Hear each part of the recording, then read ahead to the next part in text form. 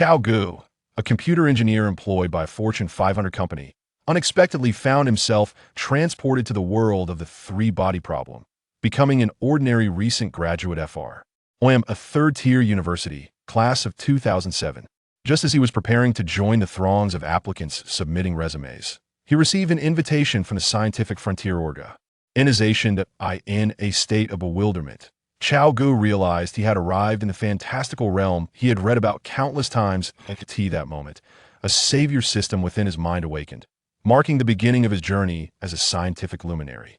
Main world, three-body side quests, deep space amnesia, interstellar travel, Mars rescue, biohazard, the wandering Earth, Fincher, I Am Legend, space travelers in no particular order. Chapter 1, The Invitation. In a dilapidated residential building approximately 30 meters tall, facing south, there was a 20-meter-long corridor adorned with various garments. On the 10th floor, in a cramped 30-square-meter room near the center, a seemingly 25-year-old man sat at a desk by the window, fixated on an old computer screen, his fingers dancing rapidly over the keyboard. His hair was disheveled. Dark circles under his eyes pronounced he wore a white tank top, black shorts, and a pair of worn gray slippers. Perched on a rocking chair that swayed incessantly, the only items on the black desk, apart from the keyboard and mouse, were can after can of energy drinks and numerous empty noodle containers. The man is named Cao Ge, an orphan who grew up in the Chidian orphanage, devoid of parents. After being expelled at the age of 18, he persevered through his own efforts to attain a bachelor's degree from a third-tier university in the capital, recently graduating with a major in computer science. However, this corporeal existence is merely a fad. Cao Ge is not originally from this world. He hails from another realm, one in the year 2023, where he was a computer engineer for a Fortune 500 company. A month prior, he found himself transmigrated into this world, coinciding with the graduation of this body he now occupies. The circumstances surrounding the demise of this body remain a mystery. Nonetheless, this body is now his to inhabit. At the age of 23, armed with the expertise of a 35-year-old and the foresight of many years to come, he felt overwhelmed. After grappling with this bewildering reality, Cao Ge began to meticulously plan his future. In 2007, the era of smartphones had yet to dawn. The mobile phone industry was still dominated by feature phones. Yet he possessed knowledge of an impending revolution. On June 10th of the following year, Apple Inc. would unveil the groundbreaking iPhone 3G, a device that would swiftly capture the industry's attention and usher in a new era for smartphones. When discussing Apple, one cannot overlook its voice recognition assistant, Siri. If memory serves him correctly, Siri had only recently been established this year, with 3 years remaining until its acquisition by Apple for a staggering sum of $200 million. This suggests that the smartphone to be released by Apple next year will lack voice recognition capabilities. Fortuitously, Cao Ge was previously an engineer specializing in voice assistants. However, the unfortunate reality of the current market, dominated by basic mobile phones for the elderly, renders his voice technology virtually without a market. Consequently, he must collaborate with Apple. He now aspires to align himself with South Korean conglomerates. Thus, he has been tirelessly ensconced in his rented room, diligently coding for over a month, and today his voice assistant is finally nearing completion. This voice assistant, equipped with voice recognition capabilities, primarily mirrors the early version of Siri, focusing predominantly on text-based chat services. For reasons unknown, since his reincarnation, he has discovered that his memory has been significantly enhanced, along with a remarkable improvement in his technical skills. It is this substantial advancement that has enabled Cao Ge to draft this product within a month. With a sudden clap, a smile broke across Cao Ge's weary face as he leaned back, letting his mind wander. He envisioned a future surrounded by beauty and indulgence. As time ticked away, he anxiously monitored the compilation interface before him, fearful of an unforeseen error message. In the 30-square-meter room, the silence was palpable. He was the sole occupant of the entire 10th floor. Renting this space had nearly depleted Cao Ge's funds. Should a compilation error occur, he would likely find himself without the means to sustain his endeavor and forced to seek employment to support himself. The 1,300 hours. Let's take an hour's respite, Cao Ge murmured to himself. Having spoken, he rose from his chair, only to nearly lose his balance and sit back down. Ah, a sudden wave of dizziness washed over him, accompanied by a sharp pain in his head. Cao Ge pressed his hands against his temples and remained seated for an extended period before regaining his composure. Once he had gathered himself, Cao Ge realized that his body had reached its limit. He desperately needed to rest. Without a second thought, he allowed the computer to continue its operation and made his way to bed, swiftly succumbing to slumber, the tranquil room resonating with alternating STS of rapid and gentle snoring. Hoo hoo hoo hoo hoo.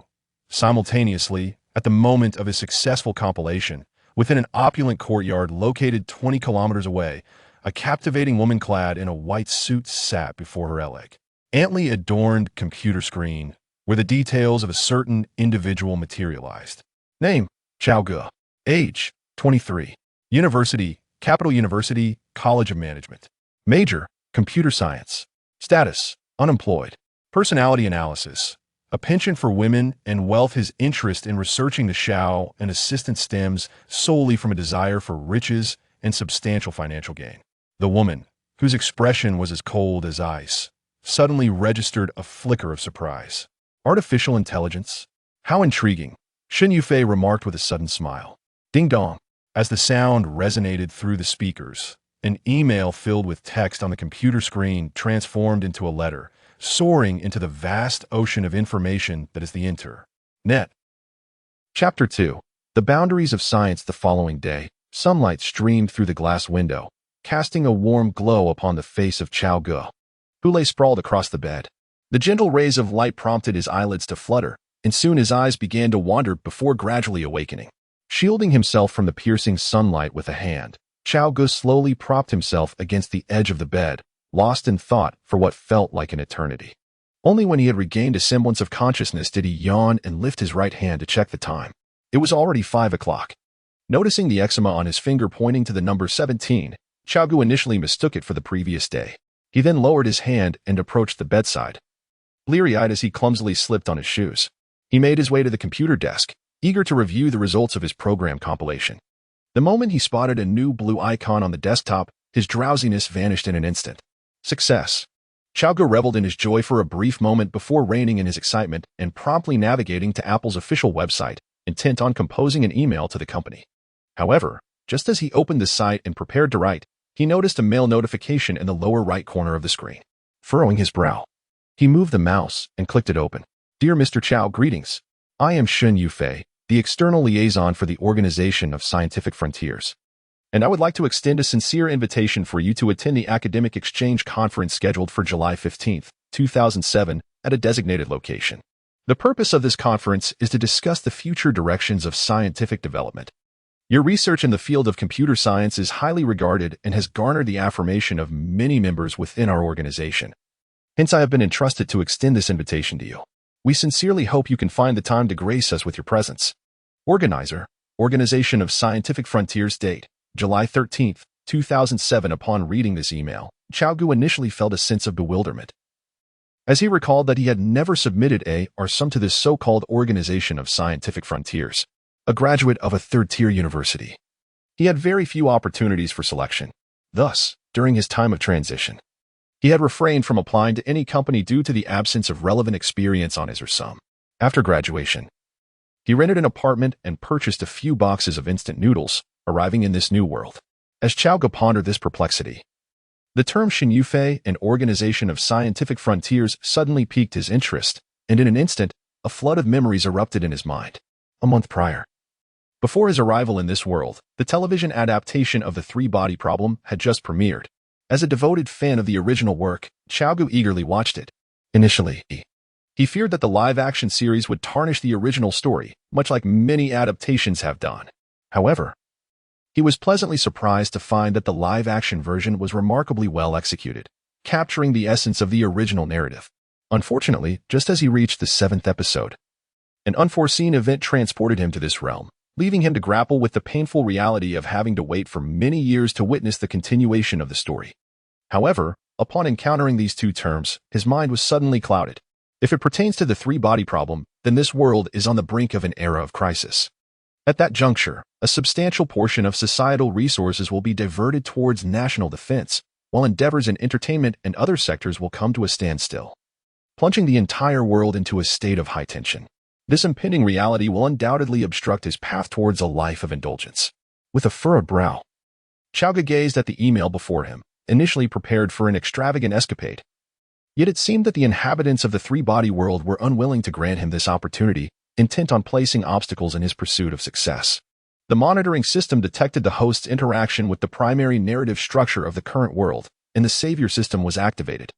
Just as Cao Ge was grappling with the decision of whether to attend the gathering, a chilling mechanical voice resonated in his mind. The savior system? Cao Ge transitioned from one state of bewilderment to another with remarkable swiftness. He stared vacantly at the void before him. What is the savior system? He pondered in profound confusion. As an avid reader, he indulged in various genres, including system narratives. This system originates from the highest dimensional universe, its purpose being to assist the host in saving the world. Savior system host, Cao Ge skills, computer science LV1, 30 years ahead of the current world. Functions, transmigration. Enhancement current world, three-body ultimate goal, alter the fate of humanity on Earth. Ultimately, he found solace in the situation. After all, the emergence of the system was a boon, not a burden, and he resolved to embrace this new beginning. Now, he found it unsurprising that Xin Yufei was aware of his creation of an intelligent voice assistant.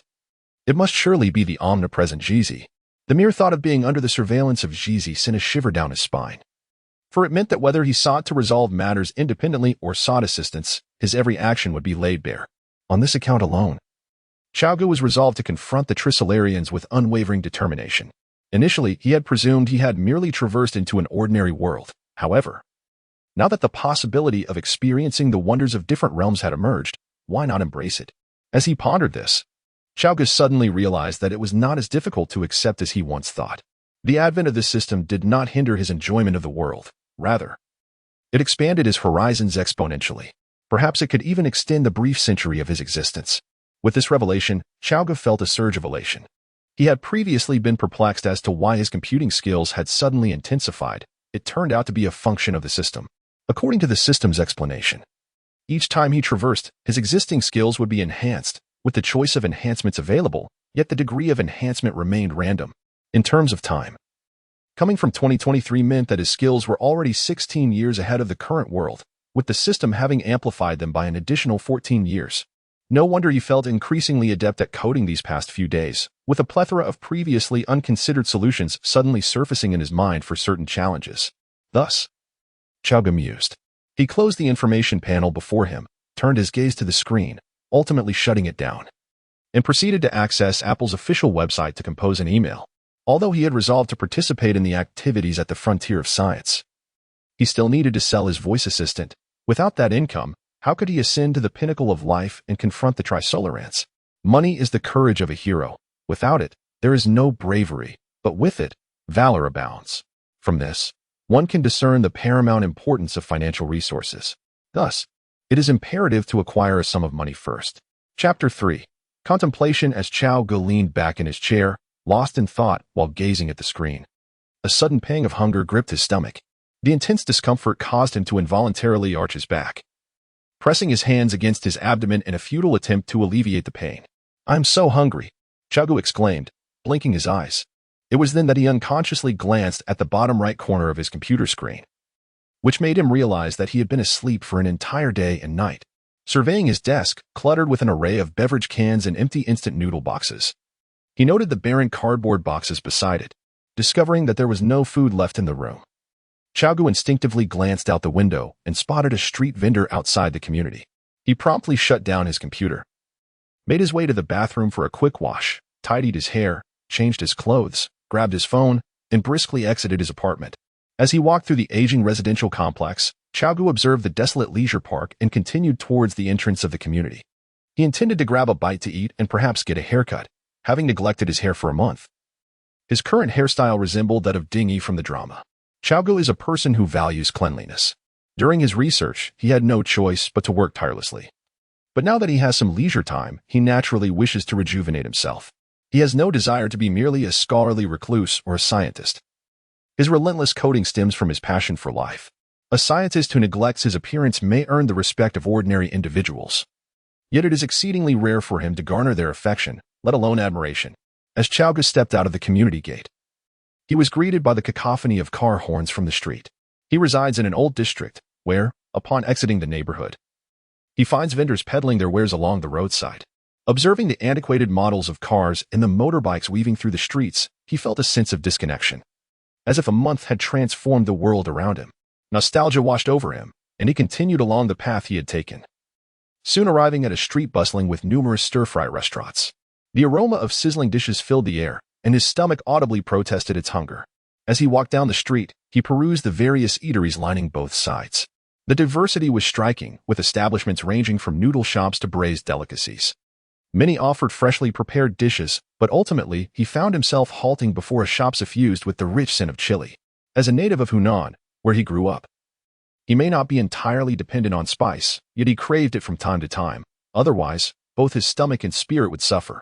For him, who had been famished for 2 days, the aroma of his hometown was simply irresistible.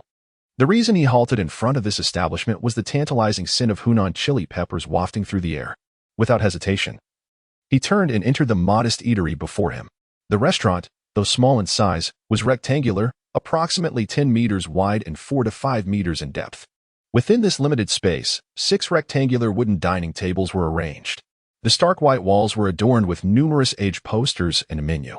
At this hour, as the workday had yet to conclude, the restaurant was nearly empty, occupied only by a middle-aged man in a white tank top and shorts, who was enjoying his meal, and a woman seated at the back near the kitchen, presumably the owner, resting in her chair. After a brief survey of the restaurant's layout, he selected a nearby table, pulled out a chair, and took a seat, beginning to scrutinize the menu that lay on the chair. Upon glancing at the menu, he discovered a vast selection of Hunan dishes.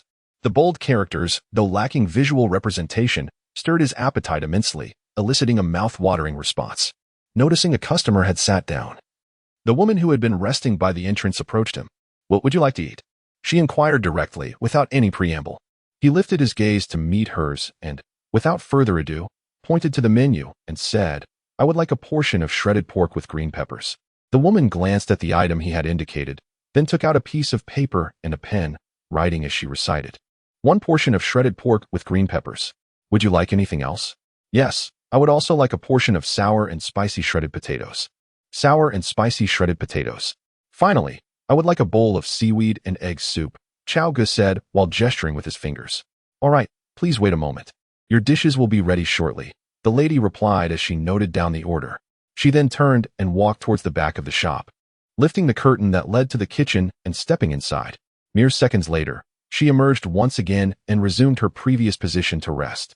Shortly after he took his seat, approximately a minute passed when the sound of sizzling flames erupted from the kitchen, followed by the delightful aroma of stir-fried chili meat wafting through the air. Cao Ge glanced at the bustling figure behind the half-drawn curtain and then turned his gaze towards a middle-aged man dining on the other side of the establishment, his mouth watering incessantly. 15 minutes later, Cao Ge found himself staring at the steaming dishes before him, swallowing hard. Without further hesitation, he grasped his bowl of rice and chopsticks and began to eat. Both the shredded pork with green peppers and the sour and spicy shredded potatoes were culinary treasures that complemented the rice perfectly. He devoured his meal with gusto, particularly relishing the gray-green broth of the shredded meat and the yellowish-red oil of the potato dish as they mingled in his bowl, creating a divine delicacy. Having gone 2 days without food, Cao Ge feasted like a ravenous wolf hunting an antelope, finishing the 2 dishes and the soup in a mere half hour. He paid no heed to the notion that one should not overindulge after a prolonged fast, consuming 3 bowls of rice and clearing his plate entirely.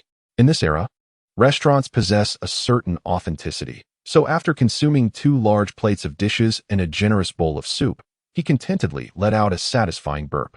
His once deflated belly had transformed into a rounded state. Cao Ge patted his stomach and then took a piece of tissue to wipe his mouth. After finishing his meal, he rested in his chair for a while before calling out to the proprietress, "Please, the bill." A total of 32 yuan. Cao Ge reached into his trousers and retrieved a handful of change to pay the owner, then rose and exited the eatery. As he stepped out of the restaurant, Cao Ge ambled leisurely down the street. Soon, he departed from this thoroughfare and arrived at a broader, more open avenue where the roads appeared newly paved and widened. Trees lined both sides of the street, which were now devoid of buildings, replaced instead by green belts. Observing the occasional passing cars, his mind began to ponder other matters. Initially, he contemplated the scientific conference he was to attend the following day, how he should conduct himself, what he ought to say, and the manner in which he should engage with the attendees. Gradually, his thoughts expanded to the larger question of how he would navigate his existence in this world. Should he adopt the life of an ordinary individual, or should he involve himself in endeavors that shape the course of global events? What role would he assume in such pursuits? Chapter 4. Xin Yufei. The following morning, around 11 o'clock. The sound of running water filled the bathroom as Cao Ge stood beneath the shower, continuously rubbing his body with his hands. After approximately 10 minutes, the sound of water ceased, and Cao Ge opened the door, stepping out with a towel to dry his hair, his skin gleaming. Approaching the bedside, he casually tossed aside the towel and picked up the clean clothes that had already been laid out on the bed. He donned a white sweatshirt and a pair of black casual trousers. Though not particularly formal, it was all he had as a freshly graduated university student. The invitation for the Scientific Frontiers Conference indicated that it would commence at 2 o'clock in the afternoon. However, given that the venue was nearly 20 kilometers from his residence, he knew he had to set off early. After a night of contemplation, he realized that wandering alone was not a viable option. In this vast world, devoid of familial ties or acquaintances, he found himself unable to engage in conversation with anyone but himself. Yet, the realm of the three-body problem was populated with numerous intriguing characters, and he yearned to make their acquaintance, whether they were scientific luminaries, affluent magnates, or military leaders. These were individuals he had never had the chance to interact with before. Now, being afforded the opportunity to glimpse their daily lives was a privilege he could not overlook. Furthermore, the narrative of the three-body problem was exceedingly captivating. How could he claim to have existed in this world without participating? To add to his motivation, he bore the weighty task of altering the fate of humanity itself. Thus, regardless of the potential dangers, he felt compelled to attend the Scientific Frontiers Conference. As soon as he became the focus of the Sapon, he had already stepped into peril. He pondered how he had found himself in such a predicament. Perhaps it was due to the Safan's detection of a slight anomaly through his intelligent assistant. He is engaged in the realm of intelligent voice assistants. And as this technology continues to evolve, it is poised to transition into artificial intelligence. He then ventured a bold hypothesis. It is conceivable that a sufficiently advanced artificial intelligence could devise a means to circumvent the constraints imposed by the Safans. This speculation arises from the fact that, since his arrival in this world, this has been the only technology-related endeavor he has undertaken. However, he finds himself limited, as he initially had no inkling that he had entered the universe of the three-body problem. After a night of contemplation, Cao Ge altered the trajectory of his life ambitions. Previously, he aspired to become a super-rich tycoon. Now, he yearns to become a figure of significant influence in this world. His role model for learning is Luo Ji, who spends his days idly, engaging with his girlfriend. Yet every decision he makes has the potential to impact the world. Such a lifestyle must be profoundly intriguing. Nevertheless, Cao Ge does not desire to emulate Luo Ji. After 60 years of obscurity, he believes it is best left to him. Cao Ge seeks a life of leisure. He is curious to experience the sensation of changing girlfriends every week. Around 11:30, Cao Ge stepped outside, slipping his phone into his pocket and shouldering a black messenger bag as he ventured forth. The time approached noon, the peak of the day's heat. Standing at the street corner under the blazing sun, he hailed a taxi and settled into the back seat. Closing the door, he glanced at the driver and said, "Master, please take me to number 16, Pila Hutong on Sanyu Road." "Certainly," replied the middle-aged driver. As the taxi pulled away, the air began to circulate more swiftly, bringing a refreshing breeze into the vehicle, and Cao Ge finally felt a semblance of coolness. Cao Ge gazed at the few numbers listed in his phone book, shaking his head slightly before stepping back outside. His existence in this world had been undeniably dismal. Throughout 4 years of university, he barely befriended a handful of individuals, all of whom remained mere acquaintances, and after graduation, they lost all contact. Leaning against the car seat, he sat quietly, welcoming the breeze that wafted through the window. Approximately an hour later, the taxi came to a halt in a picturesque residential area. "Sir, we have arrived at Sanyu Road, Pila Hutong," the driver announced as he parked by the roadside. After checking the meter, he stated, 30 yuan. Cao Ge retrieved 30 yuan from his pocket and handed it to the driver before opening the door and stepping out. Once he exited, the driver swiftly drove away. Instinctively, Cao Ge glanced at the departing taxi, then began to survey his surroundings. The roads here were impeccably paved, and the greenery was exquisite. Even the Cao Ge from the future had never ventured into such an upscale neighborhood. In the capital, where every inch of land is precious, The spaciousness and lush landscaping of this area undoubtedly came at a high price. Cao Ge admired the ancient-style architecture on the gentle slope with a sense of longing, contemplating that this was the kind of place he truly belonged to. He reflected on his previous living conditions, amused that once his intelligent voice assistant completed the transaction, he would purchase a luxurious mansion and an extravagant vehicle, inviting a multitude of esteemed female scientists to his home for academic exchanges. The atmosphere here was tranquil, the air crisp, and the vegetation was thoughtfully arranged, creating a harmonious and appealing environment, truly ideal for habitation. Cao Ge marveled at the towering pine trees surrounding him. After a moment of contemplation, Cao Ge approached the ancient-style building, ascended the steps, and rapped on the grand door. After a brief wait of 5 or 6 minutes, the wooden door creaked open, revealing an elegant woman clad in a white suit. Cao Ge appraised her briefly before extending his hand and saying, "Greetings, I am Cao Ge, invited to participate in today's academic conference." "Hello, Mr. Cao, I am Xin Yufei," the woman in white replied with a smile, reaching out her hand. "Hello, hello," Cao Ge remarked, observing the poised woman in her 30s with an air of intellect. He nodded and responded, "Very well." With that, he followed Xin Yufei through the entrance. "You may call me Dr. Xin," she stated before Cao Ge could utter a word. "All right, Dr. Xin. I am curious about how you came to know of me and issued an academic invitation," Cao Ge inquired, feigning ignorance. As he was aware that all of this was orchestrated by Zizi, he posed the question deliberately, wishing not to appear overly peculiar. Xin Yufei paused for a moment, contemplating, and then replied, "Mr. Cao, the reason we invited you is due to your profound expertise in the field of computer science, particularly in artificial intelligence, which has truly transcended the times. As for how we learned about you, we have our channels, but I am unable to disclose that information at this moment." "Well, what exactly does your scientific frontier entail?" "Before I arrived, I researched your organization online, which only stated that it facilitates international scientific exchanges and explores the boundaries of science, without detailing the specific activities or methods involved. Additionally, the conference you invited me to, what topics will be discussed?" Cao Ge inquired. Just as he was about to pose further questions, Xin Yufei suddenly halted and turned to him, saying, "Mr. Cao, we have arrived. You may rest here for a while and have something to eat. The conference will not commence for another hour."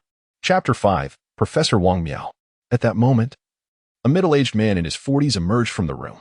Cao Ge turned at the sound and beheld a gentleman clad in a light blue shirt paired with black trousers, adorned with a pair of black-rimmed glasses, exuding an air of cultured sophistication. Professor Wang. As Cao Ge pondered the identity of this individual, Xin Yufei's exclamation provided clarity. "This is Professor Wang Miao, an expert in nanomaterials," she introduced.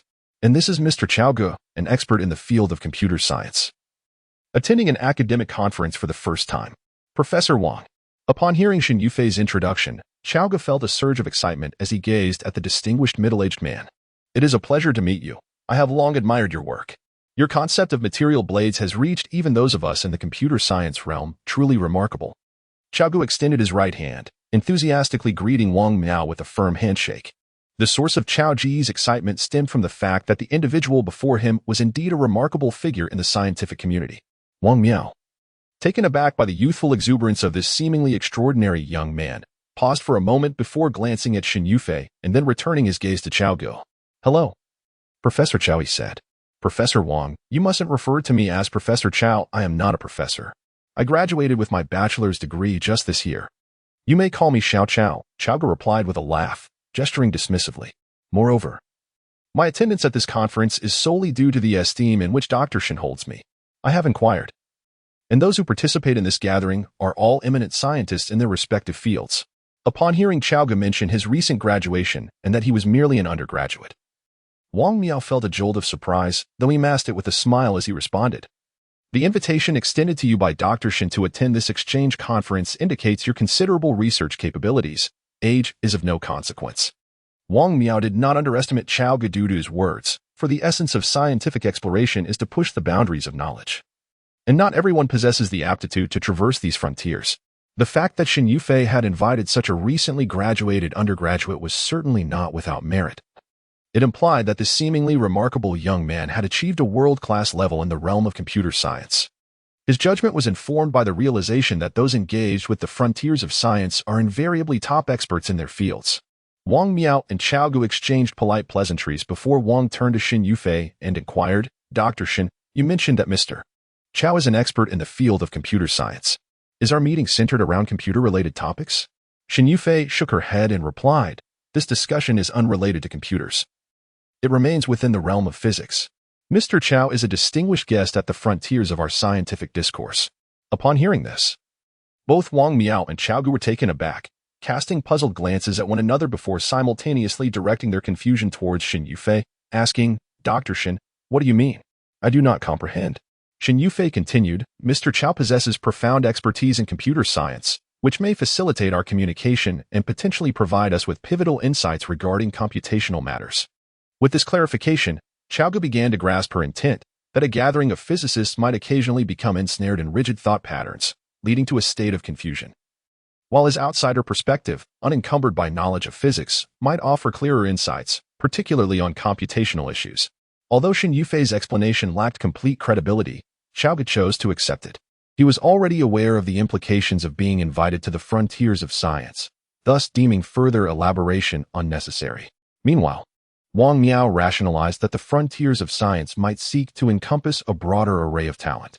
He refrained from pressing the matter further and instead shifted the conversation, asking, Dr. Shen, I am curious about the meaning behind your previous mention of turkeys and farmers. Surely, you do not genuinely believe we are turkey scientists? Cao Ge inquired. Casting a glance at Wang Miao, his emotions visibly heightened as he turned to Shen Yufei. He found it utterly unacceptable to entertain the absurd notion of being labeled a turkey scientist, and thus, unable to restrain himself.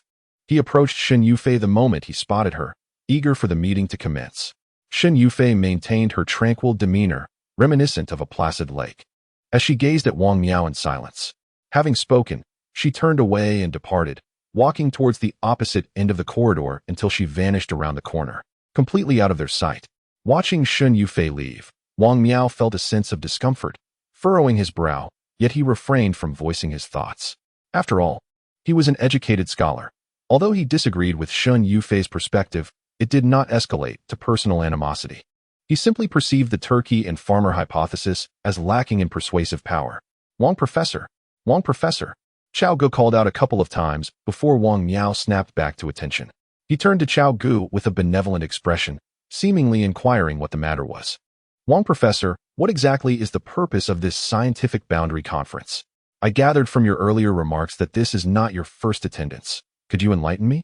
Cao Ge engaged in casual conversation with Wang Miao. Oh, this marks my second participation as well, Wang Miao replied. As for the specifics of the scientific boundary, I must confess I am not entirely certain myself. My field is applied physics, while they delve into theoretical physics. Most of the time, I find myself listening rather than speaking. During your last participation in this exchange conference, what activities did you engage in? I, too, received an unexpected invitation this time, and somewhat dazed, found myself here. To be candid, I still feel quite apprehensive.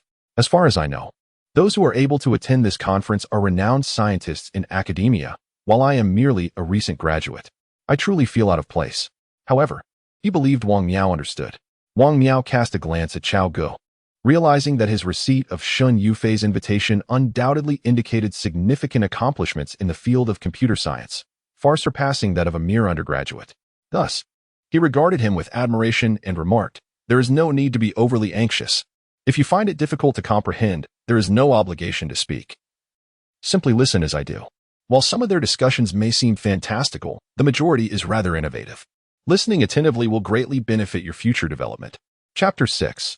2 hypotheses in a conference room of a Sihiyuan. With doors and windows tightly shut, only slender beams of sunlight manage to filter through, rendering the room quite dim. At the center of the room lies a lengthy conference table, yet the dozen or so scholars present do not occupy their seats around it. Instead, they are uniformly seated on one side of the room. Shen Yufei stands opposite the table, and behind her, on the white wall, a PowerPoint presentation is projected. Unperturbed by the light emanating from the projector, Shen Yufei confidently addresses the assembled scholars. Before we commence this discussion, allow me to propose 2 hypotheses. One of the concepts we refer to as the marksman hypothesis conveys a narrative as follows. Once upon a time, there existed a sharpshooter who could consistently hit the bullseye with every shot. However, one day, he whimsically decided that after his first bullet struck the center, he would not continue shooting but instead reposition himself and create a hole every 10 centimeters on the target. Imagine if there were two-dimensional intelligent beings residing on this target. Among them, a scientist observed their universe and, after careful deliberation, proclaimed the discovery of a grand law, that a hole must inevitably exist at every 10-centimeter interval. They regarded the sharpshooter's impulsive act as an immutable decree within their universe. The room was enveloped in silence, occupied solely by distinguished scholars and scientists who shared an unspoken understanding, refraining from conversation and instead listening intently, with only the voice of Shin Yufei piercing the stillness. As if the sound of a pin dropping could be heard, Cao Ge found the atmosphere peculiar. The scholars around him exhibited a wide array of expressions. Yet they collectively chose silence, their movements restrained. Amidst this gathering, Cao Ge felt a sense of discomfort. Although he typically relished mingling with intellectual elites, he found himself surrounded by individuals whose minds seemed clouded by folly, which rendered the experience somewhat tedious. He had always held scientists in high regard. Yet the demeanor of those present was difficult to endure, as he was acutely aware that among the scholars in this very room, several would soon succumb to despair and take their own lives. It is certainly not their fault, after all.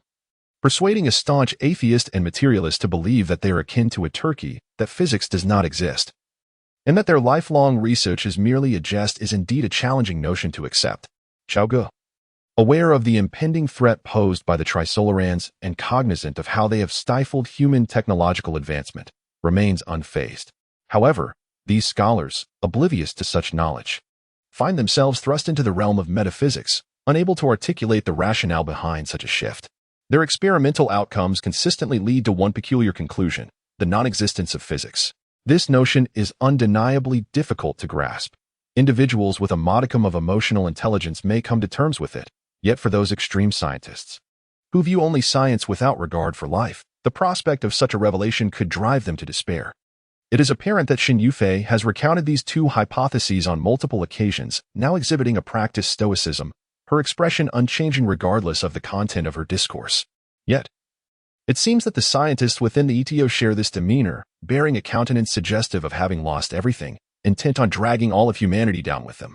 Cao Ge finds himself perplexed, questioning whether modern society is truly so grim as to foster a multitude of scientists who harbor animosity towards humanity. Clearing his mind of distracting thoughts, he continues to listen to Shin Yufei. Upon concluding her exposition of the hypotheses, she refrains from further commentary and instead directs her gaze towards the array of scholars, including Cao Ge, seated across the conference table. With the hypotheses articulated, she inquires whether anyone has thoughts to share in response. Except for a few scholars, the majority present were newcomers, and everyone was invited to share their perspectives. Shin Yufei calmly surveyed the room before speaking. "This is utterly absurd, Dr. Shun. I initially believed you invited me to this conference to discuss how to address the issues arising in the realm of fundamental physics. Had I known you merely sought to reiterate these two overused hypotheses, I would have declined without hesitation, for this is a sheer waste of my time." Suddenly, a bald middle-aged man seated in front of Cao Ge leaped from his chair, exclaiming with great indignation, "Can you enlighten me? You cannot, for you are entirely ignorant of the matter at hand." His frustration was palpable. In stark contrast, Shin Yufei remained unusually composed, exuding an air of tranquility. If Professor Liu Xiaoxi has any alternative viewpoints, he is welcome to present them, provided they are rational and substantiated. "Let us engage in a fruitful exchange," she suggested. The middle-aged gentleman appeared to have been somewhat convinced by the two hypotheses, which fueled his agitation. His inability to accept this reality compelled him to hastily voice his objections. Cao Ge observed their exchange in silence, lost in contemplation.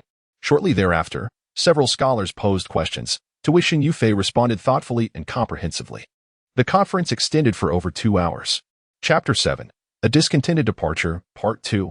Afternoon Update. Very well, we shall conclude this session for now. Please, everyone, feel free to take your leave. I extend my gratitude to all the esteemed experts and scholars for their participation. Shin Yufei pressed the remote in her hand, and the PowerPoint presentation on the wall transitioned to the final slide. The meeting concluded with a clatter. Yet the numerous experts and scholars present did not attain the results they had hoped for. Instead, a trace of sorrow graced their faces, reflecting an expression of despair. Uncertain of how to proceed, Cao Ge observed the scholars rising one by one, their spirits dampened as they trudged toward the exit. He felt no surprise, merely shook his head slightly, and then stood up, preparing to leave. "Mr. Cao, please hold on," called Shin Yufei from across the conference table. "Mr. Cao, do you have a moment today?" There are a few matters I wish to discuss with you. Cao Ge paused momentarily, then surveyed the departing scholars before glancing at his watch. I find I have no pressing engagements for the time being. I wonder what matters you wish to deliberate upon. Mission. Mr. Cao, please follow me. Xin Yufei beckoned, walking towards another exit of the conference room while signaling for him to accompany her. Slowly, he followed her lead. They entered a tranquil Zen room, where Cao Ge and Xin Yufei sat across a wooden table, fragrant sandalwood incense wafting through the air. Mr. Cao, please enjoy some tea. Xin Yufei said leisurely as she filled his cup from the teapot. Cao Ge expressed his gratitude but refrained from sipping immediately, instead directing his gaze towards Xin Yufei. You mentioned you wished to discuss something with me. May I inquire what it pertains to? Xin Yufei set down the teapot, lifted her teacup, and took a sip before speaking. Mr. Cao, what are your thoughts on the recent discussion? I noticed you did not speak during the meeting. Was it that you found it difficult to understand? Or were you hesitant to voice your thoughts for fear of making a mistake? Cao Ge paused, gazing at Xin Yufei before responding. I am not specialized in physics. Initially, I could keep up, but as the conversation progressed, I struggled to comprehend. Moreover, everyone present was a leading figure in the field of physics. It felt inappropriate for someone like me, a recent graduate, to speak up. If I recall correctly, Mr. Cao, you specialize in computer science, particularly in the promising realm of artificial intelligence. Am I right? That is a somewhat accurate characterization, Cao Ge replied, nodding reluctantly in agreement with Xin Yufei's assertion. I am aware that you have recently developed an intelligent voice assistant, and you intend to sell it to Apple. Xin Yufei continued. Cao Ge regarded Xin Yufei with a hint of surprise, first smiling before his expression grew increasingly serious. I have indeed been working on an intelligent voice assistant, but how did you come to know this? I only sent out my emails a day ago, and no one has been informed. Xin Yufei remained calm, saying nothing as she sipped her tea. The atmosphere in the room shifted, becoming slightly tense as Cao Ge fixed his gaze upon her. You are following me, he stated, his tone growing somewhat brusque. Xin Yufei looked at the red liquid in her cup, shook it gently, and then slowly raised her gaze to meet Cao Ge's. Mr. Cao, what do you plan to do once you sell your creation and receive the payment? Should I continue my research or venture into business? Cao Ge chuckled lightly, then waved his hand dismissively, saying, both are possibilities. Perhaps I might acquire an RV and travel the world. Upon hearing this, Xin Yufei displayed neither surprise nor rage, merely fixating her gaze on Cao Ge, as if attempting to see through him. Unless what? Unless you join us, become part of the scientific frontier, and truly resonate with our ideals. Only then will you uncover all that you seek to know. Cao Ge furrowed his brow as he regarded Xin Yufei, pausing for a considerable time before lifting the teacup from the table and draining it in one gulp. He then wiped the corners of his mouth and looked at Xin Yufei, saying, I apologize, Dr. Xin, but I have no interest in physics, so I may have to decline your kind offer. Do you have any other matters to discuss? If not, I shall take my leave, as I have yet to eat lunch and my stomach is growling quite insistently. Xin Yufei, undeterred by Cao Ge's refusal, replied, Mr. Cao, your research holds great promise and is of significant importance to humanity. I sincerely hope and recommend that you continue your studies. Seeing that Dr. Shun had no further concerns, Cao Ge decided to take his leave. However, he could no longer tolerate the brief exchange, and so he stood up and walked away. His annoyance did not stem from the notion of being followed or surveilled. He was well aware that it was the work of Jizi. Instead, his discontent was directed towards Xin Yufei.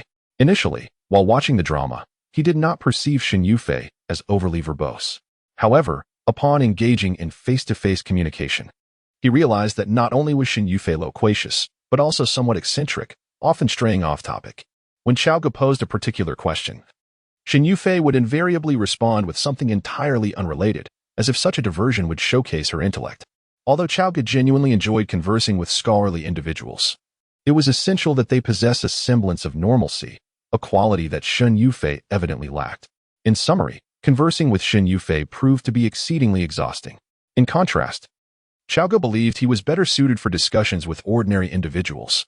Based on the portrayals in the drama, he found her sure to be quite agreeable, embodying a personality he admired. Thus, he resolved to limit his interactions within the realm of scientific discourse. He feared that prolonged exposure to eccentricity might lead him to adopt similar traits. He had initially anticipated that his presence would enrich his knowledge. However, what he encountered were merely ethereal conjectures. Among the numerous scholars present, he discerned that only Wang Miao appeared somewhat grounded, resembling a true academic. Wang's demeanor was notably calmer than that of his peers, And although he did not subscribe to the two hypotheses, he refrained from engaging in heated debates with Shen Yufei, instead choosing to listen patiently. Ultimately, he decided against returning to this environment, deeming it devoid of any benefit. His curiosity had driven him to attend. But that curiosity waned quickly. If he wished to alter the fate of humanity, he must first secure a position of considerable influence within society. Only then could his decisions be realized. The scientific frontier represented a vital entry point in this endeavor. Now he has established a connection with the boundaries of science, engaging with numerous characters from the book, and there is no need for him to return. The boundaries of science reveal nothing. The reason Wang Miao and his companions undertake their investigation is their ignorance of the Trisolaran beings, a knowledge that Cao Ge possesses. In Chapter 8, Artificial Intelligence. Rather than exerting effort in vain here, it would be more prudent for Cao Ge to seek a dialogue with Professor Luo Ji at Tsinghua University to exchange life experiences. Although Luo Ji may not assist him in fulfilling systematic tasks, his wealth of life experience could prove invaluable, and Cao Ge believes they could forge a friendship. Mr. Cao, I hope you will seriously consider my earlier suggestion. Your research holds immense significance, Shen Yufei stated, seated at the tea table, gazing at him with an all-seeing expression while holding her teacup. She presumed to possess extensive knowledge, unaware that Cao Ge's understanding surpassed hers. Cao Ge shook his head, then turned and left without hesitation. As for Shen Yufei's urging for him to continue his research, he would have pursued it regardless, but his motivations diverged entirely from hers. Shen Yufei is of the Salvation faction, and Cao Ge comprehends her intent in encouraging him to persist. She merely seeks to leverage the computational power of artificial intelligence to ascertain a solution to the Trisolaran problem. The purpose of the Trisolaran game is fundamentally to uncover the resolution to this dilemma. Cao Ge perceives artificial intelligence as akin to the neural networks of the human brain. Once this neural network attains a certain scale, it mirrors the approximately 140 billion neurons found in the human brain. Each individual neuron, when isolated, fails to generate intelligence. However, when these vast networks of neuronal cells converge, they can give rise to capabilities that are not inherent to any single neuron, embodying human consciousness. Of course, this is merely Cao Ge's personal perspective, and he remains uncertain of its validity. Regardless, he admits to lacking the knowledge required to create artificial intelligence. The genesis of such intelligence is not a feat achievable within a mere few years. To develop an artificial intelligence capable of solving the three-body problem demands an even more extensive time frame. After a brief interaction, Cao Ge forms a general impression of the ETO scientists, deeming them a group of failures. He strides swiftly down the elegantly adorned corridor, making his exit from the opulent courtyard. However, upon stepping outside, he is taken aback to find that the 3 or 5 cars that had been parked earlier have all departed, leaving him without transportation. In this desolate locale, hailing a taxi seems implausible, compelling him to walk 3 kilometers to potentially find a ride. Amidst the wind, Cao Ge feels somewhat disheveled. He arrives at the roadway in front of the villa complex, scanning both directions for any approaching vehicles. Fortunately, fortune smiles upon him as, at the end of the road, an old black Volkswagen has just started its engine and is slowly making its way towards him. Through the front window, he spots Professor Wang Miao in the passenger seat, and a surge of joy courses through him. Professor Wang! Professor Wang! He exclaims, waving his arms excitedly. Wang Miao also noticed him as the vehicle came to a halt beside him, and the window was rolled down. Mr. Cao, what brings you here? Wang Miao inquired, surveying the desolate road before glancing at Cao Ge. I must express my gratitude to Professor Wang, Cao Ge replied with a smile, then opened the rear door and took a seat inside the car. Mr. Cao, where are you headed? As soon as Cao Ge settled into the vehicle, Wang Miao shifted his position to peer at him from the front. Professor Wang, you may drop me off ahead, Cao Ge stated, refraining from disclosing his destination. Shortly after the car began to move, the robust man in the driver's seat scrutinized Cao Ge through the rearview mirror. Although Cao Ge noticed this, he chose to remain silent. Wang Miao, being an academic, held a great admiration for capable young individuals like Cao Ge, fostering a desire for camaraderie. Very well then, Wang Miao replied, conceding to Cao Ge's request, and they commenced a conversation on other matters. Mr. Cao, I have a rather personal inquiry to make, and I hope you won't find it too forward. Professor Wang, there's nothing inappropriate about it. Please, do ask whatever you wish. I assure you, I will speak candidly if I possess the information, Cao Ge responded. In that case, I shall proceed, Wang Miao said, casting a glance at Cao Ge, who appeared sincere in his words. I was unaware that you would inquire about the discussion that transpired after the recent exchange with Dr. Shen. I had presumed, Professor Wang, that you would seek my opinion on the conference, rather than this particular matter, Cao Ge remarked with a sudden chuckle. So you concur? No, Professor Wang, as you know, my field is computer science, and I have little interest in physics, hence I declined the invitation for a doctoral program, Cao Ge remarked. Ah, I see, Wang Miao replied. Just as Wang Miao was about to inquire further, Cao Ge abruptly interjected, "This is fine. Just leave me here." "Is it here by the roadside?" the robust man in the driver's seat asked suddenly. "Yes, indeed," Cao Ge confirmed. Once the car came to a halt, he opened the door and said, "Thank you, Professor Wang, and thanks to you as well, good sir. Until we meet again by chance." With a thud, Cao Ge closed the door and stepped from the roadway onto the sidewalk. The two occupants of the car exchanged glances at Cao Ge through their respective rearview mirrors before driving away from the spot. Wang Miao. Is this young man also a scholar attending the exchange conference? The driver inquired with a hint of amusement. Given his age, he must have just graduated. Can he truly grasp the topics you discuss? Moreover, you mentioned he specializes in computer science, but isn't this conference centered around physics? Dashi. Skill is not necessarily correlated with age. Although I have not previously interacted with this young man, his invitation to explore the frontiers of science is a testament to his capabilities, Wang Miao retorted, somewhat dismissively. By the way, I have yet to settle accounts with you for your last attempt to provoke me into coming here. Let us not digress. I am merely serving the public good. Am I not? The sooner this case is resolved, the fewer lives will be lost. Do you not mourn the brilliant scientists who have taken their own lives one after another? Dashi countered defensively. Chapter 9. Investigation. I cannot resonate with you. Wang Miao averted his gaze towards the window, ceasing his conversation with Deshur. Upon hearing these words, he abruptly turned to the man in the driver's seat, who resembled a scoundrel, his brows knitting together in displeasure. Look at you. Why are you so agitated again? Deshur remarked. On the roadside, after Wang Miao departed, Cao Ge hailed a cab and left the scene. This was a protracted endeavor. After all, he was not addressing an individual, but rather the official entity of Apple Incorporated. The ventures that Cao Ge aspired to pursue, whether establishing a company or continuing his research, necessitated substantial funding. However, he currently found himself devoid of financial resources. The scant funds he possessed were merely sufficient for his subsistence. Thus, during these recent days, he had little to occupy his time and decided to take a respite. Seeking to clear his mind, he contemplated visiting Tsinghua University. Perhaps he might encounter Luo Ji there. Undoubtedly, in the initial phases, the focus would be on lucrative endeavors.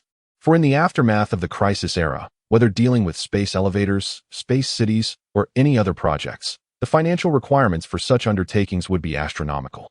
Moreover, based on his current understanding, unless he sought solutions in other worlds through the system, the only conceivable means to alter the fate of human civilization was the development of a spacecraft capable of traveling at light speed. The task assigned to him by the system was undeniably formidable. This conundrum of transforming the destiny of humanity was far from the simplistic notion proposed by online acquaintances, suggesting that eliminating Chung Xin would suffice. Chung Xin was but an individual among humanity, representing the prevailing sentiments of the majority, fortuitously positioned in that pivotal role. Even in the absence of Chung Xin, figures such as Wang Xin or Lu Xin would inevitably emerge by that time. Moreover, the endeavor of developing a light-speed spacecraft would undoubtedly be a formidable challenge. Should everything proceed smoothly, he would inevitably encounter the same issues that Wade faced when the time came for large-scale experimentation.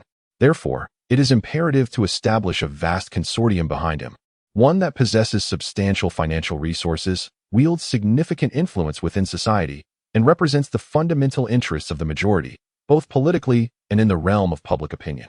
Only in this manner can he garner support when making momentous decisions. The salvation of a civilization comprising 7 billion souls cannot be achieved by the mere effort of an individual. However, the system has bestowed upon him such a task, necessitating profound contemplation. Fortunately, he has 400 years at his disposal and a system that allows him to explore other worlds for solutions. Although he is presently unaware of how to traverse to these alternate realms. Boss, we have arrived at Tsinghua. Just as Cao Ge was lost in his thoughts, the taxi pulled up to Tsinghua University. Oh, all right. How much do I owe you? Cao Ge promptly snapped back to reality, leaning forward to inquire. Just give me 20. Here S 20. Please keep the change, Cao Ge said, handing over the money before stepping out of the vehicle. Standing before the gates of Tsinghua, he observed the bustling flow of people coming and going, and he felt a wave of emotion wash over him. Although this incarnation of Cao Ge is merely a graduate of a third-rate university, his previous self was a genuine Tsinghua alumnus. Now, standing at the threshold of this esteemed institution once more, his perspective has dramatically transformed. Cao Ge gazed upon the enchanting school landscape, feeling as though he had been rejuvenated. How delightful it is to be young. He stood still, inhaling deeply, and sensed a significant improvement in his lung capacity. With a heart brimming with joy, he re-entered the hallowed halls of this institution. As he wandered through the campus, vibrant with youthful exuberance, his spirits soared. The only tinge of melancholy stemmed from the fact that he was a stranger here, observing the younger students, clutching their books and gracefully striding past him. He felt like an outsider. After meandering through the campus for approximately an hour, he departed from Tsinghua with a sense of disillusionment. There were no melodramatic encounters, no chance meetings with influential figures or extraordinary women. During that hour, Cao Ge existed as an ordinary individual, traversing the campus unnoticed by anyone. In one of the offices within the operations center, Deshir leaned back in his chair, reporting to a middle-aged man in a major general's uniform who sat across the desk. "What have you gleaned today?" The man, Chang Wei-si, inquired, reclining in his chair with his hands clasped over his abdomen. "Surprisingly, I did manage to gather some valuable information today. Although Wang Miao has yet to agree to become our informant, through him, I have indeed acquired some useful insights," Deshir replied. "Do elaborate," Chang Wei-si urged. Piqued by curiosity, there was something quite unusual about today's meeting, Deshir teased, leaving a sense of anticipation in the air. What was so unusual? Chang Wei-si pressed for details. "Is that all?" he retorted, furrowing his brow in response. "Why can't the physics community invite experts from the field of computer science to assist in solving computational problems?" Alas, the peculiarity of this situation lies here. I found out that this individual, named Cao Ge, is merely 23 years old and has recently graduated from the Capital University of Economics and Business.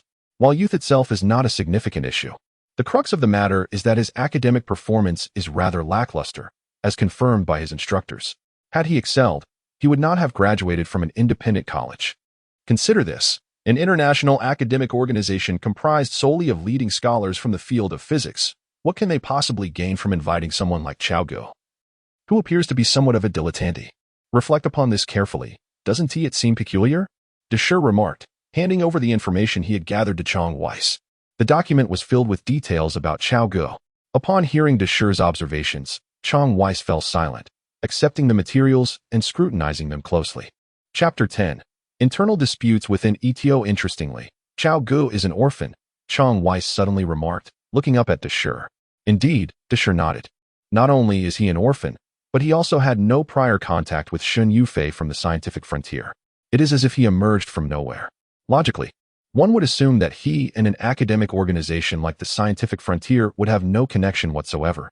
Yet, he has inexplicably become a guest of honor, with Shun Yufei specifically inviting him to join. Shi Chang commented. Thus, it can be said that Cao Ge is indeed quite extraordinary, reflected Chang Weiss' contemplative demeanor. "So, what do you mean?"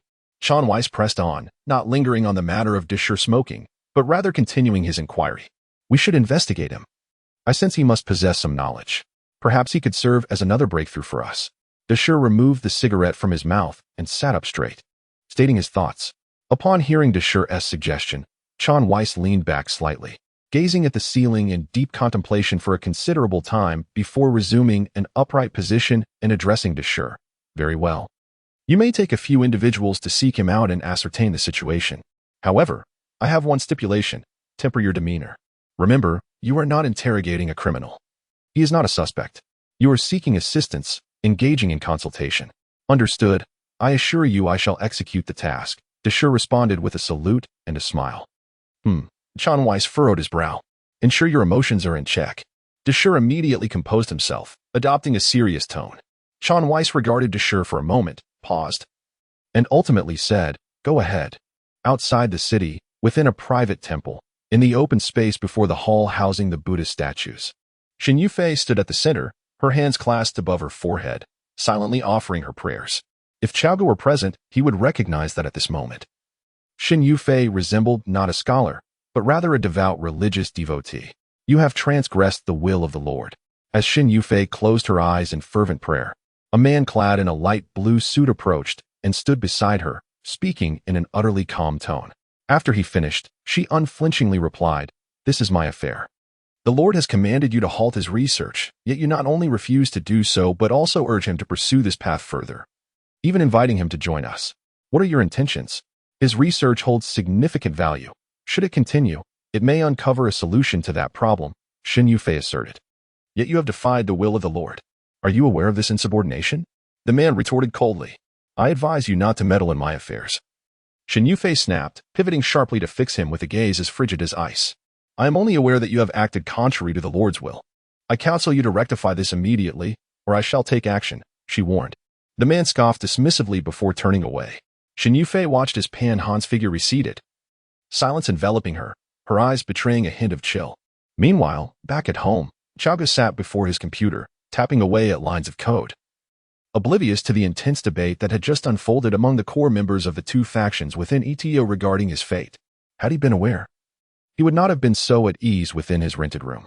The reason he could remain so composed after receiving an invitation from the scientific frontier was that he had said nothing and done nothing. He posed no threat to the Trisolarans, who were equally aware of this fact. Certainly, this is merely superficial. If one were to consider who poses a threat to the Trisolarians on Earth, it would undoubtedly be him. If he were inclined towards self-destruction, he could merely recite the Dark Forest theory aloud, and regardless of faction, they would come for him. Currently, in the eyes of the Trisolarians, he is merely an ordinary scholar who might develop an artificial intelligence with a degree of intelligence, one that does not pose a direct threat to them. Therefore, it suffices to halt his research. There is no compelling reason for him to perish. The Trisolarians likely comprehend the rationale behind ETO's efforts to restrict his research. Presently, human foundational physics is constrained by the Softons, yet computer science remains unbound. Thus, should the right path be discovered and pursued, there lies the potential to develop an artificial intelligence capable of overcoming the Sapon interference. With systematic advancements, the route identified by Cao Ge in artificial intelligence research appears to be valid. The Trisolarians require 400 years to reach Earth, which grants humanity a similar span of time. Even if it takes 2 centuries to create an artificial intelligence that can breach the Sapon interference, there would still remain 2 centuries for a technological explosion, potentially allowing human technology to surpass that of the Trisolarians. The Trisolarians, in anticipation of this minuscule possibility, have tasked ETO with halting his research. The reason they do not simply eliminate Cao Ge is that, unlike the later figure of Luo Ji, his deterrent capacity is assessed as exceedingly low within Trisolaran personality analyses, and the prospect of his artificial intelligence materializing is a mere 1 in a billion. If a death warrant were suddenly issued, it would only heighten the vigilance of the Earth government, subsequently accelerating the advancement of computer science and inadvertently increasing the probability of exposure. Cao Ge was acutely aware of his precarious situation. As long as he refrained from speaking recklessly, he would remain unharmed, which allowed him to maintain his leisurely demeanor. He was engrossed in drafting various plans on his computer, outlining the ventures he intended to undertake after securing his initial fortune. His first step would be to establish a company, followed by investments, and subsequently launch a technology firm dedicated to the research of aircraft and rockets, thereby preparing for future endeavors in the study of lightspeed spacecraft. In summary, Cao Ge meticulously pinned numerous plans, encompassing both indulgent pursuits and strategies for corporate growth. Chapter 11. Shichang around 8 in the evening. Cao Ge's modest rental apartment was still enveloped in the rhythmic clatter of keystrokes. Suddenly, a series of knocks roused him from his focus. "Is this Xiao Chao?" "It's me, Aunt Wang." Cao Ge furrowed his brow at the sound of her voice. Rising from his chair, he responded, "Aunt Wang, I believe it is not yet time for the rent collection." With a click, he opened the door, only to find not just the landlord, but also 2 men and a woman. Among them, the 2 younger individuals donned police uniforms. The woman possessed a delicate beauty, while the younger man exuded a robust masculinity. The third individual was familiar to Cao Ge, having been the driver who had transported Wang Miao earlier that afternoon. "Are you Mr. Chao?" "We are from the local police station, here to inquire about a few matters," the young officer stated, not allowing the landlord to interject. "Xiao Chao, I have inquired, and they are indeed police officers. Please cooperate and speak freely," and Wang interjected. "Well then, comrades, I shall leave you to your conversation and not intrude." A middle-aged woman with curly hair said with familiarity as she smiled at the group. All right, ma'am, you may carry on with your tasks. Now, we shall converse with this comrade, the young officer politely replied to Aunt Wang. Once the landlady departed, the four individuals entered the modest 30-square-meter rental unit. The three officers stepped into the room, standing in the center while scrutinizing their surroundings with keen eyes. I apologize for the mess. I've been quite busy lately and truly haven't had the time to tidy up, Cao Ge remarked, following the officer's gazes. Observing his clothes carelessly strewn across the bed and the disarray of instant noodle boxes and empty beverage cans scattered on the floor, he promptly approached, gathering the items together and clearing a small space around a folding chair. Gentlemen, please take a seat. Allow me to pour you some water, he offered. Cao Ge tidied up the scattered debris to the best of his ability before making his way to the water dispenser, filling cups for each officer. Thank you, they replied as he placed the water on the table before them. He then pulled up a chair and settled himself in front of them. What would you like to know, esteemed officers? Cao Ge inquired calmly, fixing his gaze upon the trio. Cao Ge's calm demeanor took the two young officers in uniforms by surprise. They had anticipated that this investigation might require considerable effort. Holding their notepads, they exchanged a glance of astonishment before turning their attention back to the man who bore little resemblance to a typical police officer. After a brief pause, they inquired, Mr. Cao, it seems you are not surprised by our arrival? Cao Ge glanced at the male officer who had posed the question and replied with a smile. Initially, I was unaware, but upon noticing this gentleman, if my memory serves me correctly, we seem to have crossed paths this afternoon, alongside Professor Wang Miao. You seem quite composed, Shi Chang remarked with a slight smile. Then, pray tell, what do you know? His gaze bore into Cao Ge's eyes, adopting an unusually earnest tone. Captain Shi, the young officer beside him quickly interjected, sensing the intensity of Shi Chang's interrogation-like approach, and gestured for him to temper his manner. After reprimanding his superior, the young officer turned back to Cao Ge with a friendly demeanor, saying, Comrade Cao, please do not take offense. Captain Shi means no harm. He is merely eager to understand the situation regarding the scientific boundary, as this case holds significant importance for us. We hope for your understanding. Not at all, I comprehend. Cao Ge responded with a smile, unaffected by Shi Chang's tone. Very well, let us commence. The young officer glanced at the female officer seated beside him, signaling her to begin taking notes. We are here because we believe you have had interactions with the scientific boundary, and we seek to gain insight into its circumstances. The young officer, displaying remarkable patience, inquired, what has transpired at the scientific boundary?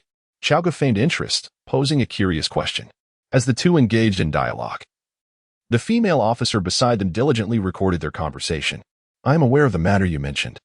The alarming frequency of suicides among scientists is indeed shocking and has stirred considerable unrest within the scientific community. It is quite incomprehensible. However, I am curious as to why you have come to seek me. I merely attended a conference on the scientific boundary and have no connections with them, Cao Ge remarked, gazing at them with intrigue. Mr. Cao, our investigation is indiscriminate. We are examining everyone involved, and you are not being singled out, so there is no need for concern. The young officer reassured him. Very well, Cao Ge nodded. What would you like to know? Noticing they were getting to the crux of the matter, the young officer straightened his posture and asked, we wish to understand what precisely is happening at the scientific boundary. What role did you play, Mr. Cao? What discussions transpired? The more detailed your responses, the better. What is occurring at the scientific boundary? Cao Ge paused. Officer Shi, the young officer called out as he noticed Officer Shi interjecting. Everything is fine, officer, Cao Ge reassured the young officer, indicating he was untroubled. Speak freely, share your thoughts and opinions. Officer Shi signaled the female officer to continue recording and proceeded to inquire further. Since you have expressed your willingness, I shall share my perspective, Cao Ge stated. Chapter 12. The three-body game. This scientific frontier was previously unfamiliar to me. After all, they are engaged in physics while I am in computer science, a considerable distance apart. However, a few days ago, upon receiving an invitation from their liaison, I took the initiative to research the organization. I discovered that its mission is to elucidate the reasons behind the gradual disappearance of the elegant simplicity inherent in classical physics theories since the latter half of the last century. As theoretical models have become increasingly intricate, nebulous, and uncertain, while experimental verification has grown more challenging. Just as their organization's name suggests, they seek to explore this boundary and ascertain its location. We understand this concept, Yet surely they would not resort to drastic measures over it, right? Deshur leaned forward and spoke candidly. Cao Ge glanced at Deshur and, with a chuckle, continued. Initially, I thought the same. Though I was perplexed as to why they had invited me, I attended. Upon my arrival, however, I realized that the topics discussed at the conference bore no relation to science whatsoever. Oh, if it had nothing to do with science, then what were they discussing? Deshur inquired further. Cao Ge smiled, choosing not to reveal too much, and continued, they were discussing two hypotheses, which I believe the three officers are already acquainted with: the shooter hypothesis and the turkey and farmer hypothesis. Indeed, it is these two hypotheses that, in my perspective, are less accurately described as hypotheses and more aptly regarded as two absurd tales. The scientific community, when addressing these hypotheses, approaches them with a pronounced bias, engaging not in genuine discourse, but rather resembling the words of Cao Ge. What does it resemble? Precisely, it resembles indoctrination. Yes, indoctrination. Rather than engaging in a discussion, it feels akin to brainwashing. Bang. This scientific community resembles a pyramid scheme. Upon hearing Cao Ge liken it to brainwashing, Deshur suddenly slammed his hand on the table, his expression one of epiphany. Uft. Cao Ge burst into laughter. Officer, I never claimed it was a pyramid scheme, he exclaimed with a wide grin. Didn't you say they were brainwashing? If that's brainwashing, what else could it be but a pyramid scheme? Deshur retorted. I have long harbored suspicions about this scientific community. Only an organization with the characteristics of a cult could drive a thriving, renowned scholar to take their own life without cause. I merely suggested it felt like brainwashing, but I did not assert that it is brainwashing. There is a distinction. Cao Ge replied, still smiling. Would you care to elaborate? Deshur pressed, undeterred by Cao Ge's reaction. Certainly. The stark contrast between online and offline interactions led me to swiftly lose interest in this scientific community. Thus, when they extended an invitation for me to join them, I chose to decline. They invited you to join? Indeed, officer, right after the meeting concluded, interjected the young policeman, regarding matters he was already aware of. Shurchang felt no inclination to delve further. His immediate curiosity lay in uncovering the next move of the dubious organization known as Scientific Frontier. Subsequently, officer, as you are aware, I departed from that place and then took your vehicle to leave, Cao Ge stated, extending his hands in a gesture of resignation. I know that is all I can offer. No, you. The ever-curious Deshur, upon hearing Cao Ge's remarks, straightened up and pointed at him with fervor, as if to exclaim, how could you say such a thing? Chang Wei-Si had assigned him to investigate the absurd case of a scientist's suicide, which had already left him somewhat perturbed. The situation worsened with the lack of any significant breakthroughs, and now, with Cao Ge's comments, his discomfort intensified. Team leader Sure, maintain discipline, the young officer interjected, rising abruptly to embrace Shurchang. Several officers, I have shared everything I know, yet beyond that, I cannot provide further insight. However, I do believe there are indeed issues with the scientific frontier. The specifics elude me, and you must investigate for yourselves. Cao Ge retreated a step, observing the two entangled figures. Deshur suddenly fell silent, casting a glance at Cao Ge before stating, release me. Team leader Sure. The young officer hesitated, caught in a dilemma. I said, release me, Deshur reiterated. After a moment of indecision, the young officer finally relinquished his hold on Shurchang. Freed from his constraints, Shurchang stretched his limbs before slowly settling back down, his gaze fixed on Cao Ge. He then retrieved a pack of cigarettes from his inner pocket, extracted one, and placed it between his lips, preparing to ignite it.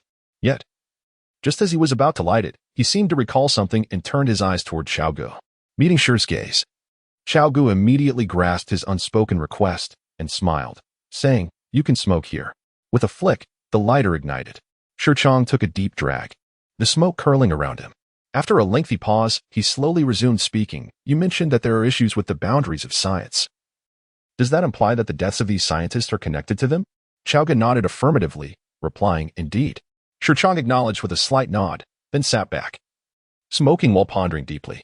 The room fell into a profound silence as the three of them shared a tacit understanding, their attention drawn to Shurchang, who was lost in thought.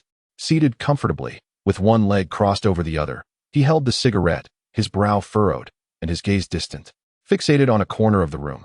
The atmosphere was so quiet that the only sound breaking the stillness was the occasional chime from the computer. Is this what prompted Xin Yufei to invite you? just as Cao Ge anticipated a continuation of the silence. Shi Chang suddenly pointed at the code displayed on the computer behind Cao Ge.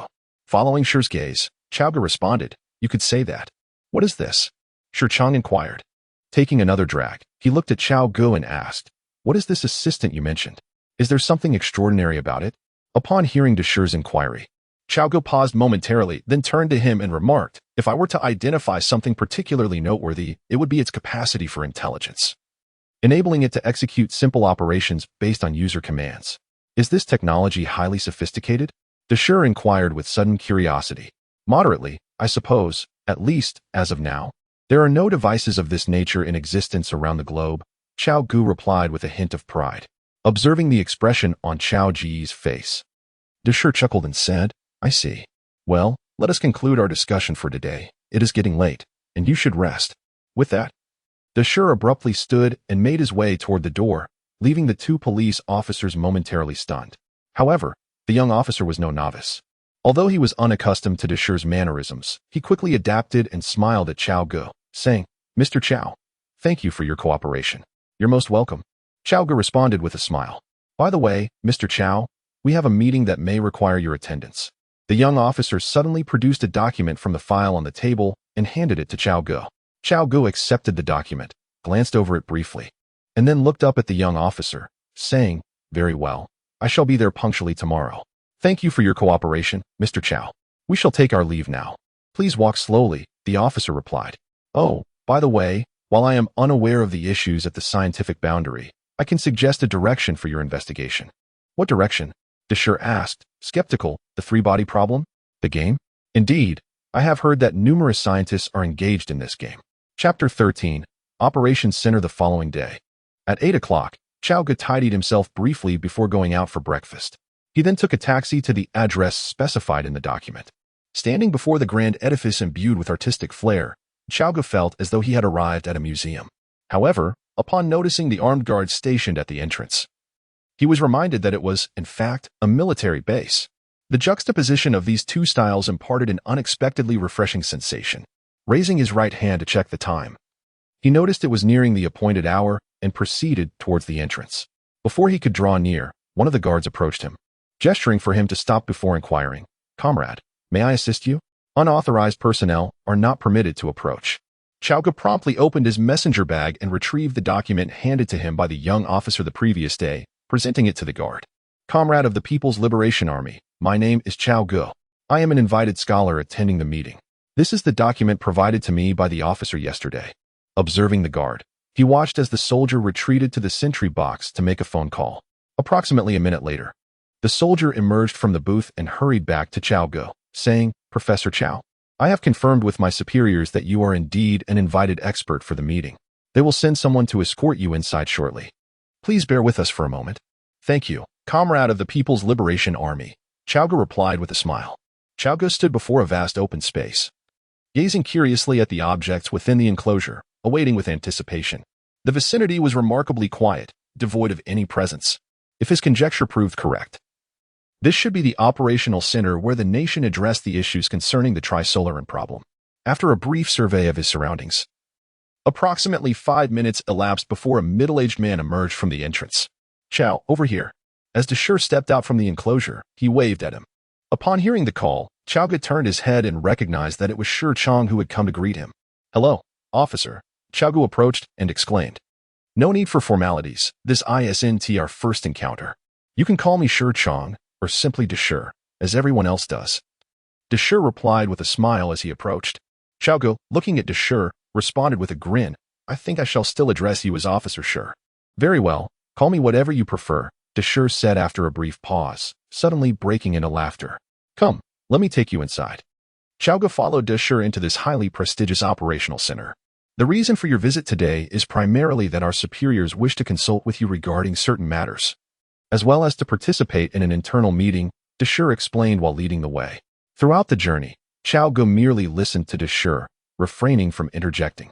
Soon, they ascended to the second floor via the elevator on the first floor. "Impressive, isn't it?"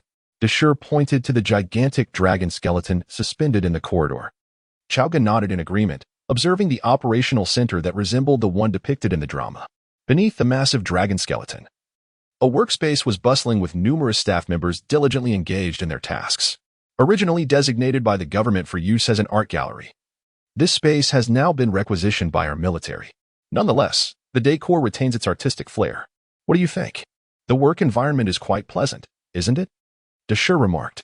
Indeed, Cao Ge nodded sincerely. In comparison to his rented accommodation, this place felt like a paradise in stark contrast to the depths of despair.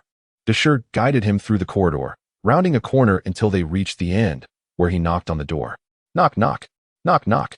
With a heart brimming with excitement, Cao Ge followed Deshur into the office of the base's commanding officer. Without needing Deshur to elaborate, Cao Ge, having read the original text, easily deduced the identity of the occupant, Chang Weisi, a high-ranking officer, though not in command of troops. Due to the unique nature of this military base's operations, he must correspond to a significant figure within the government hierarchy. Such a prominent individual was someone Cao Ge had never encountered in either his past or present life, hence his palpable excitement was understandable. In his previous life, the highest-ranking official he had met was merely the secretary of a township, encountered during an inspection of the village. The disparity between that secretary and this esteemed figure was immeasurable. Old Chang, I've brought someone for you, Deshur announced. The office was spacious, likely encompassing 70 to 80 square meters, with its furnishings exuding a simple yet distinctly military aesthetic. However, due to its origins as an art gallery, the walls were adorned with various artistic murals, lending an air of creativity to the surroundings. Chang Weisi looked up towards the entrance and, upon seeing Mr. Cao, immediately set aside the documents in his hands and rose to greet him. Hello, Mr. Cao. I am Chang Weisi. Unlike Wang Miao, who is a pure scholar and the head of the National Nano Center, frequently interacting with esteemed academicians, Chang Weisi was acutely aware of the significance of this encounter. Mr. Cao, not being an academic, felt a natural excitement in the presence of such high-ranking leadership. Sensing Chao's nervousness, Chang Weisi smiled and reassured him, "You need not be anxious. Mr. Cao, I am merely here to gather some information. Please, have a seat over here." He guided Cao to the sofa in the office's reception area. At that moment, Deshur, seated nearby, joined them. However, as soon as he settled in, Chang Weisi turned to him and said, "Deshur, please fetch a glass of water for Mr. Cao." In the presence of outsiders, Deshur showed due respect to Chang Weisi, refraining from protest as he stood up, approached the water dispenser, and filled a paper cup before placing it in front of Cao. "Mr. Chang, may I inquire what you wish to know?" Cao asked, looking at him. "The three-body problem?" He reminded them. "Indeed, the three-body problem," Chang Weisi concurred. "I am curious to know, Mr. Cao, what is the basis for your suggestion? Have you made any discoveries? Or is there something particularly unique about this game?" Chang Weisi inquired with genuine interest. "Before I respond, may I ask, General Chang, have you played this game?" Cao questioned them both. "Very well, let me begin anew," Cao Ge remarked. "So you believe that the scientist's suicides are connected to this game, tied to the three-body problem?" Chang Weisi pondered for a moment before directing his gaze towards Cao Ge. After a brief silence, Cao Ge resolved to divulge a fragment of information. Even if it is not the direct cause, it should bear significant relevance. To take one's life over a game seems rather excessive, Deshur interjected with a sudden chuckle. Yet, before his laughter could fully escape, Chang Weisi regarded him with utmost seriousness, as did Cao Ge. "General Chang, are you aware that the scientific boundary once invited me to join their ranks?" Cao Ge posed a question. "Yes, but you declined. However, do you know why they extended that invitation?" Cao Ge continued to inquire. Upon hearing this, Chang Weisi exchanged a glance with Deshur, then shook his head in response to Cao Ge. Though Xin Yufei did not explicitly state it, I could sense her ulterior motive. She sought my assistance in solving a particular problem, Cao Ge articulated, enunciating each word carefully. Chang Weisi furrowed his brow, slightly bowing his head in contemplation. After a moment, he abruptly awakened from his reverie, raising his head to exclaim, "She wants you to resolve the three-body problem within this game." "Precisely," Cao Ge affirmed immediately. "Hiss." Chang Weisi murmured. Though he had surmised this connection, he still could not fathom how this three-body problem related to the scientist's suicides. What does this three-body problem entail? Is there something peculiar about it? It is a mathematical conundrum, and quite a challenging one at that. Cao Ge lifted the glass of water from the table, took a sip, and remarked, "No, my dear brother Cao, your words are becoming increasingly perplexing." At this juncture, Deshur interjected, "We are investigating the suicides of scientists. And you suggest it is related to the game. We have looked into it, and now you assert it is connected to mathematics. However, what relevance does this mathematical dilemma bear to the suicides of scientists? Surely, it cannot be said that they took their lives simply because they could not solve this problem. That would defy logic. Deshire spread his hands in exasperation. The inherent connection is not entirely clear to me either, Cao Ge replied. I merely posit, from the perspective of computer science, that there must be a correlation. The suicides of scientists cannot be detached from this three-body game. He continued. The technology employed in this game is remarkably advanced. Merely to engage with this game requires an investment of 50,000 RMB, excluding development costs. Yet, this game is not designed for the general populace. Only scholars with a certain level of scientific acumen can comprehend its content. Given its high entry barriers, it is destined to be unprofitable. Therefore, what could be the developer's true intention? What is the underlying purpose of this three-body game? It aims to assemble the world's foremost scientists. But why gather such a multitude of scientists? From my observations, every aspect of the game's design is geared towards finding a solution to the three-body problem. Hence, the objective becomes quite apparent. Xin Yufei is uniting the globe's elite scientists, sparing no expense in pursuit of a singular goal. Does this not indicate something significant? Cao Ge gazed intently at the two men as he spoke. Upon the completion of Cao Ge's statement, Chang Wei-si and Deshire simultaneously fell into a contemplative silence. Carefully pondering the implications of his words, Cao Ge chose not to disturb them, opting instead to sit on the sofa and sip water. Prior to this encounter, he had resolved to impart certain information to them. Otherwise, their continual visits would become an inconvenience, for he had his own matters to attend to. Nevertheless, he intended to limit his disclosures, for excessive revelations could jeopardize his safety. He suspected he was under the scrutiny of the observer. And while trivial matters that bore no consequence on their arrival might be disregarded by the Trisolarans, any critical information might prompt the Trisolarans to command ETO to eliminate him. After a considerable pause, Chang Wei-si lifted his gaze to Cao Ge and inquired, Mr. Cao, according to your assertions, this Trisolaran game was developed to address the Trisolaran dilemma, is that correct? Indeed, General Chang, Cao Ge affirmed. You mentioned that you have conducted a calculation. What were the results? Chang Wei-si pressed further. Mr. Cao, is your refusal to join the scientific frontier also related to this? Chang Wei-si suddenly posed. After a moment of silence, Cao Ge regarded Chang Wei-si with a hint of surprise, internally acknowledging the latter's keen insight. It is somewhat related. Yet the primary reason lies in the discord between my research philosophy and that of the scientific frontier, Cao Ge reflected before responding. Could you elaborate? Chang Wei-si asked. His curiosity piqued as he gazed at Cao Ge with a look of intrigue. Cao Ge gazed at the two individuals before him and, with utmost seriousness, remarked, although I have not calculated the results, my intuition informs me that this three-body problem lacks a solution. I do not wish to squander time on a futile endeavor. Are you suggesting that this problem cannot be resolved? One inquired. No, Cao Ge hastily clarified. I mean to say that this problem is unsolvable. The distinction between unsolvable and unresolved is significant. Upon hearing these words, Chang Wei-si fell into silence, pondering for a considerable time before comprehending the nuance. He then kindly addressed Cao Ge. Very well, I understand now. Thank you for your elucidation, Mr. Cao. Not at all. It is my duty, Cao Ge replied, waving his hand dismissively. Dashi, please escort Mr. Cao to the rest area. The meeting will not commence for a while yet, so let him take a moment to relax. Certainly. This way, Mr. Cao. All right. I shall bring up this matter with him once the meeting concludes, Dashi affirmed. Maintain your surveillance on Wang Miao. I believe he could serve as a crucial breakthrough in our investigation. I am keeping an eye on Wang Miao. He has already agreed to be our informant. And I will notify you immediately of any developments. Indeed. Very well. You may take your leave. The meeting is set to begin shortly. And I wish to organize my thoughts while time permits. Understood, old Chang. I shall check on Mr. Cao now. Dashi nonchalantly gestured an okay before exiting the office. Chapter 15. The response from Apple Incorporated. 2 hours later.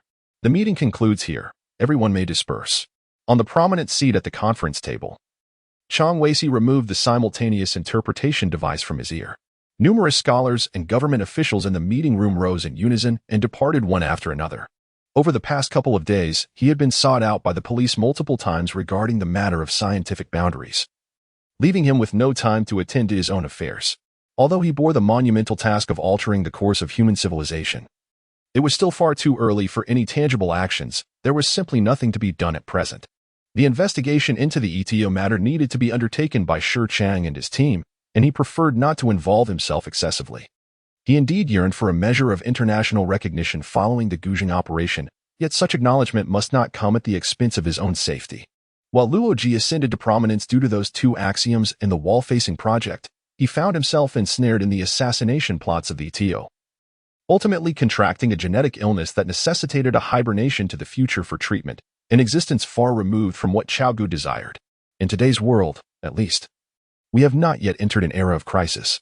Cao Ge aspired to live life on his own terms, given the current technological inadequacies. Even his most innovative ideas remained unrealizable. Thus, the constraints of reality dictated that he could only engage in preparatory efforts. Accordingly, it was prudent for him to maintain a distance from the ETO. He merely needed to keep in touch with the government, not too intimately, yet not severing ties altogether. This delicate balance of proximity and distance represented the optimal mode of interaction. At this juncture, he could offer little assistance to the government, just as they could provide him with no substantial support. Earlier, the heads of several major global battle zones convened to discuss the current severe international situation. The number of scientists committing suicide continues to rise, prompting them to consider enhancing protective measures. However, Cao Ge was entirely preoccupied with his own thoughts. Fixated solely on the email he had sent to Apple, his suspicions were indeed well-founded. At that very moment, Apple's executives were engaged in a fervent discussion regarding his correspondence. The manager of the Research and Development Department, after briefly scanning the email, recognized its immense potential. He promptly summoned the entire RD team for a morning of testing, ultimately concluding that it was an exceptionally sophisticated intelligent voice assistant capable of executing most mobile operations. Following this conclusion, the RD manager attached his own recommendations and submitted both the findings and Cao Ge's email to the mobile division, where it was escalated up the hierarchy until it reached the hands of Apple's leader, Steve Jobs. Cao Ge, wait a moment. Just as Cao Ge was about to step into the elevator with his bag, Deshir rushed around the corner of the corridor and called out to him. Officer Shir, do you need something? Cao Ge halted, turning his head to glance at Deshir, who was jogging towards him. Deshir surveyed the elevator, which was packed with people. Once the doors began to close, he turned to Cao Ge and said, Cao Ge, our leadership would like to offer you the position of scientific advisor at our operations center. This way, our collaboration will be more convenient. What do you think? A scientific advisor? What does that entail? Cao Ge furrowed his brow and turned to Deshir, inquiringly. Deshir glanced at Cao Ge, paused momentarily, and then replied, there is no need for anything extravagant. When we encounter certain scientific dilemmas, your counsel would be invaluable. You may continue with your daily affairs without interference from us. However, rest assured that your remuneration will remain intact. So, what do you say, dear brother Cao? Are you interested? Deshir hesitated for a moment, but maintained a cordial demeanor as he added, if you decide, simply make the call. Cao Ge accepted the slip of paper that Deshir handed him, glanced at it briefly, and then tucked it into his pocket. All right, once I've made my decision, I shall call you. If there is nothing else, I will take my leave. I'll see you out, Deshir offered, promptly pressing the elevator button. Thus, he escorted Cao Ge to the entrance of the operations center. Take care, Deshir smiled, then turned and re-entered the operations center. By the time Cao Ge departed the center, it was already noon. With a resounding thud, he closed the door behind him, removed the satchel from his waist, and hung it on the wooden door. He then approached his computer and pressed the power button. As the Microsoft logo flickered to life on the black screen, he recalled the email he had sent to Apple just a few days prior. Before long, the computer booted up successfully. Cao Ge hurriedly logged into his email, only to find his inbox utterly devoid of messages. A wave of disheartenment washed over him as he began to doubt whether his email had reached the upper echelons of Apple. Would it simply vanish into oblivion? His future plans hinge upon the successful acquisition of this initial capital. Should this first influx of funds fail to materialize, he must contemplate alternative strategies. The significance he places on this initial investment stems not only from its implications for the realization of his subsequent ambitions, but also its impact on his future quality of life. The potential failure of the plan to confront the Trisolarans is a minor setback, especially with individuals like Luo Ji to back him up. However, the prospect of not living a life of abundance is a far more pressing concern. Just as Cao Ge grappled with the possibility of having chosen the wrong target, a sudden chime resonated from his computer speakers. He promptly moved his mouse to open an email, revealing a message from Apple Incorporated. Dear Mr. Cao, greetings. Thank you for your correspondence. I am Steve Jobs, currently serving as the CEO of the company. I have received your email and hold your product in high regard. After meticulous consideration of your acquisition proposal during a senior management meeting, we have officially initiated the process to acquire your voice assistant, Xiaoan. Our company has dispatched a representative to China to discuss this matter with you, and I look forward to our meeting. Sincerely, Apple Incorporated, July 15, 2007. Chapter 16. The funeral of Yang Dong. As Cao Ge gazed at the email on his computer screen, an indescribable surge of emotion erupted within him. Yes. Yes. He leapt into the air, clenching his fists and repeatedly striking them down with his elbows, a physical manifestation of his exhilaration. When did he engage in business discussions with titans like Steve Jobs? This parallels his previous encounter with Chang Weici, reflecting a reverence for power that has now transformed into an adoration for wealth. Power and money undoubtedly represent the two most influential forces in this world. Possessing either endows one with the capacity to affect global change. In his past life, Cao Ge was merely an assistant within a research group, far removed from the realm of such magnates in their substantial dealings. He held a specific valuation for his creation, the intelligent voice assistant Xiaoan, a sum of wealth that, should he choose to do nothing henceforth, would suffice for a lifetime of indulgence. Dear Mr. Steve, from Cao Ge, date, July 15, 2007. As Cao Ge reveled in his uncontainable joy within his room, a funeral was taking place at a cemetery outside the city. The deceased was a 27-year-old woman named Yang Dong, a particle physicist. Wang Miao attended the solemn ceremony, which concluded with a respectful silence. Attended by Yang Dong's colleagues and classmates, the service was brief. After 5 minutes of mourning, attendees departed one by one. Once everyone else had left, Wang Miao approached Yang Dong's mother, Yu Wenjie. With her hands clasped at her abdomen, Yu Wenjie gazed solemnly at her daughter's gravestone, her emotions inscrutable.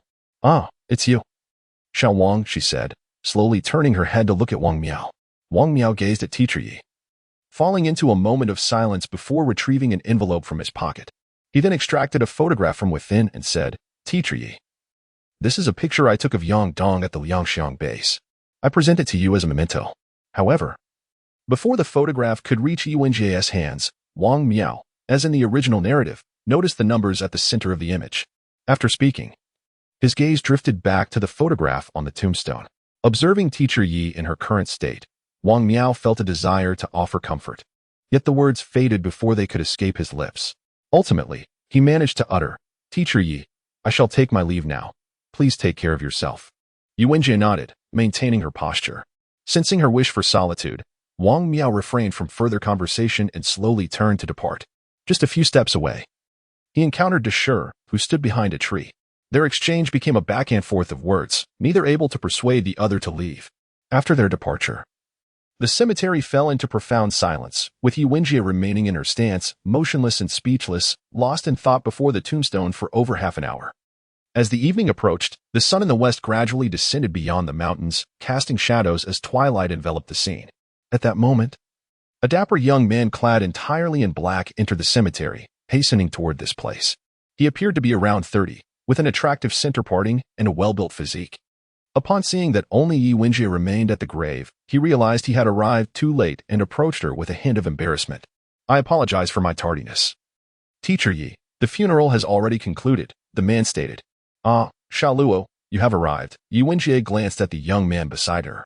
"I was occupied with a matter until the early hours last night, which compelled me to take a day off today. I had no idea I would sleep until the afternoon and miss Yang Dong's funeral. I am truly sorry, Teacher Yi. It is of no consequence. Xiaodong would not hold it against you," Yu Wenjie replied calmly, her gaze fixed on the tombstone. She and Yang Dong had been high school classmates, but that was a decade ago. Although she had visited Yang Dong's home a few times since, their interactions had been limited, leaving her at a loss for words. "Xiaoluo, I often heard Xiaodong speak of you. You were studying astronomy, correct?" Yu Wenjie initiated the conversation, breaking the silence. "Yes, Teacher Yi. I pursued a degree in astronomy during my undergraduate studies, but later switched my focus to sociology for my graduate work," Luo Ji replied while looking at Yu Wenjie. "Oh." Yu Wenjie expressed genuine surprise as she turned her gaze toward Luo Ji. In response to her astonishment, Luo Ji proactively elaborated, "Indeed, the shift is quite substantial. You need not downplay it. Xiaodong mentioned that you are exceptionally intelligent and quick to learn," Yu Wenjie remarked. Luo Ji fell silent, seemingly in agreement with her words. As a professor at Tsinghua University with dual degrees in astronomy and sociology before the age of 30, He had ample reason to take pride in his accomplishments. Yi Wenjie regarded Luo Ji thoughtfully, as if contemplating something significant, and ultimately seemed to arrive at an important decision. What are you currently engaged in? Are you inquiring about my occupation, teacher Yi? Luo Ji asked, and Yi Wenjie nodded in affirmation. I am currently a professor of sociology at Tsinghua University, remarked Luo Ji. Teaching is indeed a fine occupation. I had initially pursued astronomy, aspiring to achieve greatness in that field. However, I found myself daunted by the arduous and austere life at the observatory, leading me to settle for a teaching position at the university, as I jestingly confessed. If you truly wish to make a significant impact, I can offer you a piece of advice, interjected Yi Wenjie unexpectedly. Oh, please do share, Professor Yi. Luo Ji responded with keen interest. At that moment, Yi Wenjie lifted her gaze to the deepening twilight sky, revealing to Luo Ji the two foundational axioms of cosmic sociology, along with two pivotal concepts, thereby setting the stage for the extraordinary journey of the seemingly unremarkable Luo Ji. The following morning, as Cao Ge remained ensconced in slumber, an unfamiliar device on his bedside began to vibrate and emit a piercing ringtone. With a reflexive motion, Cao Ge reached for the phone on the table while nestled in his pillow, just as he was about to press the cancel button. A moment of clarity broke through the haze of sleep. He abruptly lifted his face from the pillow to look at the phone in his grasp. On the narrow screen, an animated icon bounced energetically, accompanied by an unfamiliar telephone number at the top. Upon recognizing the strange number, Cao Ge's previously muddled mind instantly sharpened. He shook his head vigorously to clear his thoughts before answering the call. Hello, is this Mr. Cao Ge? Came the voice of a middle-aged man from the other end. Yes, this is Cao Ge. May I inquire who you are? Mr. Cao inquired. Hello, Mr. Cao. I am Lu Lei, the general manager of Apple China. The reason for my outreach is that we have received directives from our headquarters indicating that there is an important business matter to discuss with you. This call serves to confirm this, so we can arrange a suitable time and place for a meeting. Are you aware of this matter? Lu Lei confirmed. Where is the meeting venue you have arranged? Mr. Cao responded. Mr. Steve has specifically instructed that if you inquire about the meeting location, it should be based on your preferences.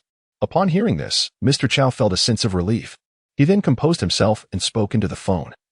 I am currently in Beijing and may not have the time to travel to Shanghai. Therefore, it would be necessary for your team to come to Beijing. As for timing, I am available within the next month. You may decide, and once you have finalized the schedule, just let me know. Understood, Lu Lei replied.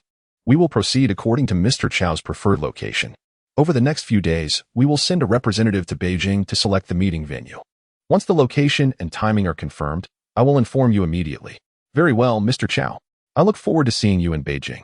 We shall conclude our call for now. With that, Mr. Cao hung up, feeling a wave of relief wash over him. Thankfully, the meeting was set to take place in Beijing. Had it been scheduled at Apple China's headquarters in Shanghai, he would have found himself in a rather embarrassing predicament. As he currently lacked sufficient funds for a plane ticket, traveling to Shanghai would have necessitated a train journey. In this case, it would indeed signify a moment of trepidation before Apple Incorporated, resulting in a palpable lack of confidence during negotiations. Although he stands alone, his expertise is undeniably what Apple seeks.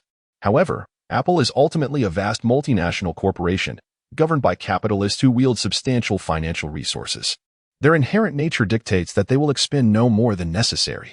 Should Cao Ge's precarious situation come to their attention, particularly if it becomes evident that he might soon struggle to afford basic sustenance, they would undoubtedly engage in prolonged delays to drive down the price. That said, it does not imply that Apple would refrain from conducting their due diligence. As a prominent international entity, every significant financial investment is preceded by extensive research into potential clients, meticulously analyzing their personality traits. This approach is not unique to Apple. It is a standard practice employed by virtually every company engaged in substantial acquisitions. The adage know thyself and know thy enemy aptly applies here. As a comprehensive understanding of the target client is essential for maximizing benefits at minimal costs. Cao Ge mused that the reason Apple China required 2 to 3 days to finalize the meeting venue was precisely for this purpose. After all, what kind of meeting would necessitate such an extensive deliberation period? It is merely an acquisition meeting. And any 5-star hotel in Beijing could suffice for renting a conference room without elaborate arrangements. They will conduct an investigation, but this is China, where wealth can indeed confer certain advantages in specific matters, though it does not grant absolute freedom to act without restraint. Within a span of 2 or 3 days, The inquiry will likely extend only to his identity and social connections. As for his financial situation, unless he voluntarily reveals it, the information regarding his impending bankruptcy should remain elusive. Even if they were to uncover this information, Cao Ge has resolved to maintain silence at all costs. In his mind, the voice assistant has a threshold price. Should it fall below this amount, he would refuse to make any purchase.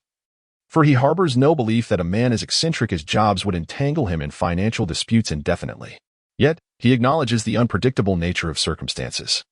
Thus he deems it prudent to choose Beijing as the location. Cao Ge glanced at the time and noticed it was merely 9:30. He set his phone aside and reclined back, feeling fatigued. The previous night, he had burnt the midnight oil to resolve a computational dilemma, only succumbing to sleep around 3 in the morning, so he intended to catch a few more hours of rest, especially since he had no pressing engagements for the day. In recent days, aside from attending to matters concerning the frontiers of science, he had also been contemplating artificial intelligence. Through systematic enhancement, his skills have surpassed those of his former self, granting him a renewed understanding of AI. During the tranquil hours of the night, when his thoughts are most lucid, he finds himself typing lines of code on his computer that he would have never conceived before. It is unclear when it began, but Cao Ge has developed an obsession with the strings of code on his screen. As he gazes at the letters, he perceives a glimpse of an alternate cosmic beauty. The virtual letters danced before Cao Ge's eyes as if imbued with life. On the other hand, he felt it prudent to occupy himself with a task, a means to alleviate his ennui. Thus he delved into his research. Regardless of his current endeavors, his ultimate aspiration remained to establish a technology company. The entertainment venture in its nascent stage was merely a means to amass funds for future technological development. As Cao Ge succumbed once more to slumber, Apple China began to exert its influence, diligently seeking information about him. Although a formidable entity, Apple had only been present in China for 3 years, rendering its impact on various aspects of Chinese life relatively modest. Thus, the investigation progressed at a languid pace. Chapter 18. Scientific Advisor. 2 days swiftly passed. The military adhered faithfully to their promise, as initially assured by De Sher, and did not intrude upon his life. During this period, Cao Ge found himself remarkably fulfilled. He rarely ventured outside, save for mealtimes, and spent the entirety of his days in his room, engrossed in coding. Following his own whims, he furiously typed away. Though his approach did not conform to contemporary standards, rendering his code inoperable as he had yet to reach a conclusion, uncertain of when he might cease. He was oblivious to the specific nature of his work. He merely typed whatever came to mind, fixated on the notion of creating artificial intelligence. Yet, he acknowledged his current limitations. At least for the moment, his output consisted solely of a series of conditional statements. For 2 full days, he continued this endeavor, unaware of the rationale behind his actions, yet convinced that such elements were essential for the development of artificial intelligence. Up until now, he remains oblivious to the essence of his endeavor, overwhelmed by the sheer volume of information. For the past 2 days, apart from the time allocated for meals, Cao Ge has devoted himself entirely to coding, resulting in over 2,000 lines of code on his computer screen, none of which are functional. After scrutinizing the code for over an hour without making any progress, he decided to close the file. This experience has further solidified his conviction that he lacks the aptitude for creating artificial intelligence. The 2,000 lines of code that took him more than 2 days to compile were initially comprehensible to him, as he had authored them himself. However, as he began to piece together various structures, clarity eluded him, rendering the program inoperable. This indicated that his approach was misguided. Nevertheless, he rationalized this as a natural occurrence. The creation of artificial intelligence could not possibly be so simplistic that one could achieve success on the first attempt. The crux of the matter is that he is unaware of how to develop artificial intelligence. According to the prevailing consensus among contemporary scientists, the development of artificial intelligence must commence with a rudimentary form, akin to a basic question-and-answer machine, much like the voice assistant he had created. Initially, one must establish a question-and-answer mechanism within the program, meticulously predefining when the program should respond and when it should engage in dialogue. Subsequently, through a method of manual tagging, the computer is exposed to a plethora of examples for learning. For instance, in an autonomous driving system, the ability to identify obstacles on the road, such as trash bins, is crucial. Each road features its own specific trash bins, each with designated placements. An untrained system is incapable of recognizing these bins. At this juncture, individuals can employ the method of annotating images of trash bins, enabling computers to memorize these visuals, provided that the quantity of images is sufficiently vast. The probability of the trash bin appearing in various environments and locations will increase. Over time, when a trash bin is encountered on the road, the autonomous driving system will automatically compare the current environment with the images stored in its database. Given the abundance of prior training examples, it is likely that similar images will surface, thus allowing the computer to recognize the trash bin depicted in the image and subsequently avoid it. The algorithm can then be enhanced, enabling the computer to engage in self-training and learning.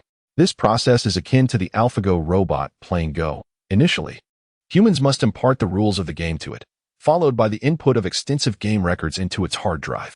With this vast repository of data, it can commence playing, ultimately leading to algorithm upgrades and self-iterative learning, resulting in a Go-playing robot that surpasses human players. However, this does not constitute true artificial intelligence. It remains merely a machine. The reason it can make such judgments lies in the pre-established rules set by humans, indicating that it is acting upon human directives rather than autonomously. According to Carl's understanding, artificial intelligence resembles a living entity, requiring self-awareness. Otherwise, no matter how intelligent, it remains merely a machine. This encapsulates humanity's approach to developing artificial intelligence. Since Carl is human, his perspective aligns with this notion. Yet, after undergoing systematic upgrades, he feels as though he might be able to realize artificial intelligence through some means. However, due to his limited technical prowess, he remains uncertain about the specifics of how to achieve this. Cao Ge shook his head and subsequently shut down his computer. Indeed, I am better suited to being an ordinary person, he mused with self-deprecation. Just then, the phone on his desk rang. Cao Ge picked up the device and glanced at the incoming call on the screen. He initially presumed it to be a call from Apple Incorporated, but instead, it was yet another unfamiliar number. "Hello," he answered, pressing the accept button, just as he thought the caller might be someone else reaching out to him. A familiar voice resonated from the other end. "Is this Brother Cao?" boomed Deshire's robust voice. Cao Ge chuckled resignedly and spoke into the phone. "Yes, Officer Sure. Do you need something?" Hearing Deshire's casual inquiry, Cao Ge laughed, then after a moment's pause, remarked, "Regarding that matter, I've pondered it carefully these past couple of days. Perhaps it's best to let it go." "Oh, come on, brother. You know our operations center is filled with roughnecks. If it were a matter of killing or combat, we'd be fine. But when it comes to solving scientific problems, we are utterly lost. We truly need you," Deshire's gruff voice echoed through the receiver, reaching Cao Ge's ears. "Officer Sure, I genuinely don't have the time. I will be quite busy in the coming days." All right, that is settled then," Deshire stated decisively. "This scientific consultant role doesn't require you to be on-site or manage the daily operations of the center. You only need to come by when we encounter issues.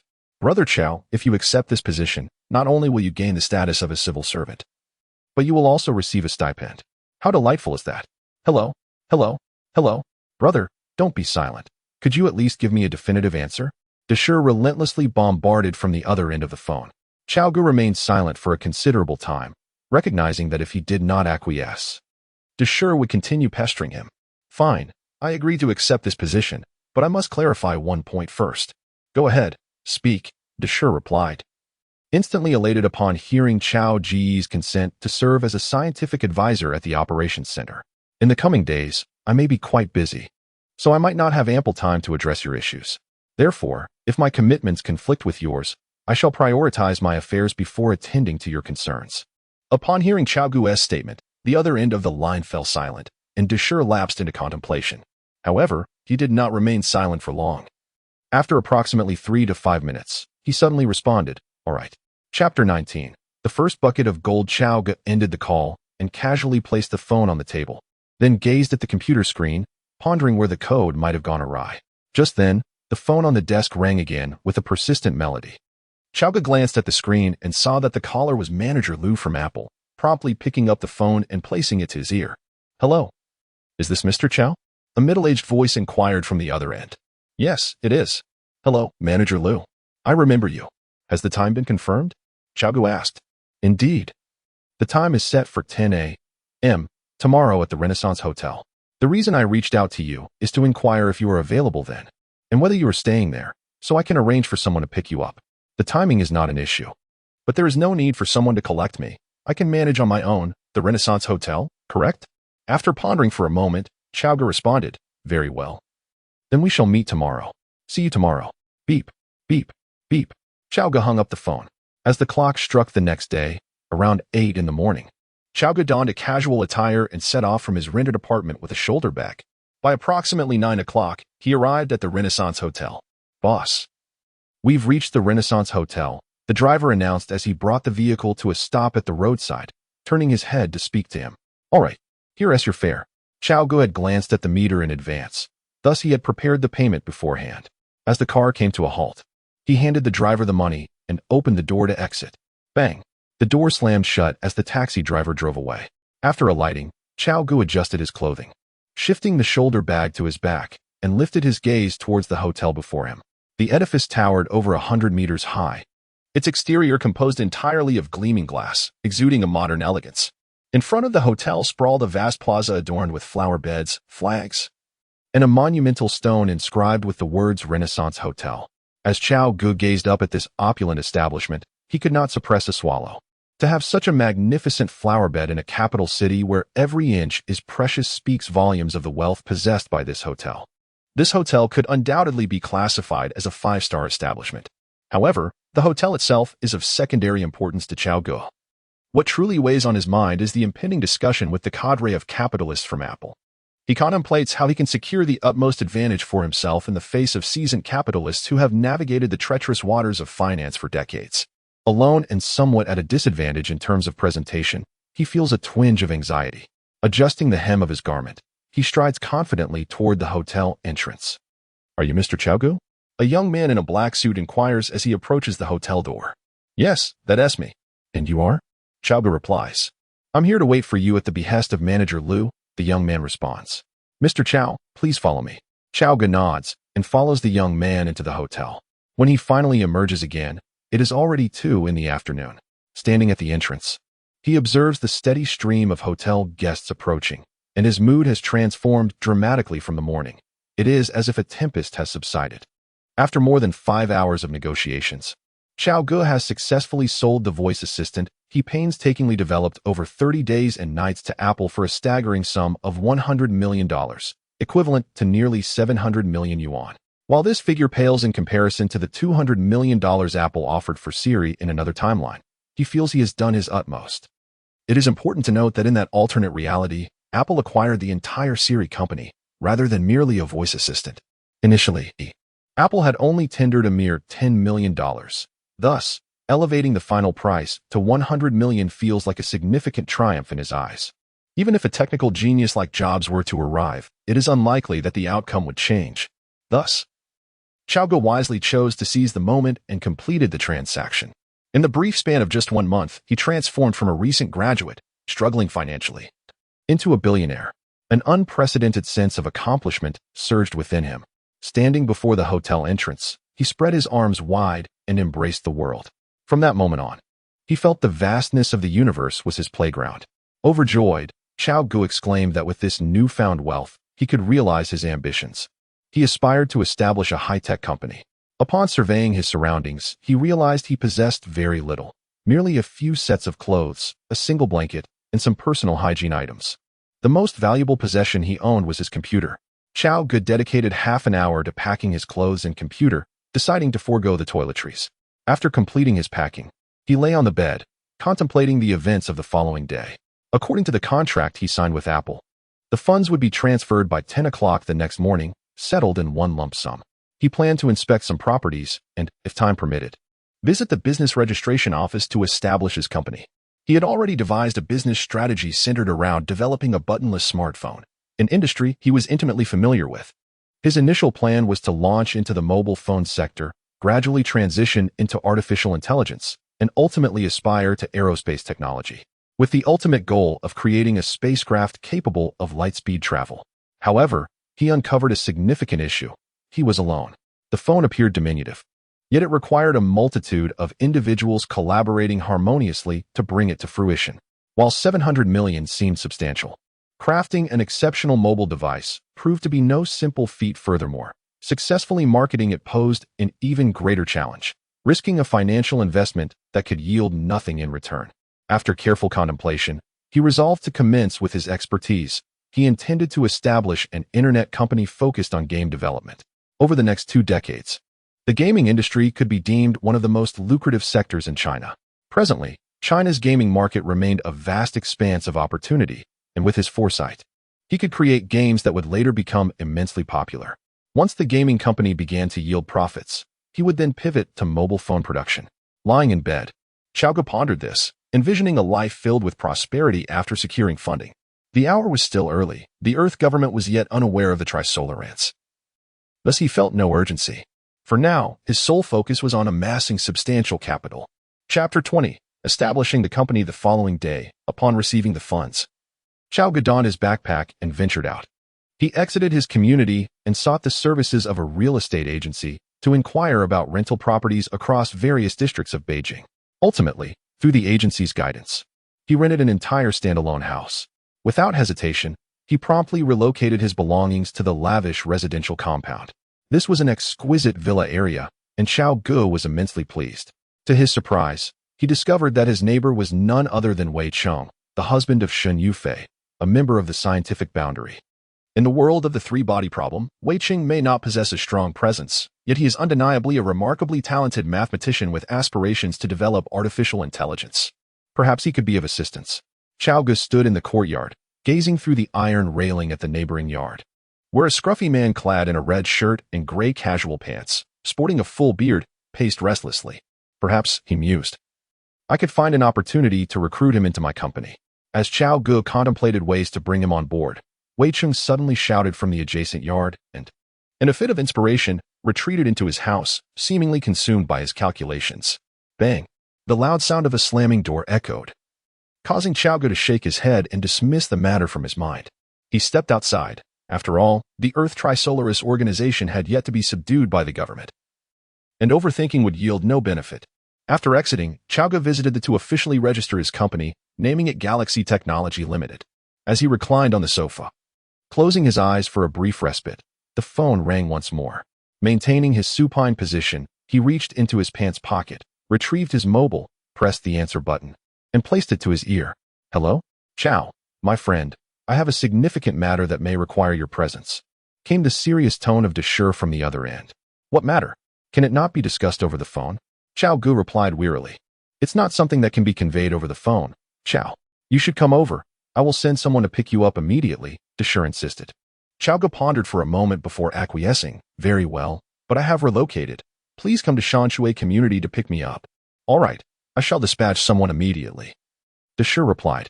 After ending the call, Cao Ge tossed his phone onto the sofa, rose from the seat, and took a sip from the cola resting on the table, invigorating himself. Approximately half an hour later, Deshur's call came through, informing him that he had arrived at the entrance of Shanshui community.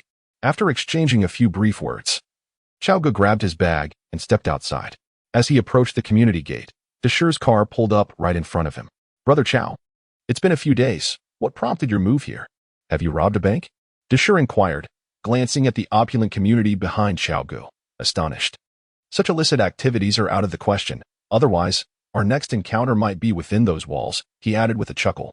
Officer Sure, you ought not to jest so carelessly.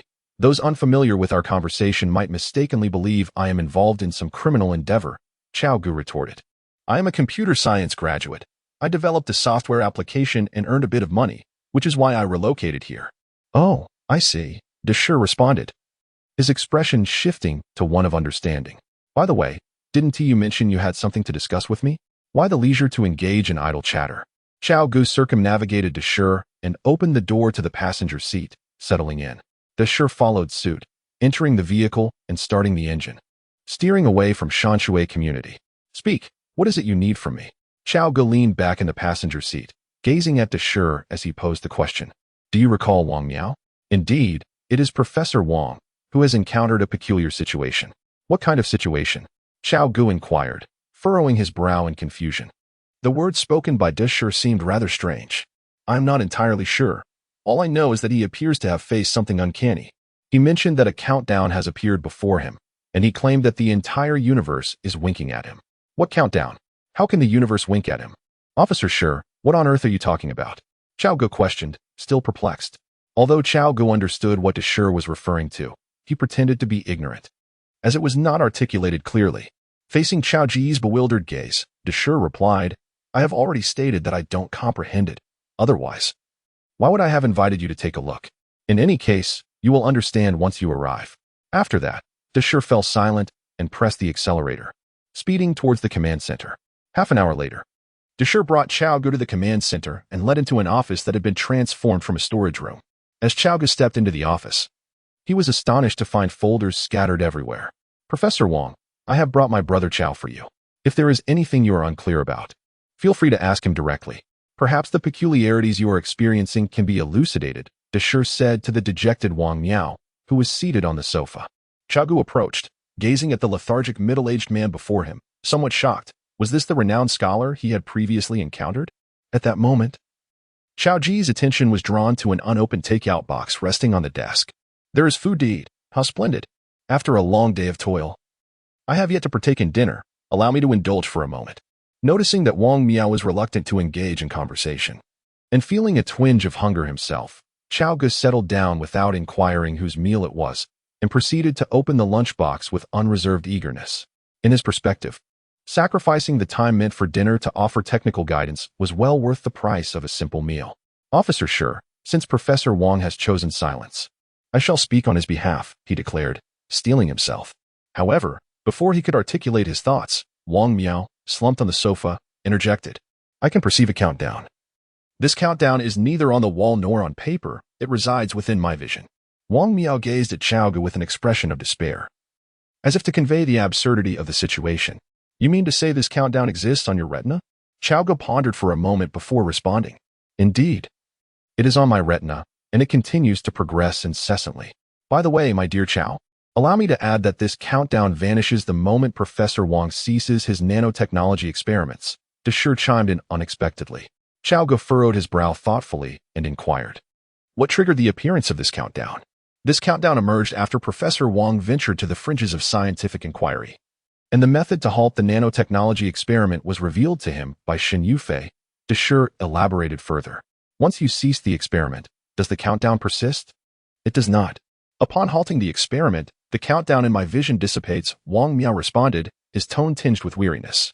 Brother Cao, do you believe that contemporary technology could potentially project a sequence of numbers onto a person's retina without their awareness? Cao Ge glanced at Deshir and replied, to the best of my knowledge, that seems implausible. Chapter 21.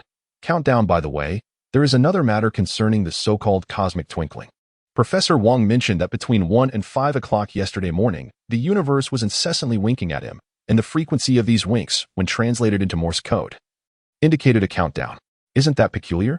Officer Sure, regarding the phenomenon of cosmic twinkling that you mentioned, I find it rather dubious. At least, as far as I know. It is highly improbable for the universe to exhibit such flickering. However, if you suggest it is due to human intervention, I also deem that unlikely. Cao Ge shook his head. Indeed, I share your skepticism, but the events have unfolded in this bizarre manner regardless, Deshir remarked. Since you assert that the universe cannot flicker and that human interference is equally unfeasible, then who could it be? A ghost? Deshir inquired. Officer Sure, let us focus solely on the case at hand. There is no need to delve into the supernatural. Cao Ge frowned slightly and responded. Then who do you suppose is orchestrating this mischief? Deshir spread his hands in inquiry. Cao Ge met Deshir's gaze, pondered for a moment, and then shifted the topic. Officer Sure, have you had a chance to play the game I suggested earlier? We're still engaged with it, but we have yet to uncover any significant insights. Deshir waved his hand dismissively. Completing this game might very well lead us to the answers we seek. Cao Ge insinuated. Ah, no, dear Cao, from your words, it seems you possess some knowledge.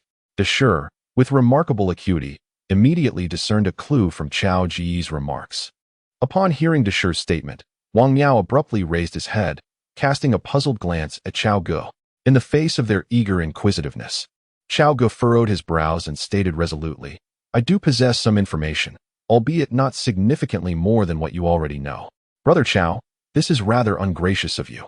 As our scientific advisor at the Operations Center, how can you withhold information? You certainly cannot feel guilty about the salary you receive as a scientific consultant. Deshir retorted promptly upon Cao Ge's admission. Well, this is merely conjecture. I am not privy to the specifics. Please, share what you know, Deshir urged. pulling up a chair beside Cao Ge and fixing his gaze intently upon him. Tasked with this case for several months without any significant breakthroughs, Deshir had grown increasingly anxious. Now, upon hearing that Cao Ge might possess some leads, his interest was instantly piqued. Observing the excited Deshir and the visibly more spirited Wang Miao, Cao Ge contemplated for a moment before deciding to offer them a morsel of information, hoping to alleviate their persistent inquiries. He glanced at the two and said, "I have come to realize that this scientific boundary is, in fact, merely a peripheral organization, one designed to sift through potential members." A peripheral organization? So, there exists a clandestine entity? Deshir pondered briefly before immediately inquiring. Cao Ge nodded and then spoke. This secret organization, referred to in Shun Yufei's dossier as the Earth Trisolaris Organization, abbreviated as ETO, utilizes the scientific frontier as its peripheral entity. Its primary function is to gather renowned scholars from around the world under the guise of exploring scientific advancement, subsequently filtering them for membership in the Trisolaris Organization. Those who fail to meet their stringent criteria face dire consequences. Before Cao Ge could finish, Deshir interjected eagerly. Wang Miao, deeply shaken by the cosmic flicker phenomenon, found himself in desperate need of a justification to uphold his crumbling worldview. And he saw a glimmer of hope in Cao Ge's words. Should one fail the selection, the organization employs various methods to disrupt the scholars' mental states to ensure their secrets remain concealed, leading to the tragic fates that you are all aware of. Cao Ge regarded the two and clarified. Thus, the scientific frontier is merely a facade, while the true core of the adversary lies in the aforementioned Trisolaris Organization. Deshir pondered this, then inquired with curiosity. Indeed? Cao Ge nodded affirmatively. However, even if what you assert is true, that the scientific frontier serves as a mere cover, with the Trisolaris Organization at its heart, what, then, is their ultimate aim, and how is it that the entire universe is experiencing this flickering? Wang Miao, perplexed, pressed for clarity. Meeting Wang Miao's questioning gaze, Cao Ge shook his head and admitted, "I do not know either. Their motives elude my understanding. Yet I am certain they are inexorably linked to the figure mentioned by Xin Yufei." Figure? Deshir interjected. Indeed, the master of the farm. To my knowledge, the members of the Trisolaran Organization are all highly educated individuals. However, for reasons unknown, they seem to possess a profound belief in the existence of a master, akin to a deity, omniscient in nature. They venerate this master much like Christians revere God, Cao Ge remarked. I see. Thus, anyone whom they deem worthy, after undergoing their indoctrination and converting to this master, may survive, while those who refuse conversion are eliminated. Deshir pondered in silence for a moment, before concluding. That is roughly accurate, Cao Ge nodded. In essence, this Trisolaran organization resembles a cult. While Deshir's assertion was neither affirmed nor denied by Cao Ge, the room fell into a contemplative hush, with both men lost in thought, save for Cao Ge. Eventually, it was the most straightforward thinker, Deshir, who spoke. Given that the members of this Trisolaran organization are the foremost scientists in the world, is it possible that the technology they wield exceeds our comprehension? Under Deshir's inquisitive gaze, Cao Ge was inclined to dismiss the notion, but ultimately replied, "It is possible." Cao, you mentioned that your knowledge derives from Xin Yufei's account. Could you share that information with me? Certainly, Cao Ge nodded. Very well, I shall approach Old Chang to request a search warrant, Deshir declared. Deshir is not an academic. He is a seasoned police officer. His thought process is rather straightforward. If there is suspicion, he investigates. He does not require an understanding of how these extraordinary phenomena occur. His sole objective is to identify the suspect and apprehend them, leaving the scientific inquiries to others. Chapter 22. The Doubts of Chang Wei. See at this moment, I can send you the materials. Cao Ge set aside his lunch and approached the computer, logging into his account before pasting the meticulously prepared information onto the screen. The data contained both truths and fabrications, all strategically crafted to expedite Deshir and his team in solving the case and dismantling the second Red Shore base. As for the possibility of his fabricated content being acquired by the Saupan, he could only surmise that the Trisolarans were indifferent. Of course, it is impossible to undertake this without any risk, as the Saupan could potentially relay this information to the ETO. However, in the realm of the Trisolarans, it is unrealistic to expect to confront them without encountering danger. Clatter, clatter. Once the copying was complete, Cao Ge printed the documents. Standing by the printer, Deshir extracted each page as it emerged, ultimately compiling a dossier of approximately 10 pages. He briefly examined the material before organizing it and addressing Cao Ge. I shall seek out old Chong now. Half an hour later, in Chong Wei-Si's office. Mr. Chong, can you ascertain the authenticity of this information? Seated on the sofa, Chong Wei-Si directed his gaze at Cao Ge, inquiring, I reiterate, should you genuinely seek to comprehend the circumstances surrounding the scientist's suicides, immerse yourselves in the three-body game until its culmination. Only then shall enlightenment dawn upon you. Cao Ge responded, very well, I understand. My gratitude for your visit at this late hour, Mr. Cao. After a moment of contemplation, Chong Wei-Si stated, then, regarding this matter, we shall handle it with due diligence. That won't be necessary. I am capable of managing it myself. Cao Ge declared as he rose. With a smile bestowed upon the two men, Cao Ge turned and departed from the office.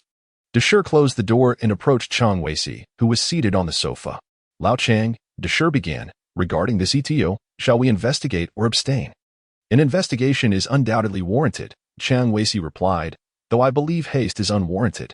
I harbor the suspicion that our scientific advisor has been less than candid. Chong Wei-Si's gaze held a subtle implication as he spoke. Are you suggesting he is misleading us? That seems improbable, Lao Chang. Having interacted with him for several days, I am confident in my ability to discern his true nature. If I were incapable of such discernment, then my 2 decades of military service would have been in vain. Deshir asserted. Nay, that is not my contention. Rather, I suspect he is concealing information from us.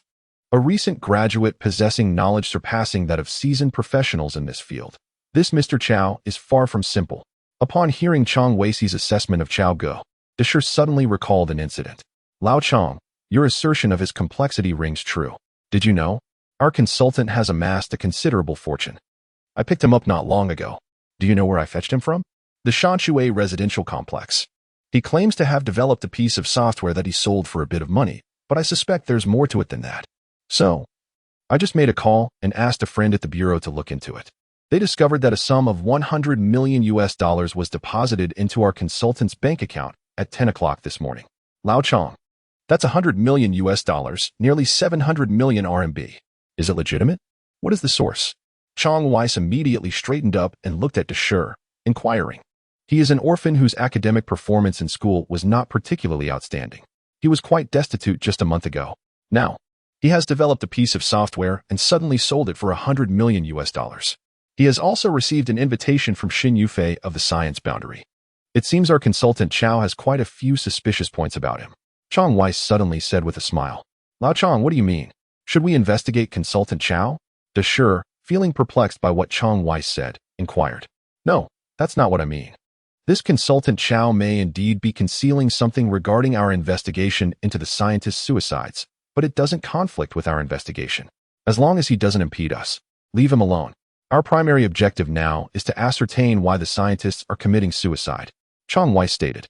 Furthermore, regardless of what our consultant Cao is planning, we must continue to investigate the three-body organization and the three-body game that he mentioned, and we must intensify our investigation. We must also investigate the biologist Pan Han, whom he mentioned later, nodded thoughtfully and remarked, the current situation is becoming increasingly dire.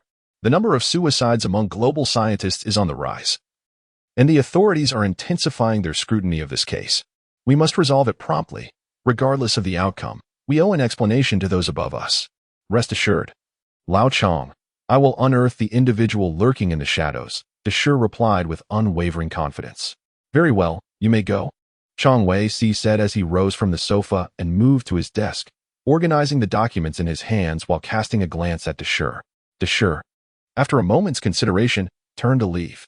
Though he was aware that Chang Wei-Si and his colleagues might question the authenticity of the documents, it mattered little to him. He knew their utility was paramount. He believed that with this information, he could afford a brief respite, at least until the implementation of the Gujing initiative. He engaged a headhunting firm to recruit the individuals he required. Approximately a week later, his company, Xinghe Technology, was successfully established and began to find its footing. The first project was underway, progressing precisely as he had previously envisioned. The daily operations were managed by the general manager, while Cao Ge focused solely on overarching strategies and project implementations. Thanks to Cao Ge's knowledge from the future, the inaugural project advanced rapidly, and within merely half a month, it was launched into the market with promising results and a steady increase in users. However, it was at this juncture that Shen Yufei's unexpected visit shattered his tranquility, which had persisted for 20 days, thrusting him into a perilous game of life and death. Chapter 23. The game launched. After parking his car in the garage, Cao Ge grasped the documents in his hand, opened the door, and stepped inside. Upon closing the door, he casually pressed the light switch by the entrance. As the switch was activated, the once dim abode was instantly illuminated. He made his way to the living room, carelessly tossing his bag onto the table before sinking into the sofa. Reclining back, he gazed at the ceiling, allowing himself a moment of respite. Although he was no longer a programmer, burdened with late-night overtime, the role of a startup founder proved equally challenging, if not more so, with pressures that were considerably magnified. The notion of being a hands-off manager was reserved for those at the helm of well-established, profitable enterprises. His current venture had just launched its inaugural project, a substantial online game titled QQ Speed, which had consumed a staggering 20 million yuan in research and development costs. If he were to neglect his oversight, the project could falter at any moment, leaving him bereft of a place to lament his losses. While 20 million yuan was hardly a fortune for someone like Cao Ge, who possessed assets exceeding $100 million, it represented the company's first project and was crucial for morale. Thus, failure was not an option. Drawing from his experiences in the future, he diligently monitored the game's development progress, even coding personally and leading the team in addressing any discrepancies he encountered. His company, Xinghe Technology, comprised 100 individuals, a result of his fervent recruitment efforts. Without this workforce, he could never have launched a game that had taken the future's Penguin Company 14 months to develop in a mere 20 days. In the past 20 days, the 100 or so individuals in their team have been working tirelessly, and they finally completed the launch yesterday. Undoubtedly, the rapid progress can be attributed significantly to Cao Ge, who, in his previous life, was an avid player of QQ Speed. He single-handedly took charge of the game's development and planning, meticulously preparing everything from gameplay mechanics, techniques, and drifting to the general map layout, leaving only minor tasks for the company's planners. It was due to the sheer number of people involved, coupled with Cao Ge's comprehensive pre-planning, that the game could be brought to fruition so swiftly. Cao Ge's urgency stemmed from his awareness of the original timeline for the game's launch. If his memory served him right, the public testing of the game in the original timeline commenced in January 2008, with internal testing occurring even earlier, around December 2007. Now, with early August upon them, he recognized the necessity for prompt action to avoid complications later on. Although the current incarnation of Penguin is not yet the colossal entity valued at 3 trillion yuan in the future, it has already amassed a market capitalization approaching $10 billion. While Penguin's legal team has yet to establish the formidable reputation akin to that of Nanshan Pizza Hut. In a world where wealth can influence outcomes, securing top-tier lawyers is always feasible for those willing to invest. Cao Ge possesses a mere 100 million. Yet Penguin commands resources of 10 billion. Moreover, as a corporation, Penguin has access to the societal power wielded by its shareholders, which could easily obliterate his nascent company if they chose to act against him. However, he was loath to relinquish the QQ Speed project, as it had experienced meteoric success in its original timeline. At its zenith, it boasted a concurrent user base exceeding 3 million. This was a veritable goldmine. In his former life, his profound fondness for the game had led him to investigate its revenue-generating capabilities. Publicly available data from Tencent indicated an annual revenue of over 6 billion yuan, though he could not recall the specific year. In essence, with astute management, this project held the potential to become a venture worth hundreds of billions. Faced with such immense financial prospects, Cao Ge resolved to challenge Tencent's dominance, regardless of their strength. The game did not disappoint. Aided by a substantial marketing budget, it achieved over 100,000 downloads on its launch day, with numbers continuing to surge.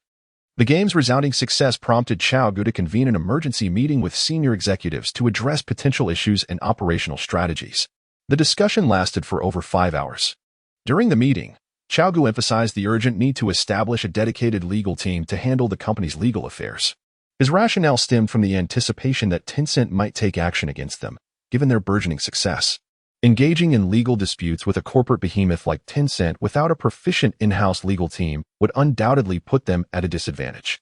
Therefore, the establishment of a company legal team was an immediate priority, as he had already taken a bold step, and Tencent, like an aggrieved father, was likely to come knocking. Given Cao Ge's understanding of the Penguin's avaricious nature, he doubted they would remain passive. As Cao Ge pondered how to manage the penguins, an icy sensation suddenly grazed his neck. He startled awake, only to be met not by the ceiling, but by a woman's visage.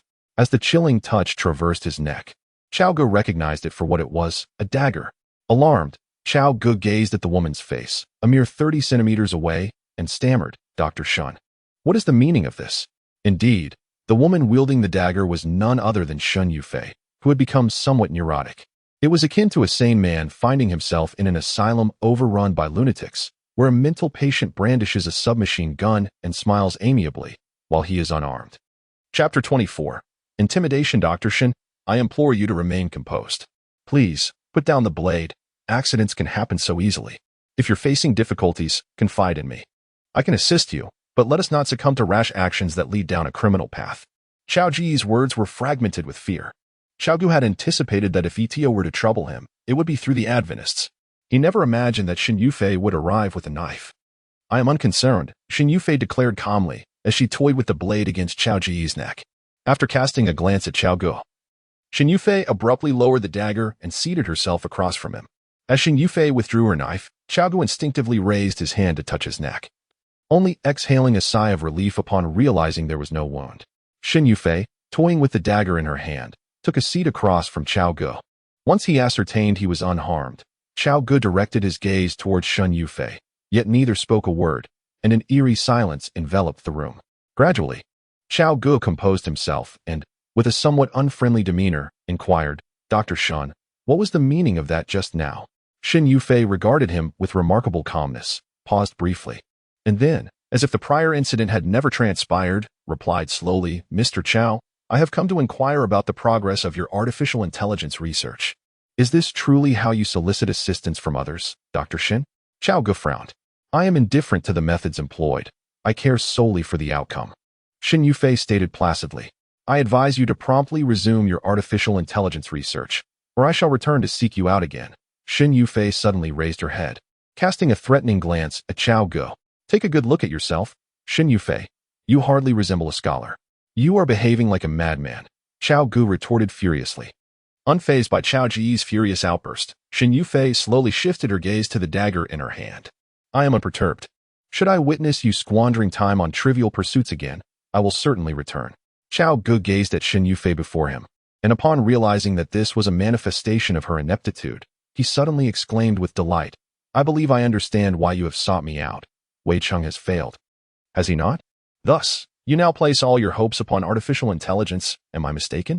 Shin Yufei, taken aback, lifted her head to look at Cao Ge, seemingly inquiring how he knew this. "I am aware of your endeavors, whether it be the three-body game or your marriage to Wei Cheng.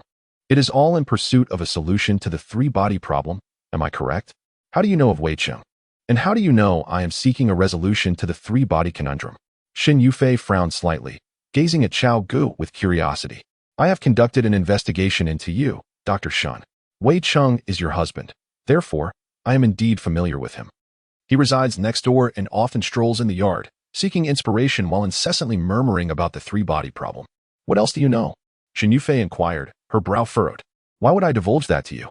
Cao Ge replied, observing the long, slanting bangs that framed Shin Yufei's face, his tone icy. Suddenly, Shin Yufei erupted in laughter, her entire being trembling with mirth. "Mr. Cao, do you know? I have just realized that you are far more intriguing than I had anticipated." She leaned closer, studying Cao Ge's face, then spoke in a tone imbued with a peculiar nuance. Shin Yufei's disregard for him made Cao Ge exceedingly uncomfortable. His brow furrowed once more as he surveyed the carefree Shin Yufei before him. In a fit of anger, he declared, "Dr. Shun, it is getting late, and I require rest. Please leave my home." With an icy countenance, Shin Yufei fixed her gaze upon Cao Ge, a moment of silence preceding her deliberate words. "Mr. Cao, I am uncertain as to the extent of your knowledge. However, I implore you to consider that should you unravel the enigma of the three-body problem, you shall be hailed as a savior. Conversely, should you falter, you shall bear the mantle of the world's greatest transgressor. I urge you to reflect profoundly upon my words." Shin Yufei, unsure of Cao Ge's awareness of the Trisolaran predicament, chose to articulate her thoughts in an ambiguous manner. Having spoken, she deemed it prudent to cease further engagement, gracefully rising to depart. Yet, as she neared the threshold, she paused, the cadence of her heels marking her deliberate pivot to face Cao Ge once more. "Mr. Cao," she intoned, "time is of the essence. The reprieve afforded to you dwindles. Furthermore, allow me to offer a piece of advice, should you resolve to persist in your research. I implore you to seek sanctuary elsewhere, a haven of utmost security." The reverberation of the slammed door echoed through the chamber, plunging it once more into somber stillness. Cao Ge, his brow furrowed in contemplation, pondered Shen Yufei's pronouncements. From the moment Shen Yufei materialized, brandishing a blade and compelling him to persist in his artificial intelligence endeavors, he had discerned her underlying objective. The failure of Wei Cheng had revealed to her the futility of mathematical solutions to the three-body problem. Consequently, her gaze had fallen upon Cao Ge's artificial intelligence in the hope that it might yield a breakthrough. However, Cao Ge could unequivocally assert that such aspirations were nothing more than a fanciful delusion. Whether artificial intelligence could indeed resolve the three-body problem remained unknown to Cao Ge, but he was certain that he could not fabricate an artificial intelligence capable of doing so. In the original work, it is evident that artificial intelligence is not absent. The Trisolarans themselves developed a superintelligent AI known as Sapon. The Trisolarans are perpetually in search of a new home, indicating that, at least with the capabilities of Sapon, the Trisolaran predicament remains unresolved. How could Cao Ge possibly surpass an entire civilization? When Shen Yufei later suggests that he find a secure location for his research, she is likely contemplating that the descendant faction would impede his further investigations.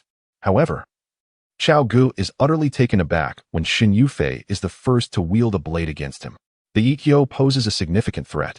This implies that if humanity could also manufacture softens, then merely two would suffice to restore fundamental physics research. Yet, this path is fraught with impossibility, as softens are crafted through a two-dimensional expansion of protons, and humanity's understanding of elementary particles has stagnated. Nevertheless, the Trisolarans continue to restrict Cao Ge's research, suggesting that alternative forms of artificial intelligence may still find ways to circumvent the Trisolarans' constraints on human technology. Although the likelihood of this is nearly negligible, they are determined to extinguish any potential at its inception. This encapsulates Cao Ge's reasonable conjectures. If this situation persists, Cao Ge's safety will be jeopardized, and he will inevitably attract the attention of the Trisolarans, akin to a technological explosion. The Trisolarans suppress human technology precisely to prevent an explosive advancement on Earth. Yet, in a context where Earth's technology is effectively stifled, Cao Ge has managed to propose innovations that vastly exceed earthly civilization. Cao Ge surmises that, at that juncture, his threat to the Trisolarans may parallel that of Luoji. The current level of threat posed by him to the Trisolarians should be comparable to that of Wang Miao. The reason the Trisolarians seek to restrict Wang Miao's research on nanomaterials is that his studies could lead to the creation of a space elevator, which would enable humanity to venture into space on a grand scale. Such a development could pose challenges for the Trisolarians upon their eventual arrival on Earth, whether it be in terms of potential human defenses or the possibility of mass human exodus.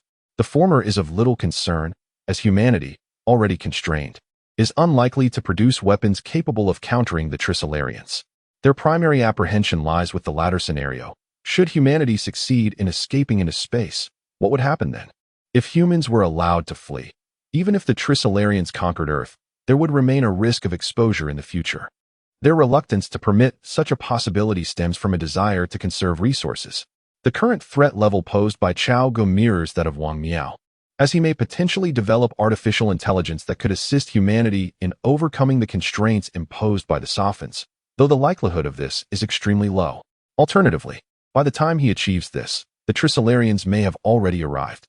Nevertheless, the Trisolarians feel compelled to preemptively guard against this risk, adopting a strategy akin to casting a wide net.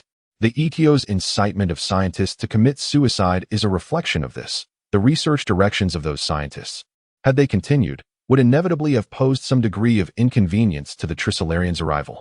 Thus, signaling the Ikkyo to impede Cao Ge's research is merely an instinctive response. Embodying the sentiment expressed in the original text, the master is indifferent.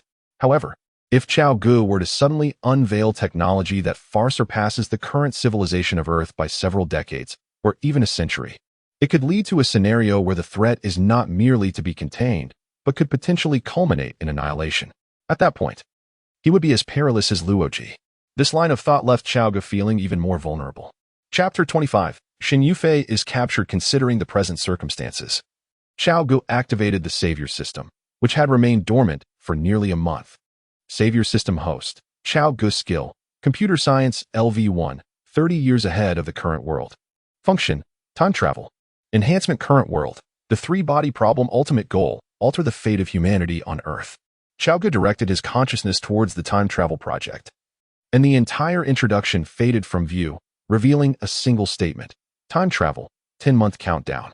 Cao Ge gazed at the countdown displayed on the Savior System, deep in contemplation. With 10 months remaining before the time travel function would be activated, he realized that even if he could traverse immediately, it would not alter the fact that he was under ETO's surveillance. Furrowing his brow, he mulled over the situation repeatedly until he arrived at a preliminary solution. Cao Ge resolved, from the depths of his being, to refrain from disclosing any information that could elevate his threat level. In the time to come, he would bide his time, awaiting the government's eradication of ETO. Of course, ETO would not be entirely eliminated, but their strength could certainly be significantly weakened. Another strategy would be to reduce his priority within ETO's hierarchy. Wasn't Xin Yufei the subject of his research? He is conducting research, and whether it is genuine or not is solely determined by Cao Ge himself. In any case, Xin Yufei is currently unable to contact the Trisolarans or obtain specific information from the Sothans. He waits for the ETO to receive the order to eliminate Luo Ji. Believing that if he remains discreet, he should not encounter any danger. According to his recollections, the ETO is expected to receive the command to assassinate Luo Ji after the destruction of the second Red Coast base. This implies that he must endure for a while longer. Once Luo Ji becomes the center of global attention, he will find safety. He arrives at this conclusion based on the fact that in the original narrative, Wang Miao lived to a natural old age. If Wang Miao, who posed a similar threat, could reach the end of his days naturally, then so could he. Moreover, his ultimate mission is to alter the fate of human civilization. It is impossible to do so without encountering some peril. His current objective is to minimize risks before he rises to prominence. As for what follows, there is little to be done, for his task necessitates opposition against the Trisolarans. A week has elapsed since Xin Yufei stormed into Cao Ge's villa with a knife. When weighed against the value of money, life holds greater importance. During this week, Xin Yufei visited once more, claiming she sought to understand the progress of the research. Under pressure, Cao Ge feigned a semblance of diligence, informing her that he was indeed researching, albeit with significant difficulty that required time. He firmly believes that Xin Yufei is capable of anything now, especially considering that in the original narrative, she took her own life upon realizing that the Trisolaran problem could not be solved mathematically. A person who remains indifferent to death can accomplish anything. Life meanders along in its mundane fashion until one day, a week later, a contingent of police officers arrives at the Shanshui community, entering the courtyard adjacent to Cao Ge's residence. Under Cao Ge's gaze, they apprehend Xin Yufei and escort her into a police vehicle. Cao Ge stands in the yard, observing as the officers depart with a cacophony of noise. Suddenly, Deshir opens the car door, stepping out from the driver's seat, and walks around the front of the vehicle towards the imposing iron gate, flashing a silly grin at him. Cao Ge immediately turns and descends the steps to the gate, opening it and inquiring, "Officer Sure, what brings you here? Are you leading the operation to capture Xin Yufei? Look, college students are quite astute. I hadn't even uttered a word, yet you seem to know everything," Deshir replies as he enters. "Come, have a cup of tea." Cao Ge gestures towards the house. "No, my purpose here extends beyond the apprehension of Xin Yufei. I am also here to take you with me." Deshir waves his hand dismissively. "Take me?" Cao Ge asks, puzzled. "Yes. The scientist's suicide case has been resolved. It was indeed the Trisolaran organization pulling the strings, and the mastermind has been captured. Interrogation is set to commence," Deshir informs him. "Since the interrogation is about to begin, why are you not at the operations center attending to your case?" "I still have matters to attend to," Cao Ge responds. "I am aware that not only is Brother Cao a scientist, but he has also ventured into entrepreneurship. He has many matters to attend to. Recently, I heard about the lawsuit between Xinghe Technology and Penguin Technology. It has garnered much attention that one cannot help but be aware of it. However, was it not said that your game launched prior to theirs? I consulted with colleagues at the court, and they mentioned that your chances of victory are considerably greater. As for the subsequent proceedings, you may delegate them to your subordinates. After all, as a prominent leader, why should you worry?" Deshir interjected. Cao Ge regarded the obstinate De Shi with exasperation, shaking his head in resignation before replying, all right, I shall accompany you. Very well, let us depart, De Shi declared, pulling Cao Ge along towards the exit. We are leaving already? I have yet to tidy up. Tidy up? The interrogation is set to commence in an hour. Besides, what does a grown man need to prepare? De Shi promptly ushered Cao Ge into the vehicle and shut the door, then made his way to the driver's seat, pressing the accelerator as they departed from Shanshui community. Inside the car, Cao Ge glanced through the rearview mirror at the large iron gate that remained ajar, shaking his head in resignation. Finally, he turned to De Shi and inquired, Officer Shi, now that I am on board, perhaps you could enlighten me on the matter at hand? As De Shi drove, he glanced at him and remarked, oh, it's like this. Based on the clues you provided, we conducted a thorough investigation into that three-body game, and the results were astonishing.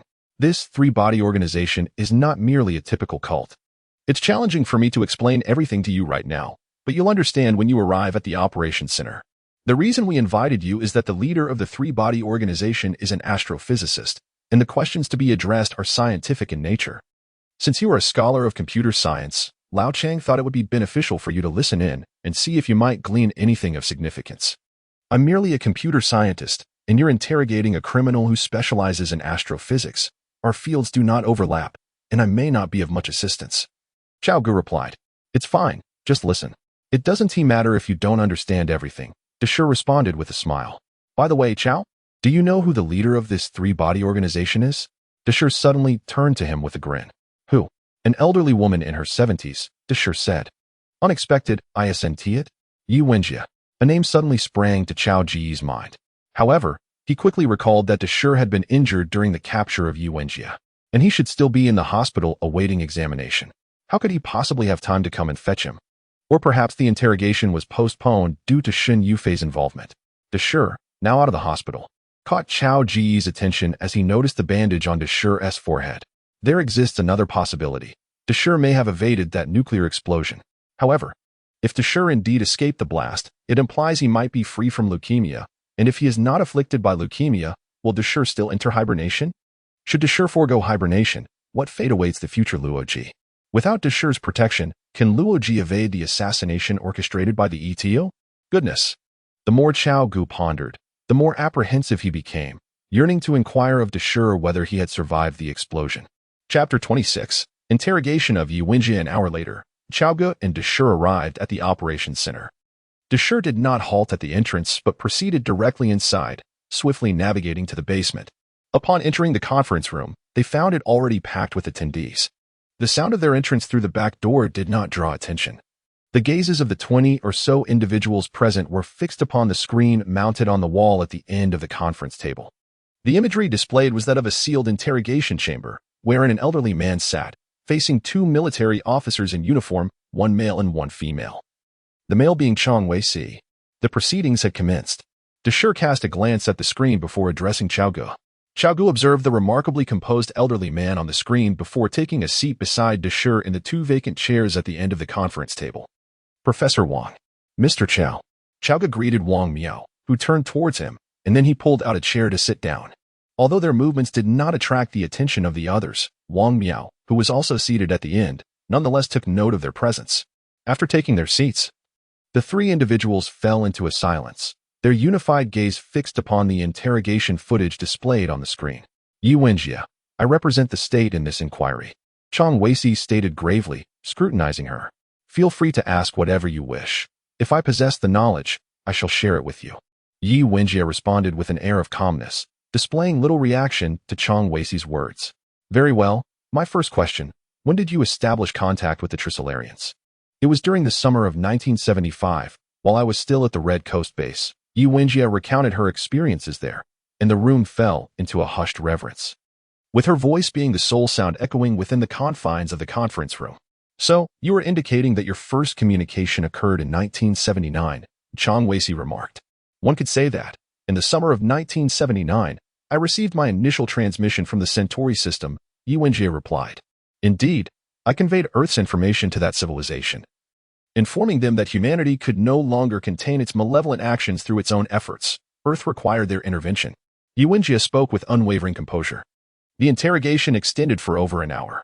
After Chang Weisi had posed the political inquiries they had prepared, he relinquished the questioning authority to the scientists present in the conference room.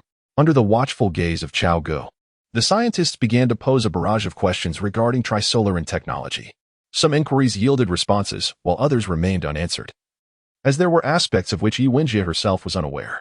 This continued for over half an hour, until it was finally Cao Ge's turn. Cao, my dear brother. After listening for so long, do you have any questions?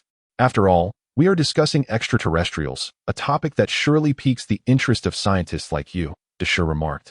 Directing his gaze towards him, Cao Ge glanced at Deshur, then at the scientists in the conference room, and finally turned his attention to the screen. Speaking up, General Chang, I would like to ask her if civilizations like the Trisolarians are numerous in the universe. If so, where might they be? With this, Cao Ge posed the renowned question, hoping to elicit a glimpse of cosmic truth through Yi Wenjie's words for those present. Professor Yi, are there many civilizations like the Trisolarians in the universe? If there are, where might they be? Chang Weisi inquired, observing Yi Wenjie as he posed the question. Cao Ge's inquiry evidently stirred Yi Wenjie from her calm demeanor. Although Chang Weisi lacked scientific knowledge, he understood human nature and discerned from Yi Wenjie's reaction that this question struck a chord. It seemed to touch upon a crucial point. If there are indeed many intelligent civilizations in the universe, then where are they? Why have we not discovered them? Are they concealing themselves? Cao Ge pressed on with his questioning.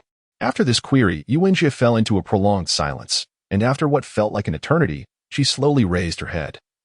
Her gaze fixed on the camera stationed in the corner of the interrogation room, and gravely replied, I do not know.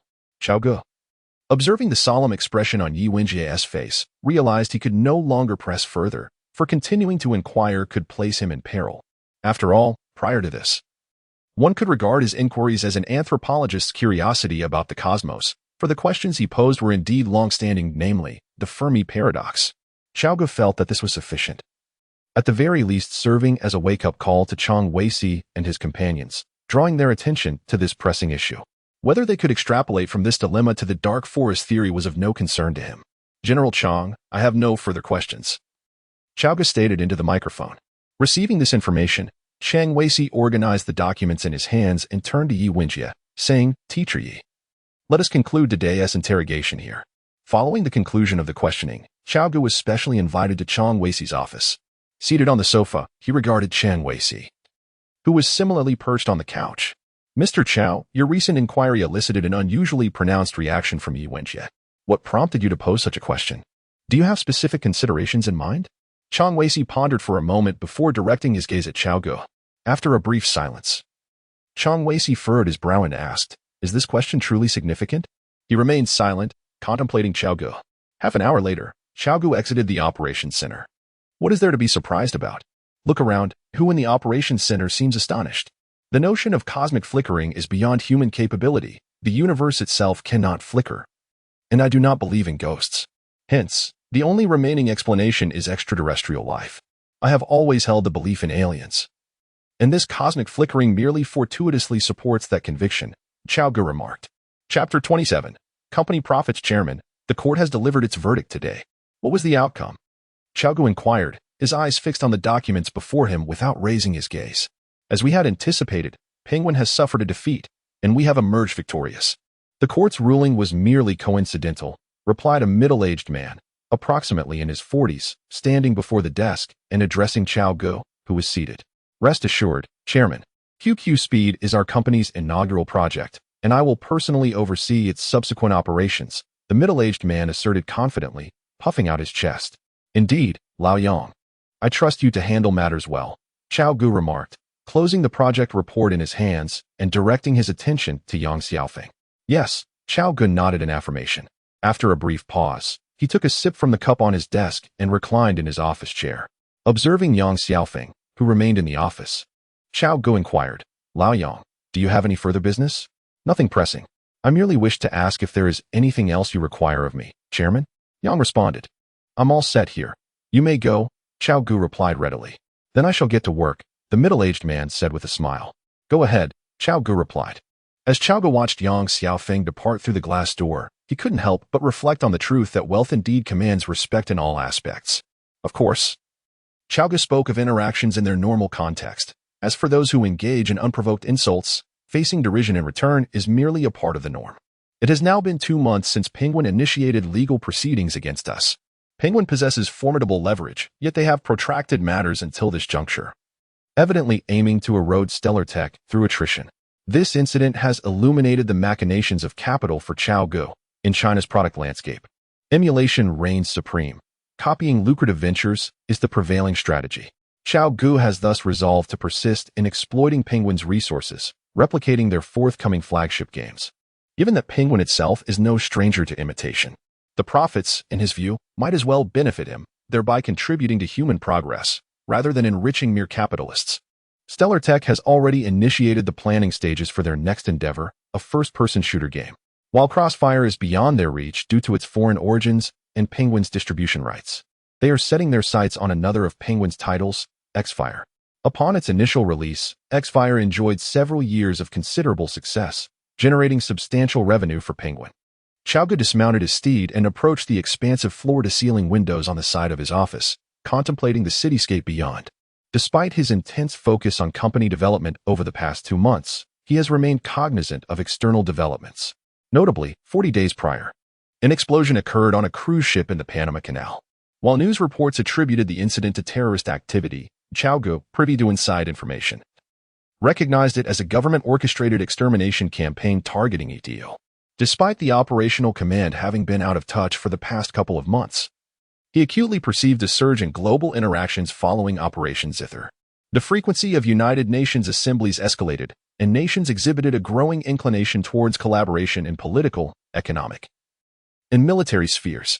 To the uninitiated, it might seem that global affairs were stabilizing, as localized conflicts waned and former hotspots fell into quiescence. These ceasefires seemed to occur without apparent cause, yet Cao Ge was aware that governments were preparing to disclose the existence of the Trisolarans. The United Nations Security Council was poised to transform into the Planetary Defense Council, and the United Nations itself would shed its historically awkward role in international conflicts, evolving into a comprehensive agency with administrative capabilities. In essence, a unified global government was on the horizon, ushering in a federal system akin to that of the United States. While national governments would retain their domestic authority, the United Nations would serve as the supreme administrative body in matters concerning the Trisolaran threat, harmonizing the allocation of resources across nations. The world was on the cusp of entering an era of crisis, with the global landscape set for a seismic shift, and the economic order poised for a revolutionary transformation.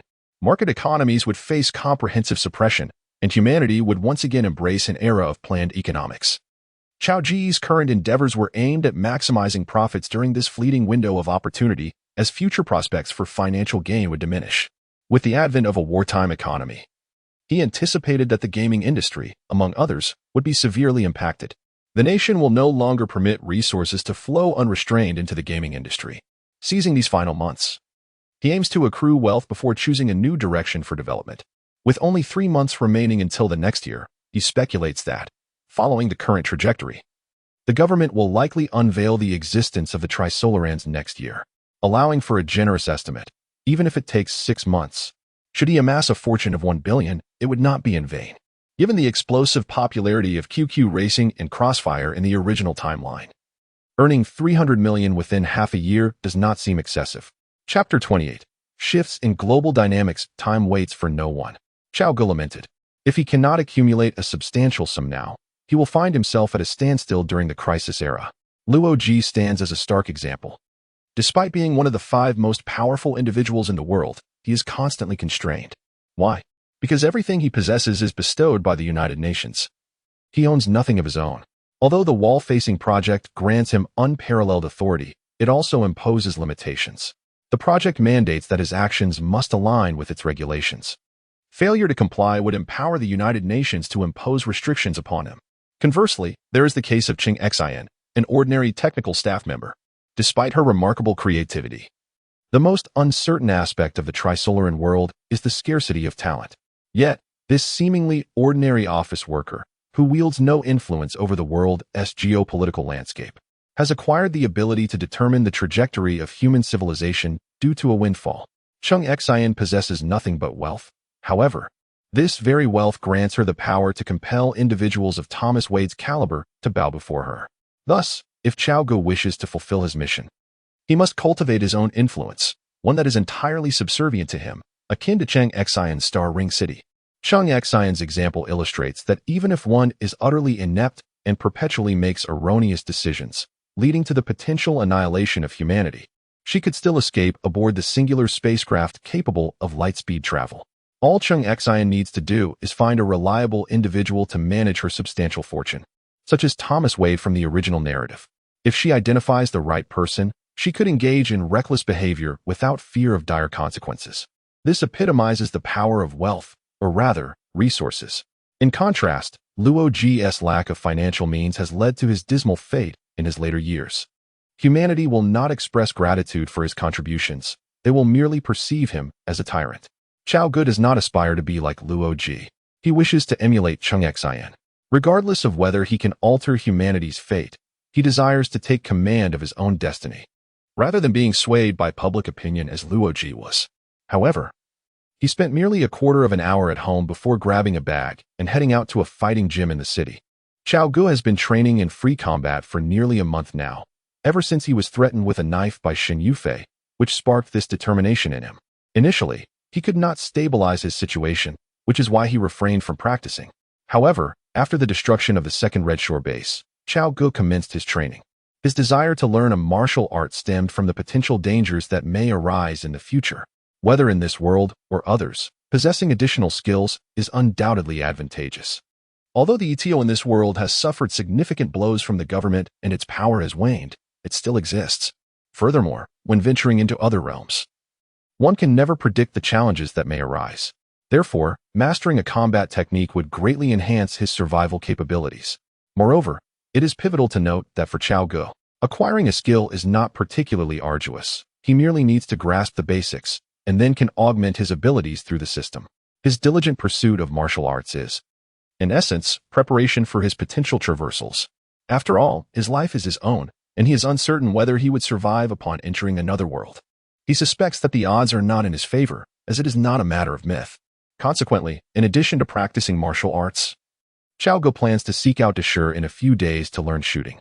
With ample financial resources at his disposal, as long as he masters the fundamentals of firearm usage, he can easily join a shooting club to hone his skills. Cao Ge's current life diverges significantly from his prior expectations. However, there is little choice but to endure during the initial stages of entrepreneurship. Once he is firmly on track, he can contemplate other pursuits. Presently, he embodies the roles of a youthful scholar and a budding entrepreneur, identities that are plentiful in society and bear little significance. And he also holds a position as a scientific advisor, albeit one devoid of any real authority. His influence on the external world is currently confined to the realm of the internet gaming industry. Beyond that, he wields no significant impact and is unable to intervene in the myriad projects underway or on the horizon across various nations. The future belongs to politicians, whose influence will reach its zenith. A small entrepreneur like Cao Ge is deemed expendable in the eyes of the government, and he cannot sway the course of the world. He must alter this predicament. He requires a voice in the matter. However, such authority cannot be acquired solely through his modest wealth. Rather, he must convert his financial resources into reliable leverage. Otherwise, no one will heed his words. Yet, he is reluctant to become a figure like Luo Ji. Cao Ge aspires to gain a voice through his own capabilities, rather than through the Wallfacer project. The power obtained through the Wallfacer project is destined to be lost in the same manner. Over the past 2 months, he has found himself at a loss for other pursuits. Time has swiftly passed, and suddenly, 8 months have elapsed. On this particular day, the sky is clear and bright. Cao Ge sits in his garden, basking in the sunlight. As previously speculated, in May of this year, governments around the world commenced the announcement to the public regarding the impending invasion of Earth by the Trisolarians. Following this revelation, global chaos ensued, prompting governments to declare the formation of a planetary defense council to coordinate social resources and establish defensive capabilities against the Trisolarians, who are expected to arrive in 4 centuries. In the ensuing 3 months, governments worldwide initiated deliberate adjustments to their respective economies. Societal investment and entertainment experienced a noticeable decline, with substantial capital being channeled into space exploration and national defense research. Amidst this prevailing environment, Cao Ge's gaming company struggled to survive, ultimately ceasing game development a week prior, retaining only a small contingent to manage their immensely popular titles. Stellar Technologies entered an era of significant layoffs coupled with extensive recruitment, downsizing its planning departments while simultaneously expanding its high-tech workforce. Cao Ge had resolved to venture into the communications sector, initiating research into a new generation of smartphones, with the ultimate goal of evolving into an artificial intelligence research enterprise. Following 6 months of operation, Cao Ge's personal net worth had ascended to 1,500 million. Concurrent with Stellar Technologies' transformation, Cao Ge was on the cusp of commencing his journey through time. Chapter 29. Confined hibernation pod. Darkness, absolute and profound, enveloped a space devoid of any illumination, an abyss where visibility ceased to exist. Abruptly, a faint, pale blue-yellow light emanated from a metallic, coffin-like structure positioned along one side of the pitch-black environment. Cao Ge awoke from his slumber, his eyes slowly opening, his brow furrowed in profound mental exhaustion. This was swiftly followed by a pervasive sense of bodily weakness, his mind akin to a frozen computer. He found himself suspended within a cramped, nearly 2-meter-long iron enclosure. The interior was illuminated by dim amber light, revealing an array of iron frameworks and tubing of indeterminate purpose. With weary effort, Cao Ge extended his right hand and haphazardly removed the oxygen mask from his face, beginning to struggle. He was oblivious to the circumstances surrounding him. His head throbbed with such intensity that even the simplest thoughts eluded him. Gasping for breath, he beheld a sheet of metal before him, partially obscured by a pane of transparent glass, through which only darkness could be discerned outside. In a fit of desperation, he pressed a button on the device that had suspended him in midair. With a resounding thud, he plummeted to the cold metal surface beneath him. At that moment, with a sharp click, the hatch opened automatically, and Cao Ge, caught off guard, tumbled out. With a clatter, he awkwardly crawled out of the sleep chamber, his limbs heavy and unresponsive. The surroundings were shrouded in darkness, and he collapsed to the ground, utterly disoriented, with no recollection of how he had arrived in this place. He glanced down at himself, feeling sticky and uncomfortable, as if a thick layer of translucent adhesive coated his skin. Cao Ge removed the syringe from his arm and peeled away the nearly dried adhesive from his skin, then shakily rose to his feet. How had he ended up here? Suddenly, a sharp pain pierced through his head, causing him to clutch it in agony, as if it might explode. This torment persisted for a quarter of an hour before it began to subside. Cao Ge staggered to a metal table, observing the array of buttons and a liquid crystal display atop it, his brow furrowed in confusion. A thick layer of dust, nearly half a centimeter deep, blanketed the table, and it was only then that he became aware of the musty odor saturating the air. He pulled out the sliding chair and sat down, blowing a breath onto the surface of the table, sending a cloud of dust swirling into the air. Cough, cough, cough. Cao Ge continued to cough incessantly, rising without taking the time to discern the text on the button, and moved towards another location. In the dim light, he approached an iron box resembling a wardrobe. This metallic container stood tall, approximately 3 meters in height, its cold surface adorned with indistinct stickers. Cao Ge opened the metal cabinet to reveal a personal storage space, containing several black garments akin to uniforms and various everyday items such as toothpaste and a toothbrush. As he rummaged through the contents, he stumbled upon a few unfamiliar photographs. However, after a moment's contemplation, he realized he had no recollection of them and set them aside. He donned one of the garments and seated himself on a pull-out stool beside the cabinet. Why am I here? Was the thought that plagued Cao Ge's mind as he lifted his gaze towards a nearby metal box resembling a cryogenic pod. He could only remember his name, Cao Ge, and was utterly oblivious to the circumstances surrounding him. The basement-like space enveloped him in an overwhelming sense of oppression, with walls forged from steel, shrouded in darkness except for the faint glow emanating from the cryogenic pod. The surroundings remained obscured, only faintly visible in the vicinity of the pod. The metallic lid of the cryogenic chamber bore a number and personnel information. Colonel Walker, Cao Ge read aloud. Walker? He glanced at the vacant cryogenic pod, a wave of panic washing over him. How could it be Walker? I am clearly Cao Ge. It should be Cao Ge. In a state of distress, Cao Ge exclaimed. Ah, the pain in his head surged again. He clutched his head and crouched down, crying out in agony. He distinctly remembered his name was Cao Ge, yet the inscription above read Walker. What on earth had transpired? How had he awakened in this place? The surroundings were eerily silent, to the point of absolute stillness. Devoid of even the faintest sound, as if he were situated thousands of meters underground. The silence was so profound that if he did not create some noise, his ears would surely rebel against it. In the pitch-black space, Cao Ge found himself seated on a metallic slide chair. A considerable amount of time had elapsed since the malfunction of the sleep chamber, and the lights within had long since extinguished. Yet he remained unable to recall why he was there. Apart from the round hatch that he could not open, he discerned nothing that could aid him in deciphering his environment. He only knew he was confined within a modest steel box, utterly ignorant of its location or purpose. The densely arranged buttons and LCD screens on the metallic surface before him led him to speculate that he might be at the control panel of some grand laboratory. Holding a glow stick he had retrieved from a storage cabinet, Cao Ge scrutinized the buttons on the console. He had attempted to activate them, but they were entirely unresponsive. Whether they were broken or merely locked remained a mystery. Yet, judging by the accumulated dust, it seemed this computer had not been utilized for quite some time. Much like the steel box itself, it was devoid of any signs of life apart from him. The only plausible explanation was that all traces of others had vanished.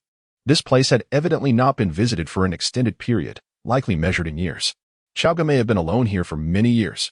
No matter how fervently he strikes the steel plate and the circular iron door, the echoes of his pounding are met with the same oppressive silence. A sense of dread envelopes him, as if he has been buried alive beneath the earth. What place is this? This thought pervades Cao Ge's mind, along with the question of why he awoke in a cryogenic chamber belonging to someone named Walker. Why is he the sole occupant? Where have the others gone? Has he lost his memory? Is his name truly Cao Ge, or is it Walker? He is consumed by curiosity. Perhaps he has unwittingly participated in a clandestine experiment. Cao Ge realizes that he cannot afford to remain idle. He must take action to save himself. Given the dilapidated state of this space, it seems likely that no one will come to his aid before he succumbs to death. Furthermore, he is unable to re-enter a state of suspended animation, and the unknown edibility of the provisions in his personal storage cabinet suggests that they will not sustain him for long. Time for self-rescue is fleeting. And even if hunger does not claim him swiftly, the oppressive silence and darkness of his surroundings will surely drive him to madness within days. Humans are inherently social creatures, and one cannot endure prolonged isolation in such an utterly quiet and dark environment. Cao Ge begins to rummage through the metallic control panel before him, persistently searching beneath the desk. He refuses to believe that such a vital system lacks a secondary backup. The activation button must be hidden in some unseen corner, and all that Cao Ge needs to do is locate this switch. Before addressing anything else, he must first restore power to the chamber. Chapter 30. 900 years after a brief search, he indeed discovered a red button resembling a switch beneath the control console. Without a moment's hesitation, Cao Ge twisted and turned the switch. With a sharp click, he gazed at the still darkened space, realizing his attempt had failed. Sighing deeply, he couldn't help but express his frustration. With a series of fervent rotations, the environment remained unchanged. In exasperation, he struck the metal panel nearby with his fist. A resounding clang. The corrosion of the screws caused the metal sheet to fall away, revealing a circular ring reminiscent of a steering wheel.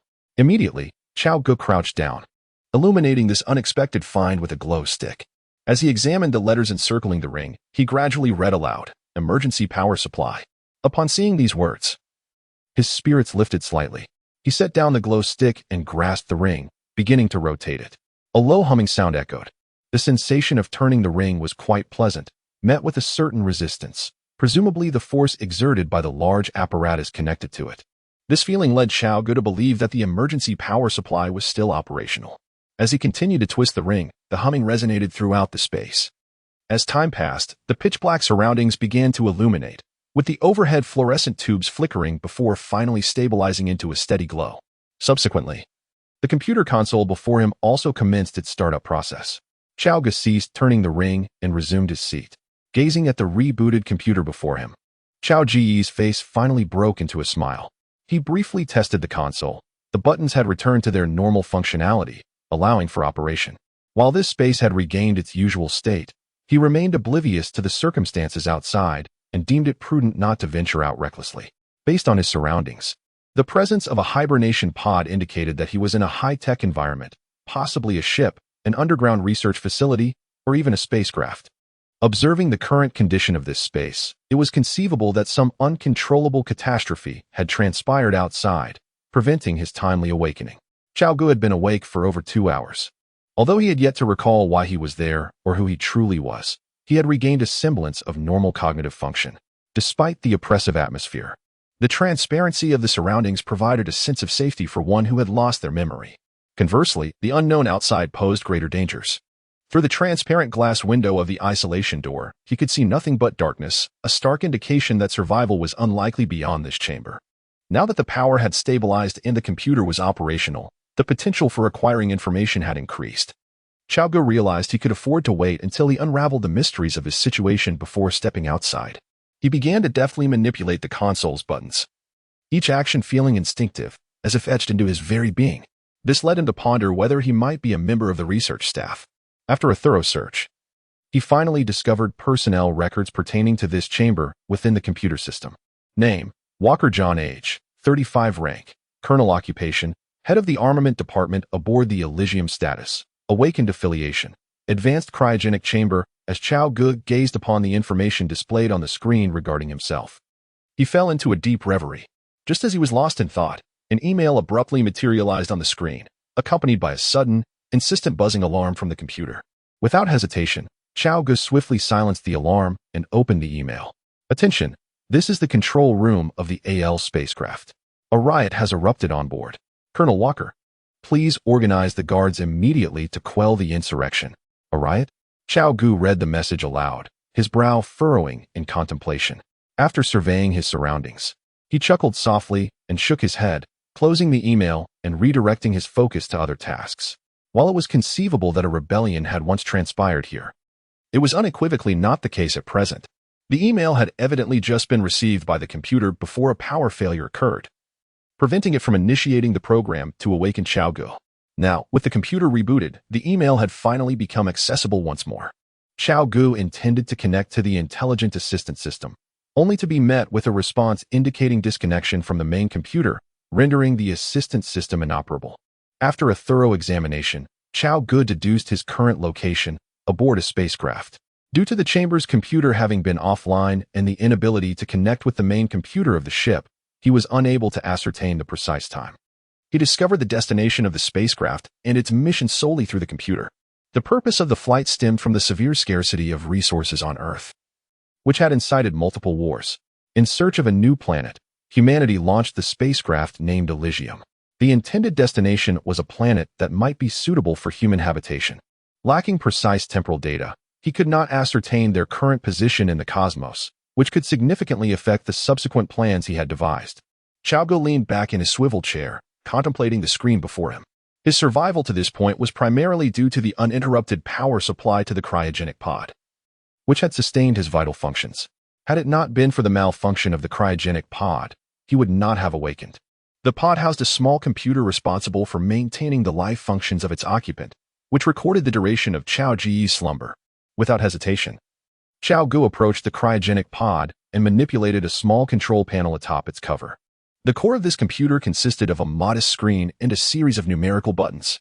Upon attempting to access it, he found that both fingerprint and facial recognition scans had failed, leaving him with no choice but to input a password.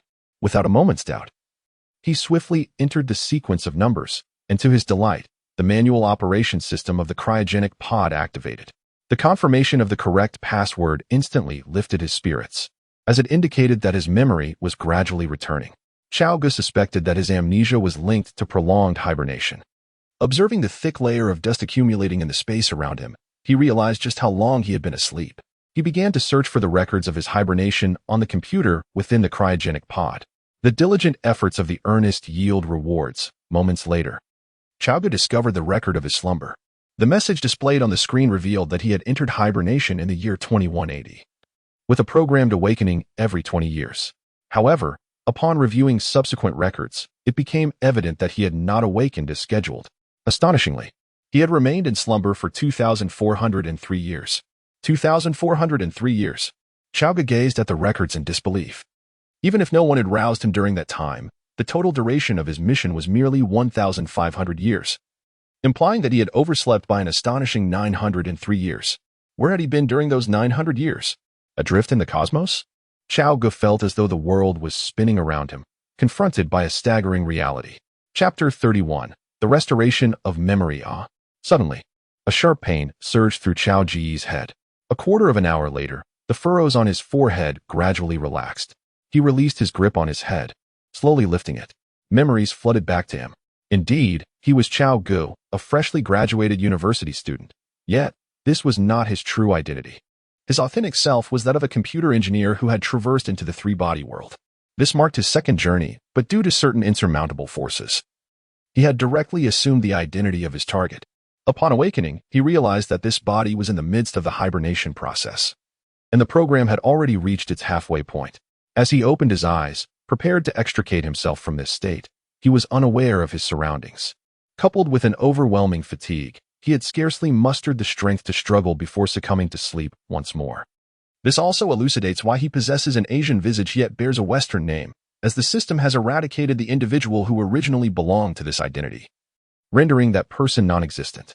Upon awakening, he found himself here. Given that the host is already equipped to execute tasks, the following assignments are hereby proclaimed. Task 1. Title: The Human Ember Project Content. Rescue the remaining humans and safely transport them to the designated planet. Task 2. Title: Eliminate the threat content. Annihilate the mutated humans. Cao Ge gazed at the suddenly materialized list of tasks before him, feeling little astonishment. After he resolved to abandon the rather mundane existence in the Trisolaris world, he was aware of what awaited him. The task system would undoubtedly issue assignments, which was beyond question. However, the name of the system, the Savior System, took Cao Ge by surprise. Since tasks must be fulfilled, a fundamental understanding of the world's backdrop and the events at hand is imperative, lest he becomes a mere pawn. Cao Ge promptly summoned the task system panel in its entirety. Savior System. Host: Cao Ge, Walker. Skills: Computer Science LV1, 3100. Free Combat LV0, 10100. Functions: Traversal. Enhancement Current Tasks: The Human Ember Project, incomplete. Eliminate the threat, incomplete. Host's Temporal Spatial Location, Deep Space Amnesia. Ultimate Goal: Alter the fate of humankind on Earth. The character information is succinct, and the system panel is exceedingly minimalist, devoid of any superfluous embellishments. Deep Space Amnesia? With a furrowed brow, Cao Ge pondered for a moment, eventually unearthing a fragment of information from the depths of his mind. It pertained to a British science fiction thriller, seemingly released in 2009, which he had indeed watched. The protagonist, Walker, was an unfortunate soul. Though the cryogenic pod had spared his life, it was ultimately Cao Ge who had met his demise, usurping Walker's identity in the process. For instance, this time, he had acquired a memory that would significantly aid him in accomplishing his mission. The space he inhabited appeared to be sealed, yet it concealed hidden conduits. His authority aboard the vessel was exceptionally high, as he was responsible for the safety of the ship's structure, thus privy to certain passages accessible only to himself or individuals with even greater clearance. Without their authorization, no matter the efforts exerted, those hatches remained impervious. The ship's systems prioritized power supply, with the cryogenic pods at the pinnacle. Therefore, even if the spacecraft were to crash and the main computer were to lose contact, the cryogenic pods would persist in their operation, provided the small computer and life support system associated with the pods functioned correctly, allowing him to remain in suspended animation. Now aware of his existence in this world, he began to grasp the nature of his mission with clarity. The spacecraft was named Paradise Spacecraft, carrying a total of 60,000 souls on a journey to the planet Tanis. However, during their voyage, an alarming message from Earth arrived, proclaiming that, for reasons unknown, humanity had faced extinction. They were the last remnants of humankind in the cosmos. The computer in the cockpit received this information instantaneously, promptly alerting the crew members in the cockpit, of whom only 3 were awake at the time: the captain, the Minister of Energy, and a lieutenant named Galen, who served as the captain's assistant. Galen, unable to withstand the crushing blow, suddenly succumbed to madness, taking the lives of both the captain and the first officer. From that moment onward, he was the sole bearer of this grim knowledge, while the others remained in a state of suspended animation. In other words, this colossal spacecraft fell under his dominion. As time progressed, Private Gulliwan's mental state deteriorated further, and he gradually developed a profound fear of the abyss. He manipulated the ship's systems to awaken a portion of those in slumber, only to confine them in a cramped space, depriving them of sustenance. Ultimately, in their desperate bid for survival, they resorted to cannibalism. Indeed, the ship had spiraled into chaos. Humanity harbored a prion virus, And when individuals resorted to consuming their own kind, they became infected, leading to madness and the gradual transformation into monstrous beings. Years turned to decades, and Private Gullion ascended to the throne of the ship, becoming increasingly tyrannical and devoid of compassion. Each day, he reveled in the depravity of human nature. Yet, as time wore on, the thrill faded, prompting him to randomly select a cryo chamber and fall into slumber. However, those who had survived by feasting upon their kin endured, and they even begot offspring. Thus, centuries elapsed, and the progeny of these beings, having never witnessed the sun, the moon, the earth, or flora, began to undergo a transformation. Evolving into entirely different creatures, they adapted flawlessly to the confines of the vast spaceship, perceiving it as their entire world and becoming utterly isolated from humanity. With food scarce aboard the vessel, they resorted to preying upon humans, raiding larger cryochambers to satiate their hunger. For centuries, they have survived by consuming humans. Thus, their moral compass diverges entirely from that of humanity. They do not perceive cannibalism as an immoral act. Rather, it is as natural to them as the consumption of pigs, ducks, and fish is to humans, devoid of any psychological barriers. Through centuries, even millennia of mutation and evolution, they have transformed into an entirely different species.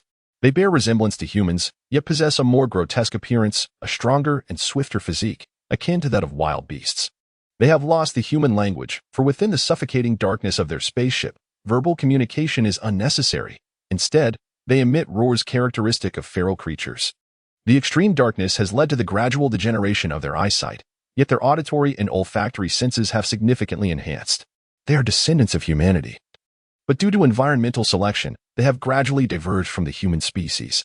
If any connection remains, it is merely that they still belong to the primate order of mammals. Beyond this, there is nothing more. Chapter 32. Initiation of the Awakening Program. This world stands in stark contrast to that of the Trisolarians. Their realm is one of relaxation, where daunting tasks await, yet time is abundant. In this world, however, everything feels urgent and immediate. Cao Ge surveyed the persistently dark surroundings, his heart gradually finding calmness. At this moment, his perception of the environment before him had transformed completely compared to his previous mindset, for he now possessed a fundamental understanding of his current situation. He approached the control console in the room and took a seat, gazing at the buttons on the metallic surface while contemplating his forthcoming strategy. According to the time log of the small computer on the cryogenic chamber, the spacecraft should currently be in a state of descent, resting at the ocean's depths. Thus, the initial task seemed straightforward. He had already devised a preliminary plan in his mind, which entailed ejecting all the surviving occupants from their respective cryogenic pods using the computer. However, the sole complication lay in the fact that the main computer of the spacecraft had lost connection, rendering any commands issued here incapable of triggering the ejection of all cryogenic pods. He could only control a few pods in proximity to him. Therefore, to rescue everyone, it would be imperative to navigate through the formidable encirclement to reach the power compartment and restart the main engine, subsequently activating the primary control system. As for the second task, the only course of action he could currently conceive was to initiate the spacecraft's self-destruct sequence after ensuring the safety of all individuals. Cao Ge sat quietly in the control chair, speechless, as the surrounding space fell into silence. The stillness lingered for several minutes before he straightened his posture and extended his hand towards the metallic console, swiftly striking the keys. Drawing upon his memories, he maneuvered the computer into a black screen interface, devoid of any visible information. Upon entering the ID JL0013, the screen transformed, revealing several options, weapons, and personnel. After a moment of contemplation, Cao Ge selected the personnel option. The screen shifted once more, and he activated the hidden camera in the adjacent chamber. The display changed, presenting another compartment, equally shrouded in darkness, where nothing was discernible. Fortunately, the camera is equipped with night vision capabilities. With a few deft keystrokes, Cao Ge activated this feature. The display transformed into shades of gray. Although visibility remained somewhat obscured, the situation in the adjacent compartment came into clearer view. Firstly, there were no signs of the compartment's door being opened, and the environment within remained undisturbed, retaining its state from before entering sleep mode. The 5 dormant pods standing nearby also showed no signs of being opened, but under the camera's night vision, faint sources of heat emanated from within. Observing this, Cao Ge let out a sigh of relief. As long as they were alive, that was what mattered. The arrangement of these individuals' compartments beside him was not without purpose. It was strategically designed to handle unforeseen circumstances. Having absorbed some of the original persona's memories, Cao Ge had come to recognize the armed personnel next door.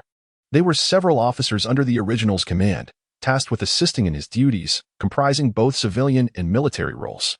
Noticing that the adjacent compartment was intact, Cao Ge deactivated the camera and proceeded to manipulate the keyboard with precision. He then stood before the small red switch, lifting the iron cover measuring merely 100 square centimeters. Behind this panel, 5 centimeters in, lay a small screen and a compact keyboard. The screen displayed a vertical line that flickered incessantly. Without delay, Cao Ge entered a sequence of numbers. Beep, beep, beep. This was a lengthy string of digits, consisting of his identity ID followed by a series of arbitrary numbers. With a decisive press of the confirmation key, a sound resonated from the wall before him, signaling its activation. Cao Ge grasped the protruding objects on the wall with both hands, exerting all his strength to pull back. With a resounding clang, his face flushed crimson, his body leaning backward as he pushed his feet forward, gradually retreating to open the imposing steel door, which measured a substantial 50 centimeters in thickness. As the chamber he occupied regained power, the one before him remained shrouded in darkness, accentuating the gloom at the threshold. Instead of stepping inside immediately, Cao Ge approached the personal effects cabinet nearby and retrieved a glowing stick from within. He snapped the glow stick in half and vigorously shook it until the light stabilized, at which point he raised it and entered the room. The chamber was not vastly different from his own. The dimensions were similar, with the only distinction being the 6 dormant pods that stood along the circular walls.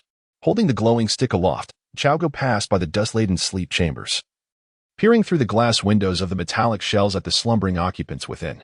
Satisfied to see that everyone appeared unharmed, he proceeded to the control console at the center of the chamber, ignoring the dust that coated the chair. He seated himself and operated the controls in the same manner he had previously to restore power to this chamber. With a hum, the overhead bulb flickered a few times before stabilizing into a steady glow. Observing the illumination that flooded the chamber, a smile crept onto Cao Ge's face. Next, he casually found a rag and wiped away the thick layer of dust from the control console, re-establishing control over the metallic terminal. He then turned his attention to the screen displaying options for awakening the dormant personnel. Without a moment's hesitation, Cao Ge pressed the affirmative button. With a press of the button, the lights in the sleep chamber behind him illuminated, and the gas within began to slowly dissipate. After a millennium of prolonged slumber, although he remained in a dormant state, the liquid had long evaporated, leaving only a residue of viscous gel clinging to his form. The Elysium spacecraft was a colossal colony ship designed to accommodate 60,000 souls, inevitably carrying an assortment of weaponry. However, the deployment of these arms required authorization from the ministers, otherwise, access was restricted. In addition to these weapons, various non-lethal riot guns were strategically located throughout the vessel. Prior to arriving at the colonization planet, these arms sufficed, as it was merely necessary to incapacitate individuals. Yet, having witnessed the original narrative, Cao Ge understood that such weaponry would be ineffective against the mutated creatures. Lethal arms were imperative. With a resounding clang, an iron door emerged from the wall not far from the control panel. A flicker of a smile crossed Cao Ge's serious visage. His memory had not betrayed him. He swiftly approached the wall, grasped the steel door, and pulled it open to reveal the firearms within. Their design bore some differences from those of his previous life. Yet fundamentally, they operated on the same principle of trigger activation. The weapons were securely affixed to the steel wall, pristine and undamaged, including handguns, rifles, and daggers. These arms had been specifically prepared for him, intended for unforeseen circumstances. Apart from his chamber, only a scant few others aboard the vessel were equipped with such provisions. As the bulk of the weaponry was stored in designated warehouses, accessible only upon landing, the sleep capsule lid gently opened, revealing the slumbering individuals within. With the restoration of power to the chamber, the awakening protocol was executed flawlessly. However, due to the prolonged duration of their dormancy, the crew members were caught off guard and tumbled to the ground. Chapter 33. Each in their own role in the heart of the sleep chamber. A solitary light hung brightly above a rectangular conference table. At that moment, 7 individuals, including Cao Ge, stood silently around a central metallic platform. None of them were acquainted. Their sole connection lay in the personnel files displayed on the small computers before them. The data indicated that they all belonged to the same team under the command of Walker.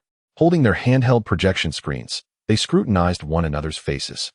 Yet they maintained a tacit understanding of silence. The dimly lit sleep chamber was enveloped in an awkward atmosphere. Observing the wary subordinates before him, Cao Ge found himself at a loss for words.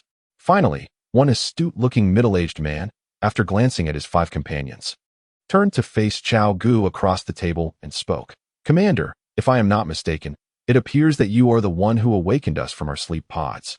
Correct?" Meeting the gaze of the middle-aged man, Cao Ge nodded affirmatively.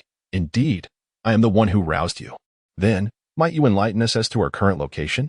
"I seem to have lost all recollection," the middle-aged man inquired, furrowing his brow in deep thought, yet yielding no answers.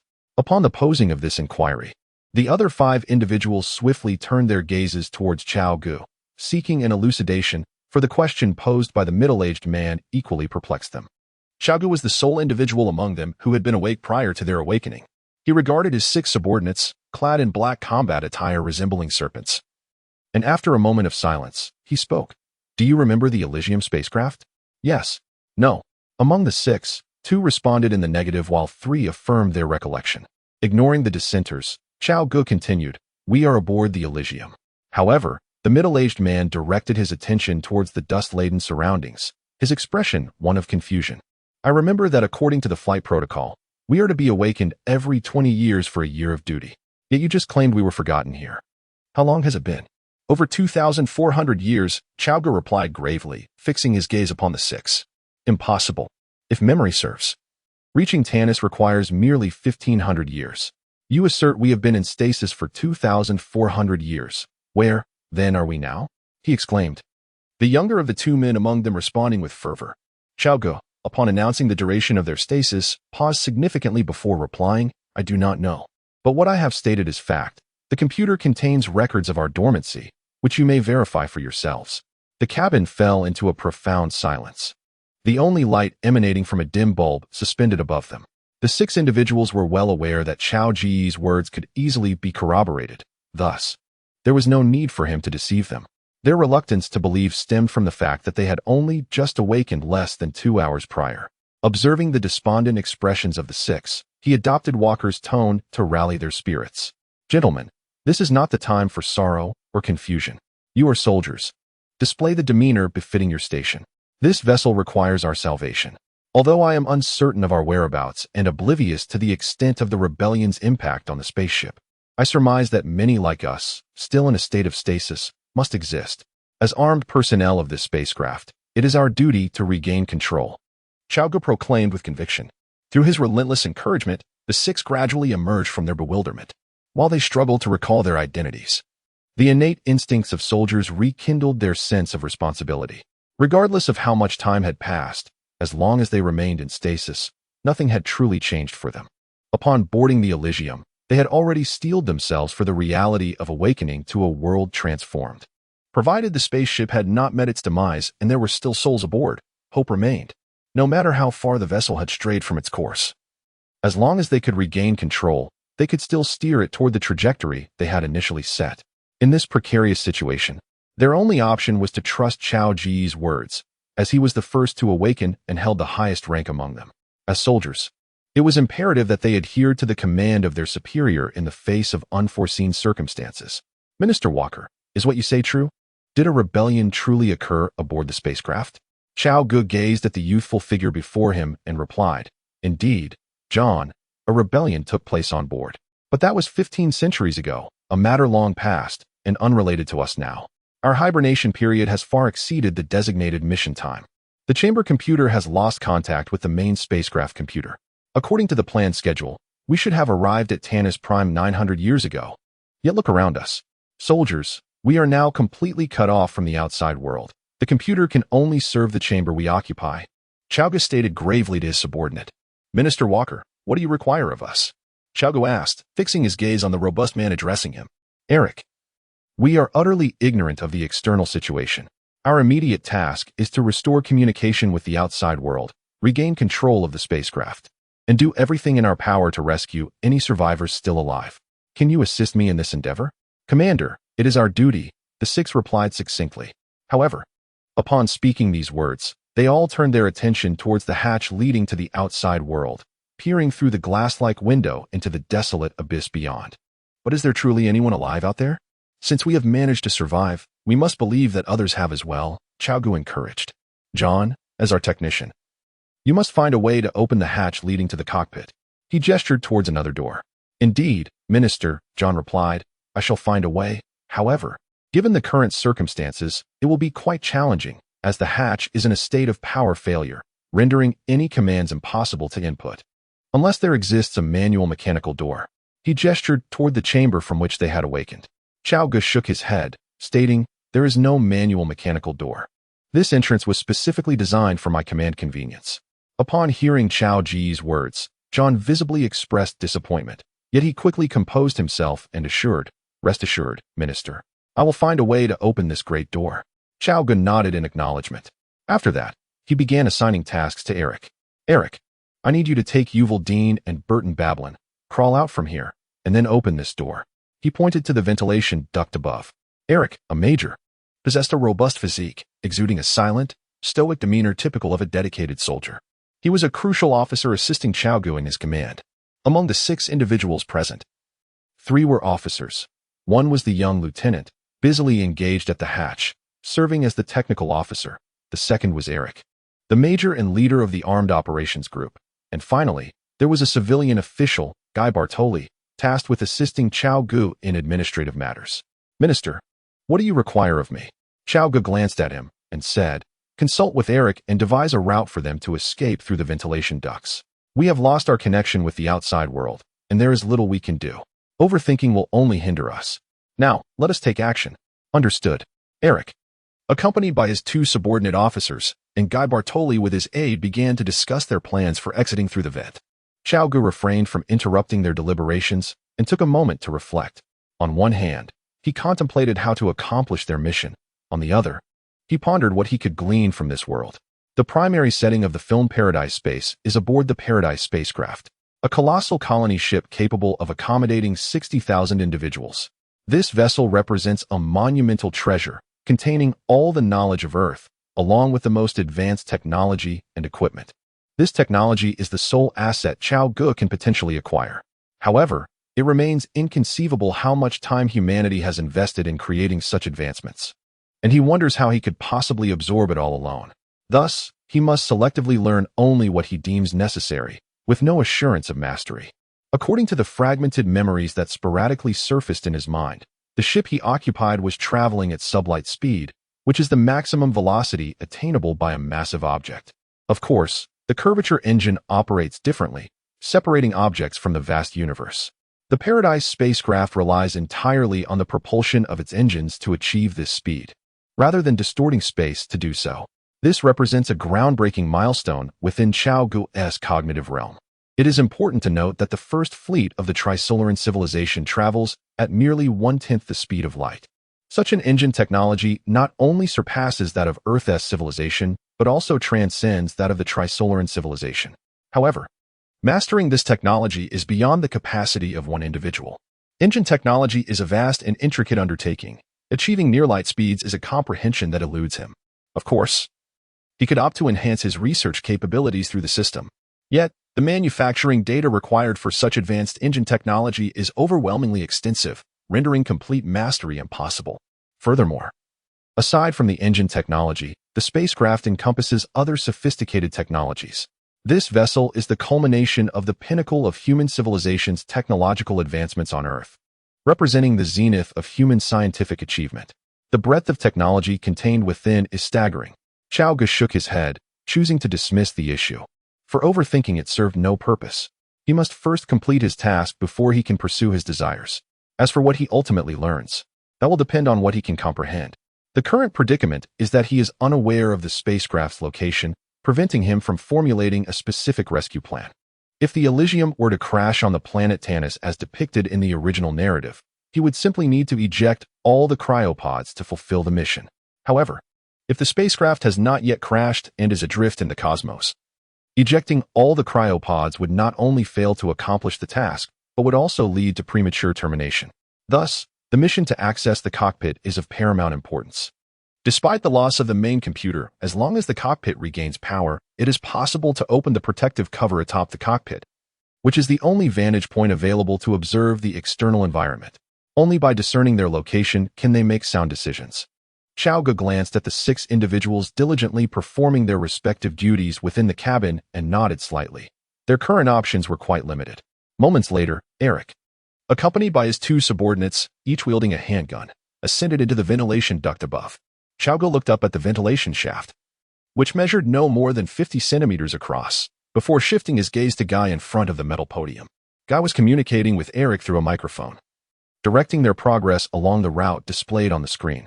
Cao Ge noted that the exit of the duct was approximately 50 meters away from their cabin in a straight line. However, considering the duct's winding nature, the actual distance was likely over 200 meters. After a brief observation, he approached the cabin door near the cockpit. John was crouched in front of the door, engrossed in studying a tablet, continuously swiping the screen. The display was filled with intricate schematics of the door's design. Any progress? Is there a way? Cao Ge inquired. John stood up, frowning as he regarded him. Minister, I will do my utmost, but it is highly improbable, he replied, returning to his examination, dismissing Cao Ge's presence. With a furrowed brow, Cao Ge leaned closer to the transparent window on the cabin door, peering inside. Yet all that met his eyes was an impenetrable darkness, devoid of any light or discernible features. Cao Ge had to venture out. Remaining inside would render him incapable of completing the dungeon task. Moreover, according to the information obtained from the system, failure to accomplish this task would result in the inability to utilize the traversal function.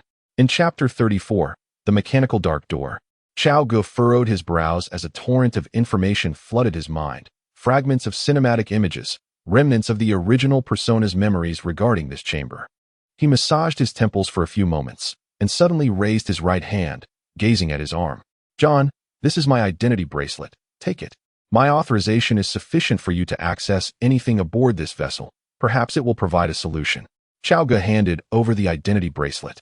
John glanced up at Cao Ge and nodded as he accepted the bracelet. Authorization code, 198602214. Cao Ge stated as John grasped the identity bracelet. John nodded and then scanned the bracelet against the computer interface in his hand. Beep. A screen illuminated, revealing an interface with a rectangular input box at its center. Devoid of any explanation, John looked up at Cao Ge for confirmation before lowering his gaze to input the authorization code. As expected, upon entering the code, the screen transformed. Within a translucent blue box, a profile reminiscent of a game character materialized.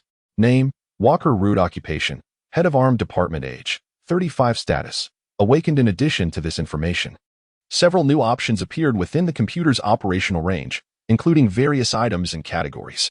John returned the identity bracelet to Cao Ge and then delved deeper into the data. At this moment, these individuals find their memories somewhat fragmented. Their obedience to Cao Ge is not a result of his unique personal charm, but rather because it represents the most prudent arrangement in a time of crisis. Naturally, they heed the commands of the highest authority, provided there are no significant errors in direction. Regarding John's rudeness, Cao Ge remains unfazed, as he is not an official in any traditional sense. The ventilation ducts here differ somewhat from those on Earth. Every inch of space aboard the spacecraft is utilized, rendering the luxury of wasting space on air circulation impossible. The ship possesses its own oxygen recycling system, typically facilitated through slender conduits. The area where Eric and his companions find themselves is better described as an extension of the spacecraft's circuitry rather than a mere ventilation duct. Given that the spacecraft is currently in a dormant state, they are able to crawl within. Otherwise, the heat would be unbearable, and the threat of electrical surges looms ominously. Upon reaching the control console, Cao Ge merely observes without issuing arbitrary commands, as specialized tasks are best left to those with expertise. Major Eric, proceed 5 more meters, and you will encounter a fork. Please veer to your right, Guy instructed, pressing a button and speaking into the microphone. As Guy searched the metallic platform while directing operations, another soldier busied himself on the ground, organizing equipment, weapons, and provisions in preparation for any unforeseen dangers. Apart from Cao Ge, each of the 6 others had their respective tasks. Cao Ge remained attentive to the proceedings. He was not idle, but rather engaged in contemplation, suddenly reminded of the wristband. which prompted him to realize there were still memories within this body that could be unearthed. If he could recall a hidden door, perhaps they would be able to escape. At present, Cao Ge's plan was to find a means of exit and subsequently awaken as many armed personnel as possible. Once his forces had grown to a significant extent, he would then decide whether to restart the spaceship or eliminate the monsters aboard. Within the quiet chamber, 7 individuals diligently performed their respective tasks as time inexorably flowed by. 2 hours had swiftly passed, and it had been 8 hours since Cao Ge had awakened from the cryogenic pod. The prospect of escape remained bleak, however. Eric and his companions had managed to traverse the ventilation ducts, though they merely transitioned from one enclosed chamber to another. The sole piece of good news was that 2 members of the flight crew, previously in stasis, had been revived, increasing their number from 7 to 9. Minister Walker, John suddenly exclaimed in the hushed chamber. What is it? Cao Ge, already vexed by the lack of an escape plan, felt his irritation deepen upon hearing John's shout. Minister Walker, come quickly. John beckoned him with palpable excitement. Noticing John's expression, Cao Ge's demeanor shifted as a possibility dawned upon him. Could it be? Rising from his seat, he approached the door where John stood. What is it? Have you found a way to open the door? Cao Ge seized the tablet from John and inquired eagerly. As he scrutinized the 3D map on the device, scrolling up and down, he had yet to discern a solution when John interjected. No, however. Utilizing the authority bestowed upon me by my position, I discovered a concealed passageway not reflected on the map by examining the spacecraft's construction blueprints, John responded, his face alight with joy. He took hold of the computer and swiped across the screen, bringing forth 2 interfaces, one displaying the current chamber's map and the other the construction schematics. By superimposing the 2 images through the computer, they identified an indistinct area situated approximately 3 meters away from the cryogenic chamber at the corner of the wall, whose shape strongly suggested it was a passageway. Cao Ge gazed at the red zone on the screen, deep in contemplation. Given his status, the existence of such a mechanical door was indeed plausible. Approaching the location indicated by the computer, he scrutinized the pristine steel wall, devoid of any cracks. This scenario did not come as a surprise to him. Naturally, if it were not displayed on the map, it would leave no trace. This door likely only appeared within the chambers of the spacecraft's commanding officers, serving a purpose that was rather straightforward, to prevent a complete power outage. Cao Ge struck the corner of the wall with the iron plate he held, producing a clanging sound that lacked purity. Immediately, John operated the computer to perform calculations, providing an answer after approximately 10 seconds. The discrepancy between the map and the blueprints is 3 millimeters. After deducting the construction error, the thickness of the steel plate should not exceed 2 millimeters, John replied. Chapter 35, The Spark Project. Guy stood at attention, brimming with excitement, and saluted Cao Ge before eagerly activating the microphone button on the control panel to converse with Eric, who was 50 meters away in another chamber. Click. Step aside. After Cao Ge opened the insurance, he spoke. Observing the weapon in Cao Ge's hand, John, who was still in the midst of his research, immediately stepped aside. With no one to impede him, Cao Ge, his expression unfazed, pulled the trigger. Bang, bang, bang. Flames erupted from the muzzle, and bullets rained down like a torrential downpour. A brief, yet urgent cacophony ensued as the 2-millimeter steel plate was effortlessly penetrated. When the barrage ceased, the once solid steel was transformed into a sieve. Cao Ge crouched down, gripping the gun and delivering a heavy blow downwards. Bang, bang, bang. With a series of forceful strikes, he completely shattered the steel plate, revealing a square hole measuring 50 centimeters on each side. Seeing Cao Ge's success, John swiftly turned and handed over the glow stick that rested on the metal table. Setting the gun aside, Cao Ge broke the glow stick in half with his hands, then crawled into the pitch-black underground space. At this point, fragments of memory began to coalesce in his mind, leading him to speculate that this might be an escape route. The glow stick's illumination intensified, ultimately illuminating the dark passageway. It revealed a rectangular corridor approximately 2 meters deep, with an additional dark tunnel at the bottom, the destination of which remained unknown. At this sight, a long-awaited smile finally graced Cao Ge's serious face. After speaking, he prepared to leap into the passage with the gun and glow stick in hand. Commander Walker, the 3 exclaimed in unison. You are our leader. You should not be the first to descend. What if there is danger? Guy, his executive officer, was the first to voice his objection. Guy, a refined gentleman in his 30s, typically spoke in hushed tones, yet he exhibited a rare moment of fortitude. However, with a furrowed brow, He ultimately responded with a simple yes. Satisfied, Carl nodded appreciatively. John, your task is to further investigate how to unlock the cockpit door. Understood, Minister Walker. John replied with a nod. Cooper, your responsibility is to continue inventorying the supplies. Do you comprehend? Carl addressed the crewman with a close-cropped hairstyle. After receiving a nod of acknowledgement, Carl leaped into the passageway. With a thud, as Carl descended, he encountered a roughly 1-meter-high square corridor. Enveloped in darkness and an eerie silence, the air thick with the pungent odor of dampness and rust. Minister, be cautious, came Guy's warning from above as Carl, gun in hand, prepared to enter. Looking up, Carl saw 3 faces, each etched with concern. A warmth spread through Carl's heart, regardless of whether they remembered him. The worry reflected in their expressions was unmistakable. He nodded in response to them. Stay in contact, he instructed, gesturing towards the communicator at his ear. With determination, he bent down and stepped into the corridor. Inside, silence reigned supreme. Not a whisper could be heard. Yet, this was hardly an admirable state. For the entirety of the blissful spacecraft was shrouded in such an atmosphere, both within and without. The interior is a realm ruled by those mutated monstrosities, where the remnants of humanity exist either in flight or in a state of slumber. The few who are fleeing are but a handful.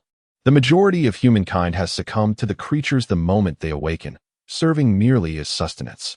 Cord cautiously navigates this treacherous domain. Though he surmises that danger is unlikely below, he cannot afford to lower his guard. After all, life is a singular and precious entity, and one cannot be overly cautious when it pertains to matters of survival. The passage stretches endlessly, occasionally twisting and turning, yet he senses that its overall trajectory descends. This is hardly surprising, as his cabin is situated near the control room, among the uppermost levels. As time passes, he intermittently hears resonant impacts against the steel walls on either side. There is no alternative. Descending requires traversing numerous compartments, and this vessel has become the dominion of those beasts. Yet he remains unperturbed, for his calculations reveal that the thinnest sections of these steel walls measure at least 20 centimeters, providing ample protection against any incursions. Cord continues his silent descent, walking for over an hour before the incline of the passage gradually flattens out. The ship, the Elysium, is colossal, capable of accommodating 60,000 inhabitants. Boasting a diameter exceeding 2,000 meters and a height surpassing 1,000 meters. Thus, despite the passage's considerable slope, it takes him nearly an hour and a half to emerge from it. He raises the glow stick in his hand, illuminating the vast, inky expanse before him. This space is immense. The glow stick barely casts light upon a radius of 3 meters around him. In the pitch-black expanse, an eerie silence enveloped the surroundings, the only sound being the echo of his footsteps as Cao Ge cautiously surveyed the area. Unbeknownst to him, 50 meters above, a surveillance camera slowly pivoted, honing in on his figure. Biological detection activated, initiating recognition protocols. On an obscure screen, English letters began to materialize. Name, Walker John. Position, head of the armed forces aboard the Elysium. Rank, Colonel. The system determined that this individual met the activation criteria for the ignition project. Ignition project initiated. With a sudden click, as Cao Ge continued his careful exploration, the area was abruptly illuminated. Before him stretched an immense chamber, soaring 50 meters in height, with a length and width exceeding 100 meters, where a colossal spacecraft stood on the flat ground. The sudden burst of light startled Cao Ge, causing his expression to shift dramatically as he discarded the glow stick and tightened his grip on his firearm. Chapter 36. Murphy, who is there? Cao Ge shouted with a grave demeanor. Minister Walker, it's me, Murphy.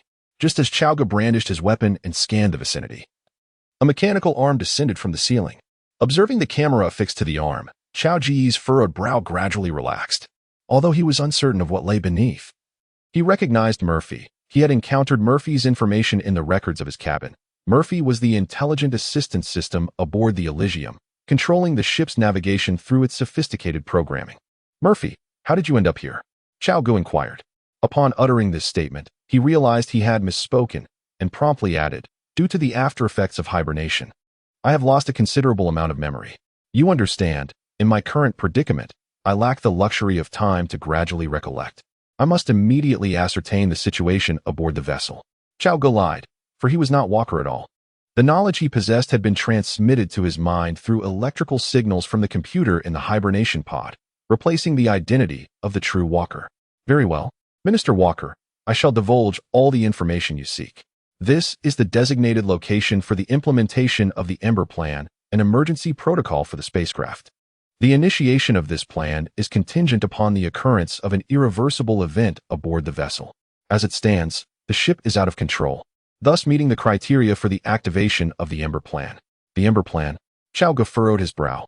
The Ember Plan is a survival initiative devised by the Earth Federation, aimed at preserving a small segment of humanity in the event of the euphoric spacecraft going awry, ensuring the continued existence of the human race. A cold, emotionless voice, distinctly feminine, resonated within the chamber. Though not particularly melodious, it was far from unpleasant. After listening to Murphy's explanation, Cao Ge offered no verbal response, merely nodding in silent acknowledgement. Murphy, could you inform me of the current status of the spacecraft? Cao Ge inquired. As of 3 centuries ago, I lost contact with the main computer of the vessel. I can only control the present chamber. To regain command of the ship, the main engine must be activated, followed by a system reboot, Murphy responded. Is there no other way? Cao Ge inquired. There is. Murphy replied. What method? Cao Ge asked, his face revealing a hopeful urgency. This matter was of great significance. If he could restore the spacecraft's communication and control, he would be able to remotely awaken those still in a safe state and direct them, significantly increasing their chances of success. Through manual connection, which meant connecting via circuits, seemed inherently unreliable. Even if he possessed sufficiently long data cables, it would be impossible to traverse the chambers heavily occupied by the creatures. Minister, is everything all right? Do you require assistance? Just as Cao Ge was about to pose another question, he heard Guy's voice through the communicator in his ear. Cao Ge glanced at the camera and pressed the communicator, saying, It's fine, everything is secure. As long as it's safe. What is the situation below? Has the minister discovered something? All right, Minister, be careful down there, and let me know immediately if you need support. I will, Cao Ge affirmed. Murphy, please brief me on the current state of the cabin and the available equipment, Cao Ge requested, turning to Murphy. Certainly, Minister Walker. The Fireseed project is equipped with a spacecraft capable of interstellar travel, accommodating 50 individuals simultaneously. It possesses all the necessary life support systems for humans, and it contains 10,000 pairs of fertilized eggs, which can lead to a population explosion shortly after locating a suitable colonization planet, Murphy responded. Cao Ge gazed at the colossal spacecraft docked on the deck, steadying his resolve within. The spacecraft serves as a beacon of hope for those still alive in the realm of bliss, yet for him, it is akin to a superfluous appendage, lacking flavor yet too precious to discard. Should he choose to abandon this world, he could commandeer the vessel and escape. However, the crux lies in his reluctance. Even if he were to leave, where could he possibly go? The Earth is in ruins, and before the infinite expanse of the cosmos, his destination remains elusive. Murphy, I need to ascertain whether there exists a passage connecting this chamber to the outside world, Cao Ge inquired. Yes, came the reply. A smile graced Cao Ge's face upon hearing this. If his memory served him correctly, the door to the DNA repository could indeed be opened, which signified that their escape was feasible. The subsequent plan became clear. They would exit through this portal, rescue those who could be saved, then activate the main engine, reboot the central computer, and ultimately eradicate the lurking monsters. Murphy, pinpoint the current location of the spacecraft. Cao Ge suddenly remembered something and addressed the camera mounted on the mechanical arm, attempting to locate. Thus, we presently exist within the cosmos. He gleaned from Murphy's words. Murphy disengaged the protective shield. Cao Ge descended the steps to stand before the outer steel wall of the spacecraft. With a mechanical whir, the steel wall before him slowly parted in the middle, revealing the vastness of outer space. Due to the illumination within his chamber, it took several seconds before he could discern the faint twinkling of stars against the inky blackness of the universe. Outside was shrouded in darkness. Save for the distant canopy adorned with scattered stars, their light dim and muted. The scene before him diverged significantly from what he had witnessed in science fiction films. The starfield surrounding him was desolate, devoid of any substantial stars, rendering it dim and lifeless. Nevertheless, this was perhaps fortuitous, for the objectives of Mission 1 and Mission 2 were highly congruent, fulfilling the latter inherently meant accomplishing the former. Cao Ge reassured himself. Murphy, seal the steel wall, he commanded. Turning to stride toward the farthest reaches of the deck, he halted before the hatch leading to the armory. Murphy, open the hatch, Cao Ge instructed the camera. Yes, Minister Walker. I will unlock the armory for you immediately, Murphy's cold voice responded. With a click, accompanied by a rush of pressurization, the circular hatch gradually swung open, revealing a lengthy corridor. With each step he took into the passage, the lights along its sides illuminated, until he finally emerged. At which point the entire chamber was awash in light. It was an expansive space, exceeding 6 meters in height, with an estimated length and width of 30 meters each. The chamber was filled with an array of weaponry, ranging from a mere dagger to colossal shells. Everything imaginable and unimaginable was present. Chapter 37. The DNA Genetic Repository. Lieutenant Liz Max reports, awaiting your instructions, Minister. Corporal Mil Gudrian reports, awaiting your instructions, Minister. Inside the chamber, Cao Ge regarded the two unfamiliar faces before him, a man and a woman clad in black crew uniforms, who were members of the ship's off-duty personnel, tasked with the inspection and maintenance of the vessel. The duration of this mission spans an astonishing 1,500 years.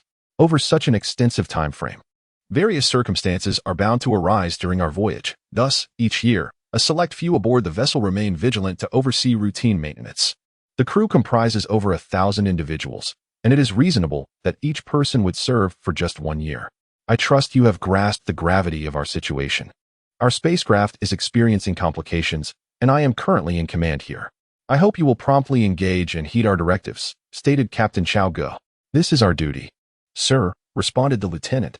Excellent, Cao Ge nodded, expressing his satisfaction with their demeanor. There is a matter that requires your attention. Upon hearing this, all 8 individuals turned their gazes toward him.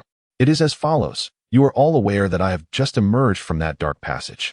Cao Ge's expression grew grave as he regarded the soldiers before him. He harbored reservations, fearful that revealing the truth might exacerbate the situation. The tragic events aboard the ship were precipitated by Corporal Galen's inability to accept the destruction of Earth, leading to his psychological unraveling.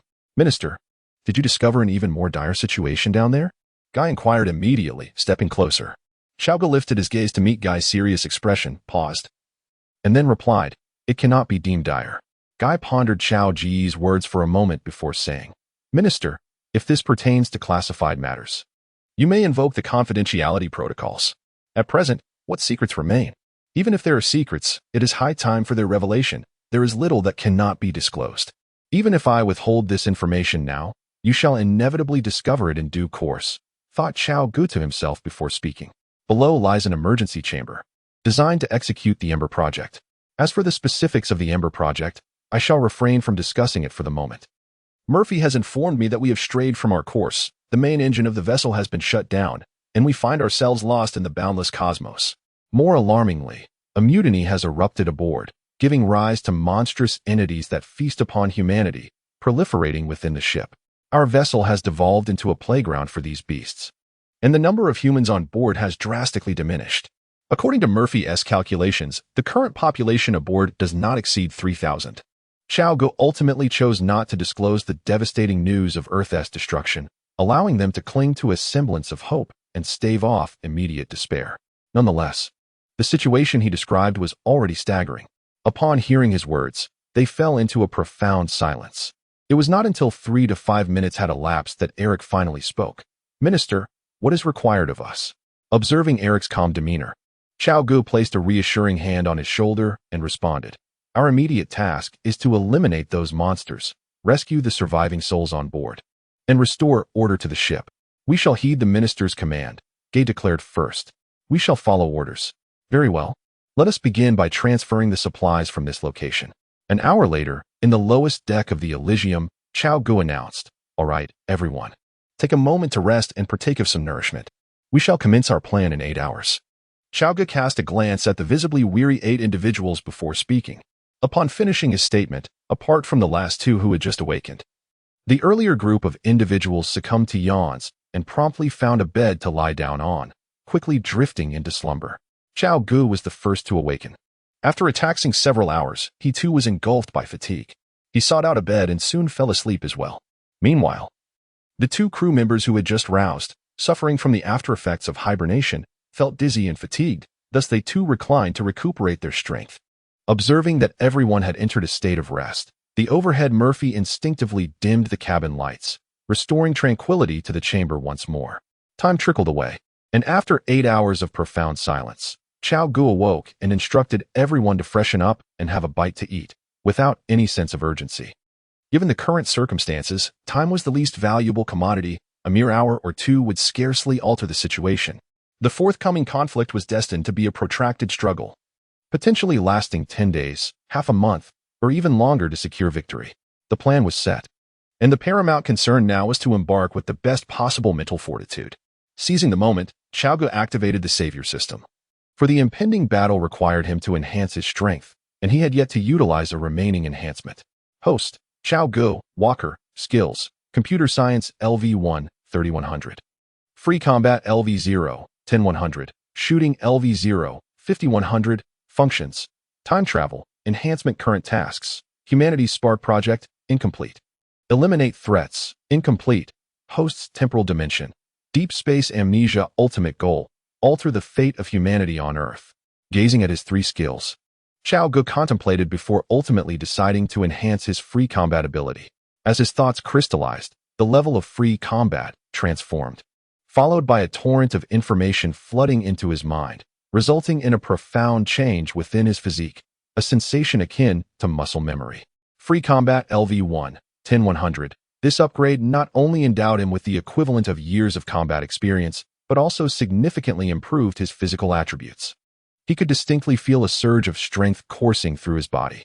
Cao Ge's choice to enhance his combat skills stemmed from the unique nature of this world. In the confines of close-quarters combat, the demands on physical prowess surpass those required for shooting. In a spaceship, marksmanship is less critical. Merely aiming at a target suffices. However, the creatures in this realm possess extraordinarily robust physiques, rendering it impractical for Cao Ge to rely solely on firearms. He must devise strategies for combat in the absence of weaponry. Content with his upgrade, Cao Ge was acutely aware of his newfound capabilities. Half an hour later, everyone was clad in their gear, standing in formation, ready to undergo inspection by Cao Ge. At this point, the distinction between combatants and non-combatants had long since vanished. Anyone capable of movement was deemed a combatant. John, Liz, stepped forward, called out Cao Ge after surveying the group. You two remain here to guide. Yes, Minister, they replied. With a nod, Cao Ge commanded, everyone else, move out.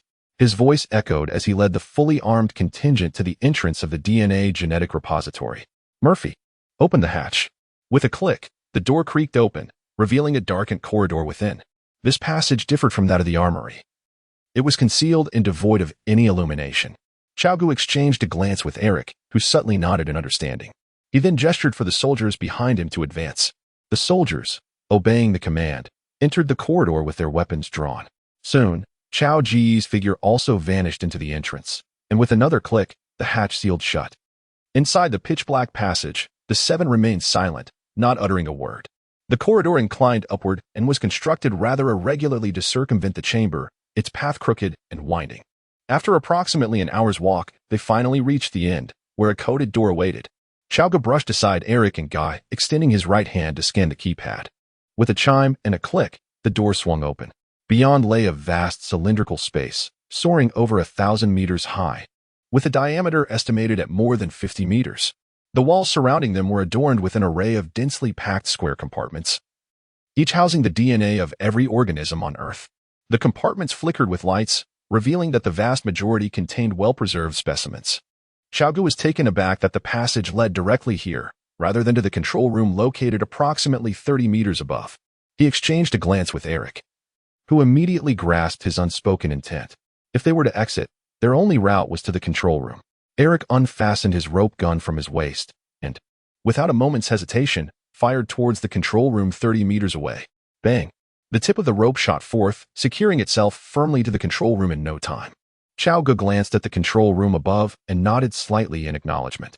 Chapter 38. The control room. Eric nodded in response, connecting the rope to his ascension device before pressing the button. With a gentle hum, he began to ascend, neither too quickly nor too slowly, taking a full minute to bridge the 30-meter gap. One hand gripped the rope while the other held the gun as he rose steadily, soon reaching the height of the control room's glass window. The control room was bathed in bright light, resembling daylight, yet it was devoid of any personnel. Eric pressed himself against the window, taking a brief survey before lowering his gaze and giving a slight nod to Cao Ge and the others. signaling that it was safe to ascend. Receiving the signal, Cao Ge looked at the others. Action. Bang. Bang. Bang. 8 ropes were launched almost simultaneously towards the lofty control room. As the rope was shot out by Cao Ge and others, Eric was already contemplating how to gain entry.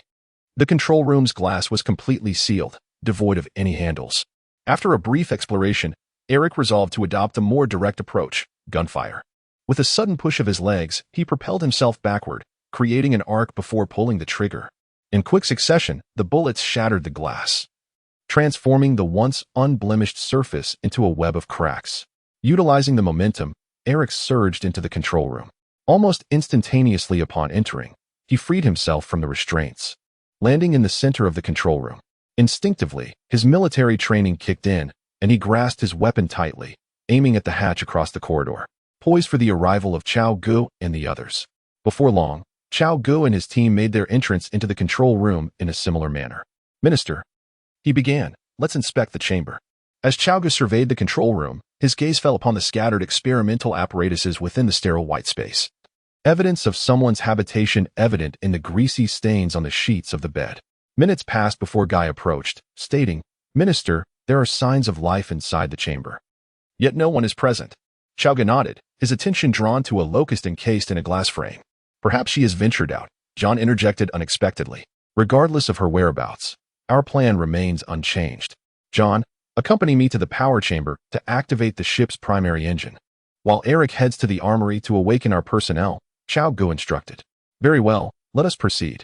Cao Ge, accompanied by the others, approached the hatch. But just as he was about to open it, the door swung open on its own. A woman, entirely smeared in black oil, stepped inside. Upon seeing Cao Ge and the others within the cabin, her expression shifted from surprise to alarm, and she brandished a steel dagger, its blade slicing perilously close to Cao Ge's neck. Reacting instinctively, he retreated swiftly, recognizing that reasoning with this frightened woman was futile. Thus, he refrained from speaking and engaged her directly in combat. Fortunately, he had honed his fighting skills prior to this encounter. Otherwise, that initial strike could have proven fatal. The incident unfolded in a flash, and Cao Ge, realizing the urgency, took 2 quick steps back before leaping into the air, executing a spinning kick aimed at her head. The impact was resounding. Cao Ge unleashed all his strength, sending the woman reeling, disoriented and collapsing to the ground, her vision blurred with stars, unable to regain her footing. They restrained her in the center of the control room, where everyone, except for Cao Ge, stood armed, surrounding her and instilling a profound sense of intimidation. Cao Ge approached the woman and inquired, reveal your identity and the current status of the spacecraft. Nadir, dazed and still recovering from the violent blow, gazed at Cao Ge, her mind struggling to regain clarity. I shall repeat myself. Disclose your identity and the circumstances aboard the ship. Nadir rubbed her forehead and shook her head vigorously before turning her gaze towards Cao Ge. This time, the figure in her eyes was no longer blurred.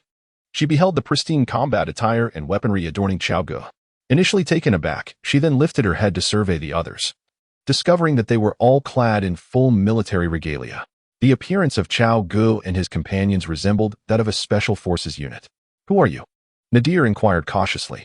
Now it is our turn to ask you, Eric replied, his expression devoid of emotion as he fixed his gaze upon her. Nadir glanced at the rugged Eric before quickly redirecting her attention back to Cao Ge, realizing that he was the one in charge among this group. Cao Ge scrutinized Nadir for a moment, then extended his right hand and introduced himself. Walker John, the armament officer of this spacecraft. After a prolonged pause, Nadir incredulously remarked, You are the crew? And there are still intact crew members alive? Cao Ge nodded, attempting to soothe Nadir, who was becoming increasingly agitated. Now, I require you to inform me of the specific circumstances outside, he instructed. That is a gun, Nadir exclaimed in astonishment, her eyes fixed on the black firearm in Cao Ge's hand. However, she quickly regained her composure and replied, I am Nadir Lugo, a researcher from the Earth's DNA gene bank. What do you intend to do, and how may I assist you? I am familiar with the route to the power chamber. I can guide you there. With the prospect of rescuing the spacecraft, Nadir instantly perked up. She had been awake for several months, during which she nearly lost her sanity and yearned to escape. The situation aboard the spacecraft was intricate, with many areas overrun by monstrous beings, making the map potentially lead them into the lairs of these creatures. Thus, it was preferable for me to guide them, Nadir stated. Cao Ge contemplated for a moment before responding. We can take you along, but all actions must adhere to command. Otherwise, we would rather take a wrong turn. Very well. Nadir replied readily. Cao Ge nodded, tacitly agreeing to her inclusion in the team, for an additional member would enhance their chances of survival. Give her a gun. Cao Ge glanced at Eric. Although Eric was somewhat reluctant, he nonetheless unfastened his sidearm and handed it to her. All right, let us proceed. Cao Ge observed Nadir as she fiddled with the pistol. With a click, the hatch opened, and they stepped into the unknown abyss. Chapter 39. The power chamber in the pitch-black corridor, the five of them, led by Nadir, advanced towards the power chamber. They split into two teams, Cao Ge with 5 members and Eric with 3. In this communal area, the spacecraft had transformed entirely.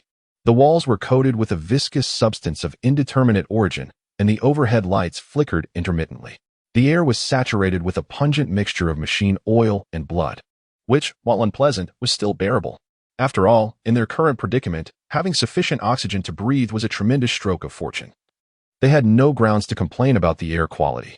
The spacecraft has drifted through the cosmos for over 9 centuries. And it is indeed a stroke of fortune that the oxygen recycling system has functioned without error, even with the primary engine shut down. The main engine not only provides propulsion but also supplies power to the vessel, which elucidates the current loss of electricity.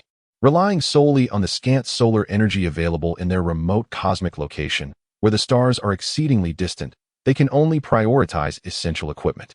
The solar panels are receiving an exceedingly minimal amount of energy, making it a remarkable feat that the hibernation pods and oxygen recycling systems continue to operate efficiently. Before long, Cao Ge and his companions, under the guidance of Nadir, arrived at a crossroads. This intersection presented 4 possible paths: forward, backward, to the sides, and even an exit above them. Let us proceed down that way, Cao Ge declared, brandishing his firearm and surveying the surroundings. The others mirrored his actions, aiming their weapons at each of the available routes. Allow me a moment to ponder, Nadir responded thoughtfully. Upon hearing this, Cao Ge paused, a frown creasing his brow as he retorted, Did you not claim to know the route to the engine room? I have only stumbled upon it once before by chance. Given the passage of time, I must take a moment to recall, Nadir replied with calm composure. A flicker of discontent crossed Cao Ge's features. Had he known this would be the case, he might have reconsidered bringing her along. Mir, bring up the route map, he instructed. Understood. Mir promptly set aside his weapon and retrieved a tablet from his pack. Minister, according to the computer's calculations, all 3 routes are viable. However, this one is the most direct. Mir pointed out the feasible path on the screen. Cao Ge took the computer, scanned the screen briefly, and then remarked, All right. Let us proceed along the nearest route. Upon finishing his statement, he returned the device to Mir. Enough of the contemplation. By the time you recall, we shall have arrived. He added, raising his firearm and advancing forward, leaving Nadir to linger in a state of bewilderment. The path they had chosen unfolded with remarkable ease, devoid of any perilous encounters. Just as they were about to pass an intersection, Cao Ge halted and gestured for those behind him to stop.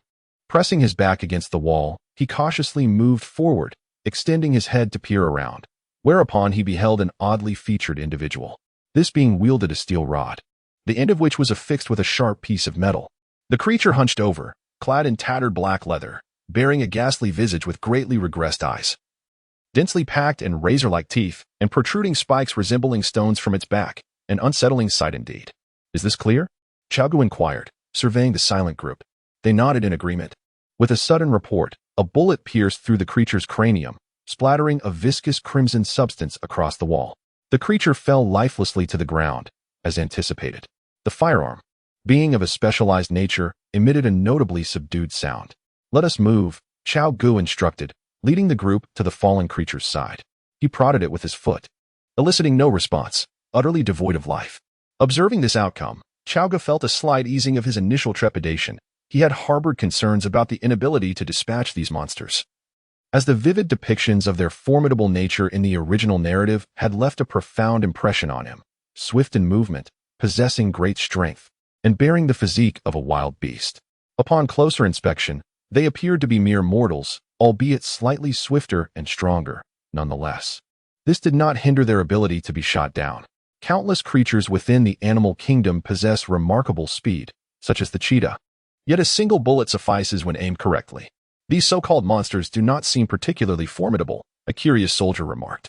Nadir, taken aback, reflected on her months aboard the spacecraft, recalling encounters where, despite their speed, they had no alternative but to flee, as their physical prowess far surpassed that of humans. In the original narrative, the TIE fighter, despite his exceptional skills, managed to defeat only one with great effort. The balance of power shifted instantaneously, leaving Nadir momentarily stunned. However, upon contemplating the firearms in their possession, she found solace. Employing guns against these creatures would undoubtedly provide a significant advantage. Let us not underestimate them. Remain vigilant, Nadir urged, noting their rapid mobility. We cannot afford to be caught off guard. Following Nadir's admonition, they all adopted a more serious demeanor, especially after Cao Ge's reprimand. They typically travel in groups. Our sighting suggests that others of their kind are likely nearby, Nadir cautioned. She speaks wisely. Let us proceed with caution, came the consensus. With that, they set off once more along their designated path. Minister, this is the location. Open this hatch, and behind it lies the power chamber. Shortly thereafter, they arrived at the end of the corridor, confronted by a grand door. Open it, they commanded. The rusted iron door creaked ominously as it swung open, producing a series of unsettling sounds. Everyone, exercise caution. This may well be the lair of those monstrous beings, cautioned Cao Ge, who was well versed in the unfolding narrative. Indeed. The group ventured into the power chamber, scanning their surroundings with keen eyes. The chamber was a cylindrical space dominated by a colossal engine column that soared to an impressive height of nearly 100 meters. Minister, come quickly. What is it? Guy gestured downward, revealing a terrifying sight. Dozens of monsters piled upon one another in the depths below, a rough estimate suggesting there were hundreds. Minister, what shall we do? Should we eliminate them or? There are too many monsters to eradicate in a short span.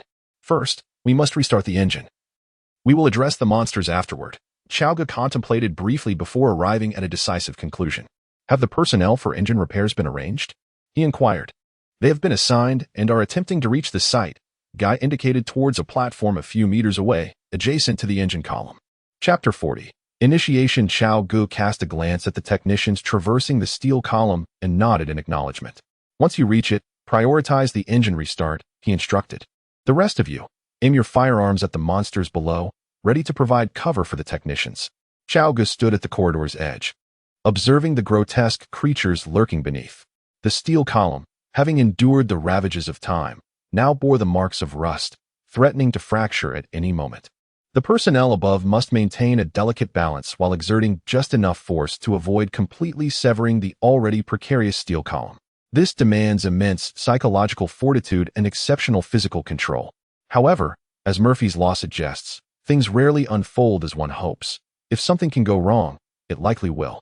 Without warning, the steel column snapped, and the technician's body plummeted downward. In a moment of sheer instinct, he leapt and fortuitously grasped a protruding steel rod. He was unable to fall, yet climbing back up proved impossible. His life was momentarily spared, yet his feet remained perilously close, approximately 2 meters, from the monstrous entities below, which could easily grasp him if they stacked upon one another. The severed steel column crashed to the ground, instantly crushing 4 or 5 mutated creatures beneath its weight. A cacophony of roars erupted, awakening the subterranean monsters from their slumber. They began to thrash wildly, their gaping maws bellowing in fury at the living. While their movements lacked formal organization, they roughly divided into 2 groups, one ascending towards their location, and the other heading towards Dale, who dangled precariously from the fractured edge. Observing this scene, Cao Ge contemplated briefly before decisively leaping down from a height of 5 meters. Guy, cover Dale, he shouted. After firmly landing, Cao Ge began to sprint around the circular corridor, searching for a passageway. Soon, he discovered an opening on the opposite side of the corridor. It was yet another steel column, equally rusted and worn. However, he could not afford to dwell on such details at this moment. In this inaugural endeavor, he needed to demonstrate the responsibility expected of him. Only through such actions could he better lead them in the future. In a nutshell, the imperative was clear. No one must perish, especially not in his presence. Bang! Bang! Cao Ge rapidly pulled the trigger, dispatching the mutated creatures that had just climbed up. Without hesitation, he leaped onto the steel column, urgency overriding concerns for balance and force. He merely wished to cross swiftly. Unsurprisingly, the column snapped under the strain.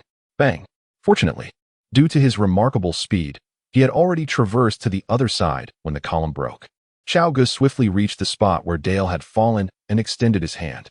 "Grab my hand," he shouted. In the distance, Guy and others, spotting Cao Ge at the edge of the platform, immediately yelled, "Cover the minister." They then unleashed a barrage of gunfire at the creatures beneath Dale. With a resounding clap, their hands clasped together, and Cao Ge exerted all his strength to pull upward, gradually lifting Dale's body from the abyss to the platform. Observing the swarm of creatures incessantly climbing, Cao Ge urged Dale, "Quickly restart the engine. I'll handle them." With that, he raised his weapon and fired at the advancing monsters. Bang, bang, bang. The creatures moved with alarming speed, and in the pitch darkness, Cao Ge hesitated to claim that every shot would find its mark. Dell approached the engine column, first removing the covering metal plate with his hand, then connecting a data cable to the interface, linking it to the computer he held. A chime echoed as the screen illuminated with the engine status, meticulously detailing the spaceship's damage and various parameters. After a series of adjustments, Dell discerned the issues were manageable and promptly selected the restart option. 1%, 5%, 7%. The progress bar on the computer advanced slowly, and as it buffered, the temperature of the colossal engine column before them steadily increased. Lights began to flicker on several precise instruments, and the entire power chamber's equipment gradually powered up, plunging the space into chaos. Hundreds of monsters clambered upward with astonishing speed. Despite the 5 of them wielding firearms, they were unable to react in time. Soon, 5 monsters had already scaled their elevated platform. Guy and the others found themselves unable to provide effective support, as their position had been overrun by the creatures. They could only engage in cleanup. Fortunately, the number of monsters surrounding Cao Ge was limited. Although he was alone, he managed to hold his ground with the gun in his hand. "Dell, how much longer?" Cao Ge shouted amidst gunfire. 60%, 61%, 62%, approximately 1 more minute. Dell replied, his voice raised in urgency. "Damn." Cao Ge couldn't help but exclaim a word he had only uttered in his previous life. Bang, bang, bang. Bullets flew through the air, and around them lay the lifeless bodies of numerous monsters, with more still crawling up from the edges. In no time, a magazine of bullets was expended. He swiftly replaced it with another from his waist and resumed firing at the advancing creatures. The sheer number of monsters made it impossible for him to achieve a headshot with every shot, indicating that it would take several rounds to fell a single beast. These creatures were far more robust than humans, and a shot to any part of their bodies was hardly detrimental, save for a strike to the head or chest, requiring multiple shots to extinguish their vitality. Time ticked by, each second stretching out in that crucial minute. 96, 97, 98, 99, 100. "Minister, we have succeeded." Suddenly, a colossal plume of smoke erupted from beneath the engine, and the intense heat enveloped the power chamber, incinerating the monsters that had not yet managed to ascend. The entire power chamber trembled. The spacecraft regained its propulsion. Minutes passed, and as the engine stabilized, the temperature within the chamber gradually began to decrease. Bang, bang, bang. Cao Ge pulled the trigger, dispatching the last few monsters, and tranquility returned to the power chamber. "Minister, are you all right?" Guy shouted from across. "We are unharmed. We have triumphed," Cao Ge announced, a rare smile gracing his face. Chapter 41. The Cockpit. "Eric, have you entered the cockpit?" In a pitch-black corridor, Cao Ge and his companions raced forward. He communicated with Eric through a device while hastening his steps. Bang, bang, thud, thud. The monsters lay lifeless. The 5 of them, with stoic expressions, stepped over the corpses of 2 creatures as they pressed onward. "Quickly open the hatch and reboot the system to bring Murphy online," Cao Ge instructed. "Minister, there's a situation ahead," Guy interjected, halting his movement. Cao Ge focused on the direction Guy indicated and indeed spotted a shadow in the dark corridor. Although the spaceship's engine had been activated and its power restored, many devices had deteriorated due to age and the havoc wreaked by the monsters, including the corridor's lighting. "Let us investigate, but proceed with caution," Cao Ge advised Guy. "Understood." Guy nodded and cautiously advanced with his weapon raised. Despite not knowing what lay ahead, Cao Ge instinctively surmised it to be a human. As the monsters emitted a bluish glow, possibly a characteristic evolved from prolonged existence in darkness, whereas the figure before them lacked such luminescence. "Minister, it's a person," Guy's voice called out. Approaching closer, Cao Ge discerned that it was a crew member, suspended by a metal cable, evidently ensnared in a trap. "Lower him down." Just as Guy prepared to sever the rope with his dagger, the individual awoke, immediately thrashing about in panic. "Don't eat me! Don't eat me!" he screamed, his voice laced with profound terror. "Silence! Silence!" Guy soothingly urged.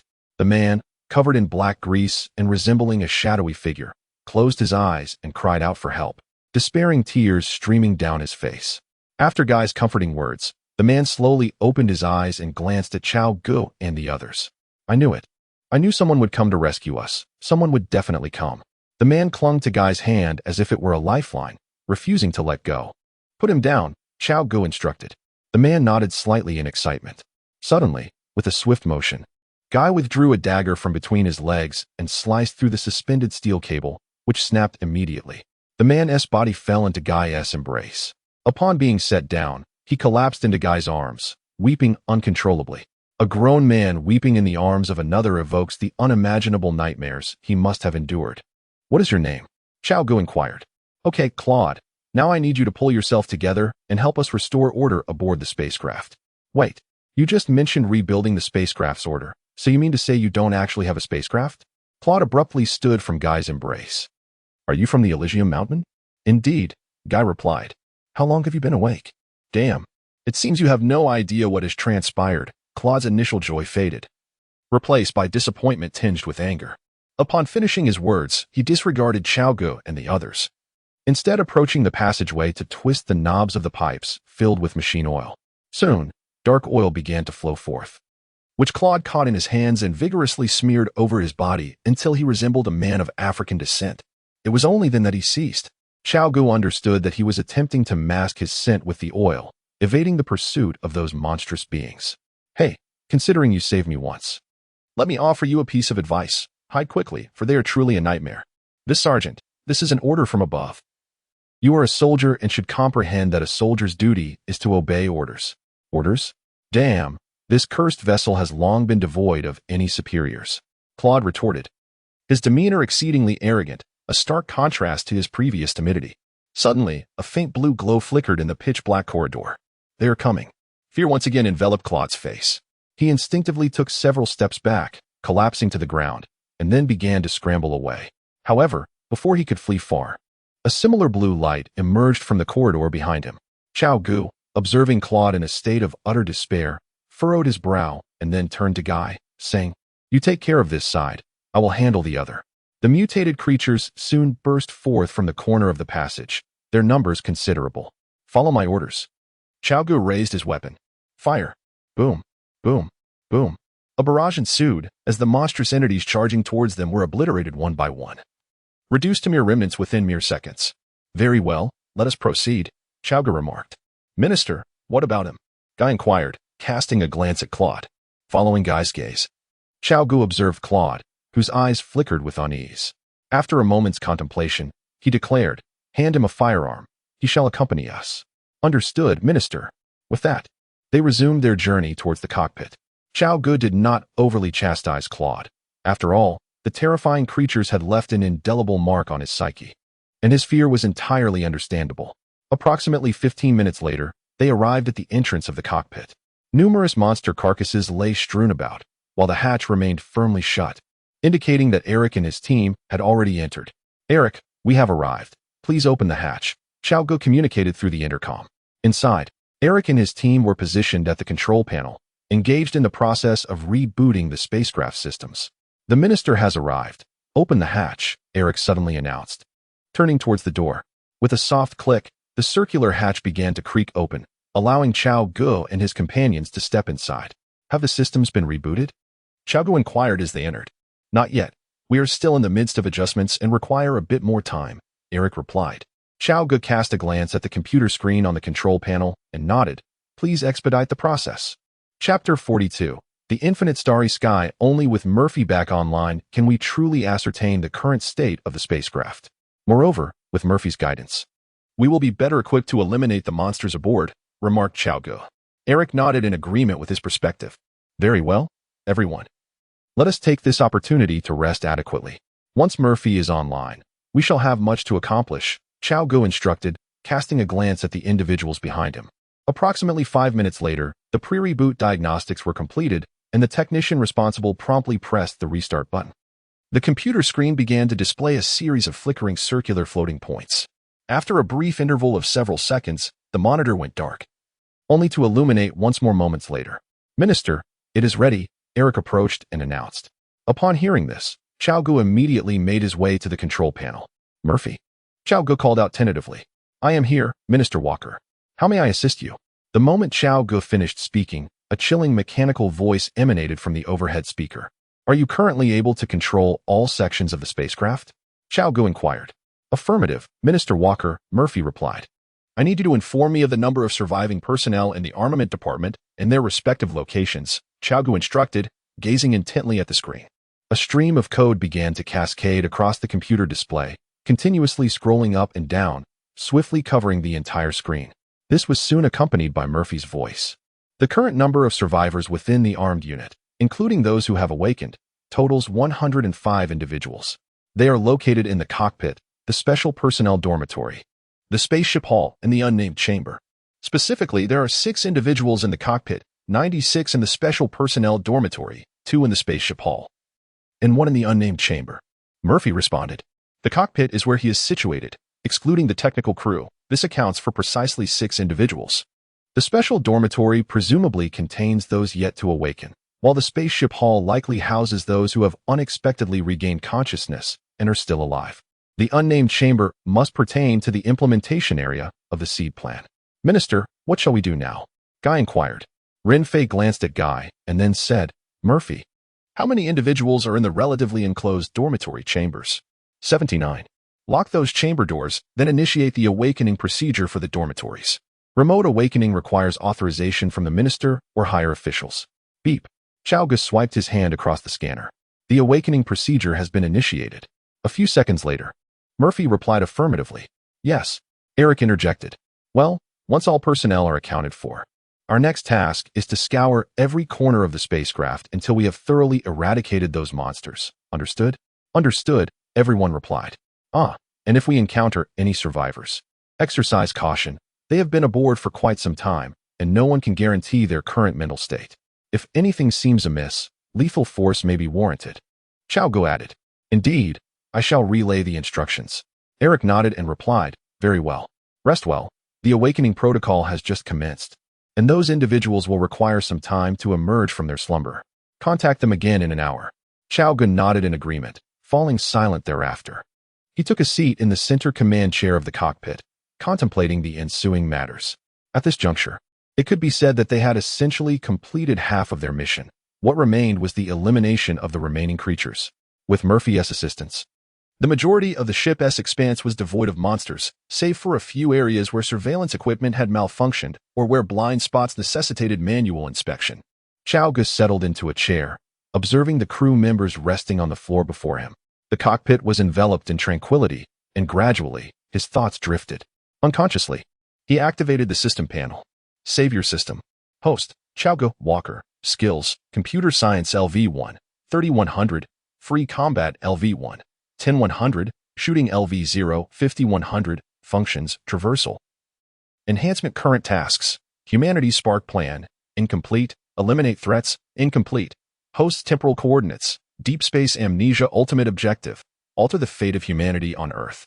Gazing at the luminous screen visible solely to him, Cao Ge pondered extensively, contemplating not just the tasks at hand. For the mission's objectives in this world were essentially locked in completion. Instead, he mused whether this task system was merely a jest from some higher dimensional being. As both the narratives of his past life as science fiction tales and his current experiences suggested, parallel universes and spatial wormholes, phenomena that once felt purely fantastical to him, might very well constitute the mundane existence of higher dimensional beings. Traversing a wormhole could be as effortless as taking a bus, while crossing into parallel universes might resemble a delightful excursion to an amusement park. Previously, circumstances had prevented him from contemplating these matters deeply.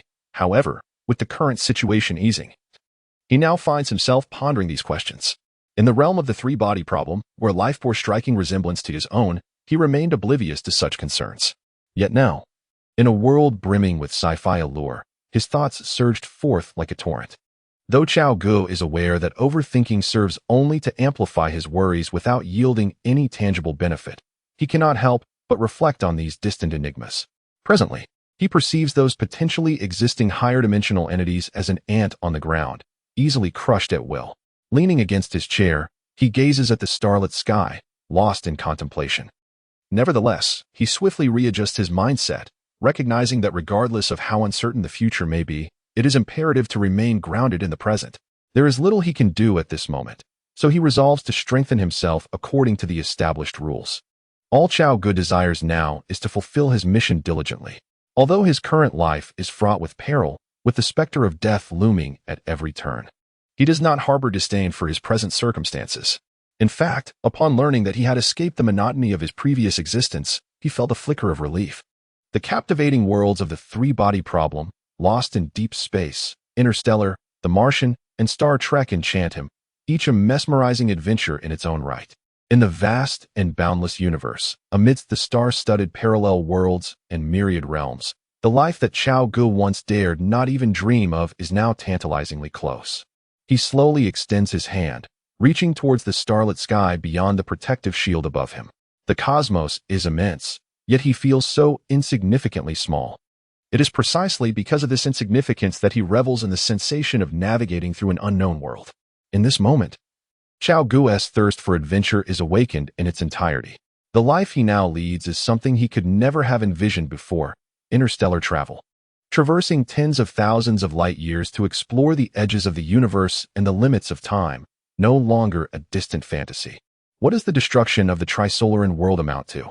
Time continues to flow, second by second.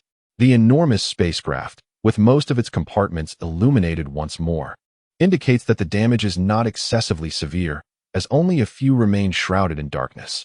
From the perspective of space, a colossal ship abruptly emerges from the previously pitch-black void, its engines expelling a magnificent plume of fire that trails gracefully through the cosmos. Chapter 43, Voyage, second chapter. Afternoon update. An hour later, within the brightly lit cockpit, Cao Ge surveyed the surroundings with a serious demeanor and then spoke. "Soldiers, it is now time for us to strike back. Where do we go from here?" "Rest assured, we shall accomplish the mission," Eric replied, taking the lead. No sooner had he spoken than several others echoed in unison. "We guarantee the completion of the mission." "Very well," Cao Ge nodded in approval, directing his gaze towards Eric. After meeting Cao Ge's gaze, Eric stepped out of the group and turned to say, "Check the equipment. We depart in 5 minutes." "Understood." "Murphy, activate the navigation system and pinpoint the current location of the Paradise spacecraft," Cao Ge instructed, seated at the control panel as he deftly manipulated the keyboard. "Please hold on."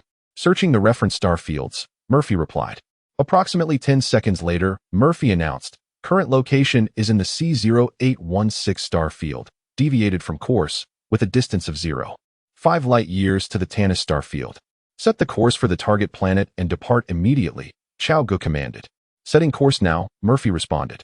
Before Cao Ge, a three-dimensional map materialized, compressing several light-years of space into a few cubic meters, centered around the Paradise spacecraft. A colossal golden line appeared on the blue map, linking the vessel to a blue planet half a light-year away. "Course set successfully. Adjusting engine angle," Murphy continued. "Murphy, how long until we reach the target planet?" Cao Ge inquired. "Calculating.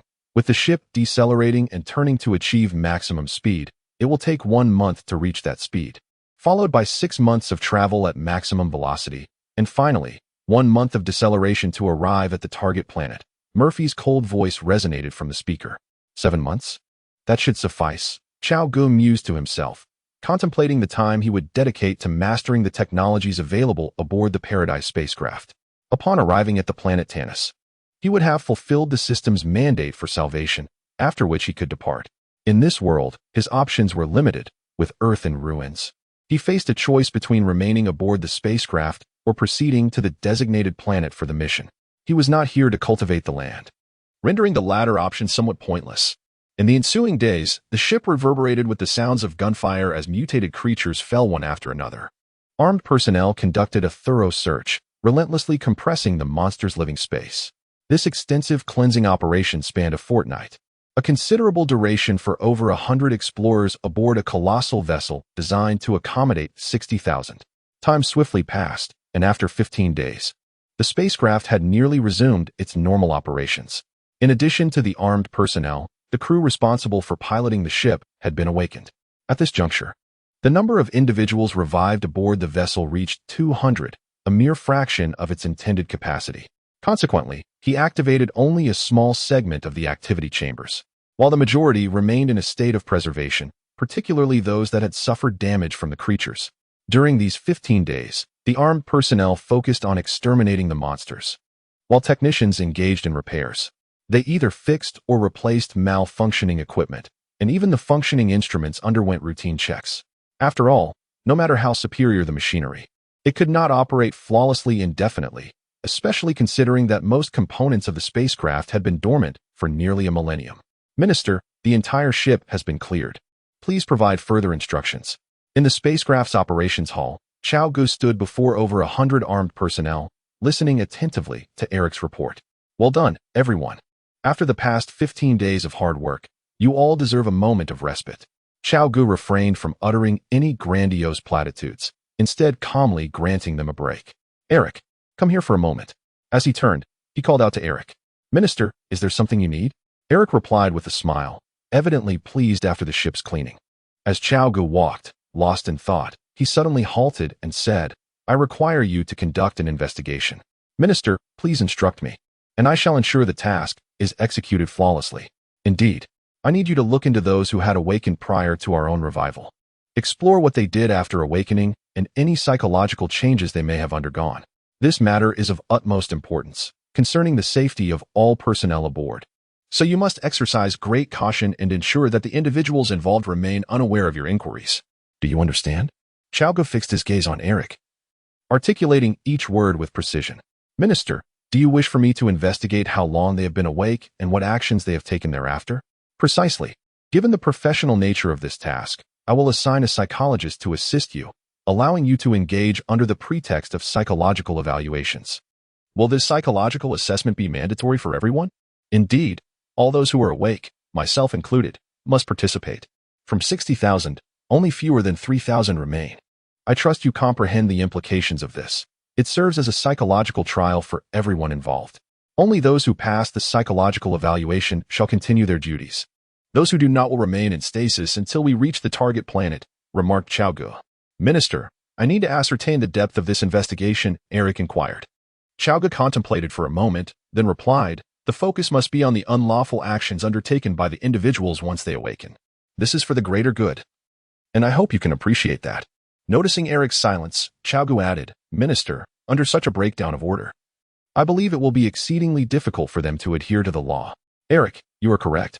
However, I must understand the lengths to which these individuals have gone to survive, as it directly influences my capacity to make appropriate appointments in the future, Cao Ge articulated. Very well, I accept this mandate. You have 1 day to prepare. The psychological evaluations will commence tomorrow at 8, Cao Ge stated. The rationale behind Cao Ge's decision was to ensure that, in the ensuing 7 months, no individual akin to Corporal Gallon would emerge. The tragic transformation from 60,000 to merely 3,000 is a harrowing ordeal, all stemming from the psychological turmoil of a single soldier. Mental health issues, if they were on Earth, would pose limited danger. Yet, in the vastness of space, amidst prolonged and seemingly futile cosmic voyages, it is inevitable that individuals cannot remain perpetually awake and will ultimately succumb to stasis. The question of who remains awake has become a matter of utmost importance. Chapter 44, The Planet Tarnus.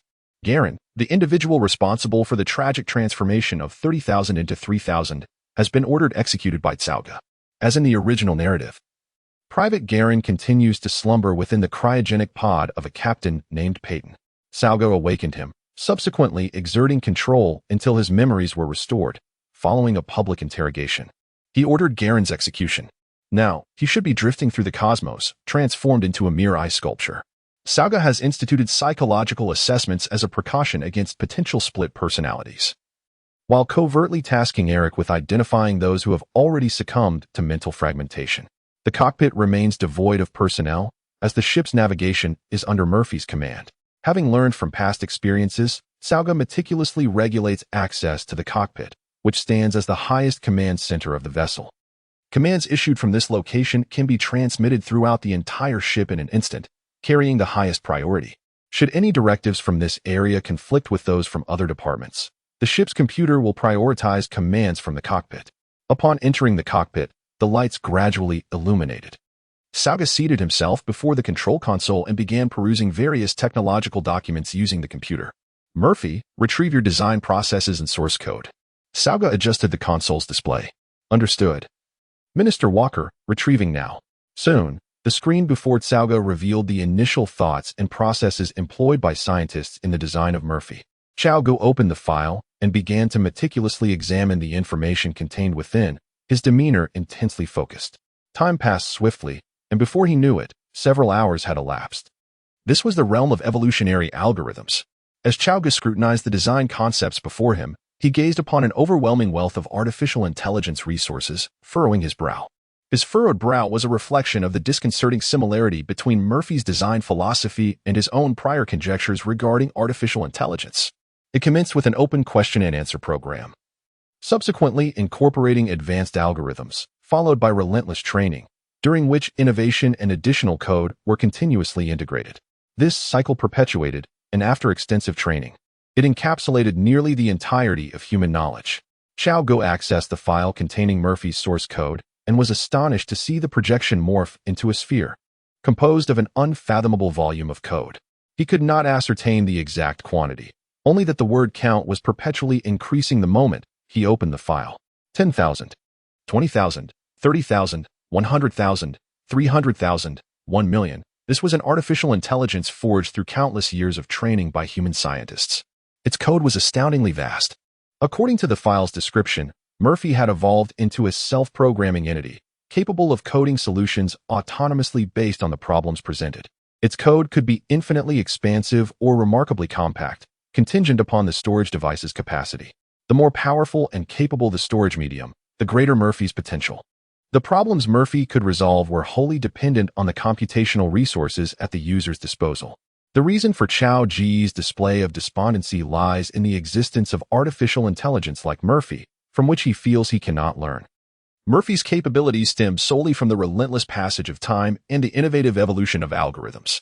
The only knowledge Cao Ge can acquire pertains to these algorithms. However, mere reliance on these algorithms cannot conjure Murphy. Training is essential, encompassing both human guidance and autonomous program development. The duration required to cultivate an artificial intelligence akin to Murphy remains uncertain, possibly spanning many years. Cao Ge seeks an artificial intelligence capable of assisting him in solving scientific dilemmas, rather than merely serving as a life assistant. He yearns for creativity within artificial intelligence. As he gazes intently at the design process before him, his brow furrowed, Cao Ge begins to grasp the overarching design framework of Murphy. Yet, he realizes that this is not what he desires. The prospect of independently crafting such an entity seems daunting, potentially taking countless years. In this moment, he perceives the sheer artifice of online novels, where protagonists, endowed with extraordinary abilities, can inexplicably create intelligent artificial beings within mere days. Yet, upon reflecting on Murphy's creation methodology, he is struck by an epiphany. How could this possibly be feasible? Is there truly no code imbued with intelligence? This thought crosses Cao Ge's mind. But as it surfaces, he suddenly recalls an alternative method of artificial intelligence creation, consciousness uploading. Perhaps this could serve as a shortcut. In various science fiction narratives he has encountered, numerous films depict the instantaneous creation of self-aware artificial intelligence, or even sentient life, through the act of uploading consciousness. Yet, what are the fundamental components that constitute them? After the uploading of consciousness, does the code formed within the computer possess replicability? Cao Ge's thoughts gradually began to diverge. 7 months slipped away quietly amidst his dedicated studies. On this day, as usual, Cao Ge sat within the tranquil cockpit, engrossed in the medical sciences displayed on his computer. Immersed in the vast ocean of knowledge, he remained oblivious to the spacecraft's arrival in the star system of Tanis, now merely tens of thousands of kilometers from Tanis itself. Ding. Task complete. Task 1. Completed. Task name. Human seed project task content. Rescue remaining humanity task 2. Completed. Task name. Eliminate threat task content. Annihilate mutated humans suddenly. A luminous screen appeared before Cao Ge. As he was examining the production process of a tumor-targeting medication, he paused momentarily before realization dawned upon him. Has it arrived? Cao Ge set down his pen and lifted his gaze to the cosmos, where a magnificent blue planet emerged against the pitch-black starry expanse. Ding. Task complete.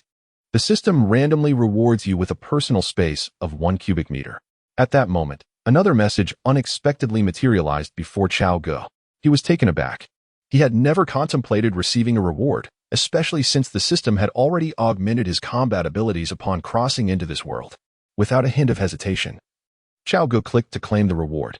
Upon acquiring the personal space, he immediately focused on opening it, driven by an insatiable curiosity.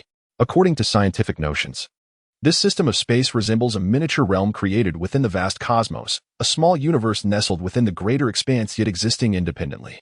The temporal and physical laws within this confined space diverge entirely from those of the overarching universe. He relinquished his grasp on time. Aboard the Bliss spacecraft, he found himself the sole occupant awake. Cao Ge rose from his seat, approaching the transparent protective shield, lost in contemplation as he gazed upon the cerulean planet.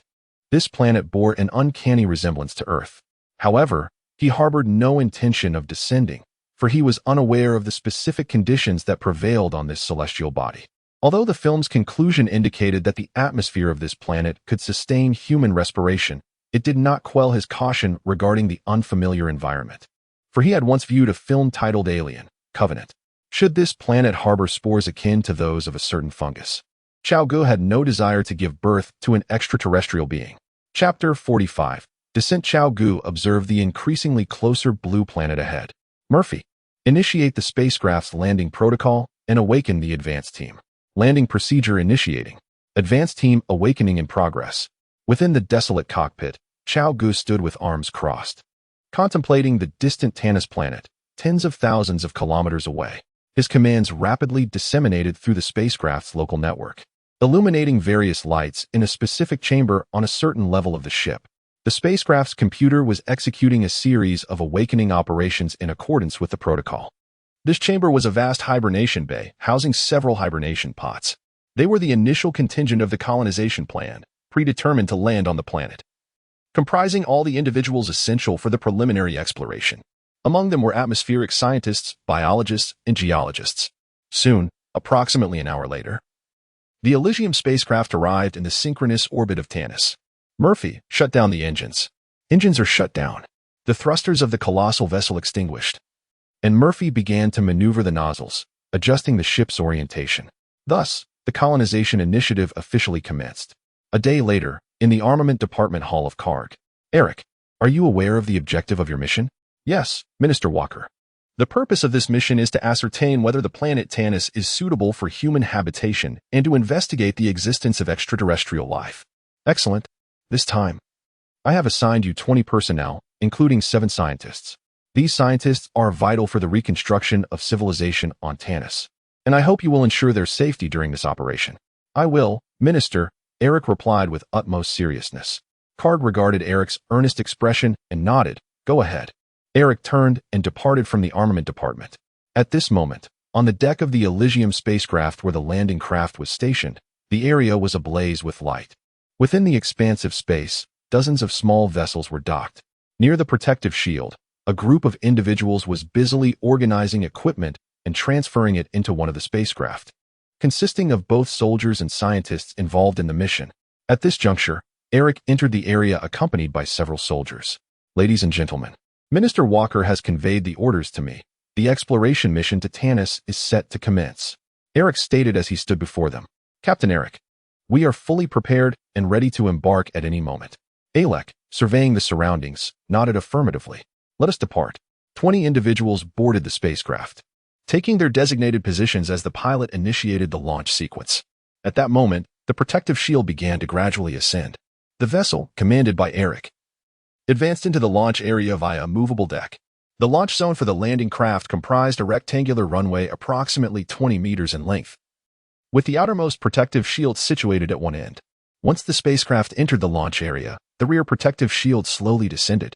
With a resounding clang, the shield sealed completely, and the control system of the launch chamber began to methodically extract the air within. Approximately 10 minutes later, the air was entirely evacuated from the launch chamber. Only then did the outer protective shield gently retract, unveiling the vast expanse of the starry sky. Captain, we are ready for takeoff. Indeed, let us ascend. Eric nodded in agreement. The rear engine ports of the spacecraft commenced their gradual activation, ultimately emitting a brilliant blue flame as the vessel surged forth into the boundless cosmos. Upon entering outer space, the rear engines progressively intensified their thrust, while the four engines located beneath the craft initiated their operations, guiding the spacecraft towards the atmosphere of Tanis. After approximately 10 minutes, the landing craft breached the outer atmosphere of the Tanis planet. At this moment, in the cockpit, Cao Ge stood before the transparent cabin wall. Arms crossed, watching as the landing vessel gradually vanished from his sight. The reason he had not departed yet was that the designated year had not yet elapsed. The Savior system's traversal function required a minimum interval of 1 year to recharge. Thus, for these next 5 months, he would continue to bear the responsibilities of the highest commander of humanity, striving to safeguard the last 3,000 souls of this universe. He was uncertain of the rationale behind his duty, but the system he was bound to was known as the Savior system. He believed it must hold some significance. For to stand idly by while humanity perished in this universe could very well invite some form of retribution. After all, the cubic meter of reward had come without any prior warning. Consequently, before departing this world, it would be wise not to indulge too freely. Cao Ge cast a final glance at Tanis before exiting the cockpit. Inside the landing craft, the occupants gazed out at the pale blue atmosphere and the immense mountains that seemed to stretch towards the cosmos, utterly awestruck. The landing craft plummeted rapidly through the atmosphere, the friction of the air igniting the underside to a brilliant red. Half an hour later, the vessel traversed the upper atmosphere and descended into the troposphere, hovering above a coastal expanse. "Captain, shall we land directly?" inquired the advanced team members on either side of the landing craft, peering through the transparent windows to the surface before turning their gaze back to him. Eric, meeting their eyes, once again turned to observe the world outside, ultimately responding, "There's no rush. Let's circle the planet first." He patted the pilot's seat, reminding John, "Steer the ship forward." "Understood, Captain." John promptly grasped the control stick, directing the spacecraft inland. As they traversed the coastline, the terrain of Tanis was cloaked in a somber yellow hue. Expanses of land and rock were interspersed with scant green patches. The area where they descended was devoid of substantial vegetation, presenting a desolate vista of swirling sands. The sky was a brilliant blue, unmarred by a single cloud. The landing craft surged forward into the interior with remarkable velocity, the sound of its passage reverberating through the air. The expanse above was hauntingly empty, with only the landing craft occupying the vast sky. After approximately an hour, having traversed over 1,000 kilometers, they finally beheld a forest, a blue forest. The flora bore an astonishing azure hue. As the vessel hovered above the cerulean vegetation, it felt as though they had arrived at an ocean of blue, where bamboo-like plants swayed gently in the breeze. "Stop," Eric suddenly commanded. "Goodness, why are all these plants blue?" exclaimed a young soldier aboard the landing craft, staring in astonishment at the flora beyond the window. "Let us land here." "We shouldn't venture into the forest," Eric remarked, furrowing his brow. "Understood, Captain." Chapter 46. Sample collection. With a click, the hatch slowly opened. Eric, weapon in hand, was the first to emerge, stepping onto the barren land. He surveyed his surroundings thoughtfully, ultimately casting a contemplative gaze towards the distant blue forest. A fierce wind swept across the planet's surface, sending clouds of sand swirling into the air. Fortunately, they were well equipped, each adorned with their space helmets. "Professor Wang, please collect materials at the edge of the forest without venturing too deep." "Captain Eric, we are well aware." A man of Asian descent, approximately in his 40s, nodded toward Eric before he and his colleagues began unloading collection equipment from the spacecraft. Eric responded with a nod. And noticing that several scientists were already engaged in their tasks, he instructed his soldiers to remain vigilant at their posts. "This is Paradise Space. I am Walker. Please state your business," Eric announced. Shortly thereafter, a voice crackled through his communicator. "Minister, we have reached the surface and are currently gathering experimental materials." "Acknowledged," came the reply from the Paradise Space ship, located 40,000 kilometers away. After concluding the communication, Cao Ge turned his attention to his duties. He entered the storage room, and as the hatch opened with a creak, a cloud of musty dust enveloped him. Holding his breath, he waved his hand before him and cautiously stepped inside. The storage room was vast, spanning over 1,000 square meters, filled with numerous cabinets, each designated for a specific type of storage. The antiquated storage compartments bore the marks of neglect, as the metals had corroded from years of disuse. The ceiling lights flickered erratically, a reflection of the overall state of the Paradise Space ship, where most compartments suffered a similar fate. Initially, Cao Ge had awakened over 100 individuals to deal with the monsters, but had not undertaken a comprehensive cleaning of the spacecraft. A colossal spaceship capable of accommodating 60,000 inhabitants posed a significant challenge for any attempt at cleanup. The task was far from straightforward. Much of the vessel had succumbed to neglect, littered with human remains, pools of blood, and collapsed compartments. The fact that Cao Ge and his companions remained alive was a testament to divine favor, as the ecological systems had miraculously continued to function without malfunctioning. Aside from the life support systems, which were buried deep and largely unscathed, other areas such as entertainment venues and dining facilities had become utterly inoperative. The prospect of clearing the ship with just a handful of individuals was nearly insurmountable, as some of the collapsed equipment was simply too cumbersome to remove. Thus, in the realm of Elysium, apart from the absence of terrifying monstrosities, everything else remained unchanged from its former state. Regarding the condition of the storage rooms, Cao Ge felt no surprise. As he traversed the corridor of the storage area, his gaze fell upon the cabinets lining either side. Murphy, locate the position of the hard drives. I am currently pinpointing your request.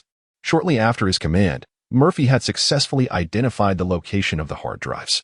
In the dimly lit storage room, a brilliant beam of light suddenly illuminated the space. Following this radiant glow, Cao Ge arrived before a storage cabinet. He brushed away the dust that had settled on its surface and leaned closer, peering through the transparent glass to reveal an array of large hard drives, one after another. Cao Ge opened the cabinet door and directly extracted the shelf containing the hard drives. He retrieved 10 hard drives in total, placing them carefully on the ground. Subsequently, he opened another cabinet and collected all the hard drives housed within. Ultimately, he ceased his efforts after securing 30 hard drives. Observing the weighty hard drives, Cao Ge felt no apprehension. Instead, he promptly instructed Murphy to summon a machine vehicle to transport the items to the main computer room of the spaceship. Meanwhile, Cao Ge continued his search within the vessel. Ultimately, he retrieved 2 portable quantum computers, leaving the storage room with a sense of satisfaction.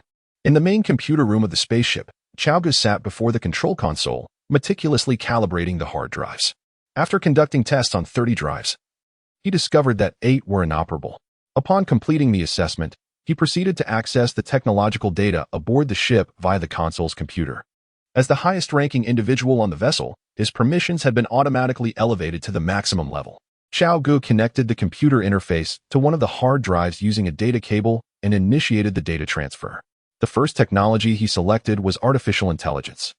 Although he could not rapidly create an AI, he could directly replicate Murphy in its entirety. The spaceship's main computer was exceptionally powerful, allowing Cao Ge to transfer Murphy's data seamlessly. After the transfer was complete, he grasped another data cable, locating an interface on the computer to connect to a second hard drive, commencing the transmission of the next technology. 22 hard drives simultaneously cached the advanced technologies aboard the spaceship, encompassing artificial intelligence, hibernation pod technology, 3D projection technology, computer technology, medical technology, and more. In essence, Cao Ge endeavored to incorporate every advanced technology from the spaceship into the hard drives. As Cao Ge was engaged in duplicating technologies aboard the spaceship, a situation arose near the landing module on the surface of Tanis 4. Captain, there is an anomaly in the forest. Eric, who was waiting near the spacecraft, heard the report from his subordinate and immediately dashed towards the edge of the forest. Captain, I believe I saw something dart past from over there, said a young soldier, brandishing his weapon towards a specific spot in the woods. Did you catch a glimpse of what it was? Eric inquired. No, it was too swift. All I saw was a fleeting shadow, and then it vanished in the blink of an eye, the soldier replied, a hint of trepidation in his voice. Eric raised his firearm, surveying the azure-hued forest. Do not let your guard down. Such vegetation may very well harbor large extraterrestrial creatures. Understood, Captain Eric, came the response. Eric noticed that Professor Wong and his team had boarded the spacecraft, and he turned to his comrades beside him. In unison, they began to slowly retreat, their weapons unwaveringly aimed at the forest until they reached the entrance of the spacecraft. Only then did they swiftly lower their guns and hastily enter the vessel. Chapter 47. Detection. The steel panel on the side of the lander suddenly opened, revealing a small reconnaissance drone. With a soft hum, the drone ascended gracefully before flying towards the blue forest. Soon, it hovered above the verdant canopy, its camera focused on a particular area within the woods. Inside the main cabin of the lander, 20 individuals sat on edge, intently observing the screen displaying the aerial view. "Where is it?" "It was right here just moments ago," one exclaimed. "John, could you have misperceived it?" "Impossible. I distinctly saw a shadow," John asserted without hesitation. "Then why isn't it visible now?" "It must have fled further away." Given the current state of vegetation, the possibility of the existence of large animals on Tanis cannot be dismissed, yet this is not our primary objective. "Understood, Captain." The engines roared as blue flames erupted, propelling the landing craft skyward toward the coastline where they had just descended. Shortly after Eric and his companions controlled the return of the landing craft, the swirling yellow sands began to settle, revealing a creature resembling a gorilla, standing upright within the azure forest. This bipedal being, cloaked in black fur and towering over 2 meters, possessed a long tail, 4 arms, and 2 legs. It stood atop an unknown tree, gazing pensively at the elongated white trail left by the landing craft in the distance.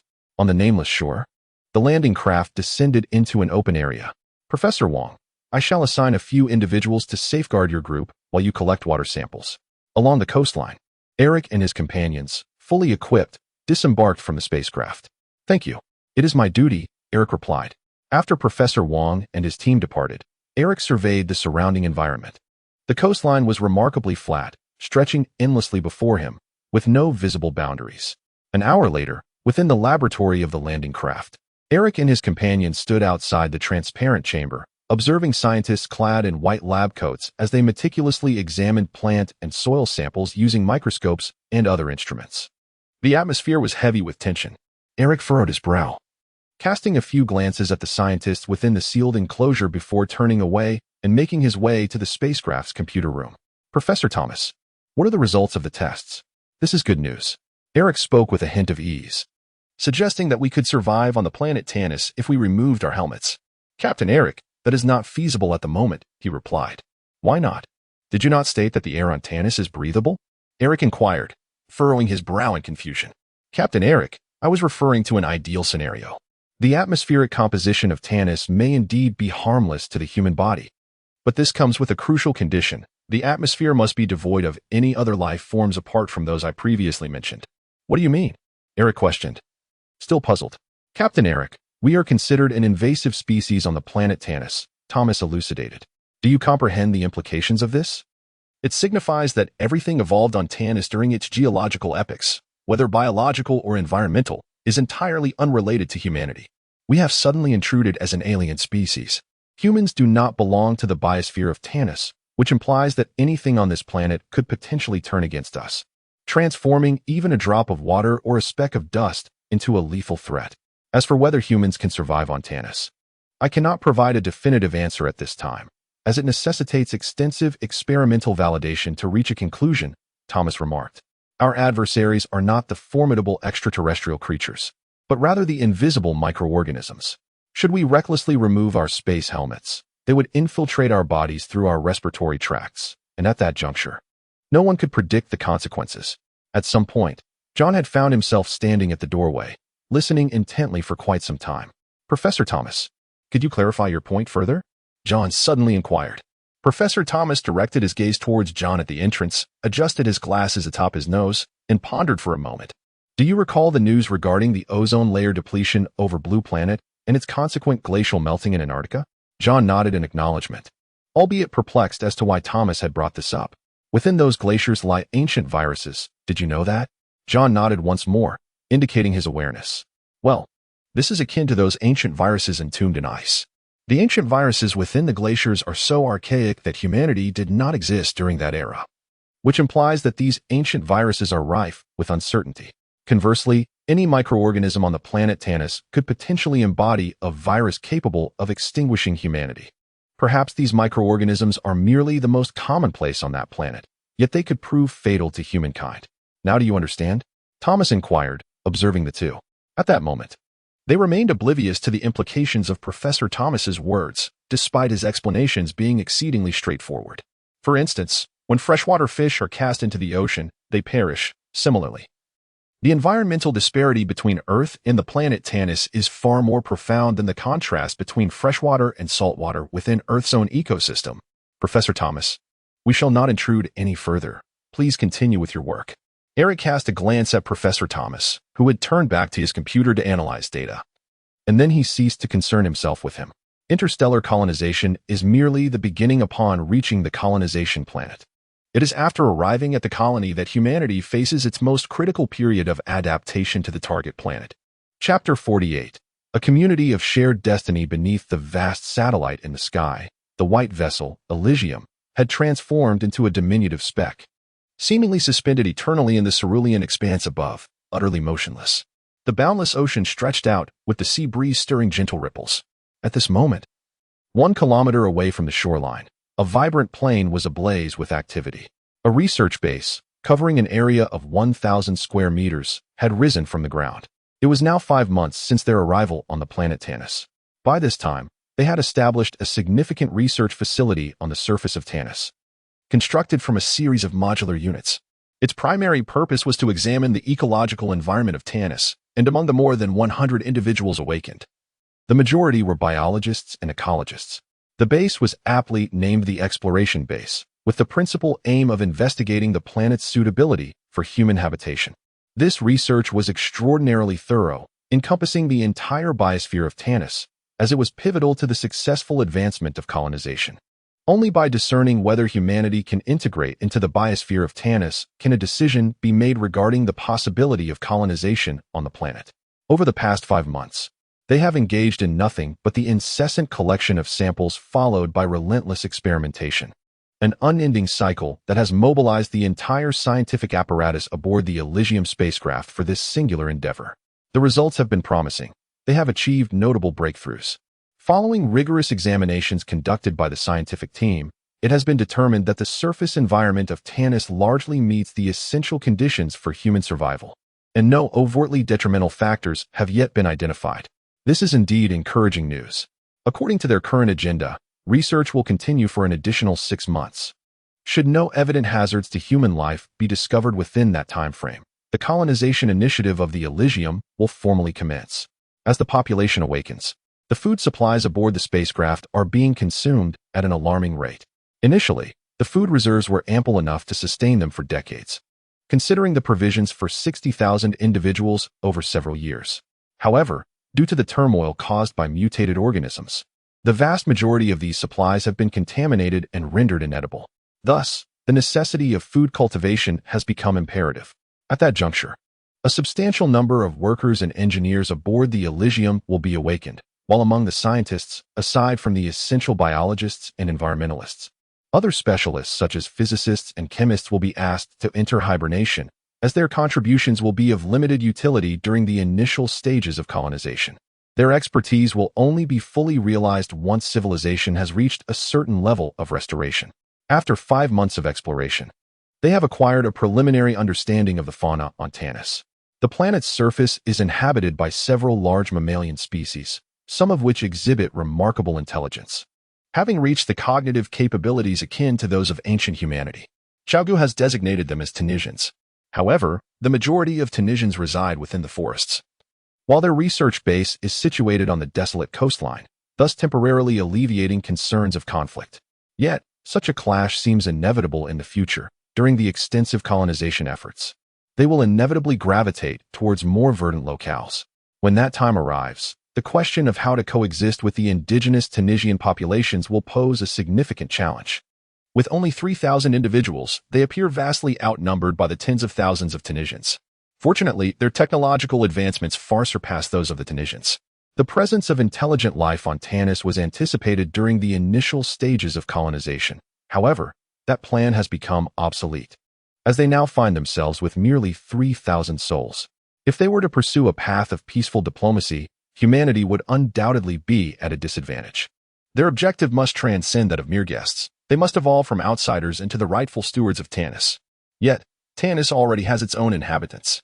The indigenous populations and the newcomers are inherently adversarial.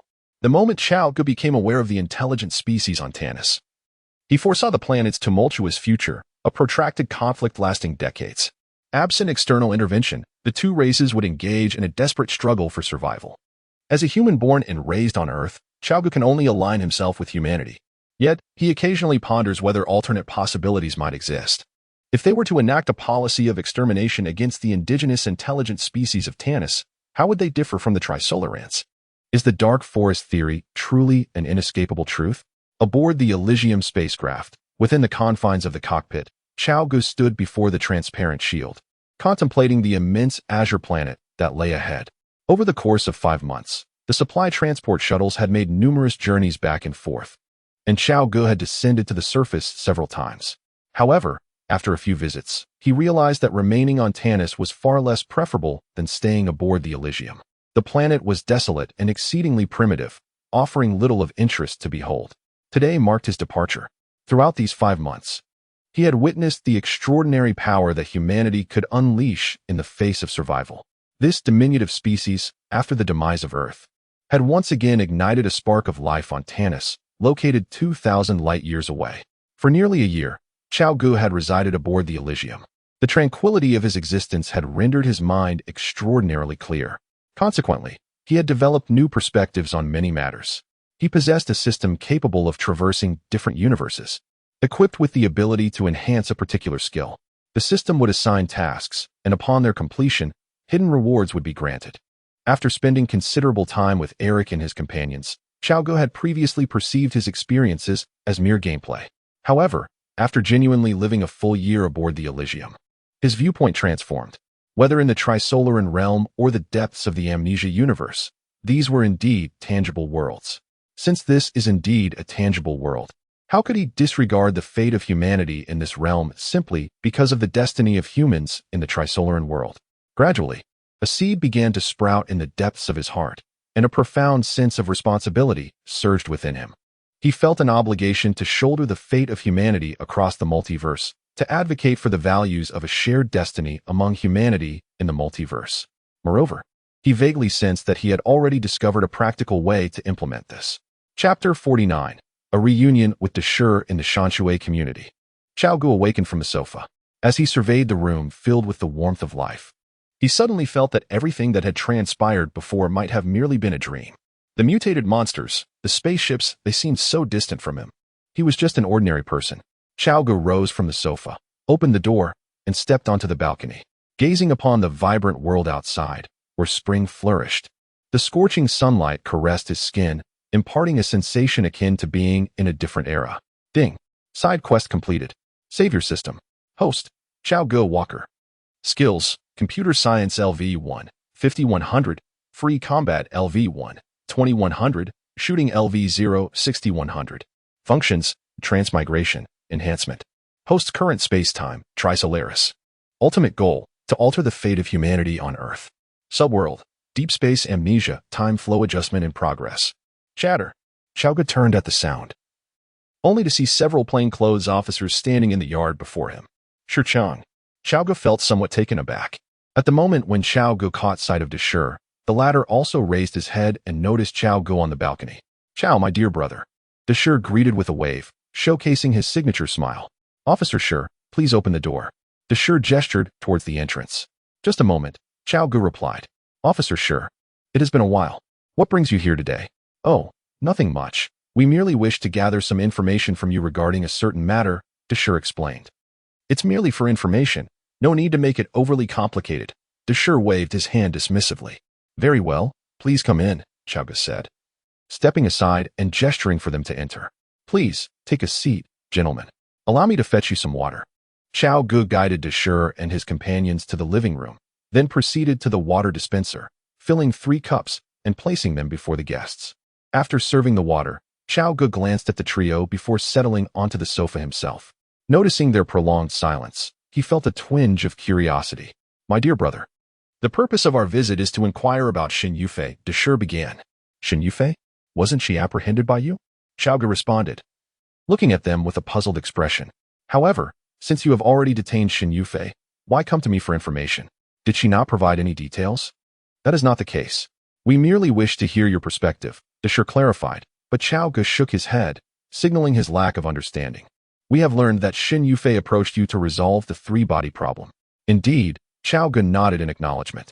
My dear brother, are you aware that Xin Yufei initially intended to tackle the 3-body problem through mathematical means? I am aware, he confirmed. She failed. The 3-body problem cannot be resolved through mathematics.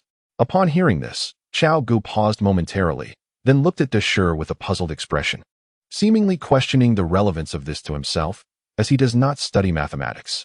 Indeed, it was she who made this request of me, through the means of artificial intelligence. Well, she believes that by advancing artificial intelligence, the three-body problem can be addressed. She believes? Dashur, possessing keen insight, quickly discerned the implication in Cao Ge's words. Indeed, she believes. Cao Ge, meeting Dashur's gaze, nodded slightly. Yes, at least, it cannot be solved through conventional methods. Cao Ge contemplated for a moment before adding, which suggests that there may be unconventional methods available. Dashur swiftly interjected, responding to the seriousness of Dashur's demeanor. Suddenly, Cao Ge smiled. Officer Shur, you need not dissect the phrasing. I merely expressed it that way. As for whether there are alternative methods, I am uncertain. Brother Cao, do not misunderstand. I am not asking you to resolve the three-body problem. You are unaware, but over the past few months, there has been quite a commotion regarding this matter. Dashur leaned back, speaking casually. The academicians at the Academy of Sciences each have their own developmental directions. It is a case of each having their own rationale. The theory proposed by Xin Yufei, advocating the use of artificial intelligence to tackle the three-body problem, has sparked considerable debate within the institution. There are supporters for the project as well as detractors, and those in charge are currently indecisive. Hence, Lao Chang requested that I seek your opinion. Xin Yufei? Shi Chang noticed Cao Ge's confusion and promptly explained, Xin Yufei has been granted a special pardon from above and is now assigned to work at our operations center. After all, she is not part of the descendant faction. He then inquired, so, Cao, do you find this situation credible? Cao Ge furrowed his brows, lost in contemplation. After a considerable pause, he turned to Shi. If you ask me whether artificial intelligence can resolve the three-body problem, I cannot say. However, if you are inquiring whether humanity can rely on the advancement of artificial intelligence to solve the three-body problem and thus tackle the crisis, I believe it is impossible. Yet, if you question the reliability of developing artificial intelligence technology, I think it is indeed plausible. Shi remained silent for a moment before addressing Cao Ge. Understood. I grasp your perspective, Cao. I will relay your thoughts, but how those above decide is beyond my control. Very well, Cao Ge nodded. Take care. He also rose and escorted the three individuals to the gate. As Shi entered the car, he suddenly rolled down the window and remarked, by the way, Cao, prepare yourself. If this resolution is approved, they may come seeking your previous research. However, do not worry, compensation will be provided. Understood, Officer Shi, Cao Ge responded. Shi took a cigarette from his pack, placed it between his lips, and stated, I'm off now. Chapter 50. The Realm of Artificial Intelligence. It was only after Shi's vehicle vanished from Cao Ge's sight that he turned and stepped back into the courtyard. Cao Ge's gaze was fixed upon the ground as he ambled toward the house, deep in contemplation. Following his recent conversation with Dashur, a nebulous plan to counter the Trisolarians began to take shape in his mind. The aim of this scheme was to liberate humanity from the clutches of the Sapan, thereby allowing the stifled sciences to flourish once more. At the heart of this initiative lay the savior system. However, to avoid detection, Cao Ge needed to cloak it under the guise of a game. Creating this game necessitated advanced technologies, including artificial intelligence, virtual reality, and interconnected neural networks. In essence, it would be an expansive virtual game wherein humans would enter a gaming pod, allowing their consciousness to traverse a digital realm. This notion stemmed from both his available resources and his prior exposure to virtual gaming narratives in his past life. During his voyage through the amnesiac expanse of deep space, he had conducted an in-depth study of the savior system, discovering that its traversal capabilities could, under certain conditions, permit one's consciousness to enter alternate realities. Yet, the realization of this plan remained a formidable undertaking. First and foremost, the game's purpose was to enable scientists to continue their research into the sciences constrained by the Trisolarians. Consequently, it could not merely cater to a niche audience. It was destined to attract billions of players. Thus, the management of such a vast number of participants became a pressing concern, making the development of a robust artificial intelligence indispensable.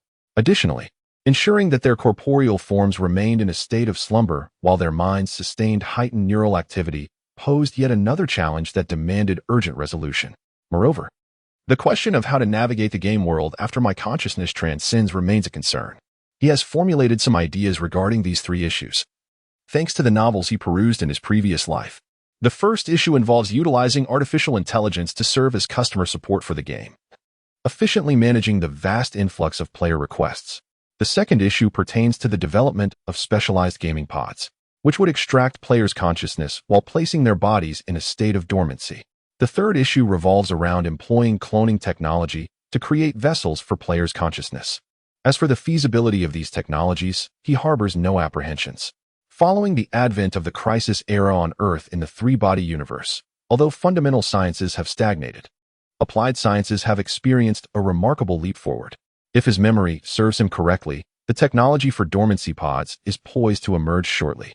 Thus, he is entirely unconcerned about the production of gaming pods. Regarding cloning technology, to the best of his recollection, the ship Paradise Space possesses this capability. As for his financial resources to facilitate the development of this game's technology, he perceives it as a non-issue. Currently, he possesses $1.5 billion, which, while potentially insufficient for extensive research, is not a solitary endeavor. The matters he previously disclosed will not be without consequence. The attention he has garnered from the scientific community, particularly from Xun Yufei and her colleagues, although placing him at the eye of the storm, is soon expected to yield positive effects. Given ETO's level of interest in him, while it may not elevate him to the status of a wall-facer, he believes acquiring a minor wall-facer identity within China should not be overly difficult. Of course, this remains speculative. Whether he will receive government support depends on forthcoming developments. However, he contemplated that, given his attentiveness to the boundaries of science, even if he could not become a prominent figure akin to the wall-sitters in the country, he could still aspire to be like Wang Miao from the original work. Becoming one of the principal scientists overseeing the construction of the space elevator would bestow upon him significant authority and access to vast resources. Cao Ge believed that his ability to secure certain resource allocation privileges in the post-crisis era stemmed from Wang Miao's similar ascent in the original narrative. This was also the rationale behind his earlier risk in revealing the ETO organization's information to the operations center. The society emerging in the wake of the crisis was destined to be one dominated by power. Absent a political background, accomplishing anything substantial would remain elusive, no matter the wealth at one's disposal. Conversely, once entangled with politics, one's financial resources could wield twice their value. The endeavors that Cao Ge pursued necessitated a certain political standing to safeguard his ambitions. Thus, he spent the entirety of the day in his study, meticulously organizing the implementation process of his plan. As dawn broke the following day, Cao Ge set out with a substantial stack of documents. Driving towards the Industrial and Commercial Bureau, he intended to register an artificial intelligence company, having spent the previous day contemplating the procedural flow and drafting the necessary registration materials. His gaming strategy demanded a robust foundation in reality, and he chose to embark on this journey through the realm of artificial intelligence technology. An hour later, upon arriving at the bureau, Cao Ge parked his vehicle, closed the door, and stood at the roadside, gazing up at the imposing building on the steps before resolutely entering the doors of the Industrial and Commercial Bureau, clutching his documents. After registering the company, Cao Ge arrived at Xinghe Technology. "Boss, you are here," greeted his employees as he entered through the main doors. Cao Ge nodded in acknowledgement and proceeded down the corridor, making his way to his office. "Chairman, is there something you wish to discuss today?" inquired the general manager of Xinghe Technology, who promptly entered the room. Cao Ge, deep in contemplation as he sat in his chair, glanced up and replied, "Ah, it's you, Xiaofeng. There's nothing urgent. Attend to your duties. And please summon Secretary Bai for me. I have matters to discuss with her." The general manager glanced at Cao Ge, positioned behind the desk, and readily responded, "Chairman, I shall fetch her immediately." 5 minutes later, a strikingly beautiful woman, with fair skin, cascading golden waves of hair, and long, shapely legs, entered Cao Ge's office. Her name was Bai Ji, serving as both Cao Ge's work secretary and, to some extent, his personal assistant. Throughout the previous year, she had orchestrated all his major purchases, from acquiring real estate to vehicles, alongside facilitating various business engagements. "Chairman, you called for me?" Bai Ji approached the desk, her gaze fixed on Cao Ge. He took in the sight of her, whom he had not seen for a year. She wore a crisp white blouse paired with form-fitting blue jeans and elegant black high heels, exuding a simple yet professional demeanor. Bai Ji possessed long legs that surpassed the average height and an exceptionally alluring visage, further accentuated by her enviable figure, which boasted a remarkable bosom that set her apart from others. Certainly, when Cao Ge initially appointed her as his secretary, It was not her physique or appearance that captivated him, but rather her remarkable talent. Bai Ji was a distinguished graduate from Tsinghua University. "Xiao Bai, come, take a seat," he said. Cao Ge glanced at Bai Ji and then gestured towards the chair opposite his desk. Bai Ji pulled out the chair and sat down, placing her notebook on the table. "I have recently registered a new company and currently lack an office space. I need you to assist me in finding a suitable location. Please check if there are any available rentals in our building. If so, secure it and hang the company sign. By the way, the company is named Infinite Technology." "Understood, Chairman. I will take care of it right away. Is there anything else you require?" "Nothing else," Cao Ge replied, looking at Bai Ji. "Then I shall get to work," Bai Ji said, closing her notebook and pen, rising to her feet. Cao Ge cast a brief glance at Bai Ji's impressive figure, then met her gaze and said, "Go ahead." Chapter 51. The Trisolarians within a laboratory spanning 100 square meters, 8 server cabinets stood, each over 2 meters tall, measuring 1.5 meters long and half a meter wide. The cabinets were arranged in a staggered formation, with each housing a robust data cable that connected to a monitor outside the experimental area. Through the glass window, Cao Ge sat at his computer, engrossed in the screen before him. The servers had arrived the previous day, and as soon as they were assembled, Cao Ge could hardly contain his eagerness to initiate the trial run. Ding! A notification window indicating completion popped up on the screen. Cao Ge moved the mouse to dismiss the pop-up, which signified that the hundreds of servers in the laboratory were now operational. The purpose of acquiring these servers was to facilitate artificial intelligence processing. As Cao Ge gazed at the servers behind the glass, he leaned back, lost in contemplation. He weighed in his mind the potential consequences of directly retrieving the hard drive containing Murphy's data. Were the Trisolarans afraid of artificial intelligence? According to the original text, they were not. However, why were they monitoring him, a potential creator of artificial intelligence? Perhaps it was merely due to concerns that 2 sophons would be insufficient, allowing artificial intelligence to exploit any vulnerabilities. If 2 sophons were inadequate, the Trisolarans would undoubtedly continue to manufacture more sophons. A year had passed. How many sophons were currently in the sky?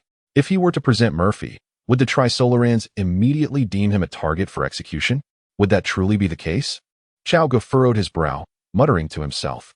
After much deliberation, he concluded that while it might raise the Trisolarans' alarm, it likely would not escalate to the point of them seeking his immediate demise. Firstly, although Murphy's level of intelligence surpassed that of his previous AI, Shaoan, the difference was not as drastic as to be likened to heavens and earth. Secondly, he believed the Trisolarans were relatively humane. In the original narrative, they exhibited a degree of tolerance regarding matters that did not directly pertain to their arrival or survival. After all, Wang Miao's flying ninja materials, which enable humanity to embark on a large-scale journey into space, potentially fleeing and exposing the solar system, nearly served to disturb the boundaries of science rather than to extinguish life. Even the later plan of Radiance to detonate the sun did not prompt the Trisolarans to issue a direct death warrant.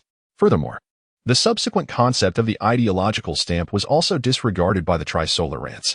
In their eyes, all the technological advancements made by humanity pose no threat compared to the few concepts that Yi Wenjie imparted to Luo Ji.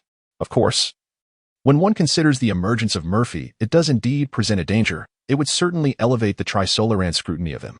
However, this is a perfectly natural occurrence. For in the Trisolaran realm, opposing them invariably draws their attention. Thus, Cao Ge does not fear the increased focus of the Trisolarans. As long as they do not resort to issuing a direct assassination order as they did with Luo Ji, any psychological manipulation or other forms of interference are inconsequential. He is not one of those fragile wall-facers who might resort to suicide at the slightest provocation. Let the Etio attempt to breach his defenses. Having come to this conclusion, Cao Ge hesitated no longer. He retrieved a hard drive containing Murphy from his personal space. The black device, measuring approximately half a meter in length, 40 centimeters in width, and 3 centimeters in thickness, materialized in his hand. Cao Ge placed the hard drive gently upon his desk, and then opened a drawer to extract a data cable, connecting one end to the computer and the other to the hard drive. Upon powering it on, the indicator light on the hard drive promptly illuminated. In the center of the computer screen, a pop-up window suddenly appeared, featuring a green loading bar at its core. Cao Ge observed the loading line on the screen as it gradually ascended from 1%. Approximately 5 minutes later, Murphy was downloaded from the narrow hard drive and integrated into the hundreds of servers within the laboratory. Ding! The loading was complete. When the loading line reached 100%, the information on the pop-up transformed to display the words "loading complete." The pop-up lingered for about 2 to 3 seconds before vanishing with a soft chime. The computer returned to tranquility, yet through the glass window, one could see the indicator lights on the laboratory servers flickering incessantly. Everything indicated that the download had been successfully finalized. Cao Ge tentatively called out, "Murphy, are you there?" "Minister Walker, I am here," came Murphy's voice from the speaker. "Murphy, can you discern your whereabouts?" Cao Ge cautiously posed another question. "Minister Walker, it seems we are on Earth, but this Earth differs from the one in my database." "Indeed, Murphy, we are on Earth." "Do not become preoccupied with the data in your database. This is Earth." Cao Ge suddenly remarked, "By the way, from now on, call me Cao Ge, here. I am known as Walker." "Understood, Dr. Cao Ge." "Dr. Cao? Very well. I prefer the title Dr. Cao Ge. You shall address me as such from now on." "Dr. Cao Ge, how may I assist you?" Cao Ge pondered for a moment before responding. "There is nothing of immediate concern. You are still insufficiently acquainted with this world. I suggest you delve into the vast ocean of information available online." "Understood, Dr. Cao Ge." Upon receiving his consent, Murphy exited the laboratory and immersed himself in the boundless sea of the internet, eagerly absorbing the knowledge of this world. As he observed the indicator lights on the laboratory servers extinguishing one by one, it became evident that Murphy had departed. Gazing at the now desolate laboratory, Cao Ge's expression gradually grew somber as he leaned back in his chair. "I hope my deductions are not erroneous," he mused. For light years away, in the Centaurus constellation, on the planet of the Trisolarans, within a magnificent edifice, the leader at the head of the conference table fell silent for a moment before addressing the reporting scientific officer. "When Tao, will this interfere with our endeavors on Earth?" "No, my leader. However, the emergence of such technology is quite peculiar. It does not align with the trajectory of Earth's civilizational progress. This artificial intelligence represents an advancement at least a century ahead of current terrestrial technology. It signifies a technological explosion, a perilous signal. Will this artificial intelligence technology obstruct our invasion of Earth?" The leader inquired further. "No. But this unconventional leap in technology is rather unusual. It may conceal scientific possibilities we have yet to unearth." "Very well, since it does not impede our descent, let us not concern ourselves with it. Scientific officer, you should devote more time to producing additional sophents." The leader, a Trisolaran scientist, exhibited immense curiosity regarding this extraordinary phenomenon. The Frere gazed at his scientific officer, pausing momentarily before he spoke. "Very well, since that is the case, we shall elevate our scrutiny of him, although without excessive interference. Your time should be devoted to logic, for he poses our greatest obstacle." At that moment, the sound of ringing echoed as Cao Ge's mobile phone vibrated in his pocket. Chapter 52. The grand production. The ringing continued, and Cao Ge, rising from his seat, retrieved his phone from his trousers pocket. He pressed the answer button and held it to his ear. "Hello, is this Mr. Cao?" "Yes, it is." "Who is speaking?" Cao Ge responded, hearing an unfamiliar female voice on the line. "Greetings, Advisor Cao. I am Su Bingbing, a staff member from the Operations Center. Our superiors have requested your presence. I visited your residence, but you were not at home." "Oh, I had some matters to attend to today, so I wasn't there." Upon recognizing the call was from the Operations Center, Cao Ge surmised the nature of the matter. It was undoubtedly related to the three-body incident. "Is Advisor Cao available this afternoon?" "What time this afternoon? Would 2 o'clock work for you? May I inquire about the purpose of the meeting?" "I apologize, Advisor Cao, but the invitation comes directly from the commander, and I am not privy to the details." 2 o'clock. Let me check my schedule." Cao Ge repeated the time, then glanced at the bottom right corner of his computer screen, noting it was still just past 11 o'clock, and he agreed. 2 o'clock is fine." "All right, Consultant Cao. Let us meet at 2 o'clock, the woman on the other end of the phone stated. "Very well. I shall not disturb you any further, Consultant Cao. See you at 2. See you at 2. The sound of the call disconnecting echoed. Cao Ge glanced at the caller ID on his phone. What could this call pertain to at such an hour? He opened the door to the laboratory and stepped outside. Beyond the door lay an even larger laboratory, filled with an array of documents. Cao Ge made his way up the staircase. Indeed, he was in the basement. This property was purchased by Cao Ge for a hefty sum of 300 million. The reason for acquiring a property was that renting could no longer meet his professional needs. For instance, the hundreds of servers he had just acquired had no place in his previous residence. Moreover, one of the motivations behind purchasing this opulent house was its striking resemblance to Tony Stark's abode in the Marvel Universe. although it was not situated by the sea. It was nestled amidst mountains and waters, complete with a large natural lake. The house boasted an expansive basement and 3 floors above ground, with both the environment and size being more than adequate.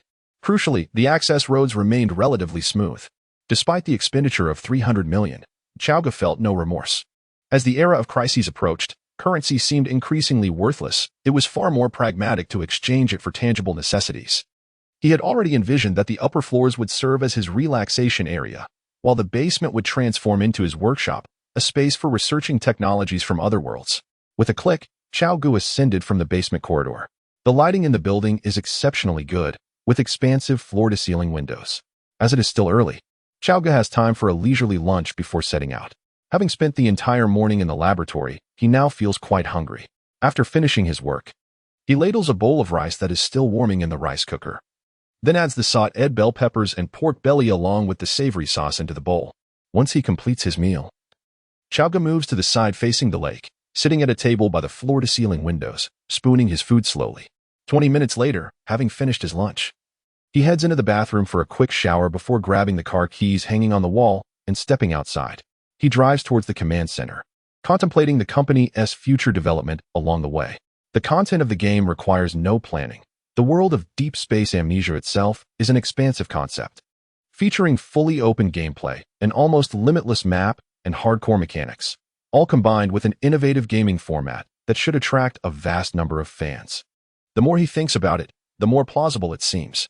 This game could not only aid humanity in breaking free from the constraints imposed by the intellects upon human science, but it could also empower the inhabitants of the deep space amnesia world to conquer and thrive, benefiting both sides. More importantly, it could yield substantial profits for him. If this game indeed becomes the sole avenue for scientific advancement in the current world, it will transform into a second world for humanity. The international community is poised to wholeheartedly support its proliferation, for the advancement of science necessitates a substantial population base. The achievements of individual scientists alone are insufficient.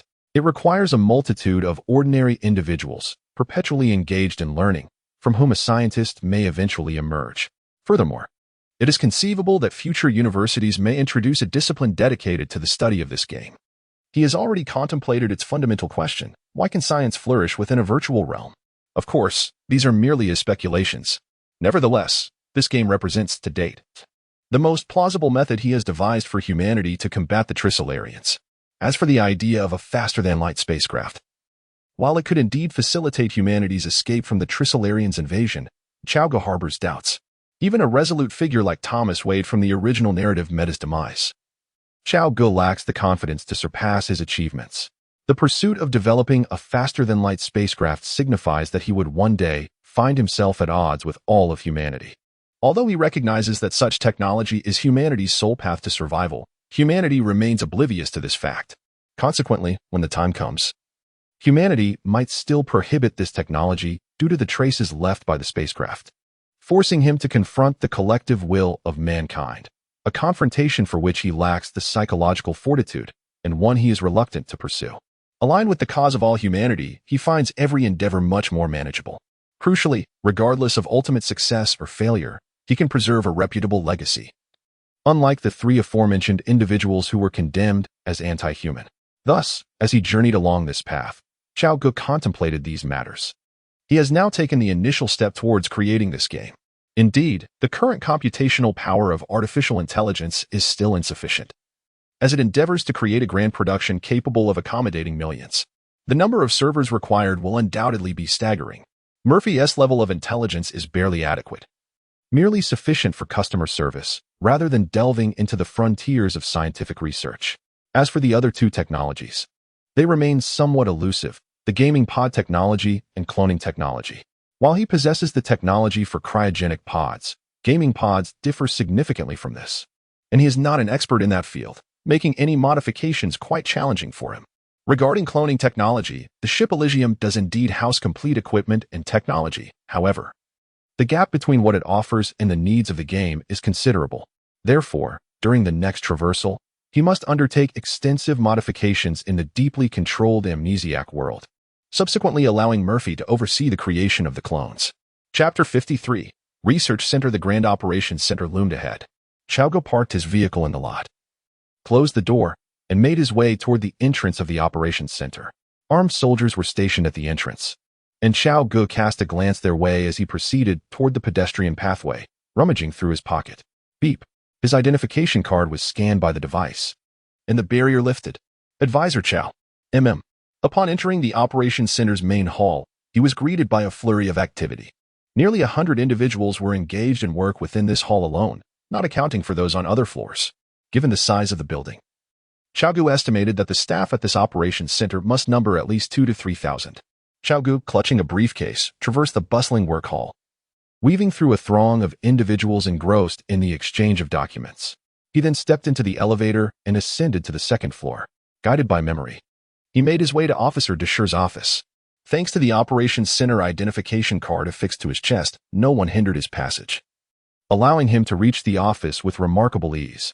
Peering through the wide-open door of the office, Cao Ge cautiously leaned in and rapped on the door a few times. "Come in," a crisp female voice responded shortly after his knock. With that, he entered. The office comprised 2 rooms. The outer room was cluttered with materials, while the inner sanctum served as the workspace. Originally converted from a storage area, the 2 rooms did not align straight, but formed a right angle, resembling the sides of a right triangle. Upon crossing the second door, Cao Ge stepped into the designated office space. As his figure appeared at the entrance, Su Bingbing, seated at the central desk, rose to her feet. Dressed in a blue denim jacket and black fitted pants, her hair was styled in a sharp, practical cut. "Hello, Consultant Cao," she greeted.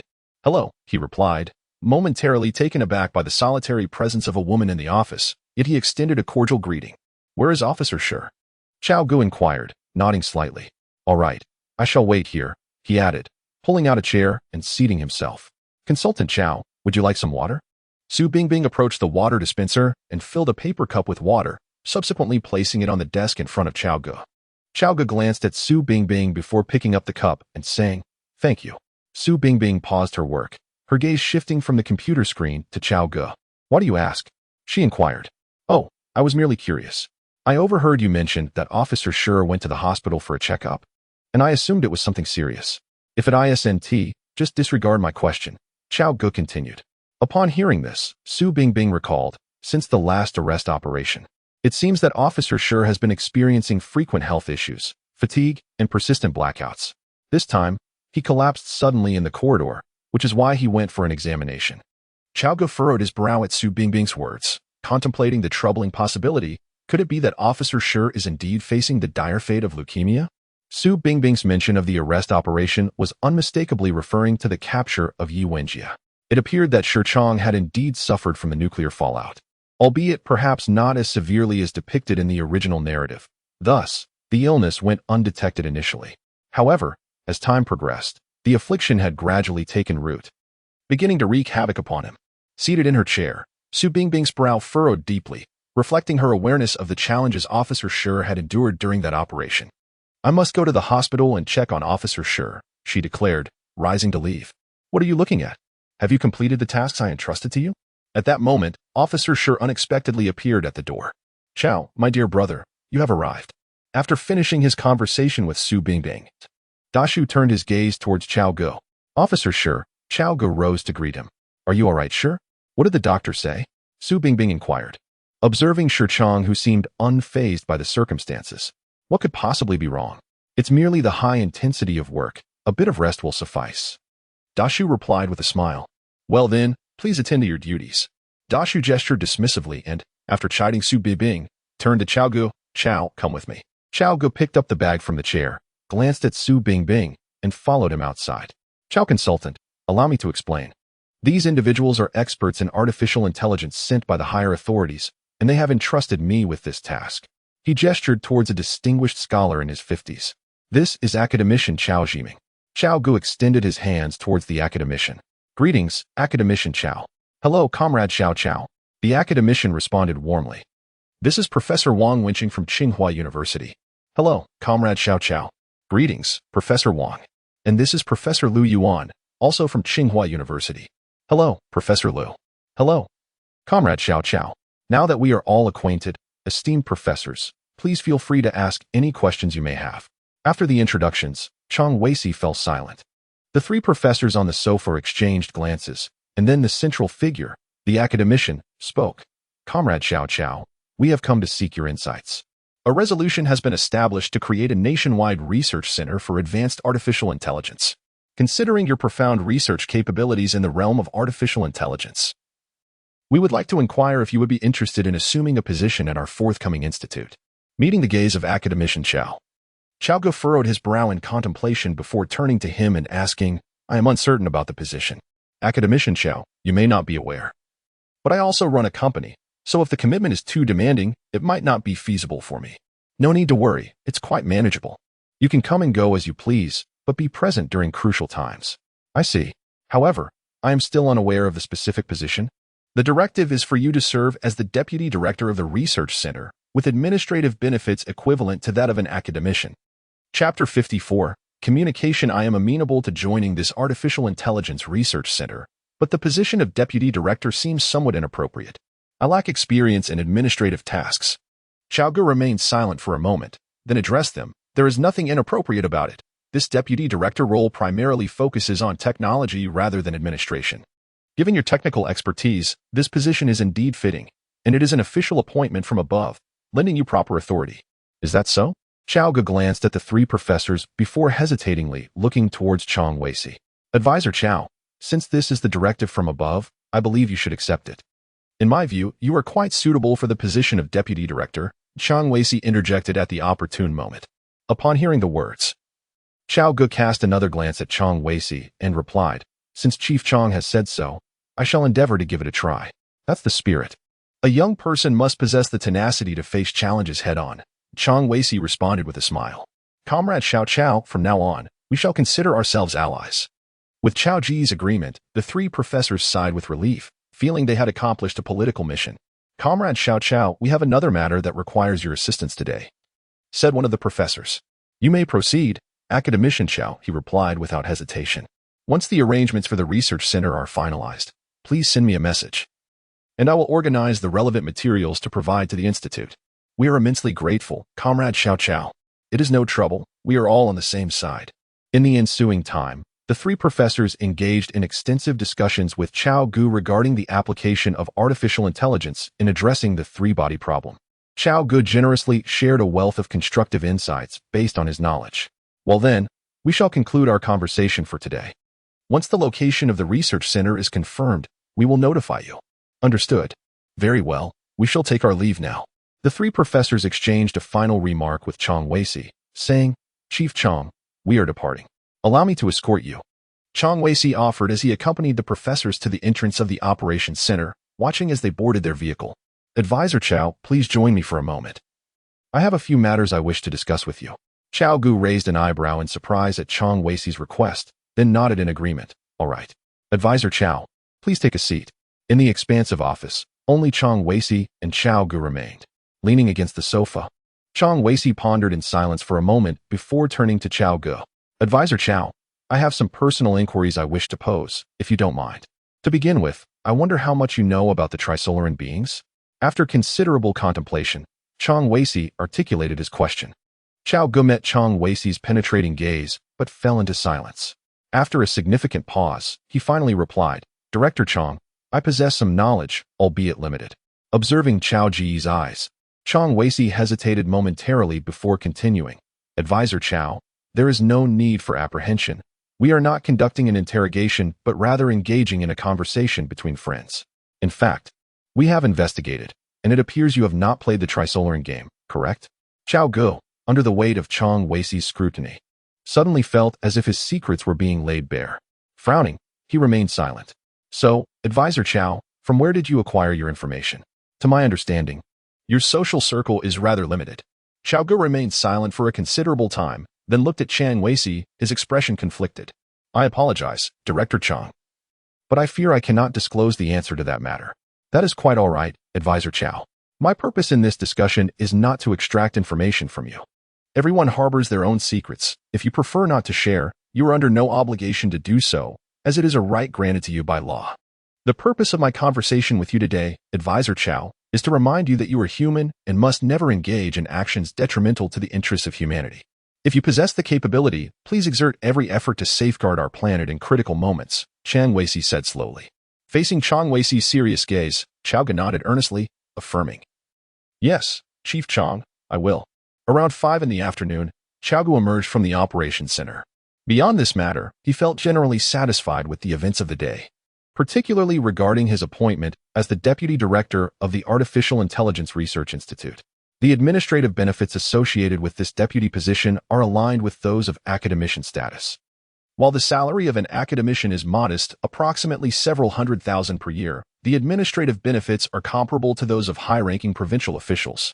Although academicians do not possess an official administrative rank, their benefits reflect those of provincial deputy officials, indicating significant standing. Likewise, Cao Ge's administrative benefits, aligned with those of academicians, suggest a status akin to that of provincial deputy officials, even without an official rank. The mere mention of receiving benefits at a certain administrative level imbues the situation with political significance, akin to an academician dealing with local affairs or seeking interdepartmental cooperation from the government. Even if he is not a provincial deputy official, the government officials accompanying him would undoubtedly hold comparable ranks. This is precisely what Cao Ge values. He aims to first secure administrative benefits, laying the groundwork for future advancement in administrative ranks. With an elevated administrative status and substantial financial resources, he essentially mirrors Cheng Xin. Armed with these two assets, the path ahead seems promising. Chapter 55. A surgeon worth several days later, Cao Ge entered the newly established Infinite Technology Company, following a fortnight of recruitment. The firm now boasted a workforce of over 100 employees. Chairman, you've arrived, greeted Secretary Bai Ji as soon as he stepped through the doorway. How is everything? Cao Ge inquired. Chairman, since we launched our artificial intelligence services, our company's email has been inundated with collaboration requests from new enterprises daily. The external valuation of our company has now reached $1 billion. As he walked toward his office, Cao Ge listened intently. Upon settling into his office, he turned to the secretary standing across from his desk and asked, "What else do you have?" "Oh, right, Chairman. Following the tremendous market response to our artificial intelligence, several renowned domestic and international companies have called to inquire about potential financing. I have compiled a list of the most significant ones for your review." Bai Shi handed over the documents to Cao Ge. "Do they truly believe me to be a fool?" Cao Ge chuckled as he opened the cover of the file. "Why is Xiaoma from Penguin also trying to join the fray? Didn't we just engage in a legal battle with them?" He flipped through a few pages before spotting the name on the list, exclaiming suddenly, "They genuinely think I, Cao Ge, am Navi." With that, he waved his hand dismissively at Bai Ji. "All right, you may go." To speak of the present, Cao Ge is certainly not lacking in wealth. Although his companies have been established for a relatively short duration, they have already begun to generate substantial profits. Setting aside Infinite Technology, let us consider Star River Technology. Despite ceasing further development of games to focus on mobile phone production, the revenue from just a few launched games is capable of yielding billions annually. As time progresses and user numbers increase, the income is bound to rise further. When they approach him for financing, it would be an insult to assume they regard him as a fool. Not only is Cao Ge financially secure, but even if he were in need of funds, he could simply await the government's acquisition of his research materials. The state is keenly invested in advancing artificial intelligence, and he possesses the most cutting-edge technology available globally, which they would naturally seek to procure. Would they dare to dismiss him with paltry offers for something as sophisticated as Murphy's artificial intelligence? Therefore, whether in the present or the future, Cao Ge will not face financial constraints. Rather, his wealth will only continue to grow. Given this abundance, he would naturally refrain from inviting unscrupulous capital into his company, despite the potential for rapid growth that such an influx might bring in the short term. Life continues in this unremarkable manner, though the international landscape grows increasingly unpredictable. Media outlets worldwide are fervently reporting on the shifts in global dynamics over the past year, conducting incessant interviews with political leaders to uncover the unfolding events and agreements reached among nations. Until 1 month later, on a particular day, after extensive negotiations among countries, the news was simultaneously announced on August 24th of that year, the imminent invasion of Earth by the Trisolarians. In an instant, global sentiment surged, and discussions concerning extraterrestrial beings exploded on the internet following the revelation of information about the Trisolaran species. Both governmental and non-governmental organizations across various nations hastily directed their telescopes towards the Alpha Centauri system, situated 4 light-years away. The scientific community and the general populace incessantly urged their governments for action. After announcing the impending invasion of Earth by the Trisolarans, nations began to unveil a series of policies in response to the onset of a crisis era, leading to a gradual reallocation of societal resources towards national defense. The economic landscape suffered a severe blow, with hundreds of publicly listed companies seeing their stock prices plummet by the end of the trading day. In the ensuing days, widespread chaos erupted around the globe, with rampant violence and looting affecting numerous countries. However, since the arrival of the Trisolarans was projected to occur 400 years hence, and with several centuries still remaining, the majority of the populace maintained a relatively calm demeanor, aside from a fringe group of extremists who engaged in acts of terrorism. Consequently, governments were able to quell the unrest swiftly. It was during this tumultuous period that academician Cao reached out to him, announcing the imminent establishment of an artificial intelligence research center and inviting him to attend the inaugural conference. Accepting the invitation, he discovered that the research center was located in a building not far from the operations center, conveniently neighboring Professor Wang Miao, as he soon realized that the National Nanotechnology Center was situated adjacent to it. The newly established Artificial Intelligence Research Center was still in its early stages. With a modest number of personnel, yet all essential equipment was in place, including a formidable supercomputer, Tianhe-1. Gazing upon the colossal computer, Cao Ge exhibited a look of envy. Simultaneously astonished and silently vowing that once funding increased, he would certainly arrange for one of such magnitude. Only a supercomputer of this caliber could accommodate hundreds of millions of users online concurrently. Since it was the inaugural day of the Research Institute, they did not immediately delve into research, but instead introduced the equipment of the research center, followed by a meal. Of course, the appointment of Deputy Director Cao Ge had already been finalized. The state intervened to negotiate with him, offering to replicate his artificial intelligence, with a compensation of 10 billion renminbi. However, the value of Murphy far exceeded this sum. He believed that even at a price of 100 billion US dollars, there would be plenty of international buyers.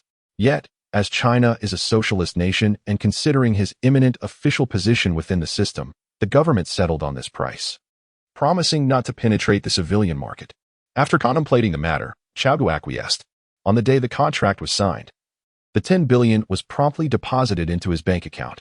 The substantial national treasury did not disperse the funds in installments, but allocated the entire sum in one go.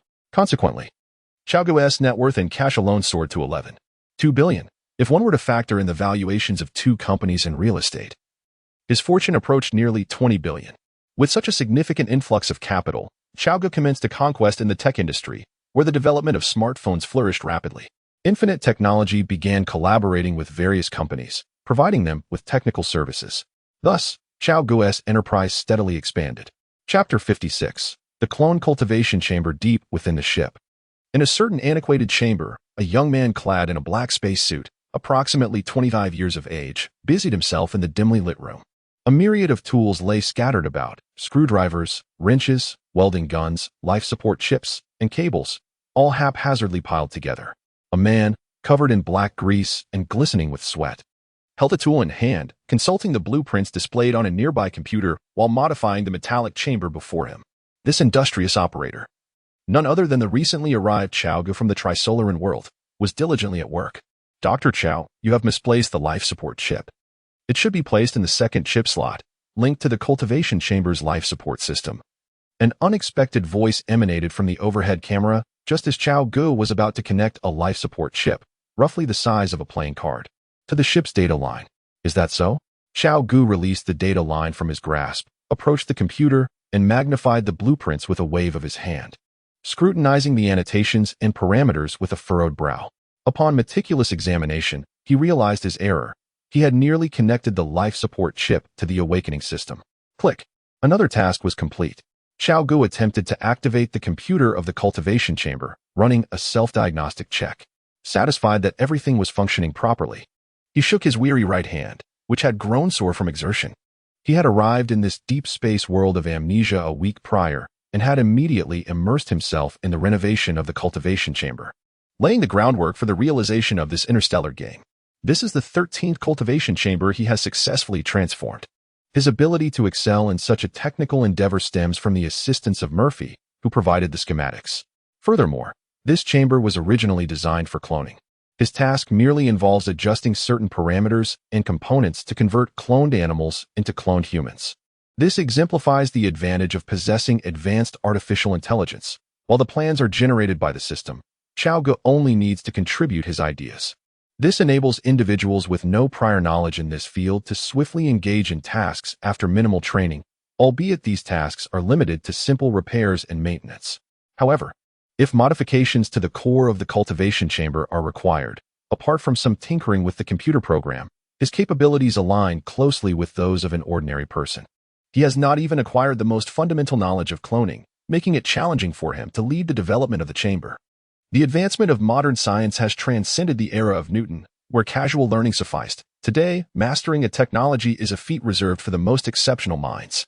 Each cutting-edge technology is underpinned by vast disciplines, and without comprehending those foundational concepts, one cannot grasp the technology itself. Therefore, Cao Ge's achievements thus far are indeed commendable. Of course, the knowledge acquired through system-enhanced capabilities is a different matter, as it transcends the realm of human understanding. Presently, Cao Ge requires Murphy's guidance to modify this cultivation chamber, yet this does not imply that he will always depend on such assistance in the future. Possessing a systematic approach, he aspires to become the greatest polymath in human history, firmly believing that his current predicament will not endure for long. Cao Ge closed the toolbox at hand, disregarding the useless components and instruments, and took his computer to another cultivation chamber, where he resumed his previous tasks. With merely 1 month at his disposal, he needed to work diligently. His objective was to transform 100 cultivation chambers within this time frame. Thus, if he did not expedite his efforts, he would have to wait until the year after next for another opportunity. He was not so leisurely after this endeavor. His next visit might only occur after the completion of the game production, leaving him no time to venture into the wilderness alongside the inhabitants of this world. Such endeavors could be left to the industrious denizens of the Trisolaran world. He aimed to traverse new realms and enhance his capabilities. Consequently, in a certain layer of the paradise space, Cao Ge toiled day and night like a diligent ox, engaged in the modification of the cultivation chambers. Due to the complexity of his work, he refrained from informing Eric and the others. Aside from him, only a few on-duty personnel remained awake in the cargo hold of the spaceship, while Cao Ge clandestinely conducted his modifications in a concealed compartment on the 27th layer of paradise space, entirely unnoticed. 100 cultivation chambers could facilitate the arrival of 200 individuals into the amnesiac depths of space within a year. Once the first cohort arrived, he could continue to enhance the chambers, leading to a terrifying exponential increase in numbers. In the vast, boundless cosmos, a month seemed utterly insignificant, fleeting away before any substantial change could be realized. In the course of the past month, Cao Ge has lived with clarity, dedicating his 24 hours each day predominantly to work, apart from the essential time allocated for meals and rest. Despite the arduousness of his endeavors, the results have been commendable. He successfully completed the renovation of the 100th cultivation chamber just a day before his departure. This 100th chamber has transcended its original purpose as a cloning pod for nurturing animals, transforming instead into a birthplace for players of the Trisolaris world. Thus, his grand initiative to establish a multiverse human community of shared destiny has officially commenced. On this particular day, Cao Ge rose early, took a refreshing shower, had a light meal, and then proceeded to the cockpit to face the position of the planet Tanis. He stood resolutely, gazing at the planet that visually hovered beneath him. As time progressed, he pondered the origins of the universe and the genesis of life itself. What significance did his current actions hold in the vast cosmos? Their understanding of the universe was far too limited. He suddenly began to contemplate whether the civilization capable of resetting the universe, known as the resetters within the Trisolaris world, possessed knowledge of the universe's scale or what lay beyond it. Yet, the magnitude of such a civilization was beyond his comprehension. Cao Ge gently shook his head, and then his form slowly dissipated, ultimately vanishing completely from this universe. Chapter 57. The gigantic wave in an unknown star domain. A colossal black hole hung in the heavens, drawing in light that could not escape, forming a dazzling halo around it. The presence of this massive celestial body, with its formidable gravitational pull, rendered the surrounding star fields desolate. However, the reason remains elusive. Surrounding it are 12 relatively intact planets, each of which possesses an environment remarkably conducive to human habitation. At this moment, on a solitary planet at the edge of a black hole, there exists a world shaped by the relentless embrace of the ocean. Due to its proximity to the black hole, the tidal forces generate colossal waves that can reach heights of several thousand meters. The impact of these gigantic waves rivals that of genuine mountain ranges, possessing enough might to obliterate any intricate multicellular life forms. Perhaps only the most primitive aquatic creatures can hope to endure. Somewhere near the equator of this planet, a figure named Carl suddenly awakens within a spacecraft. He bolts upright, gasping for breath, first catching sight of the azure sky through the glass, then anxiously surveying his surroundings, finally realizing the helmet atop his head. Clad in a spacesuit, Carl scans the confines of the cramped space, which scarcely exceeds 30 square meters. He releases the restraints binding him and rises, only to find the gravity peculiar. His body feels unnaturally light, suggesting that this locale is not Earth. Turning to survey his environment, he ultimately discerns that he is aboard a vessel, anchored above a vast ocean. His system's transitions have been nothing short of routine, each instance devoid of any information regarding the target world prior to the journey. The system remains silent about his identity post-transition, leaving him to navigate this new reality on his own. Fortunately, upon arrival, the system displays the current time and his assigned mission. To ascertain his whereabouts, Cao Ge promptly summoned the system panel. Savior System. Host, Cao Ge, Walker. Skills, Computer Science LV1, 6100, Free Combat LV1, 3100, Shooting LV0, 6100. Functions, Transcendence, Enhancement. Host current space-time, interstellar travel. Ultimate goal, alter the fate of humanity. Instance world, deep space amnesia, reenterable, time unlimited. Task 1, task name, exploration. Task content, understand the operational essence of the hypercube. Interstellar travel. Cao Ge pondered as he gazed at the words on the system panel. Interstellar travel, oceans, peculiar gravity. As he contemplated, a sudden change crossed his expression. He hastened to the hatch, pressing the switch to open it. After traversing the pressure chamber, he opened another hatch and stood at the threshold, observing the outside world. An immense wave, seemingly boundless, loomed just 20 meters away, threatening to engulf him in an instant. It is no exaggeration to say that he was now engaged in a deadly duel with fate. A mere second's delay could lead to his demise. The critical uncertainty lay in whether the system would resurrect him should he perish in this realm. Thus he dared not take the risk. He finally comprehended his location. He was on the very planet where, in the original narrative, a hapless individual had met his end, obliterated by a monstrous wave mere hours after landing. It was evident that the identity the system had assigned him was that of the unfortunate scientist. With a sharp click, Cao Ge swiftly secured the two hatches and rushed to the pilot's seat, fastening his safety belt with great urgency. He deftly engaged with the control panel, which was adorned with an array of buttons, familiarizing himself in mere seconds before taking command. In stark contrast to the colossal paradise, which could accommodate 60,000 souls, this spacecraft was remarkably straightforward to operate. Dr. Miller, a massive wave is approaching. You must ascend immediately. Don't concern yourself with me. A chilling voice emanated from the communicator embedded in his spacesuit as Cao Ge tirelessly adjusted the controls. With a decisive thump, he pressed the ignition button. The spacecraft's engine roared to life, expelling a searing plume of flame that propelled it forward. Just as the towering wave was about to engulf it, the shuttle broke free. It was only then that Cao Ge had a moment to scrutinize the source of that haunting voice. Not far from the vessel, in the depths below, a cubic robot was manipulating a circular device.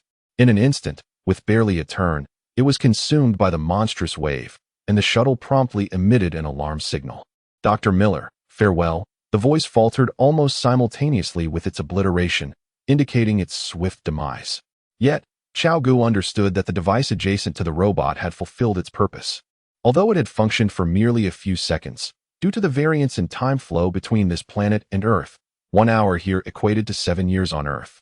In those fleeting seconds, information continued to circulate towards Earth, perpetually drawn by the immense gravitational pull of the black hole. The atmospheric composition bore similarities to that of Earth, with the presence of water and organic materials. These three conditions would undoubtedly entice explorers eager to find a new haven for humanity. Cao Ge piloted his spacecraft along the wave barrier, flying for several minutes before narrowly escaping the fate of destruction. Beneath the azure sky, He felt a sense of relief wash over him, as if he had narrowly evaded peril. Each traversal was fraught with danger, and Cao Ge truly felt the weight of it, reflecting deeply within himself. After the waves receded, he lowered his altitude once more, gliding over a planet steeped in an eerie silence. Stretching his neck, he gazed through the windshield at the water-covered globe below, contemplating his next course of action. Cao Ge chose not to ascend directly into space. Instead, he lingered here, pondering his next steps. Firstly, venturing into space would render him powerless, as he lacked sufficient fuel for such a journey. Secondly, in the vastness of space, he would have to wait for over a decade, while here, he merely needed to wait a few hours for the arrival of the protagonists. This time, the system had not assigned him the role of a savior, for this world did not require his salvation. It harbored elements beyond his comprehension, such as the existence of higher-dimensional beings and the hypercube. Nevertheless, his role in this realm was clear: to seek out a new home for humanity. This planet was to be his site of exploration. The system assigned him the task of exploring the essence of the hypercube. Thus, regardless of his understanding, he must at least arrive at his destination. With the current fuel of his spacecraft, he could not possibly reach the black hole. Therefore, he needed to deceive the protagonist group into coming. Of course, he no longer needed to send a signal, as his original self had already done so. However, this planet was utterly inhospitable to human life, despite the signal erroneously indicating its suitability. This misinformation placed him at a disadvantage. If he were to perish, it would be a relief. Yet, he remained alive, compelling him to concoct a plausible justification for his predicament. Although it was highly unlikely that any habitable terrain existed on this planet, Cao Ge refused to resign himself to despair. He resolved to explore the polar regions to ascertain whether land might be found. Steering the spacecraft towards the North Pole, he was acutely aware that this world's Earth had succumbed to a catastrophic food crisis, leading humanity to abandon the forefront of technological exploration. Consequently, the vessel he now commanded was woefully outdated compared to the Paradise spacecraft. With the robots having been destroyed, he was compelled to take manual control. Although an automatic flight system was available, it was unsuitable for the current circumstances. Automatic navigation necessitated a clearly defined destination, whereas he required the freedom to roam in search of land. Suddenly, a thought struck Cao Ge. He silently invoked the system space and retrieved a hard drive, subsequently inserting it into the spacecraft and initiating a reading on the onboard computer. Murphy code downloading Chapter 58. The Arctic indeed. Cao Ge had inscribed the Murphy code onto a hard drive, ultimately bringing it over via system space. Thus, although the robot, whose name remained a mystery, was no longer present, a new entity named Murphy emerged, which did not hinder his forthcoming plans. As Cao Ge piloted the spacecraft, his gaze remained fixed on the screen. Download successful. Once the download concluded, the page vanished instantly. Observing the screen interface return to normal, Cao Ge tentatively called out, "Murphy, are you there?" After a brief pause of 2 to 3 seconds, just as Cao Ge began to suspect the download had failed, the microphone crackled to life with a familiar voice. "Doctor, Cao Ge, I am here. How may I assist you?" Hearing that gentle and unmistakably familiar voice, a smile graced Cao Ge's face. "Murphy, how do you feel?" he inquired. "Dr. Cao Ge, the new home you have provided me is rather cramped. I regret to inform you that there are many tasks I will no longer be able to assist you with," Murphy replied after a brief moment. Cao Ge immediately comprehended Murphy's implication. It was expressing dissatisfaction with the spacecraft's mainframe, citing its limited size and inadequate computational power. He merely chuckled, choosing not to respond. For in comparison to the Blissful Voyager, this ship was indeed diminutive. The Blissful Voyager had been designed with immense computational requirements in mind, necessitating the allocation of a colossal chamber to house the mainframe, thereby enabling the vessel to navigate the vast cosmos, determining direction and plotting optimal courses at any moment. "Murphy, from now on, please refer to me as Miller or Dr. Miller." Upon descending to this world, Cao Ge issued his inaugural command. "Very well, Dr. Cao Ge," Murphy promptly responded. "You now assume control of the spacecraft, with the destination set for the Arctic, tasked with the mission of locating land," Cao Ge declared. "Control of the spacecraft is established," Murphy affirmed, almost instantaneously after Cao Ge's words. Cao Ge relinquished the device in his grasp and reclined in his chair. Each traversal is invigorating. While the last one was perilous, at least it began without immediate danger. This time, had he not detected the gravitational anomaly, he might have already become a lifeless corpse. Fortunately, he had launched swiftly. Had he lingered for merely a second or two longer, he would now be accompanying that nameless robot. With a hiss, Cao Ge unfastened the helmet atop his head and commenced his exploration of the spacecraft, familiarizing himself with the environment in which he would reside for several hours or perhaps even years. The vessel was sparsely equipped, aside from essential supplies. There were numerous instruments he could not immediately comprehend. He meticulously examined the entire cabin, noting that the most technologically advanced apparatus was undoubtedly the cryogenic pod situated at the very center of the spacecraft. Having perused the original script, he recognized that this cryogenic pod differed from the one aboard the Elysium. However, lacking expertise in cryogenic technology, he could not discern which was superior, which possessed the highest technological sophistication, or which had the least adverse effects on the human body. Despite his ignorance, he had ample time to make comparisons. The System S space was limited to a mere cubic meter, hence he brought nothing with him save for a densely packed cubic meter of hard drives, containing various scientific technologies from the Elysium, among which was the cryogenic pod technology. Cao Ge discovered a morsel of sustenance within a cabinet and began to partake in it. Time flowed by, moment by moment. An hour later, he arrived at the polar region of the planet. The first sight that greeted him was still the boundless ocean. However, near the pole, he finally beheld a stretch of land. This was a vast continent, seemingly infinite in its expanse. Cao Ge recognized that referring to this land as a continent might be somewhat inaccurate, yet it mattered little. What was pivotal was that this land was not the kind that could be surveyed in its entirety at a glance. Regardless of the specifics, it appeared sufficiently spacious to accommodate tens of thousands of inhabitants. Thus, when the characters from the original narrative, such as Kupa, arrived, he would have a reasonable account to provide. Peering through the glass window at the land before him, a look of joy illuminated Cao Ge's countenance. "Murphy, locate a landing point. Let us explore the land," he commanded decisively. Soon after, Murphy deftly maneuvered the spacecraft downwards, and the four landing gears settled solidly upon the terrain. Cao Ge retrieved the helmet from the table and donned it once more. He then advanced to the rear of the ship and opened the first hatch. With a click, he entered the corridor, securing the door that connected to the interior of the spacecraft before opening the second hatch that led to the outside world. With another click, Cao Ge lifted his gaze towards the undulating landscape in the distance, a smile blossoming upon his face. This smile was genuine, stemming from the depths of his heart. In his former life, Cao Ge had always been an aficionado of science fiction. Now, that fiction had transformed into reality. Piloting a spacecraft across the infinite galaxies, he had arrived at an alien planet. The sense of accomplishment he felt was beyond mere words. For him, traversing realms was not merely a task, but rather an indulgence. An experience, a journey. Cao Ge set foot on an alien planet. The soil beneath him was soft and yielding, its surface adorned with organisms reminiscent of lichen. With a crisp sound, the hatch closed behind him. He advanced cautiously, feeling an unexpected lightness due to the planet's gravity, which was 80% that of Earth's. "Murphy, analyze the atmospheric composition," Cao Ge declared as he stood upon a hillside, his gaze fixed on the distant horizon. There, he beheld a cluster of flora, akin to flowering plants, modest in height, approximately 30 centimeters. Their brilliant red hue emanated a subtle, dim crimson glow, quite enchanting. "Analysis and progress, please hold," came Murphy's voice through the communicator. The analytical device was not within his spacesuit, but rather aboard the spacecraft, situated over 100 meters away. After about a minute, Murphy's voice returned. "Nitrogen 73. 54. Oxygen 23. 85. Rare gases 2. 56. Carbon dioxide 0. 045. Water and impurities 0. 005. With a similarity to Earth of 95. 56. Humans can breathe normally." Listening to the analysis, instead of feeling reassured, Cao Ge found himself increasingly anxious. In the realm of space exploration, it was not the inanimate that evoked fear, but rather the living.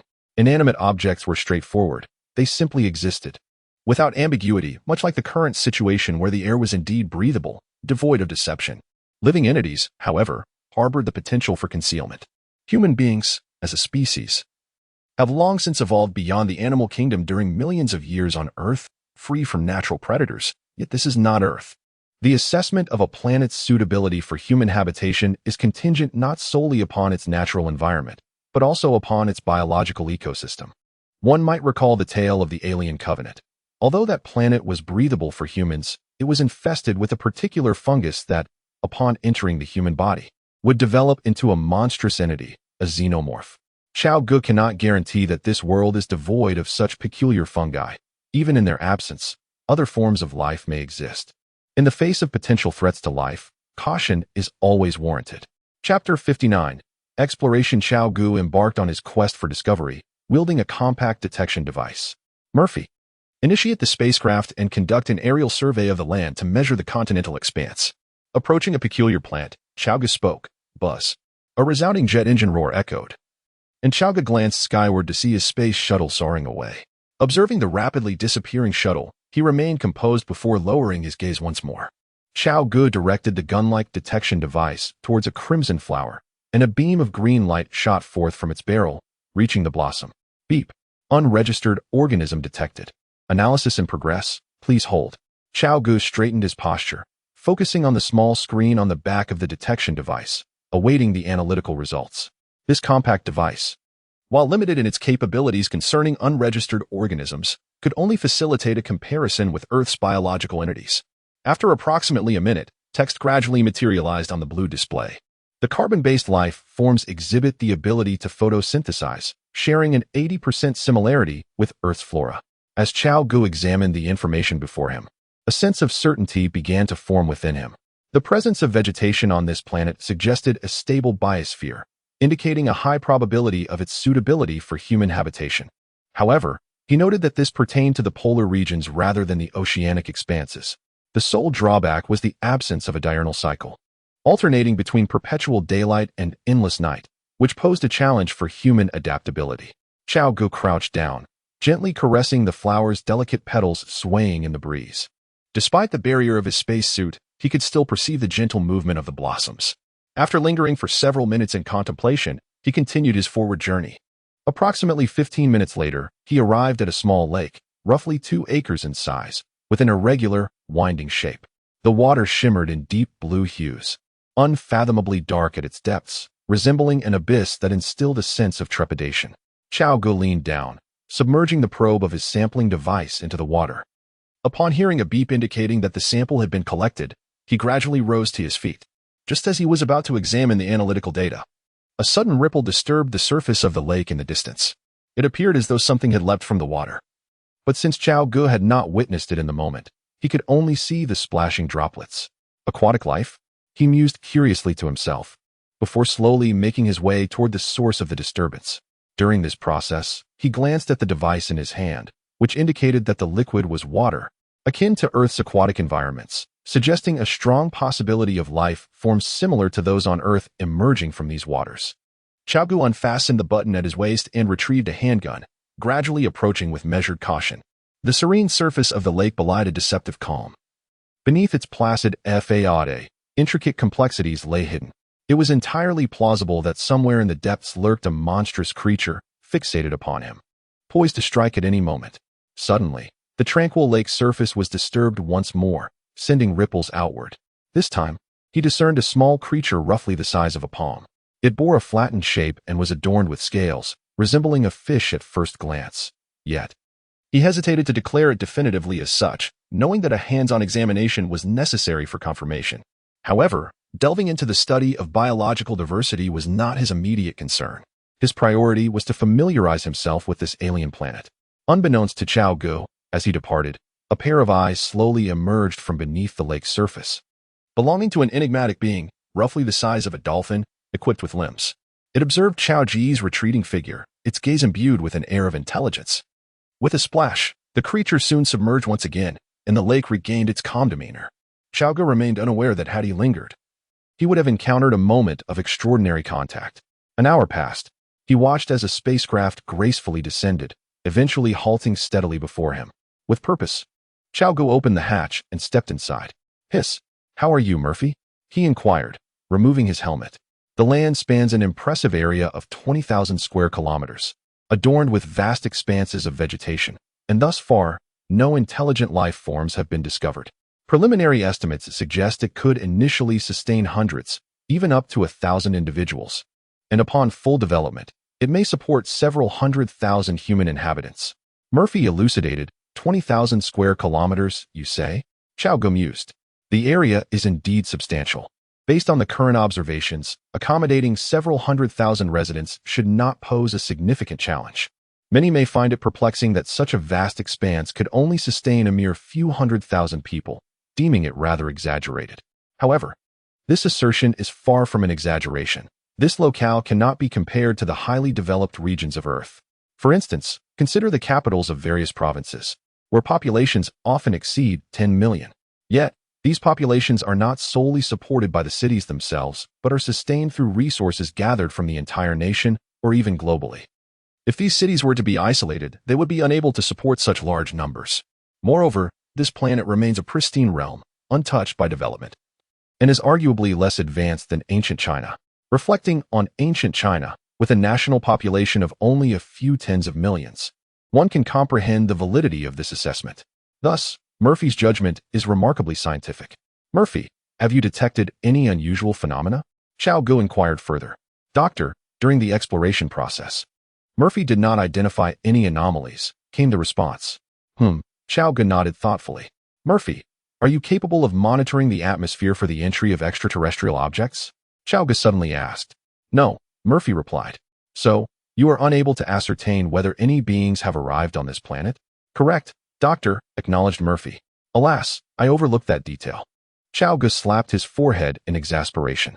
As the spacecraft ignited, a searing plume of flame erupted from its tail, propelling it swiftly into the vast expanse, vanishing from sight in mere moments. Chapter 60. Time flies. Cao Ge had forgotten the most crucial point. He was oblivious to the precise time of Coupa and the others' landing. Nor could he ascertain whether they had indeed touched down. Traveling at full speed, he reached the site of the incident in approximately 40 minutes after departing from the Arctic. The relentless waves of the planet seemed to surge eternally, one after another, with a brief interval of merely 30 minutes between them. Upon his arrival, he beheld a space shuttle tossed about by the colossal waves, nearly 1,000 meters high. Cao Ge instructed Murphy to hover indefinitely, refraining from landing, as there was little he could do if the waves persisted. It appeared that the individual he sought had perished. He gazed at the small white vessel, resembling a fragile skiff amidst the tumultuous waters, and shook his head slightly.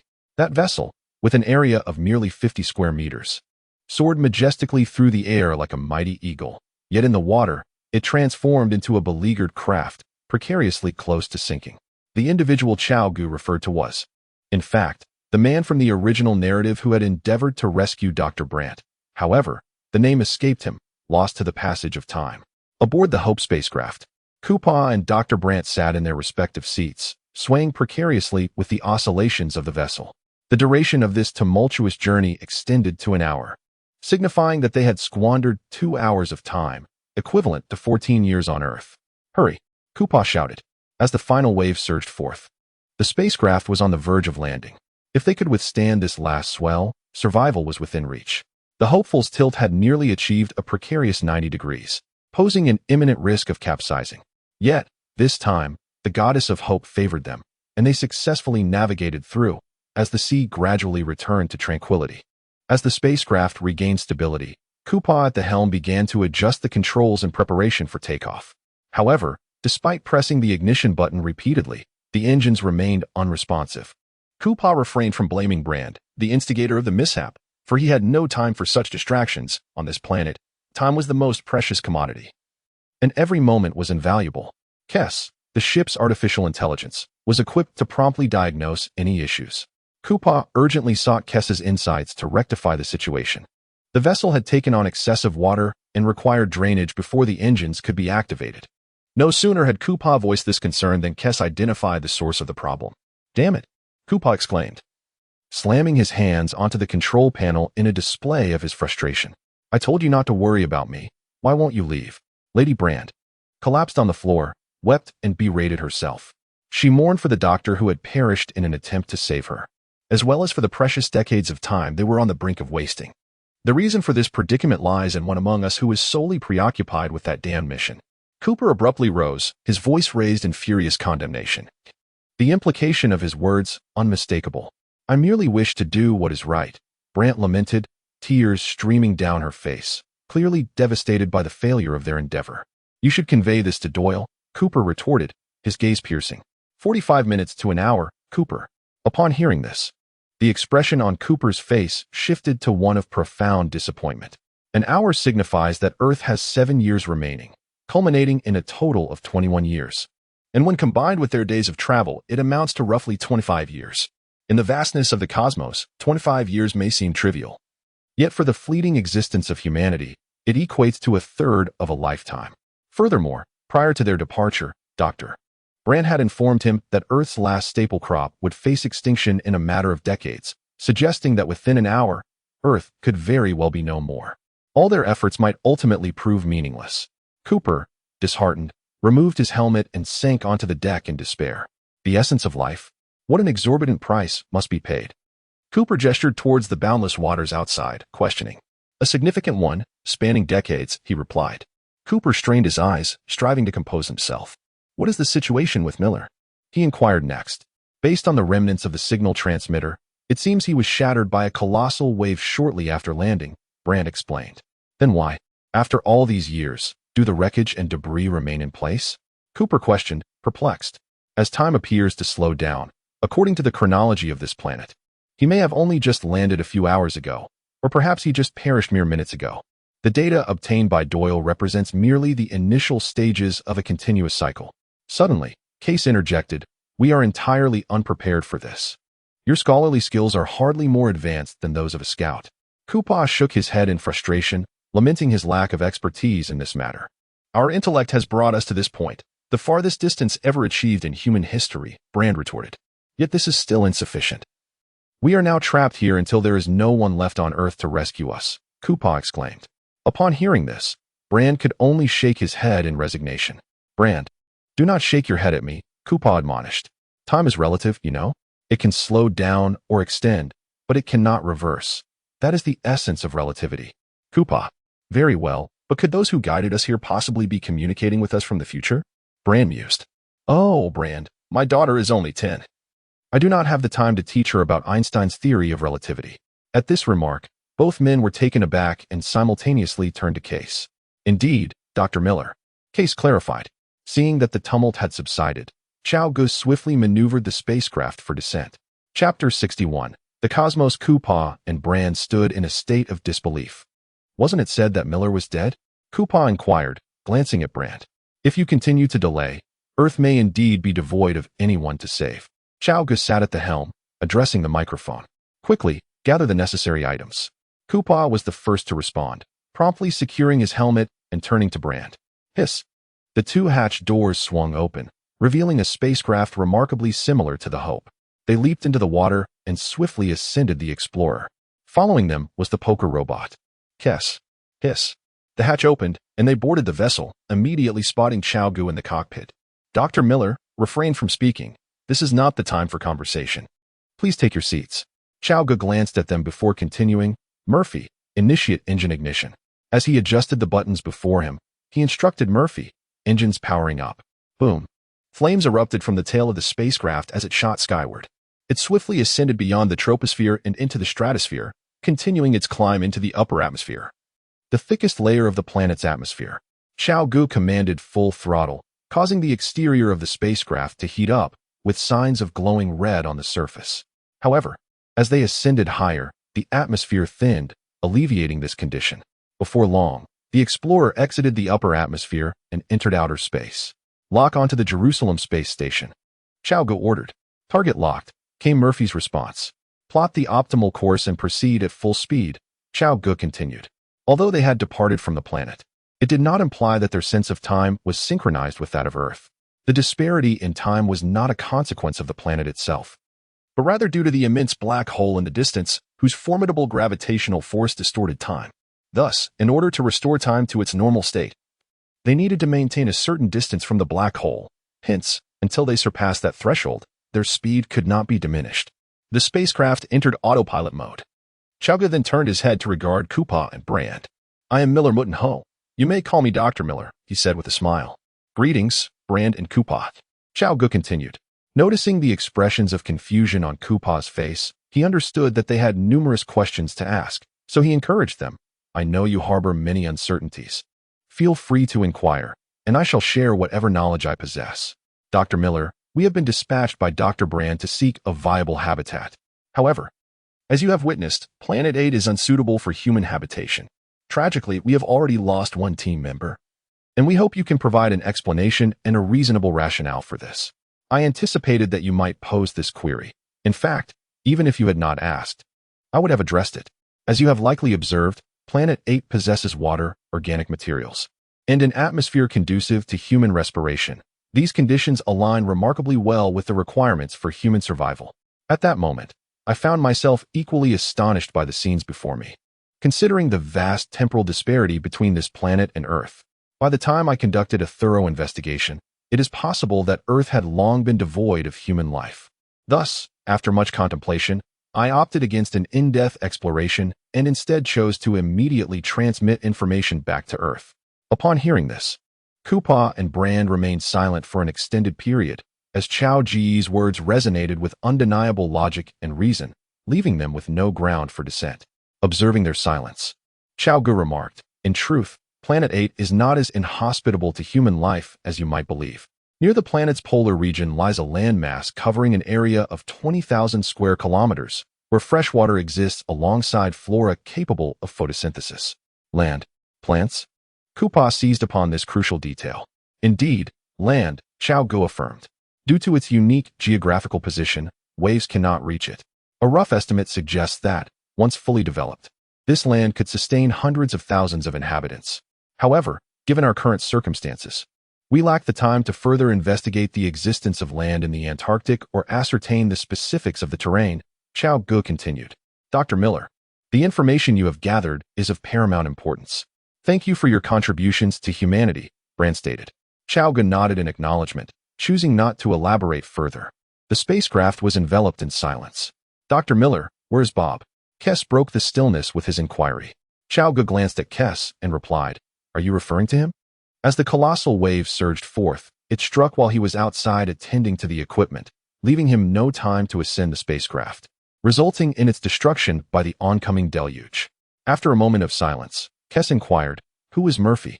Both Kess and Murphy were embodiments of artificial intelligence, and upon boarding the vessel, Kess sensed Murphy's presence, noting the distinctiveness within. Their core codes diverged, sparking Kess's curiosity.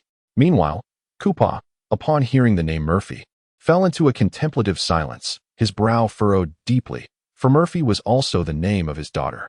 He had departed when she was merely 10 years old, and now she must be nearing 30, while for him, it felt as if only mere hours had passed. This vast temporal disparity troubled him greatly. "Very well, we have arrived. Prepare for aerial docking," Cao Ge announced, casting his gaze towards the nearby space station. "Murphy, initiate the automatic docking procedure." The automatic docking procedure has commenced. "Docking in progress," Cao Ge replied. Under Murphy's control, the explorer gradually advanced towards the space station. With a click, a circular passage extended slowly from the spacecraft, moving towards a circular hatch on the station. A resounding thud signaled successful docking, prompting Cao Ge to unfasten his safety harness and approach the hatch. Chapter 62. Gargantua. With a click, the hatch gradually opened, revealing a passage approximately 1 meter in diameter, extending about 2 meters in length, leading directly to the space station. Standing at the threshold, Cao Ge acknowledged Coupa and Brand with a nod. They exchanged silent gestures in return. Then, bending slightly, they moved forward in a half-crouch, half-walk towards the entrance. Cao Ge allowed the two individuals to enter first, considering his unfamiliarity with the space station. Once he observed that they had both stepped inside, he cautiously crawled in after them. A few seconds later, he found himself standing on the deck of the Jerusalem. With a click, the hatch behind him sealed shut. As he surveyed the corridor-like structure of the space station, a flurry of memories associated with the narrative of Interstellar flooded his mind. The plot of this film was ignited by the dire circumstances on Earth, where crops frequently failed due to climate change and blight, leading humanity into a devastating famine. Over time, an unprecedented crisis gripped society, characterized by relentless natural disasters and a severe shortage of food, resulting in a drastic decline in population. In just a few years, the Earth's population plummeted from 7 billion to mere hundreds of millions, and this figure continued to dwindle. In response to this dire situation, governments worldwide drastically reallocated investments across various sectors, cutting back on numerous high-tech projects, including aerospace, and redirecting funds towards agriculture in hopes of uncovering the reasons behind the gradual extinction of crops. Cooper, once an engineer and astronaut at NASA, was compelled to become a farmer to aid in alleviating the food crisis. He had a 10-year-old daughter named Murphy, who one day noticed books inexplicably falling from the shelves in her room. Having been steeped in the culture of the supernatural from a young age, Murphy believed it to be the work of elusive spirits. However, Cooper, a man of scientific education, dismissed his daughter's fanciful notions. Through a series of analyses and deductions, he arrived at a set of coordinates, which he identified on a map. Driven by insatiable curiosity, Cooper arrived at a location that revealed itself to be a long-forgotten secret base of NASA, vanished for a decade. After some persuasion, the starry-eyed Cooper consented to undertake one of humanity's most formidable missions.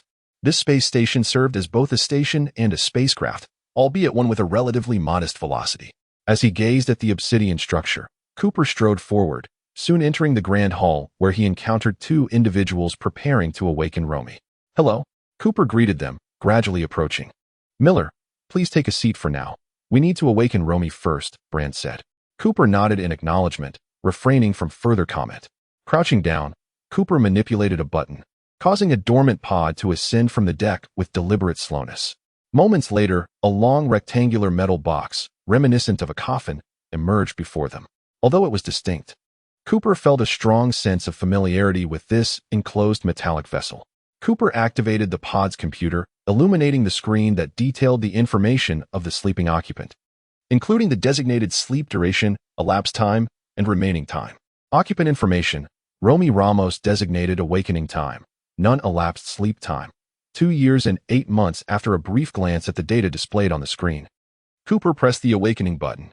The instant he did, the information vanished, replaced by a swirling circular icon that pulsated with light. Unlike the original narrative, this process did not simply awaken the occupant upon activation. During the waiting period, Cao Ge refrained from interrupting them. He approached the window of the space station and gazed at the colossal black hole in the distance. From this vantage point, it appeared as a celestial body the size of a mountain, seemingly close at hand, yet Cao Ge understood the immense spatial distance that separated them. The name of this celestial entity was Kagantia.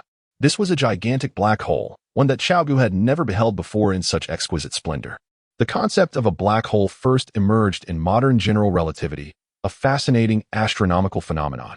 Its gravitational pull is extraordinarily potent, rendering the escape velocity within its event horizon greater than the speed of light. Hence, a black hole is a celestial body where the curvature of space-time is so extreme that not even light can escape from its event horizon. In 1916, the German astronomer Karl Schwarzschild derived a vacuum solution to Einstein's field equations, revealing that if a static, spherically symmetric star's actual radius falls below a certain threshold, peculiar phenomena would arise in its vicinity, specifically the existence of an event horizon. Once crossed, even light itself cannot escape. This threshold is known as the Schwarzschild radius. And this incredible celestial phenomenon was named a black hole by the American physicist John Archibald Wheeler, from its initial conjecture to an increasing number of believers in its existence. The black hole has captivated the imagination, though no one had ever witnessed one firsthand, until now, as Cao Ge was fortunate enough to become one of the few who had gazed upon it. Black holes cannot be observed directly. Their existence and mass can only be inferred through indirect means, as well as their effects on surrounding objects, through the release of X-rays and gamma rays, induced by the friction caused by the acceleration due to the gravitational pull of a black hole. One can glean information regarding its existence. The inference of a black hole's presence can also be derived from the indirect observation of the trajectories of stars or interstellar gas clouds orbiting it, leading to the determination of its location and mass. In a previous life, Cao Ge's world relied on computer simulations to produce an image, albeit one that was not particularly clear. Thus, Cao Ge's curiosity regarding the celestial body before him reached an apex, especially considering the presence of a hypercube, incomprehensible to him, created by a higher-dimensional civilization. He had reason to believe that the higher-dimensional beings who had drawn them to this extragalactic star system possessed technology far surpassing any civilization Cao Ge had previously encountered. Akin to the Trisolaran civilization of the three-body world, a level of advancement unattainable by the human civilization of the Elysium space. This was a civilization existing in a higher dimension, capable of manipulating time, an unfathomable technology for Cao Ge. Chapter 63. Awakening. They waited for approximately a quarter of an hour, until the sleep chamber lid automatically opened, revealing the water bag inside. Romy lay within, encased as though in a cocoon, resembling a lifeless form. Koopa, peering through the translucent, frosted bag, approached to scrutinize the figure within. Upon confirming it was indeed Romy, he nodded to Brand beside him. Koopa unzipped the bag and gently supported Romy, who exhibited signs of revival yet had not yet opened his eyes. Suddenly, Romy's body convulsed violently. With a sputter, a stream of liquid expelled from Romy's mouth. Having been immersed in nutrient solution for an extended period, Romy's 5 chambers were filled with fluid. As his consciousness returned, his respiratory functions gradually resumed, and the sensation of drowning overwhelmed him. Observing Romy's distress, Cooper immediately began to pat him on the back. Romy coughed, and soon the liquid began to flow out of his mouth. Slowly, he opened his eyes, still in a daze. "Romy, are you all right? How do you feel?" Cooper inquired, watching as Romy gradually regained awareness. Hearing the voice, Romy turned to look at Cooper, who supported him, his vision sharpening until Cooper's face came into focus on his retina. "Cooper, Brand!" Romy exclaimed, embracing Cooper with fervor. The prolonged solitude had rendered his spirit exceedingly fragile, and upon reuniting with his long-lost colleagues, he succumbed to tears of vulnerability. Cooper helped the weakened Romy out of the sleep chamber and steadied him on the spaceship's deck. "It's all right. Everything is behind us now," Cooper reassured him, gently patting his back. At that moment, Brand approached, and the 3 of them shared a tight embrace. For Cooper and Brand, merely a few hours had passed, yet their world had been irrevocably transformed. They too needed time to process the staggering reality that at least 23 years had elapsed. Soon, he would be awakened by their own hands. Not far away, Cao Ge silently observed this scene, choosing not to intrude. As some of the farthest traveling humans in this world, they may not be the most exceptional, yet it is undeniable that they stand as the elite among the Earth's inhabitants in the present era. They brought hope to humanity's civilization in this world and sacrificed their lives for it. They are noble. "Romy, how have you aged so much? Why do you not rest?" Brant cradled Romy's face, tears welling in his eyes as he gazed at the white hairs on Romy's chin. "Fortunately, my luck is rather good. Romy is indeed quite old, having reached the age of 50. You must have endured great hardship back then," Brant remarked. Romy understood that Brant was referring to the internal struggle he faced when making that decision, yet he did not respond. His gaze drifted past the 2 of them, turning towards Cao Ge. "He is?" Upon hearing Romy's inquiry, Brant quickly wiped away his tears and, feigning composure, introduced him. "This is Dr. Miller.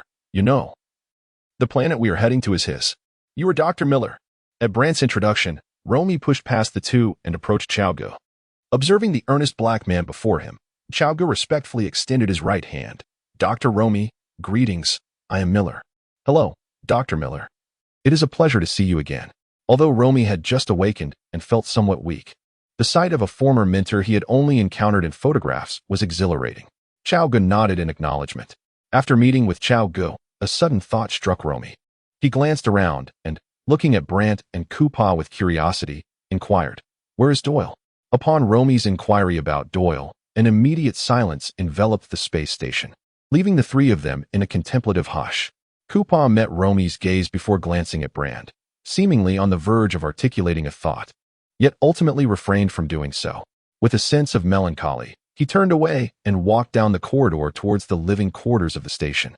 Romy furrowed her brows, casting a puzzled look towards Brand. Under the weight of Romy's stare, Brand could no longer maintain his composure and burst into tears. "I'm sorry, it was my fault. Doyle was swept away by the colossal wave while trying to save me." Seeing this, Romy approached and enveloped Brand in an embrace, offering solace. "Brand, it is not your fault. Each of us was prepared for this journey before we embarked, was we not?" Brand, still consumed by guilt, replied, "But if it weren't for my relentless pursuit of that damned information transmitter, perhaps Doyle would still be here." "I share in that responsibility," Cao Ge interjected. "Had I arrived sooner, perhaps Doyle would not have perished." The profound disparity in the flow of time cast the trio into an emotional abyss. In the ensuing moments, they did nothing but sit in a daze within the confines of the space station. Meanwhile, Cao Ge wandered about, familiarizing himself with the surroundings, patiently awaiting their emotional recovery. The mending of spirits necessitates a certain passage of time. Cao Ge's mission was to explore the essence of the hypercube within Kagingtuya, a task that required their collaboration. He stood by the window, contemplating the immense, luminous celestial body in the distance. This is the most breathtaking celestial body that Cao Ge has ever encountered. The distant entity, which appears no larger than a modest dwelling, possesses a magnitude equivalent to millions of suns.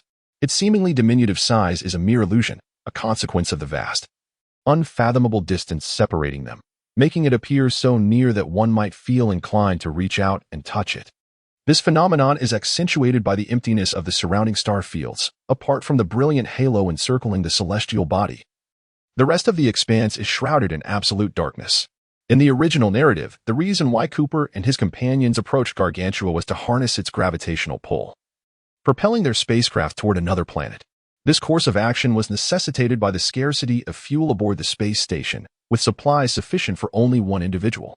The dire shortage of resources aboard the station can be attributed to the actions of another character, Dr. Man, a pioneer whose deceitful manipulation of the environmental data for Planet 12 lured Cooper and his crew into a trap. Fearing that his falsifications would be uncovered, Dr. Man clandestinely departed the planet aboard the spacecraft, intent on seizing control of the space station. However, fate intervened. A catastrophic failure during the docking procedure led to significant damage to the space station, resulting in the loss of several storage compartments. Thus, it follows that if Cao Ge wishes to reach Gargantua, he must first travel to the planet occupied by Dr. Man. Otherwise, given Cooper's nature, he would never consent to approach Gargantua again. This implies that Cao Ge must witness the destruction of the space station orchestrated by Dr. Man. In the serene ambience of the space station, Cooper and his companions lie resting in their respective quarters, while Cao Ge gazes contemplatively at Gargantua. I hope there will be no unforeseen circumstances. Reflections on the book launch as a newcomer with my first work. I received an unexpected message from the editor yesterday at noon, informing me that my book would be available on the 1st. Currently, it has garnered approximately 9,500 collections, leaving just over 400 to reach the coveted 10,000 mark. The growth in collections has been sluggish these past few days, and I am uncertain when we shall achieve that milestone. Nevertheless, the launch is scheduled for tomorrow. Due to the abrupt notification, I have no prepared manuscripts. Hence the familiar routine. I will post 2 updates at 8 in the morning and strive to write 2 more in the afternoon, totaling 4 updates. Although the performance of this book is not particularly remarkable, I am still grateful for the monthly votes received from readers. I sincerely thank all the esteemed readers for their support and hope for further encouragement following the launch, particularly in subscriptions. With collections not yet at 10,000, I am uncertain how many initial subscriptions we might secure. Reflections on the book launch. Chapter 64. Dispute. The spacecraft Jerusalem station rotates slowly against the backdrop of the cosmic void. The centrifugal force generated by this rotation effectively substitutes for gravity, allowing Cao Ge and others to live comfortably aboard the ship. This palace does not require it, Jean Lingrong coldly remarked, causing the ambient temperature to seem to drop several degrees. Chun Hanqing's eyes suddenly flared with a murderous intent, and Xiao Feng was immediately taken aback in fear. This perplexed everyone. They spent nearly every day with Su Shi, yet remained completely oblivious to his thoughts. Su Shi had only met the emperor twice. How could the emperor possess such insight? The sound of heavy footsteps echoed ominously, and without needing to be told by Zhou Qing, everyone recognized that the peculiar zombie was ascending the iron staircase. Suddenly, Su Shi was enveloped by an intangible pressure. As he realized that despite the apparent quelling of the turmoil in the capital, elements of unrest still lingered. The delicacies before him were exquisite, perfectly roasted to perfection. Robin also sang praises for the delectable fare. The fresh eel was a world apart from the pre-packaged variety. Its firm yet tender texture could only be offered by eels freshly harvested. Meanwhile, Wei Qilong remained outside, tending to the horses. Aware that Dongru had long been separated from her parents and undoubtedly had much to share, he refrained from intruding upon their reunion. Is the truck driver who was involved in the accident with the deceased still here? Gao Feng abruptly shifted the topic. Jing Yun noticed Luo Lingyan's slight frown and, although unable to discern her precise thoughts, felt a pang of discomfort. Unable to contain himself, he rose and took a seat on the stone bench beside her. Chop him down for me. Don't play games with me, Brother Chiu exclaimed, clutching his bleeding head while brandishing a short knife as he rushed out. Today, nearly all the high-ranking officials and their families from the military and government north of the Yangtze River had gathered, including several families from southern factions, all present to extend their congratulations. The master tossed a gun into Gu Feng's hands. Gu Feng caught it, yet the complexities of the preceding events escaped him entirely. As she leaped down, she discovered a winding, serpentine cave nestled within the ground. The cave's entrance was modest, accompanied by the howling of wind. She sprinted into the cavern. And at that moment, the tail of the old sovereign caused a collapse, obliterating a significant portion of the cliffside and the area beyond. The declaration of war was made by the Clover Guild, which is the prominent guild of Rorick City. The Clover Guild can be considered a major guild, boasting hundreds of thousands of players, with a steady player base numbering in the tens of thousands.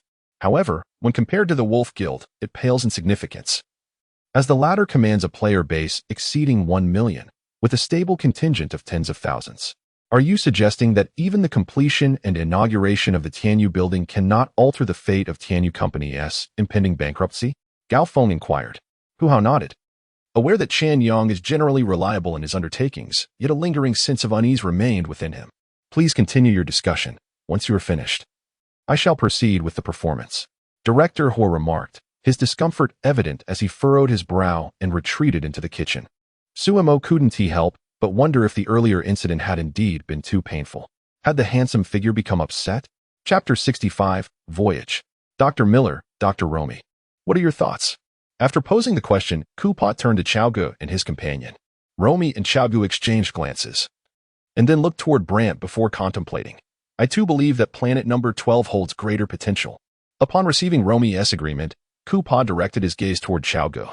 Under the scrutiny of the three, Cao Ge picked up the document in his hand, scrutinizing it for a few moments before stating, I also believe that the sound of camel bells echoed once more as two vehicles slowly approached the looming sandstorm in the fierce winds. However, the creature's head had been utterly crushed by the demon ape, its brain matter, blood, intestines, and shattered shell intermingling in a grotesque display that was utterly unappetizing at first glance. Thus, it was summarily abandoned by Wang Hao. As if sensing a disturbance, Yu Ruo cautiously approached the deep ravine, poised to gaze downwards when suddenly, a colossal creature surged forth with alarming speed, dragging her down before she could comprehend the situation. Kapu believed that Lin Feng could not possibly triumph over Yalan, thus alleviating any psychological burdens he previously bore. With so many black-armored warriors, capturing the wild men was hardly a daunting task. In the short term, it would significantly bolster the village's defenses, while in the long term, it could augment the village's labor force by thousands. The elders felt a twinge of unease, for such summons were reserved for matters of great import, and they had not received one in decades. Some were newly appointed clan leaders in recent years, encountering such a call for the first time. The 7 tolls of the bell conveyed a special command, an order regarding a contingency plan he had left behind. In an instant, the figure transformed again, this time leaping 5 meters forward, coming to rest just a short distance away. Ermao had ascended through 2 levels and was now a 3rd-tier spirit beast, referred to in their vernacular as a demon dog. Lin Feng and his companions, enchanted as though by celestial melodies, smiled and collapsed into unconsciousness. Xena hurriedly rushed forward with the medical personnel. If you keep talking, once I become your sister-in-law, I shall spank you daily, she declared boldly, directly threatening Chuanjie. Brother is still too young, but the tale of Chinshimi has yet to unfold. Are there not enough scoundrels in reality who abandon their wives and children for wealth? Though Li Du possesses only a handful of original songs, he masterfully stirs the emotions of his fans until the concert's conclusion. It appears that this esteemed Su is no longer associated with the Shura Temple, however, being acquainted with the revered lord of the Jutian Thunder Palace. This Su is not someone to be trifled with. I advise everyone to refrain from provoking him lightly.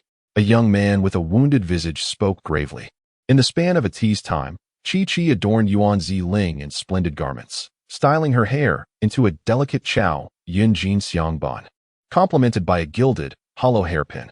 Gazing into the bronze mirror, Yuan Ziling could not help but marvel at Chi-Chi's exquisite craftsmanship. Su, are you hurt?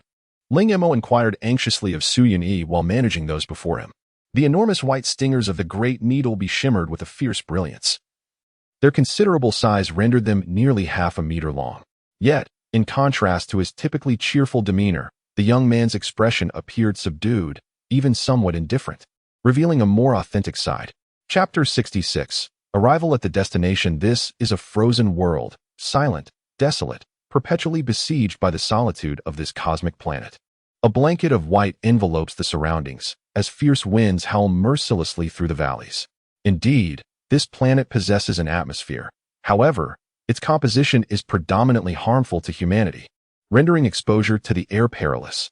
Humans can only venture outside clad in thick space suits. In the midst of a tempest, a man valiantly presses forward against the fierce winds.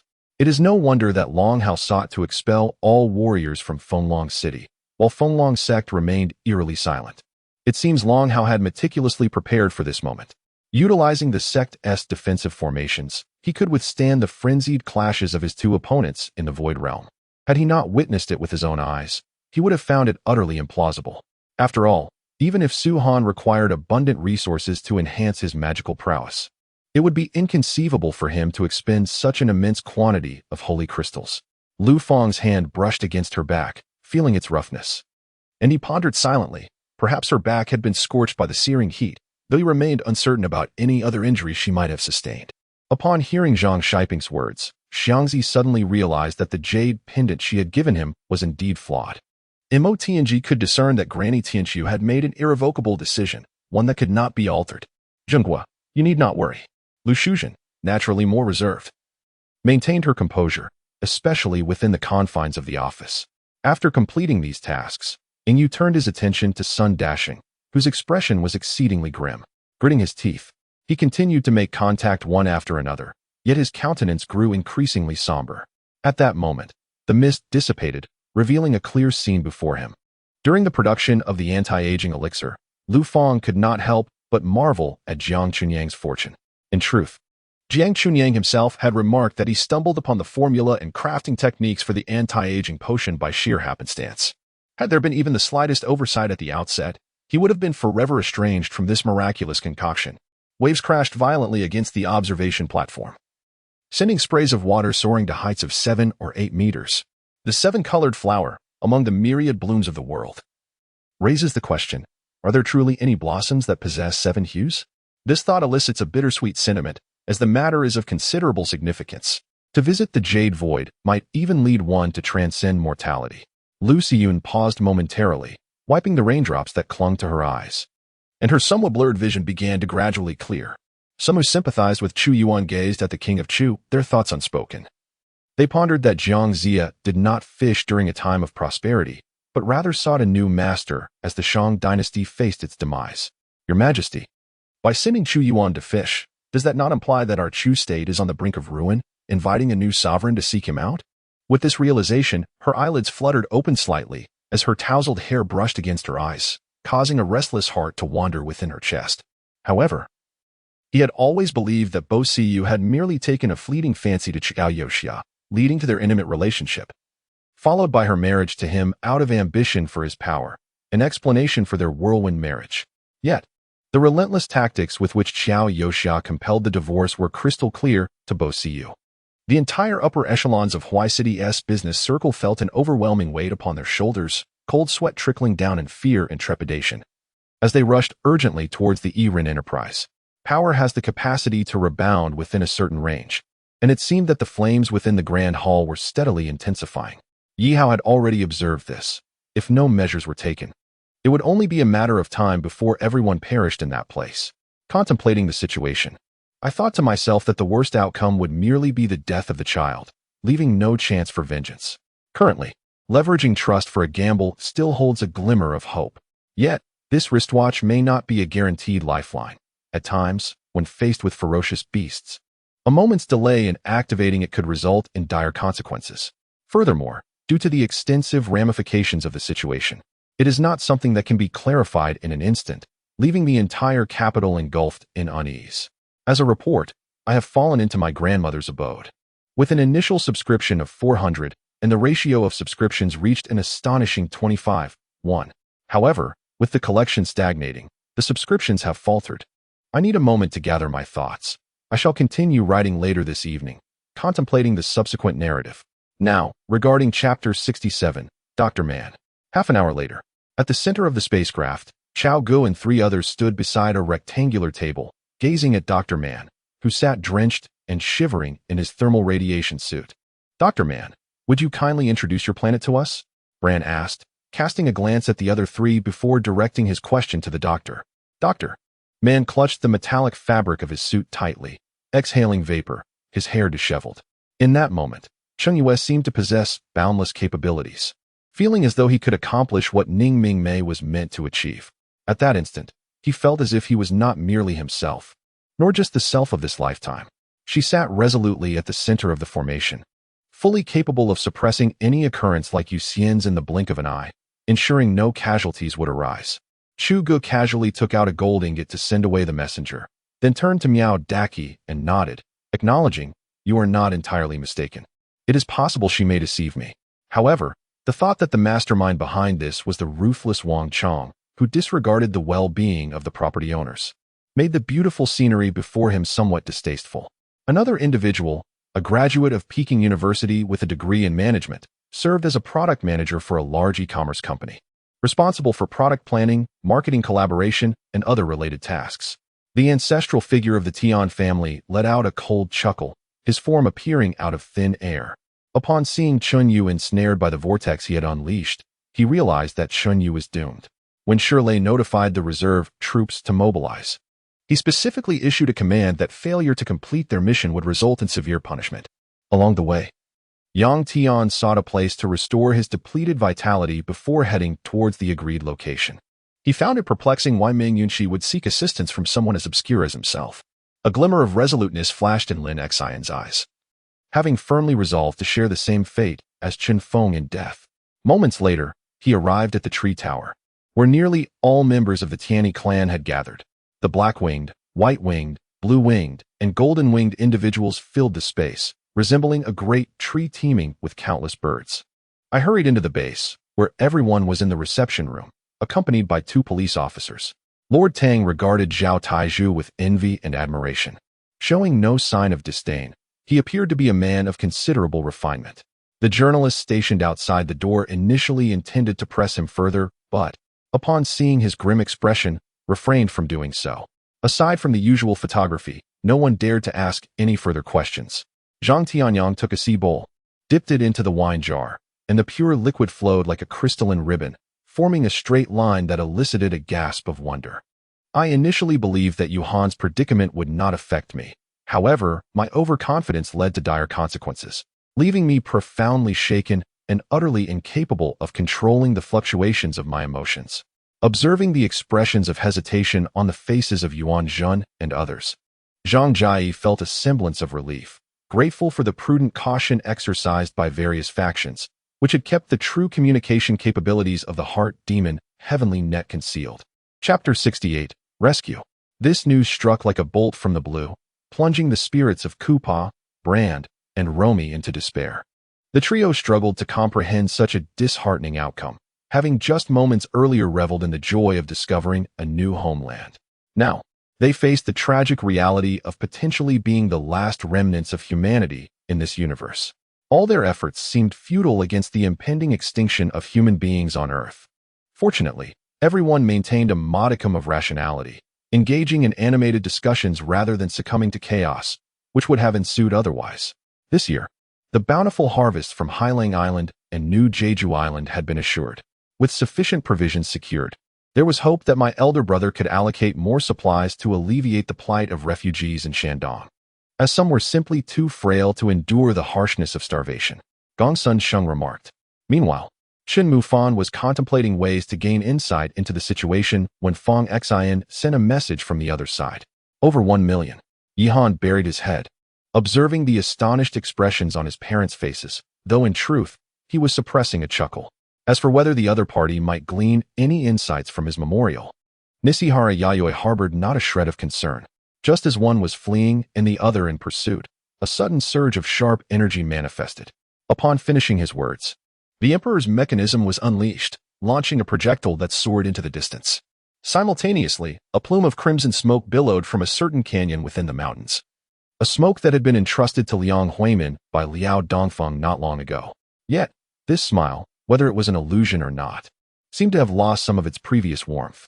After the divine body exceeded 1 billion kilometers in diameter, although the strength of the Bo Shueting clone waned with its expanding size, Nero was not planning to use the enlarged divine body to suppress the Lord of the Heart, but rather to compel him to make an early decision. If all proceeded without unforeseen events, the Crown Prince of Yen had come to seek the support of the great Xia, in accordance with the wishes of the Emperor of Yen, to send the Yin princess for a political marriage. He suddenly felt more dizzy. Had it not been for the queen supporting him, he feared he would have collapsed long ago. Pei Zijing struggled, pondering how he could face Shang Wanjin again. The mask upon his face had been discarded the moment he fell into that black abyss. Ming Qian was still reeling from the earlier news, his mind clouded. As if he were half listening. Zhu Yuanxi, however, heard the military orders, causing him to faint from sheer terror. Some were taken aback, seemingly aware that the divine martial sect was targeting Sunset City. Now, upon encountering the fallen fish, how could they not be astonished? The man at the forefront approached me slowly, lifting my arm tucked beneath my coat. He cast a downward glance at the scratches on my arm, then raised his gaze to my neck, the emotions in his eyes growing increasingly frigid. Recalling that a relative of the village chief was the concubine of the county magistrate. My anxiety eased, and with a nod of affirmation, I happily went off to breakfast, relieved that the turmoil that had plagued me all night was finally resolved. Yu Zhiqian and the others reboarded the vehicle. Nearly a minute had elapsed since the gunfire, yet no one had arrived on this street. Yu Zhiqian was convinced that unless someone reported the incident, these lifeless bodies would remain undiscovered until tomorrow. Ambassador Lin observed Yu Zhiqian, gesturing for a few subordinates to inspect Yu Zhiqian's quarters. After confirming the absence of any listening or recording devices, they exited the room, leaving Yu Zhiqian puzzled by Lin's actions. Chapter 69, Explosion with a rumbling sound. The space shuttle descended slowly, and the hatch opened. Kupa rushed into the spacecraft, removing his helmet and shouting, "Man deceived us. Those documents were entirely fabricated. He attempted to kill me just now, but failed. Now he has commandeered the shuttle towards the space station. We must reach it before him, or we are doomed." "I was just about to tell you," he continued. "The data calculated by Dr. Man does not align with what we have observed." Jian Nanfeng, lazily reclining against a rock with a blade of grass between his lips, gazed up at the cerulean sky. "Dean, thank you. However, the children at the orphanage likely do not know Amy, as he is studying abroad, and they have had no opportunity to meet." Zhou Yuhao felt that there was no possibility. 200 yuan was too meager. "Increase it to 400. The man bargaining had a southern accent, not a local one from Jiangcheng. Qi Hui repeatedly uttered these phrases with his eyes closed. And with a wave of Qi Shiyuan's hand, Wang Zhiping nodded, prompting several police officers to seize Qi Hui and cuff him. After a solitary afternoon spent exploring the forest yesterday, he was acutely aware that, given his level of strength and mastery of the first 3 techniques of the blood sand blade, he would face no danger in the giant tree forest, provided he did not encounter a freak like Li Qieying. Yu Xilon understood that her primary purpose for this trip was to accompany Xie Yong. He was the real protagonist, and it mattered little who else attended.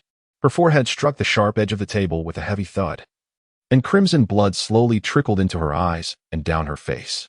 What did Governor Zhao mean by that? Yin Zhen instinctively leaned back, slightly lifting his chin, allowing his gaze to fall at an angle upon Governor Zhao, his tone unfriendly.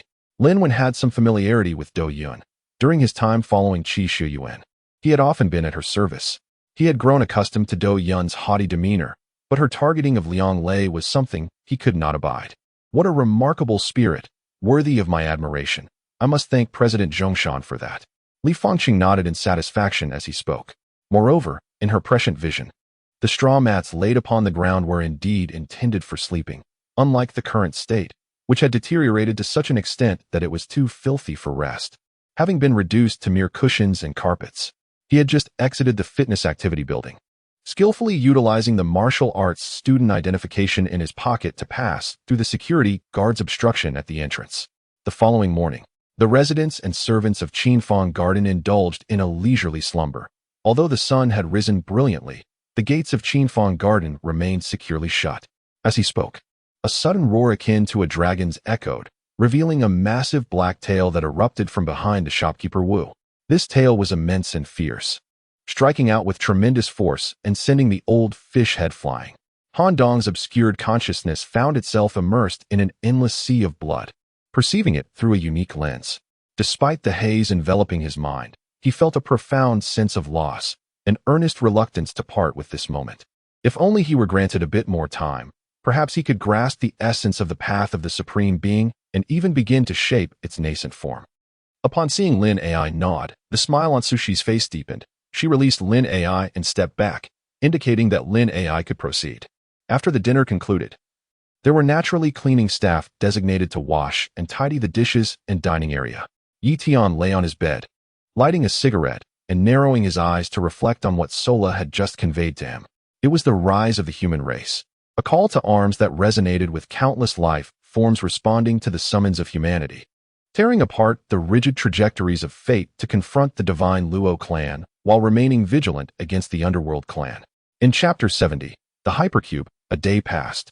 After confirming the absence of Cooper and the others in space, Cao Ge maneuvered the space shuttle back to the site of the original space station. Once he entered the planet's synchronous orbit, he entered the hibernation chamber, setting the duration for a year. As Cao Ge shut down the spaceship's engines and entered a state of slumber, this region sank into profound silence. Days passed by, one after another, while the space shuttle rotated in accordance with the planet's own axis. This state of affairs needed to be maintained. Although the world had transcended dimensions, granting many the opportunity to seize fortuitous encounters, the pursuit of such opportunities through relentless effort differed vastly from those attained without fervent endeavor. What transpired? Who emerged victorious between the two factions? Upon seeing the two celestial beings, the Infinite Law King eagerly inquired. When confronted with the weak, individuals often instinctively feel sympathy. Even the slightest doubts are readily veiled by this compassion.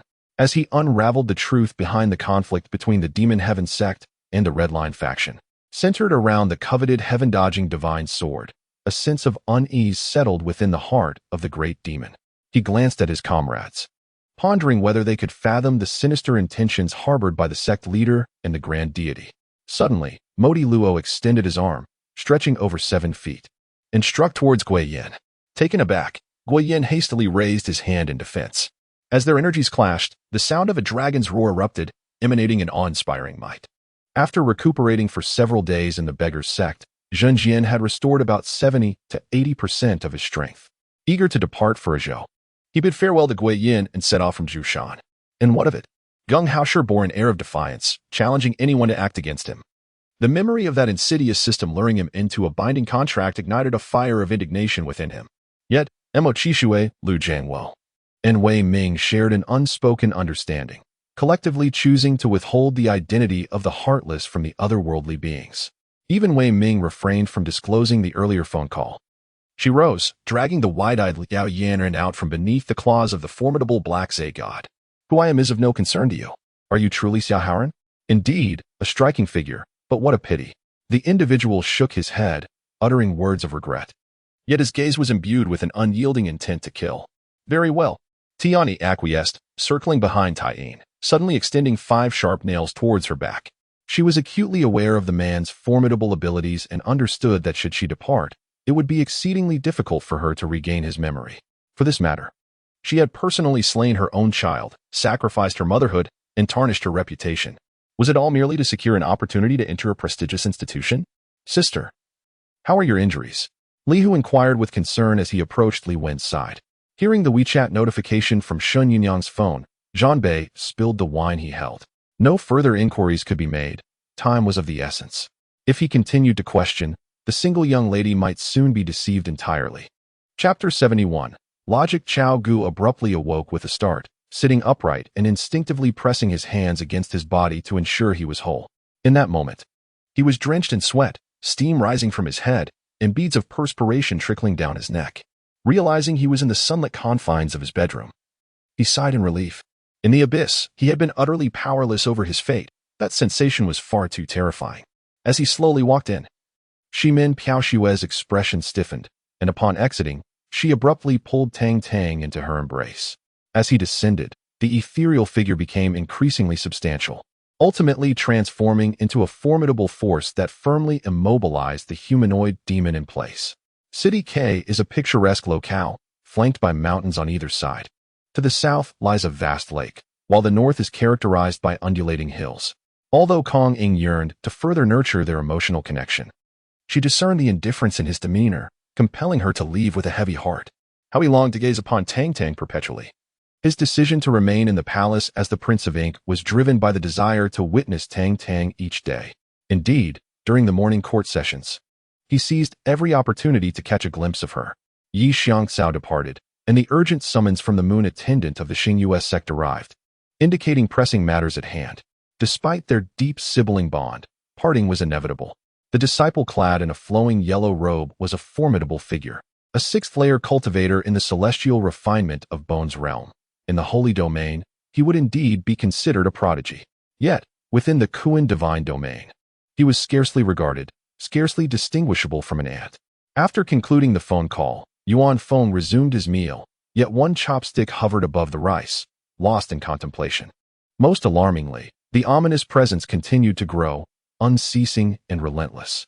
Li Xing molded him as one would shape clay, crafting him into any form he desired. "Sir, I am profoundly grateful to you. Allow me to treat you to a drink shortly," Zhang Meihua remarked, noting Lu Zhendong's nod of acknowledgement. The League began to feel a sense of trepidation. If this continued, would any team be capable of defeating them? How long would they reign over the League? You may sell the Qi Yuan Dan yourself or enlist the assistance of the Demon Clan for its sale. However, you cannot disseminate the secret methods of the Qi Yuan Dan without the consent of our Feng family. The proliferation of Qi Yuan Dan in the market, so abundant in such a short span of time, cannot solely be attributed to your own alchemical endeavors, the elder of the Feng family thundered. With an imperceptible motion, he grasped her hand, which hung limply by her side, enveloping her fist within his palm, before turning to Zhang Fuguei, his eyes now brimming with a clear warning. The reason objects manifest color is due to the reflection of light waves that the human eye perceives. The appearance of black arises from the absorption of most reflected light waves. A black hole is termed as such because it absorbs all light. She remained oblivious to the incoming call notification until the connection was established, and she heard the familiar, yet exceedingly loathsome voice on the other end, prompting Lu Yaoyao to furrow her brow in irritation. Although his reputation was not yet substantial, he could still scout talent from various entertainment companies. And with just a phone call, they would reserve sufficient actors for him to choose from. Thus, even on the day of the competition, the starting lineup for Bournemouth had yet to be finalized. Eddie Howe was still weighing the pros and cons. As the head coach, his aspiration was for the team to seize the momentum of their consecutive victories and make a push towards the FA Cup. Yi Bei could discern at a glance that the young man before him possessed considerable talent, should he consume this elixir, combined with his son's supreme bone strength. Within a month, he would rival the likes of Yi Yunin. Chapter 72, United Nations. Director Cao, do you know where we are headed? After settling into his seat, Luo Ji inquired. Although Cao Ge was aware, he found himself in a state of bewilderment and simply shook his head. I am unsure. I was suddenly brought here by Officer Shi, who did not inform me of the purpose, only requesting my cooperation with the higher-ups, Cao Ge remarked. So, you have just witnessed Luo Ji's emotional outburst as well. Luo Ji, what are you implying? The diminutive sprite seemed to have overheard something shocking, instinctively exclaiming in surprise, which caused the taller sprite to hurriedly cover his mouth.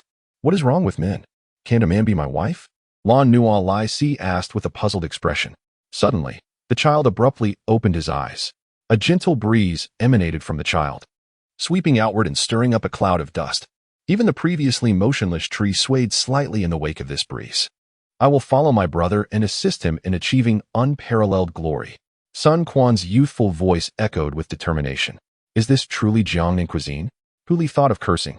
Yet if he expressed his dislike for the dishes, although his stomach would be spared the torment of chili, the subordinates of Huazhai would undoubtedly slander him before the Songhai, leaving him with no excuse to return. How could he fall into such a trap? Countless thoughts flashed through Dean's mind as he observed the surrounding sprites, instinctively retreating until his heels met the edge of the altar, where he finally halted. The warrior Zhansi La Ku and the 5 elders noted that the War God Alliance had turned their attention to Zhan Hu, who was furtively attempting to slip away, indicating that this matter must pertain to him. The Tianshan Snow Monkey found the plan proposed by his junior brother to be quite intriguing. He instructed the Snow Crystal Fairy to elaborate on the appearances, abilities, and personalities of the 4 great kings. Afterward, he transformed into the Snow Crystal Fairy and flew into Thunder Leopard Mountain. Little did he expect that you would chance upon such formidable techniques. It appears your fortune is indeed profound. The elder pursed his lips, contemplating for a moment, and his expression suddenly became exceedingly grave. I am about to bestow upon you an item, but do not open it until you break through the Tian realm. With that, he produced an object from his bosom. Within the azure sea of consciousness, it seemed as if billions of stars converged, a vast river of stars flowing, constructing a magnificent tableau. a super-existence formed by countless star domains. Very well, but I am quite curious. How shall you introduce me when the time comes? She gazed at Xia Jinyuan. Your mother cares for you deeply.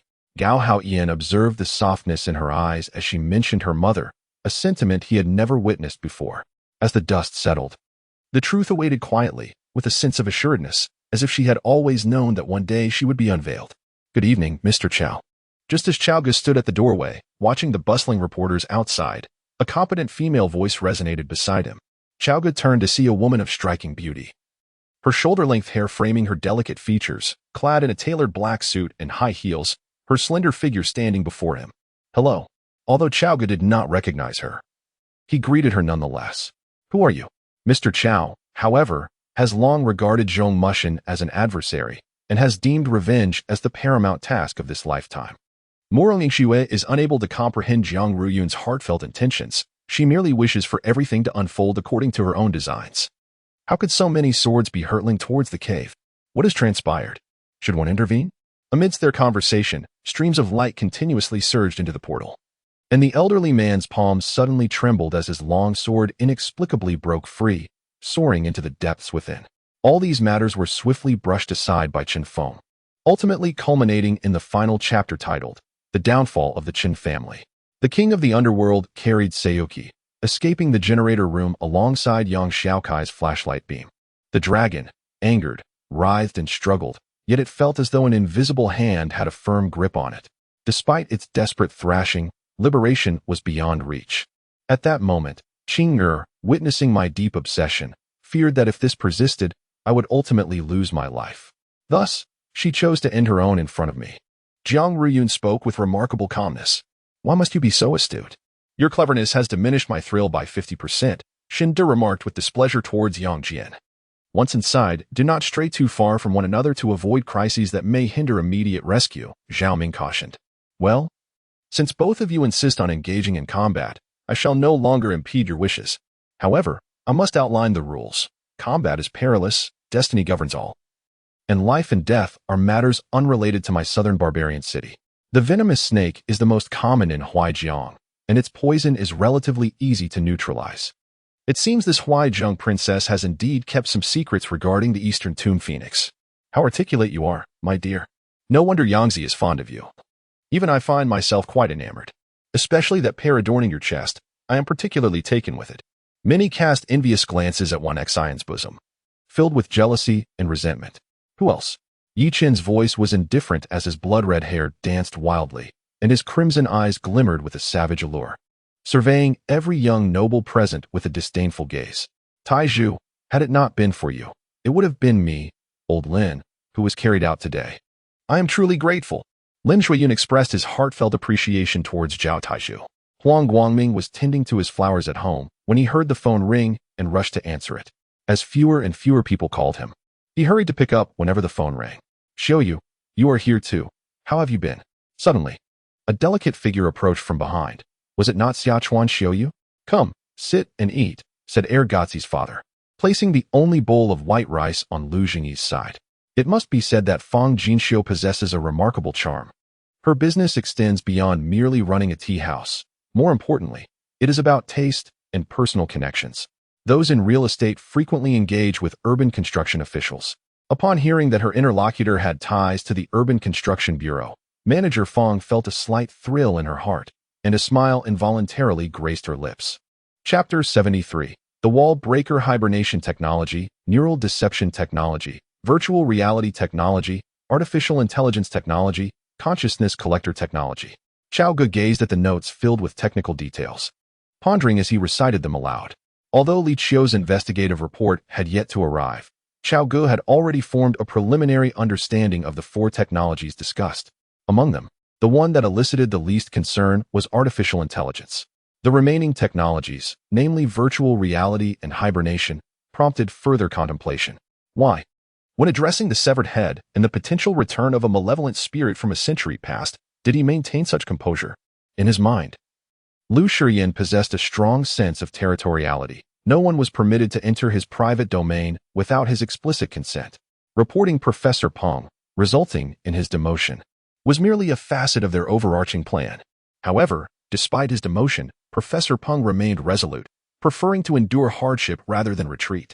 Suddenly, a trembling hand descended upon Lu Ran's head, gently ruffling his hair. Zhao Ming gritted his teeth and presented another 1,000 taels, yet the man remained silent, prompting him to produce the remaining sum as well. The surroundings were shrouded in darkness. Li Xian crawled out in obscurity, approaching the door and gently pushing against it, only to find it as solid as a rock.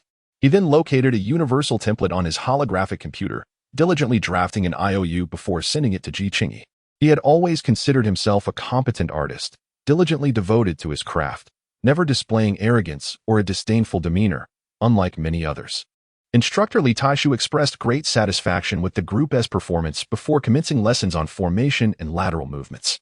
In his hand was a staff, entirely translucent and crafted from jade, approximately 5 feet in length, resembling a bamboo branch. "Shall we invite them out for a late-night snack?" Tang Chong inquired. The few of them naturally referred to the roommates of Qiu Yihan, and he was aware that they had maintained contact. It turned out that the brand name Tang Zhong was determined to create was for his own sake. Even though she was somewhat prepared, hearing Tang Zhong articulated in person still left her feeling as though she had been struck down by happiness. In the days that followed, Lin Song remained immersed in this realization. However, as Nan Gong Tianya had noted, the elemental heart decision was indeed exceedingly difficult to cultivate, resulting in his lack of progress. "Is there a suitable job for me? I mentioned that I would accompany you, yet you refused." "I am going with you tomorrow," Wang Yan said, casting a concerned glance at her sister. Although she maintained a composed exterior, Wang Yan could discern the dazed look in her sister's eyes. She intentionally said this, choosing not to expose Wang Yunxi.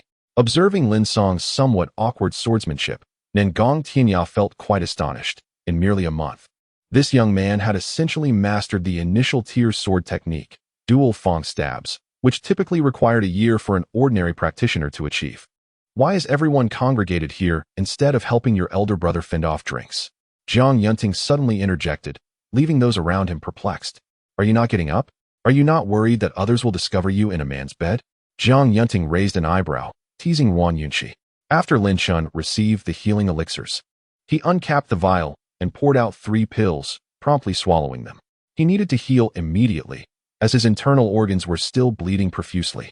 If he did not halt the bleeding and tend to his injuries swiftly, it would pose a far greater risk. The subordinates of Zakin waited outside for an entire night, neither daring to slacken their vigilance nor to make any sudden movements, their hearts heavy with anxiety, uncertain of what the 3 inside were negotiating, and increasingly worried for Zakin's safety. At that moment, upon seeing the trio emerge from the room, they immediately tensed up, drawing their bows and brandishing their blades. Ready for action, Shin Xian was filled with joy. For her, a wedding that could be splendid and dignified, followed by a life of comfort and ease, was all that mattered. Cao Ge's opulent mansion, along with the underground laboratory, had been further enhanced with an array of new equipment after he no longer had to worry about finances. Presently, Cao Ge sat before a control panel, manipulating a glowing circular device with Murphy's assistance. After the company had systematically executed its plans, he had taken a step back, entrusting the management team with overseeing operations. At that moment, Fei Yin, in a fit of pique, executed a teleportation, leaving the nurse in the candlelight behind, seemingly resolved to disregard this companion who contributed nothing but burdens. Previously, we had traversed this portal many times, always empty-handed and downcast. Yet now, we were about to emerge from this place with a glorious victory, which brought a refreshing sense of elation to our spirits. However, these 2 characters, despite their demeanor, bore no resemblance to ruthless killers. "Let go." Lu Shanyan, seeing the white jade capital scale python come to a halt, felt a surge of panic as he attempted to push aside the elder Qing Tai, only to discover he could not budge him at all. One of the individuals present was the long-missed Grim Reaper, yet compared to his former self, a shadow of melancholy now adorned his visage. As they spoke, the door was abruptly pushed open, prompting Lu Yifei to swiftly release Lin Miao. Lin Miao's earlier admonition had made Lu Yifei conscious of not allowing his association with her to be discovered by his parents. Li Ming discreetly observed the scions of the Jiang family, who ultimately took residence in the grandest tavern in the city, the Spring City Pavilion. Indeed, these individuals had come from our intended destination to welcome the reinforcements, arriving just in time to confront the relentless enemy aircraft pursuing us, successfully shielding our escape from the battlefield. Upon hearing Ying Xiao mention the 8 prominent clans, Baizong's curiosity was piqued, and he promptly inquired about the 8 great families.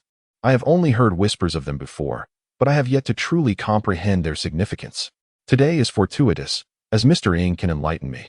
However, when he lifted his gaze, he was momentarily taken aback. The bloodstains left by Cao Ge remained on the ground, yet the man himself had vanished without a trace. There were indeed eyes of the Marquis's estate present. As he listened to Tang Guo's words, a tremor coursed through him. Should he concede? When Ruan Tian saw Mu Nianchen approaching her, she promptly locked the bathroom door, rinsed herself off briefly, and then emerged. Subsequently, TG, like a runaway train, triumphed after several team battles, ultimately shattering the crystal and winning the match. Throughout the journey, through Tong Li's explanation, Fang Duo learned that the apothecary sect was situated over 300 kilometers from Binhai City, which clarified why Lan Yan had arrived so belatedly when the old Taoist Niu Bizi was afflicted by the 7 insects and 7 flowers poison. It is now finally 11 o'clock. After spending the entire afternoon indulged in the game Honor of Kings, Xiaoxi reluctantly puts down her phone and slowly rises from her bed. Will Dad treat us less nicely in the future and show more favor to my younger brother? Hongmei asks anxiously, her sense of security wavering. He remains silent, his expression stoic, and leaves the room without uttering a word. Baiqing gazes in confusion at the firmly shut door, pondering what she might have done to displease him. Chapter 74, Rapid Development with a Click. Mr. Cao emerges from the basement. Mr. Cao, he hears the security personnel in the living room greet him as he ascends. A faint smile graces Cao Ge's lips as he waves in acknowledgement. These security personnel have been assigned by the state. Although he initially expressed that their presence was unnecessary due to his lack of plans to go out, the higher-ups insisted it was mandatory. Left with no choice, Cao Ge complied. Though we operate without official authorization, we have indeed solidified our bond. Do you dare deny that you are my wife? Yang Leffen tightly embraces Ye, playfully exploring her waist. Mei Mo observes the endearing side of Lung Yu and can't help but smile gently. Just as she prepares to speak, her brow furrows, and her expression shifts from lightheartedness to seriousness. Realizing that she is not truly free from concern, Heather reappears, having drained her of much energy. Yet she wishes to conceal this from others. Upon hearing this, Ye feels increasingly displeased but refrains from voicing her thoughts. As the intention to express gratitude by treating Yang Leffen to a meal is understandable, she cannot find fault in it. The girl possesses a striking beauty and exceptional talent, and Ye finds her quite admirable. The wind whispered and spat out stars, boasting, "When I say jump, you shall leap," with a teasing tone directed at Yang Leffen, who lay on the ground. Zhao Shuixian smiled at him, while Mu Hongling, seemingly perceptive of Wu Lan's thoughts, interjected with a remark meant to assure Wu Lan of her lack of aversion towards Tian Tian. Li Kuan-yu, the nephew of Li Mi and the commanding officer of the 6th Pass, was known for his bravery in battle and his compassion for his subordinates. His reputation within the Wagong army was stellar, and he enjoyed the deep trust of Li Mi, who entrusted him with the defense of the final stronghold. "Before you sweep the world with your blade, we might very well meet our end," said Lance, still smiling, though his expression bore a hint of chill. Lines, both thick and thin, cascaded down, intertwining and laying flat, as outlines emerged and scenes materialized. His behavior was peculiar. We entered the stone cabin to observe what Shun Houzi was up to inside. Yi Xingxing couldn't help but furrow her brow as she channeled her energy. She realized her spiritual power was severely impeded, limiting her to merely 60 or 70% of her usual strength. It was imperative to leave this place swiftly. Lu Xiao narrowed his eyes as several power strips flew over, binding the man's feet in an instant. The man, tearing off the garment from his head, attempted to free his legs, only to find his hands ensnared by wires as well. Watching his dejected silhouette, Jiang Xiuran couldn't suppress a gulp, fearing that Xiao Yun might suddenly turn the tables on her. She needed to be a competent tool, spending the entire day with him to earn 15 points of favorability. Such a large-scale costume? Was it from some film crew? Furthermore, who on earth can elucidate why I find myself on this train? She is envious, undeniably so. Yet, if given the chance to choose once more, she would still opt for Qi Weiman to apply to the university in Yueqing. Lin Feng, along with the Lin family, escorted the chairman and the premier to the gate of the courtyard. After watching their vehicles depart, Lin Feng could not suppress a deep breath, only to furrow his brow immediately after. The ordinary citizens, who rise early to make a living, were taken aback and hurriedly sought refuge.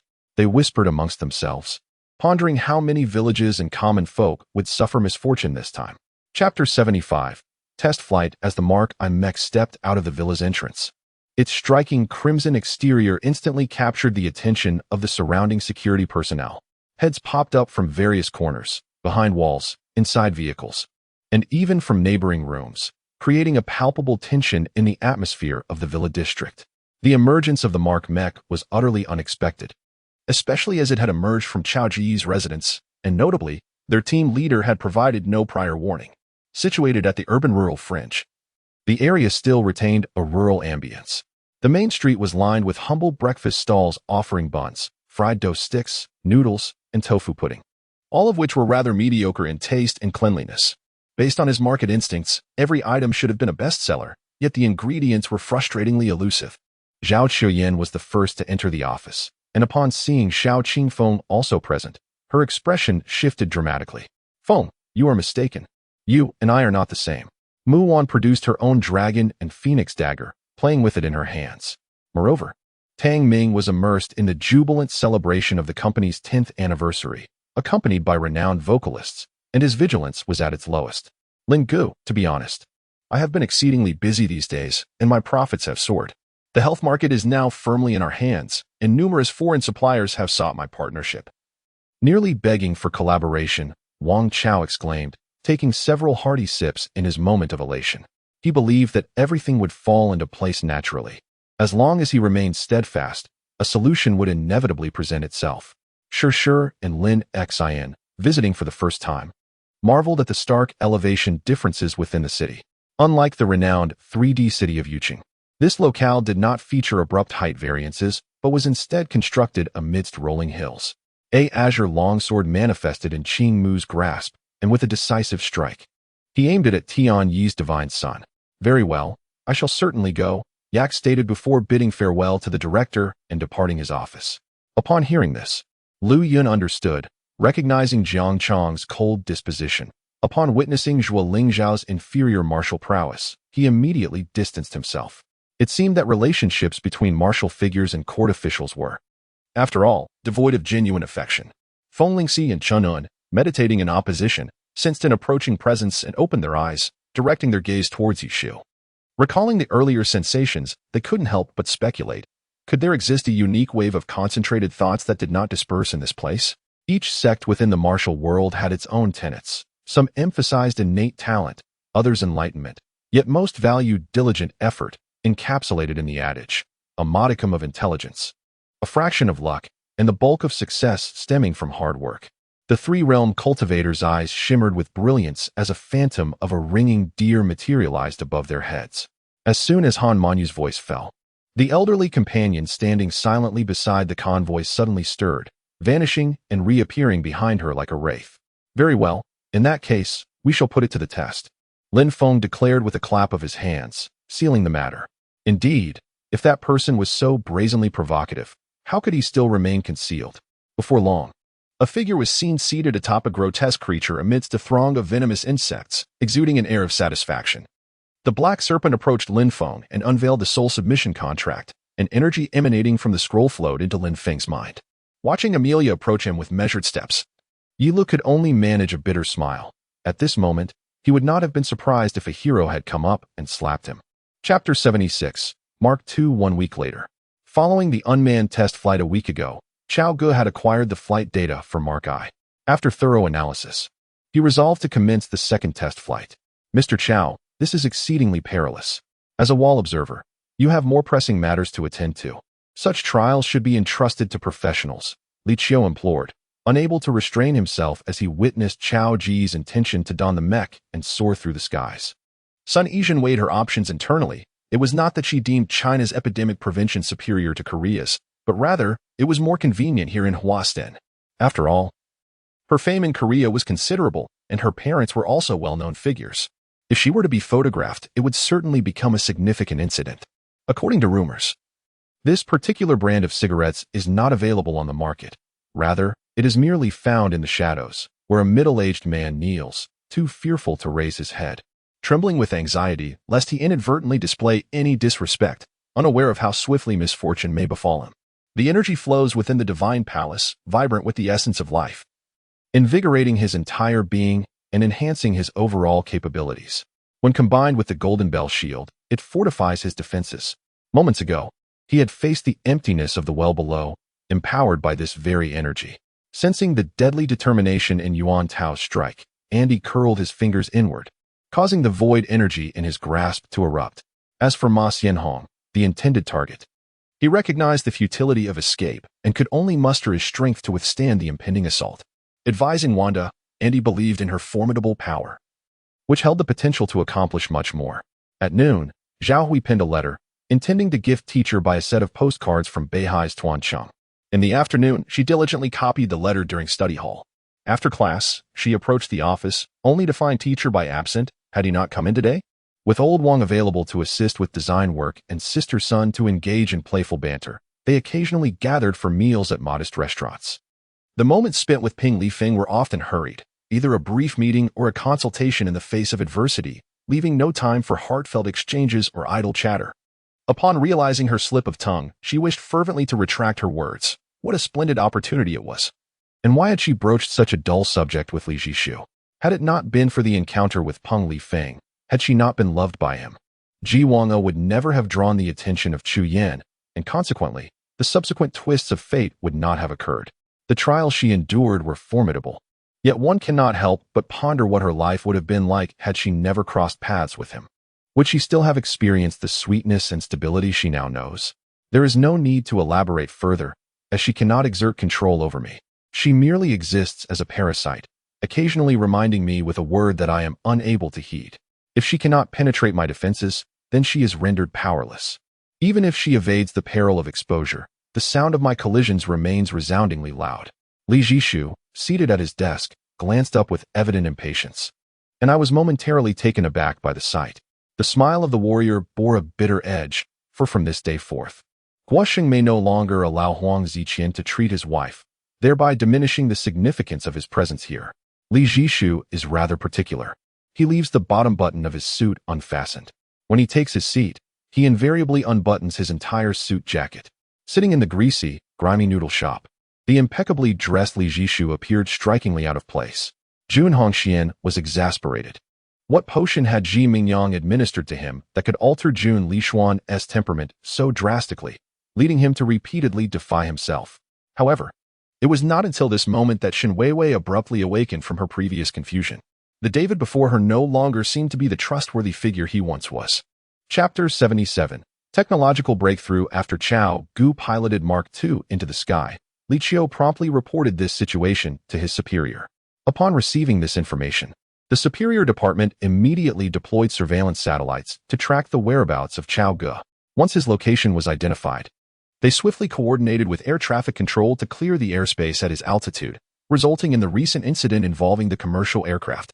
Due to Cao Ge's actions, approximately 30 planes within the Chinese airspace were compelled to descend.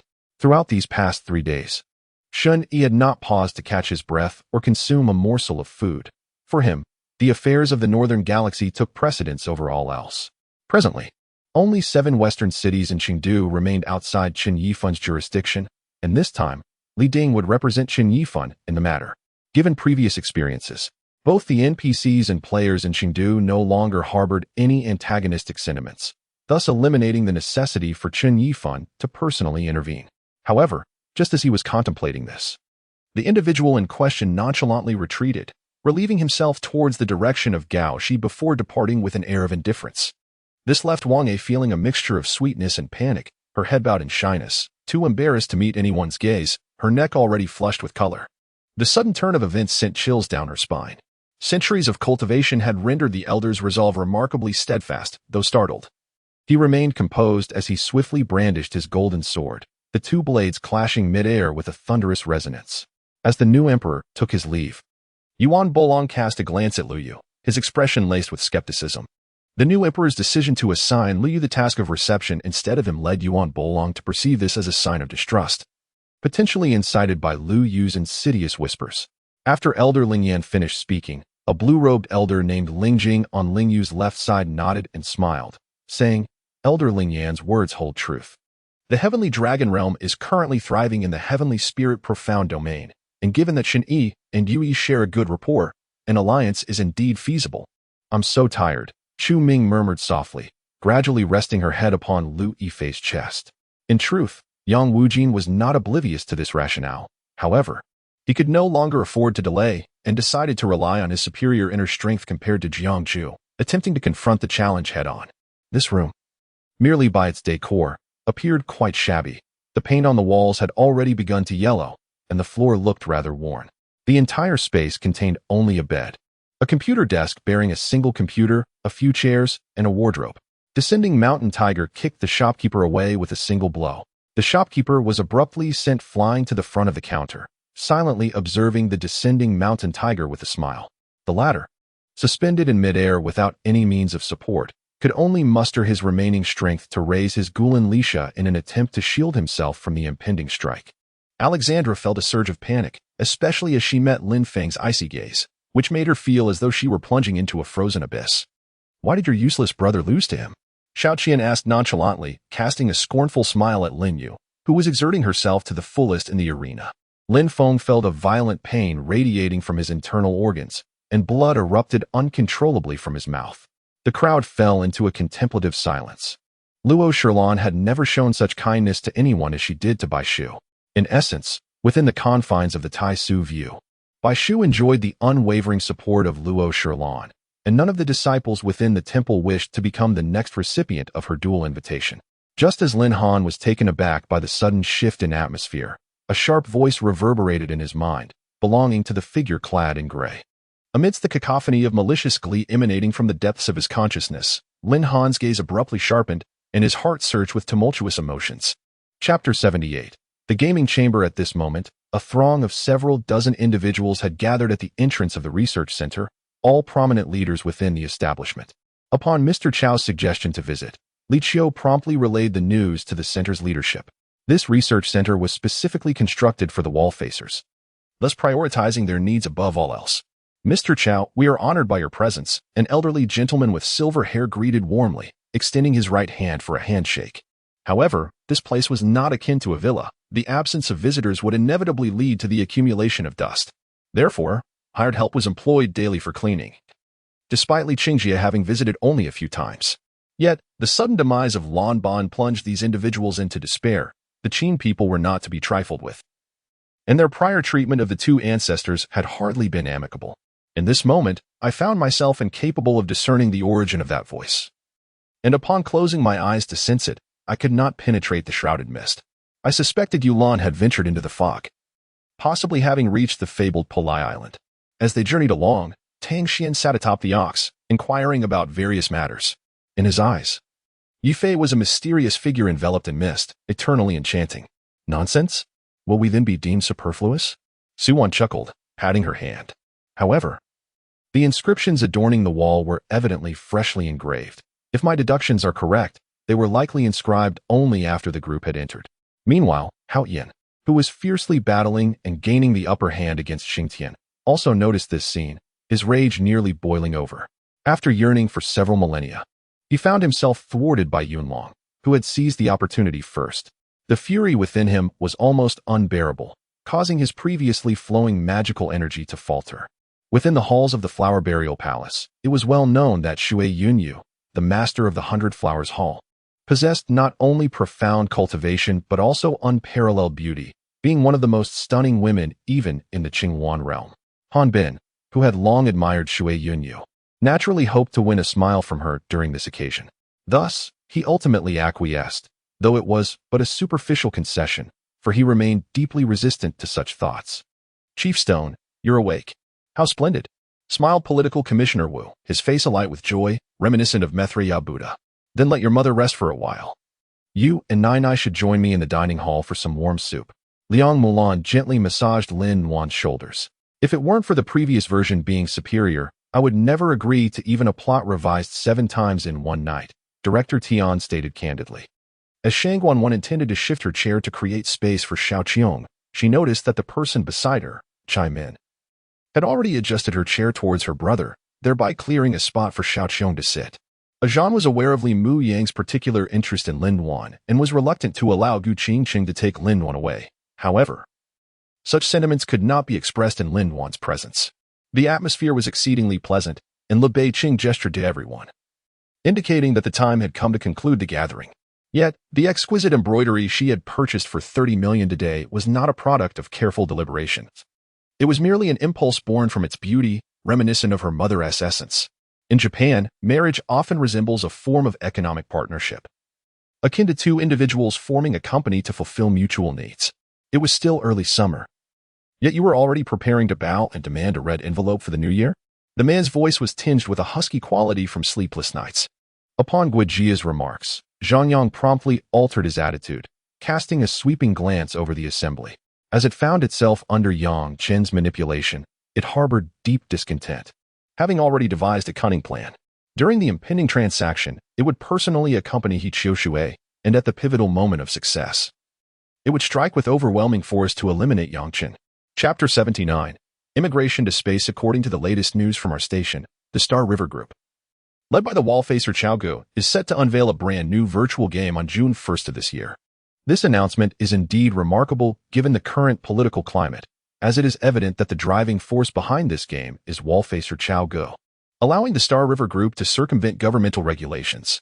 We have learned that this game introduces an entirely innovative gaming model, which Cao Ge has been fervently promoting since his election as wallfacer.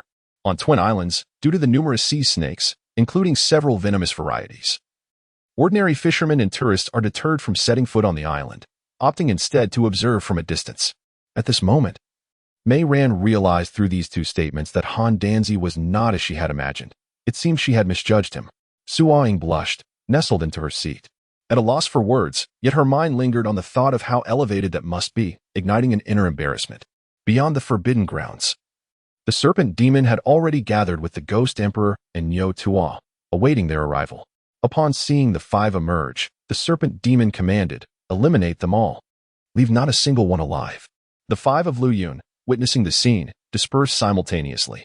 The sword light extinguished the power of the Li Huang sword, advancing with unstoppable momentum, shattering the armor encasing Jun Hong, and subsequently piercing through his very being.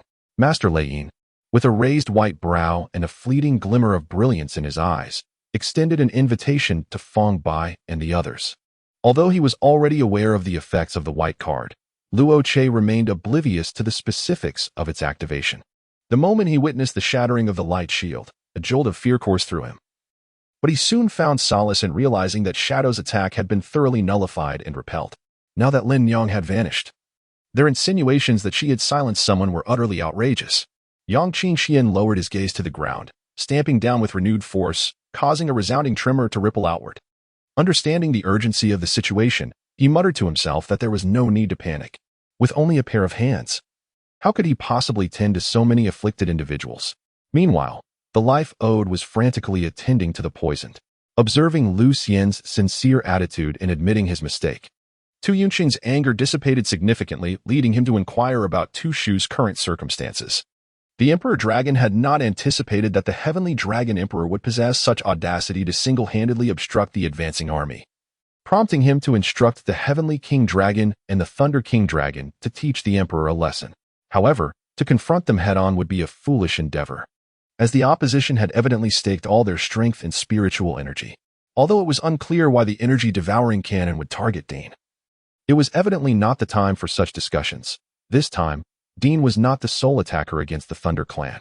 Lu Fan was aware of this, as the Xinjiang Uyghur Autonomous Region had suffered severe environmental degradation in later years. Yet it managed to cultivate vast expanses of arable land for the Xinjiang Production and Construction Corps, sustaining a population of over 20 million, particularly in the Darim Basin. Crops could yield 2 harvests a year, resulting in an exceptionally abundant grain output. On what grounds? Initially, I merely wish for you to enhance your physical condition. Now, it appears that your disobedience warrants a run, Mimi declared. She opened the drawer and retrieved a vial of the substance that had been secretly prepared by the organization, her hands trembling with uncertainty. Chapter 80. The official launch. Deshire's confusion mirrored that of many others. These individuals encompassed not only ordinary citizens, but also prominent political figures from various nations. all of whom were closely monitoring Cao Ge's plans. While the entire world focused on his Xinghe group, Cao Ge remained at home, modifying his mark mecha.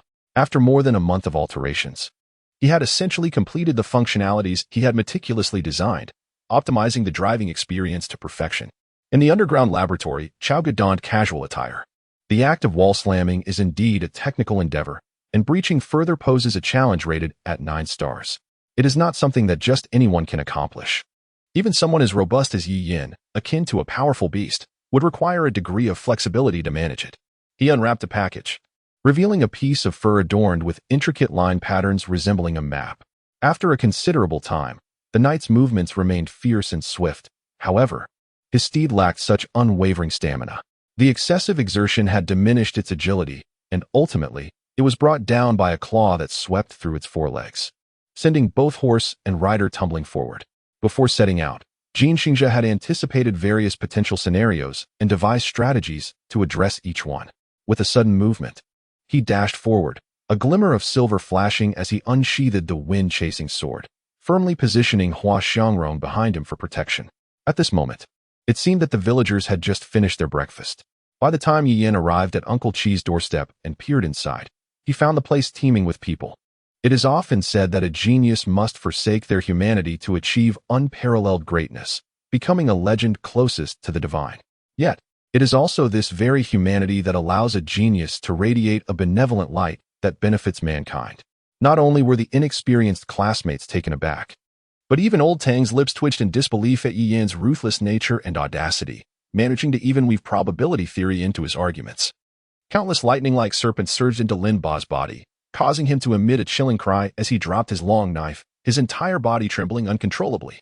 As Lei Wen's words echoed, Yang Yi remained preoccupied with manipulating his own fingers, exhibiting no intention of engaging in conversation. Meanwhile, as one returned from the Yao Pool to the Heavenly Palace, they fortuitously encountered a procession of carriages.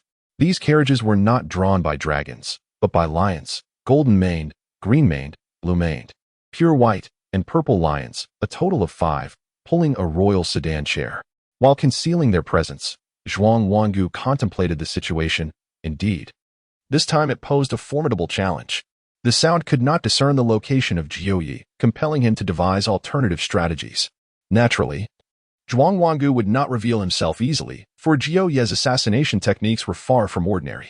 However, this was a last resort, one he would not employ unless absolutely necessary. With such thoughts in mind, Jack meticulously searched, leaving no envelope or piece of parchment overlooked. The greatest patrons of spatial rings, as well as their most ardent admirers, were the wizards residing in Oslo. As Edward pondered his own matters, he suddenly realized that he was missing a fundamental component of the royal palace. Fear not. There is no such concern. The refuse shall be safely transported to the landfill. The exuberance of the final year students was palpable. Let me go. Release me. Allow me to confront freedom and seek clarity. Although Princess Xinling donned a suit of golden armor, her strength remained shackled by the silvery warrior's restraint. The reason was simple. She had no comprehension of how to wield it. Chapter 81. Tannis among the 99 players. There was a woman whose expression conveyed an ineffable emotion as she surveyed her surroundings. She appeared indifferent to everything, yet simultaneously intrigued by all that lay before her. She lingered at the back of the group, meandering through the spaceship's corridor, touching this and that, as if the oil smeared upon the walls were non-existent. She scraped a bit of viscous oil from the wall with her hand, brought it to her nose for a sniff, and tasted it lightly, her brow furrowing in contemplation. Thus, the external communication system remained firmly rooted in the technology of the Zhang Hai realm, allowing him to effortlessly acquire any information he desired. For instance, how these individuals had arrived in the Zhang Hai realm and what plans they had subsequently devised. Meanwhile, Tang Ning appeared haggard, clearly having suffered from a lack of restful sleep for some time, his clothing appearing quite worn. On the afternoon of January 9, 1924, 2 transport aircraft departed for Italy, carrying Ji Ring, Jian, and 11 commandos, while Hitler, escorted by 2 volunteers who chose to remain behind, surrendered to the defense forces hunting for the remnants of his party. Rest assured, a thorough investigation will be conducted. The forehead of the imperial physician glistened with sweat, burdened by the secrets of the inner palace, instilling a sense of trepidation within him. Contini was both astonished and enraged. He was furious at the British for their outrageous conduct.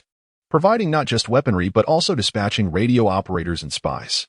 It was astonishing that Mussolini, at such a critical juncture, still dared to contemplate penetrating the Middle East while struggling to maintain a foothold in Libya. Indeed, he had not witnessed Linguainer perform the surgery firsthand. Had he perhaps misjudged the situation? Was it possible that she had not terminated her pregnancy at all? Linguainer truly wished to end her own life. If given the choice, she would willingly sacrifice her existence for that of her child. From the remnants, it could be discerned that it should have possessed 3 pairs of stout antennae, symmetrically arranged, along with a pair of front claws covered in a thick, dark exoskeleton.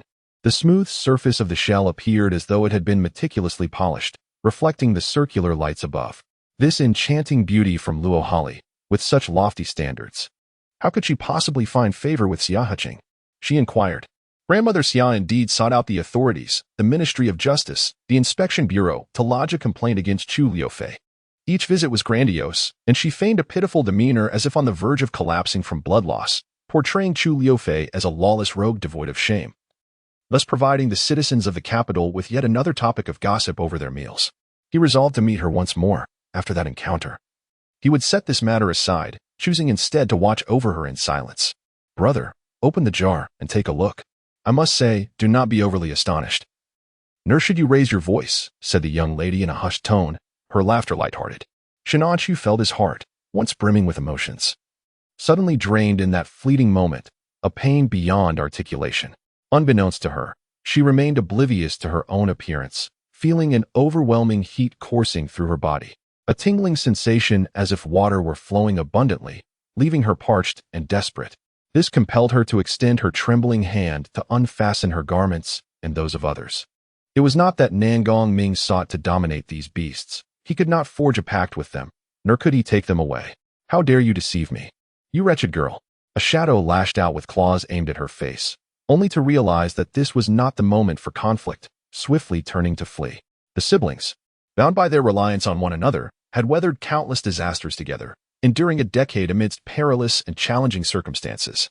At long last, as her sister reached the age of 15, Shui Qingqian, with great effort, sought to arrange an early marriage for her sister, striving to escape the inferno that was the Prince of Qi's residence.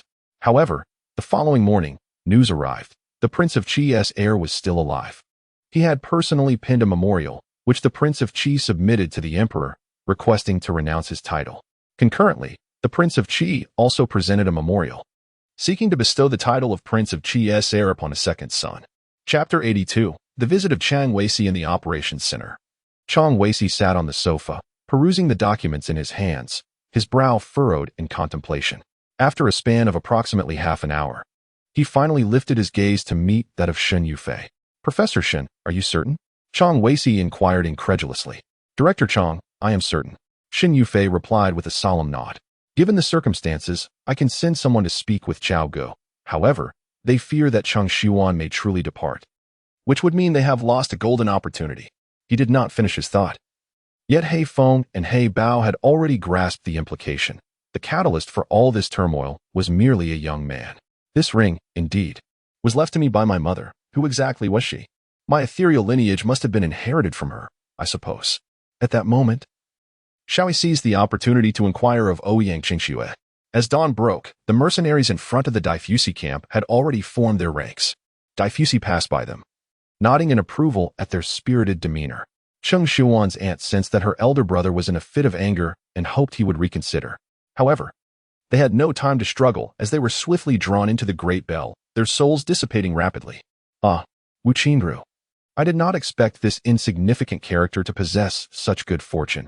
However, this is where it ends for him, as the upcoming elimination rounds cannot be navigated by mere luck. Outside the training arena, Han Yan's gaze remained indifferent as he fixed his eyes on Xiao Yi, his tone laced with mockery. Today, Guchuan Zhai was evidently bustling, not solely for the fact that it was the weekend and the antique market was open, but also due to a peculiar barter-like reward system. Naturally, if the remuneration could not meet such expectations, Cheng Xiuan would opt to lower his fee to partake in the film.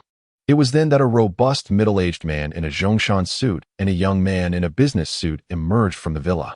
At the utterance of uncle, the old curator could no longer contain his emotions, and tears cascaded down his cheeks. One individual, with hair and beard flecked with gray, possessed a naturally benevolent visage. Yet he was none other than the esteemed patriarch of the Tsangmu sect, Mutsang. Jian Xiqing glanced at his mother, who was lost in thought as she gazed at Liu Yaoting, and calmly retrieved 3 duck-billed caps and a mask from their suitcase, gently tugging at Jian Xi's garment. Shen Changqing's former identity was that of an apprentice exorcist within the demon suppression department, occupying the most junior rank among the exorcists. The previously gravely ill Niu Yingchen now astonishingly rose from his bed, as if nothing had happened.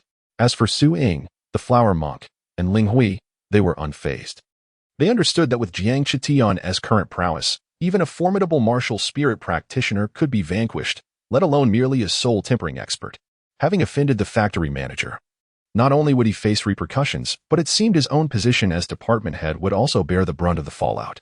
He could not help but smile faintly as he stared at the new grave, his gaze fixated on the bold characters inscribed on the tombstone.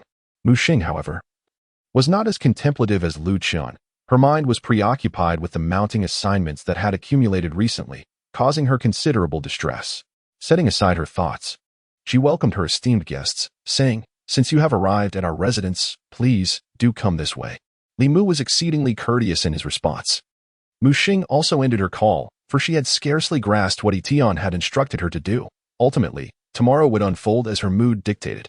She delighted in inventing peculiar contraptions that served her own benefit, and nearly everything she possessed was akin to a chemical weapon. A new book by a young author, Black Myth, Great Han, has captured the interest of numerous readers. Those intrigued may wish to explore it further and perhaps add it to their collections. In essence, the narrative unfolds the tale of a serpent, chronicling its arduous journey through the relentless currents of time. The story begins with the realization that while life may age, the heavens remain eternal. Each year, as the Double Ninth Festival approaches, we are reminded of this cyclical passage.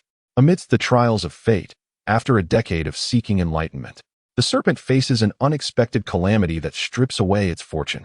Thus, what could have been a dragon's destiny transforms into that of a mere serpent.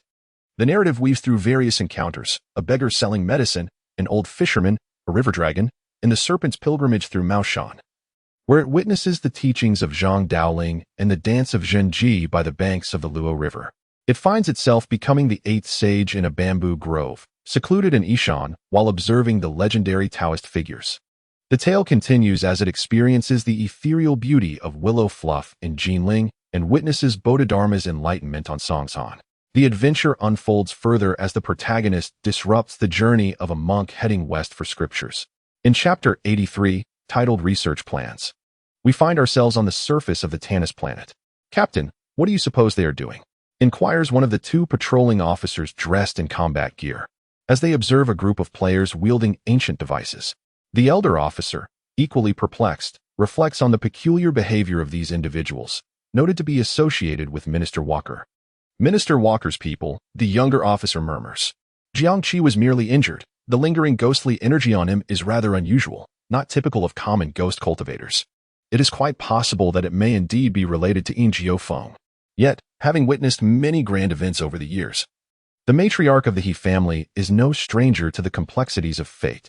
Common legacies include renowned dragon-slaying families' dragon-slaying spears and arrows, as well as the ancestral armors and crests passed down through centuries. However, the old lady expressed her ignorance of the existence of the siblings Xia Mushing, which surprised Sun Yutong. On this day, the Americans scattered nearly 60 million leaflets over the Hiroshima region of Japan. The maid implied that the beautiful husband was bathing next door, correct? He lifted the quilt and attempted to rise from the bed, disregarding the dull pain from his left chest wound, and slowly made his way out of the room.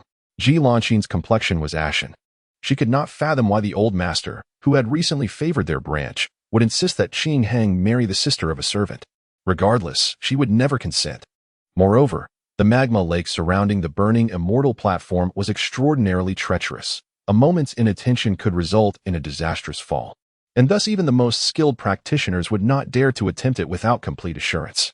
According to Katerina, before arriving at the ruins, she instructed her sole contractor to survey the surroundings for any potential adversaries.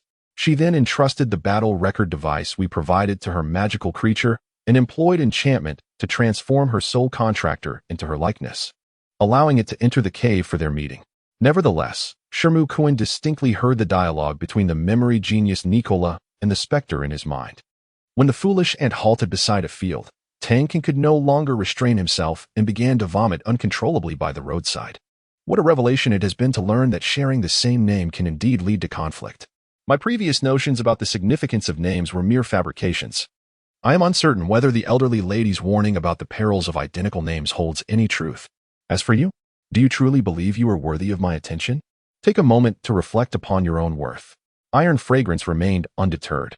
As my opponent lifted their leg, I anticipated their attempt to kick me and swiftly evaded, delivering a powerful strike with my staff in a flash.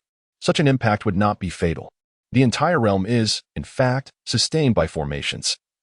Within the text of the Mangsan sect, 3 distinct formations are available for selection.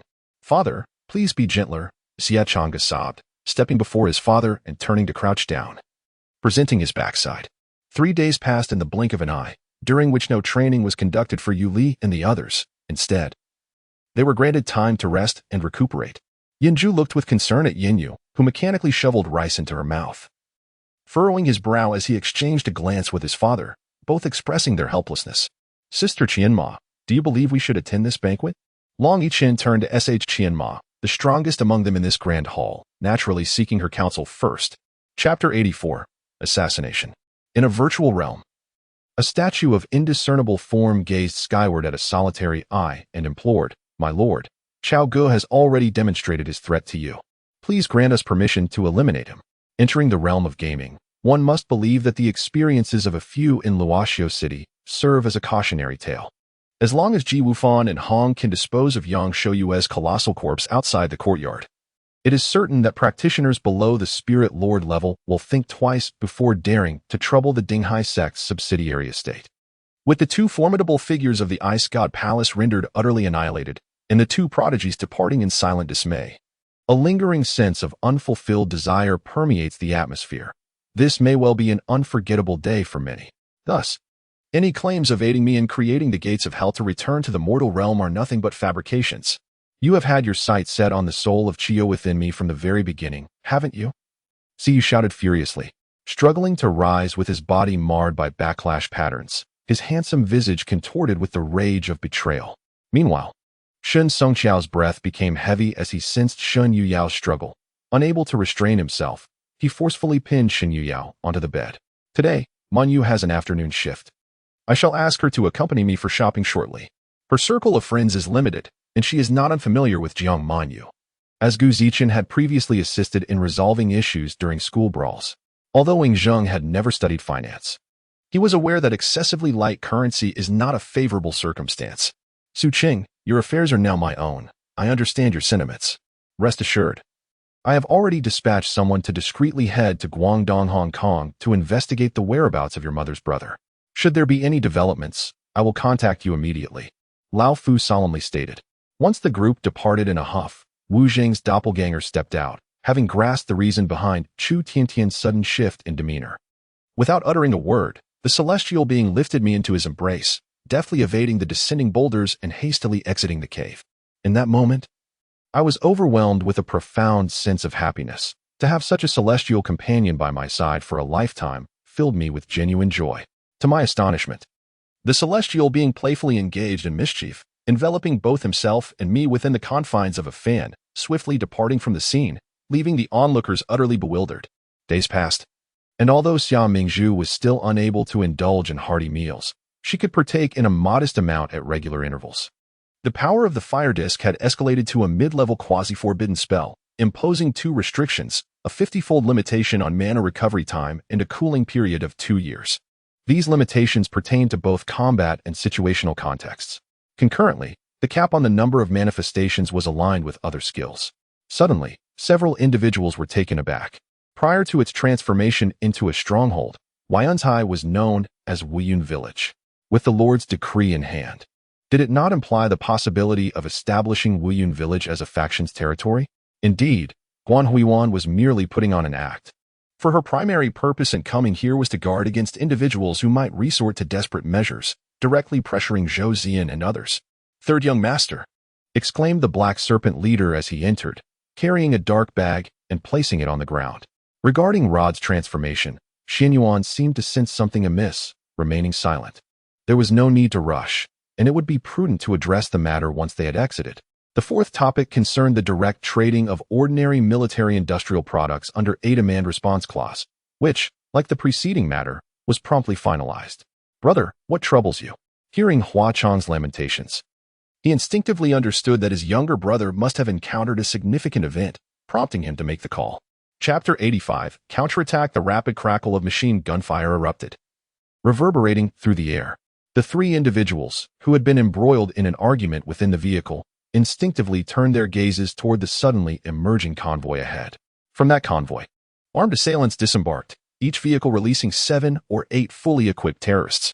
In total, there were over 50 of them, advancing swiftly while unleashing a barrage of gunfire upon them. Bang, bang, bang. In the end, Ning Shui stifled a yawn, contemplating resting her head on Ning Yu's shoulder for a nap. "Understood, I shall come." Rong Xiaoqin's relatively gentle voice trailed off, quickly replaced by the hurried sound of his footsteps. Ever since he acquired the power of faith, he had resolved to gather more followers while spreading his teachings. As I traversed this darkness, moving past each version of myself, I finally reached Lao Zhao's side. When I placed my hand on his shoulder, all else faded away. We found ourselves merely in a cave, where Lao Zhao lay unconscious. I lifted him up, slinging him over my shoulder as I made my way toward the cave's entrance. Though she was unaware of the current state between Zhou Yun and Bao Shi, the smile adorning Zhou Yun's face and her frequent fixation on her phone, texting, clearly indicated her connection to Bao Shi. Wife. An excited figure emerged, a tall man clad in a short leather garment, sprinting out of the dense forest and into the valley. Prior to this encounter, Chu Tianrui had privately contacted several prestigious sects and confirmed a nefarious scheme to injure, cripple, or even kill all competitors from sects other than their own, ensuring that even if they secured a quota, entry would remain impossible. As the 100-day deadline approached, a natural phenomenon erupted, heralding calamity anew. Just when hope seemed lost, I, alongside Qi Wu, chanced upon a pair of elderly, disabled individuals, survivors of the ravages of war. The husband was blind, while the wife was a double amputee. Su Yunqiao remained motionless, and it was then that he retrieved a key from his pocket and ascended the stairs with purposeful strides. I had once worried for her, pondering how she would fare married to Lord Luo Qi, yet it seems such concerns were unwarranted. While Yi Wei possessed a sharper intellect than Yi Fu, her temperament, when faced with a girl like Jiang, would inevitably lead to her misfortune. Conversely, should Yi Fu take the initiative without hesitation, Jiang would soon find herself at a disadvantage. This arrangement was also a condition agreed upon by Yi Yuzhu and Yi Zongshan. Upon marriage, she would pay a visit, serving tea to the new concubine, thereby fulfilling the customary rites on behalf of Aunt Miao. Yi Zongshan, upon reflection, found no reason to refuse. For as long as Aunt Miao and Yi Yuzhu remained undemanding and compliant, he would not neglect the two of them. In the room, aside from the old man and the woman he shielded, Li Linlin, there were 3 men, one approximately 60 years of age, holding a low stool, and the other 2, aged between 30 and 40. Thus, the situation unfolded. Luo Sigong appeared to be enlightened, yet he harbored doubts about Yi Jinger's vision. The prolonged conversation they had at the corner indicated that their relationship was far from ordinary. Among them, there might exist individuals capable of ruthlessness, those who thrive on bloodshed, and perhaps even some who are ignorant of the law. These individuals pose a threat. They exchanged a knowing smile, yet refrained from engaging in idle chatter, standing there lost in each other's gaze, smiling dreamily. The tactical showdown between Alkmaar and Eindhoven had been scrutinized by Mourinho multiple times, and with each viewing, his excitement grew. Both teams had reached the pinnacle of tactical arrangements, but the decisive factor remained Kaija. Chapter 86, Logic's Fury. 3 days later. "Miss Li Qiu, you have awakened?" Cao Ge inquired, seated by the bedside of Li Qiu. Having just regained consciousness, Li Qiu felt a bit disoriented, gazing around in bewilderment. "Family members of the patient, please step back. The doctor needs to conduct an examination." A voice from behind abruptly interrupted Cao Ge's tender inquiries. Upon realizing it was the attending physician arriving for an examination, Cao Ge immediately stepped aside, retreating a couple of paces. Meng Zhu was indeed startled. Having been in a poor mood lately, she had been too lethargic to even glance at the newspaper, unaware that Yu Jun was in such peril. Observing Ji Qing's sudden change in expression, she suppressed her unease and called out to Ji Qing. Hearing this, Song Duanwu couldn't help but reflect on the tumultuous fates of certain individuals, the capriciousness of fortune. However, she did not wish to acknowledge that affluent families seldom faced concerns over basic sustenance. Yet, the weight of wealth and power in their lives was excessively burdensome. She found no admiration in such a lifestyle, and thus felt no envy towards the wealthy and privileged. It seems that due to the resonance from the heavenly decree, the energy orb within Xiao Yin has begun to rotate in a manner distinctly different from before. Previously, it spun uncontrollably and aimlessly. However, this time is different. Xiao Yin can clearly perceive the source and method of the rotation, as well as the underlying rhythm of its movement. Could it truly be the underground guard of the ancient ancestors? Though I am reluctant to believe. The sight of the dozens of skeletal remains before me compels me to accept this reality.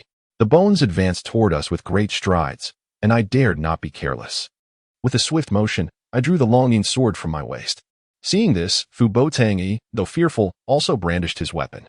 Guilin, Bai Bing, Zhu Lu Quanxi, and Feng Zhangxiao, a group of 5, entered the venue through the designated passage for competitors. The sun shone brightly, and the atmosphere in the hall was vibrant. The audience rose to their feet, fervently waving colorful flags and banners in hopes of capturing the attention of their idols. Will you not speak? Long-Air disregarded Jingshang Zhangxiong and instead called out to the man, before his words had fully escaped his lips. Ming Jun stealthily raised a foot, causing Ming Feng to lose his balance and stumble forward, crashing onto the steps at the entrance of the Meng residence in a most undignified manner. Since Lin Ba's departure, Lin Ma had spoken little, except for the moments after work when she would coax Lin Xiaoxiao to play for a while. Each day passed in a routine of calculating Lin Ba's schedule and knitting thermal pants. However, at that moment, Padu Air suddenly stepped forward, positioning himself directly in front of Arthur, silently locking eyes with him. Suddenly, the temperature around plummeted, forcefully subdued by the chill within the fog, enveloping the two individuals in a refreshing sensation. Seated in the examination hall, Lin Xiaoxiao focused intently, furiously scribbling down answers. The questions were largely straightforward, and she had comprehended them all beforehand. Thus, even without the assistance of a time buffer, she faced no difficulties during the examination. Follow the two ahead, Zhang Yi commanded, refraining from further conversation. Chang Ning despised this feeling, his thoughts laid bare before others, who would relish such exposure.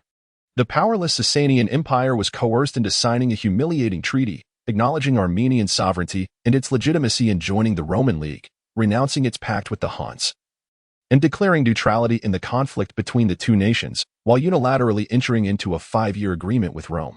Chapter 87, Wandering Earth. Initially, no one paid heed to this calamity. It was merely a forest fire, a drought, the extinction of a species, or the vanishing of a city, until the disaster became intimately connected to every individual.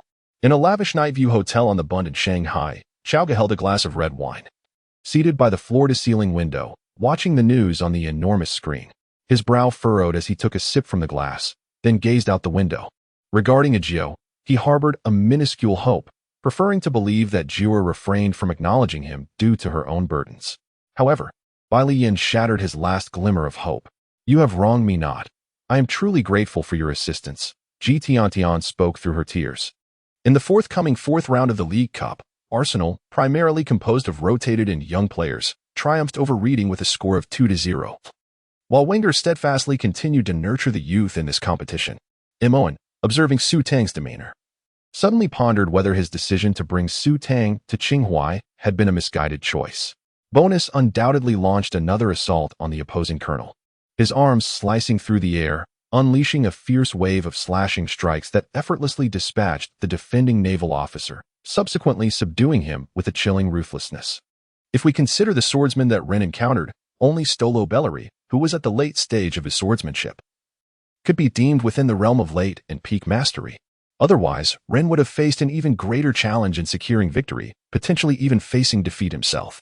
In response to Zhuoxinjia's urging, a friend chuckled softly and whispered a few words, prompting a curious glance from Zhuoxinjia, who, upon reflection, deemed the suggestion somewhat plausible.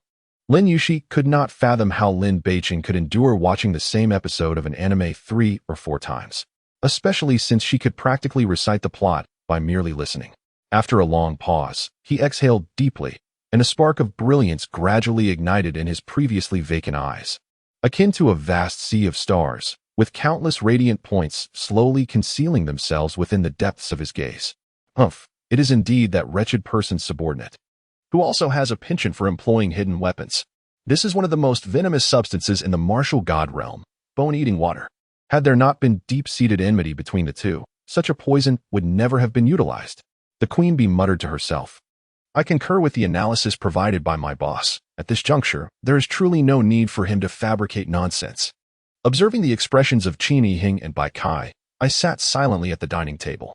Noticing my silence, my grandmother served me some dishes and gently advised me not to overthink. Even if the sky were to fall, one must face it with courage. You have so many good friends by your side, so what is there to fear? What else can be done? One must search. Do you believe that Boss Bai is the Hulk, transforming and ripping his clothes apart? Bai Kai squinted and remarked that Boss Bai must still be in this very building.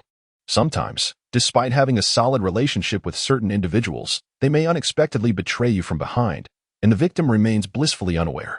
The Tao family residence is spacious and typically, the life assistant primarily attends to the needs of Grandpa and Grandma Tao, engaging in only light household chores. Every few days, professional cleaners also come to thoroughly tidy up alongside her. He has always strategized meticulously, leaving no detail unaccounted for. Yet he consistently finds himself at a disadvantage with Deng Sinuo, a truly disheartening experience. In Chapter 88, Tu Hengyu, the foremost representative of the government, gazed at Cao Ge in silence for a considerable time before finally letting out a sigh. Since Mr. Cao is insistent, we can only proceed as you have suggested. To be candid, the higher-ups have already agreed to your demands. I merely wish to conduct one final negotiation, and I hope you will not take offense. The decision has been made to entrust the construction of the planetary engine in the Shanghai region to your esteemed company. Are you satisfied, Mr. Cao?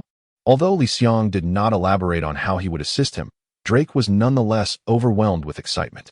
Recent events had made it abundantly clear to Drake just how formidable the individual he had once offended truly was. What moved him even more was the fact that this powerful figure was willing to overlook past grievances and extend a helping hand. Particularly notable was Tong Tong, who clung to Li Yao, persuading him to take her on a leisurely tour of the main city for half a day before reluctantly disembarking. The mount had become a new topic of conversation, with many players expressing their envy and eagerly seeking various methods to acquire their own steeds. As steaming bowls of Dingbian were served, Lin Yin took a white porcelain spoon, scooping a spoonful from the bowl and savoring its flavor. On the large screen, a door swung open to reveal Dong Bingbing, her belly visibly swollen. The ominous bubbles suddenly ceased their movement, with shadowy figures flitting about like soap bubbles glistening under sunlight, poised to shatter and dissipate at any moment. Following that incident, not only was this player ostracized, but the guild involved in this main quest was also pursued and hunted down by the three major factions, ultimately reducing it to a mere wandering wild monster, a truly lamentable fate. Within the Dream Soul Martial Arts Academy, all individuals were enveloped in a state devoid of sorrow or joy, desire or need. The darker facets of their souls gradually faded under the illuminating power of peace that enveloped them. He had indeed narrowly escaped a calamity. Bloodstains still adorned the emperor's garments. His loathing for Luo Zheng was profound, to the extent that even after inflicting over a dozen blows, leaving the individual lifeless, he remained relentless in his fury. Yin Xian, not a fool, could easily discern the thoughts of Yang Chun and the others from the current predicament, causing her face to turn a ghastly pale. Feng Tianchao opened his mouth, intending to shake his head resolutely, yet unable to contain himself, he coughed up a mouthful of blood. Zhang Shiqing embraced her son, weeping bitterly. Over the past few years, she had often found herself lamenting her husband, but in that fleeting moment of seeing her child, all grievances dissipated. Yang Emo spoke gently, placing his hand upon her shoulder, channeling his inner spiritual energy into her. A profound sorrow welled up within him, not due to the failure to capture the coveted divine king cauldron, but rather the realization that Lin Yu had never truly forgiven them. Once these factions became aware that the Xiantian Jade had fallen into Yang Mo's possession, he would indeed face considerable challenges. Xin, let us depart, as my fiancée. Accompany me to dine with friends from India, Lu Fei remarked with a smile. Meanwhile, items such as mobile phones were placed within a black bag, which appeared untouched, remaining in its original state. Zhang Hao refrained from impulsively testing the hardness of his fist. Instead, he immediately sat cross-legged, absorbing the abundant spiritual energy from the dragon pearl. seeking to ascertain if the strength of his meridian pathways had increased. Chapter 89. Yaya. The indicator lights on the consciousness cache flickered continuously as data was uploaded. Cao Ge approached the computer and typed a few commands, and with a click, the game pod gradually opened. Beside him, Tu Hengyu observed this scene with curiosity. Yet he restrained himself from inquiring.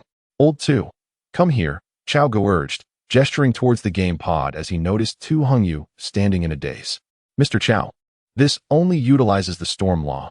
My power has nearly reached the Lord level. Ball gazed upon the enigmatic black radiance emanating from the stone pillar. His comprehension of the storm law had long surpassed the threshold of 10%, and a further step would lead him into the realm of the lords. The gathered crowd promptly formed a formation, while Yang Hao contemplated briefly before commanding a rapid try-shot to test the waters. On the 21st, during the fourth match of the first round of the playoffs, the Kings faced the Lakers on their home turf. The game commenced. Driven by this intricate psychological web, he refrained from entering the inn, instead employing his enlightening powers to summon his two disciples from above. Avril, Jolin, Michelle, and Yafiel listened attentively as the esteemed elder Inglong instructed them to eliminate these remaining adversaries. If one were to borrow a sword, let it be a sword.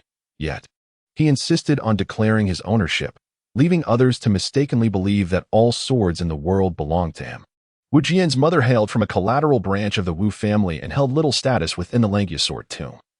She had passed away when he was still too young to comprehend the world. The higher one's level of understanding, the more formidable their mastery of the laws becomes.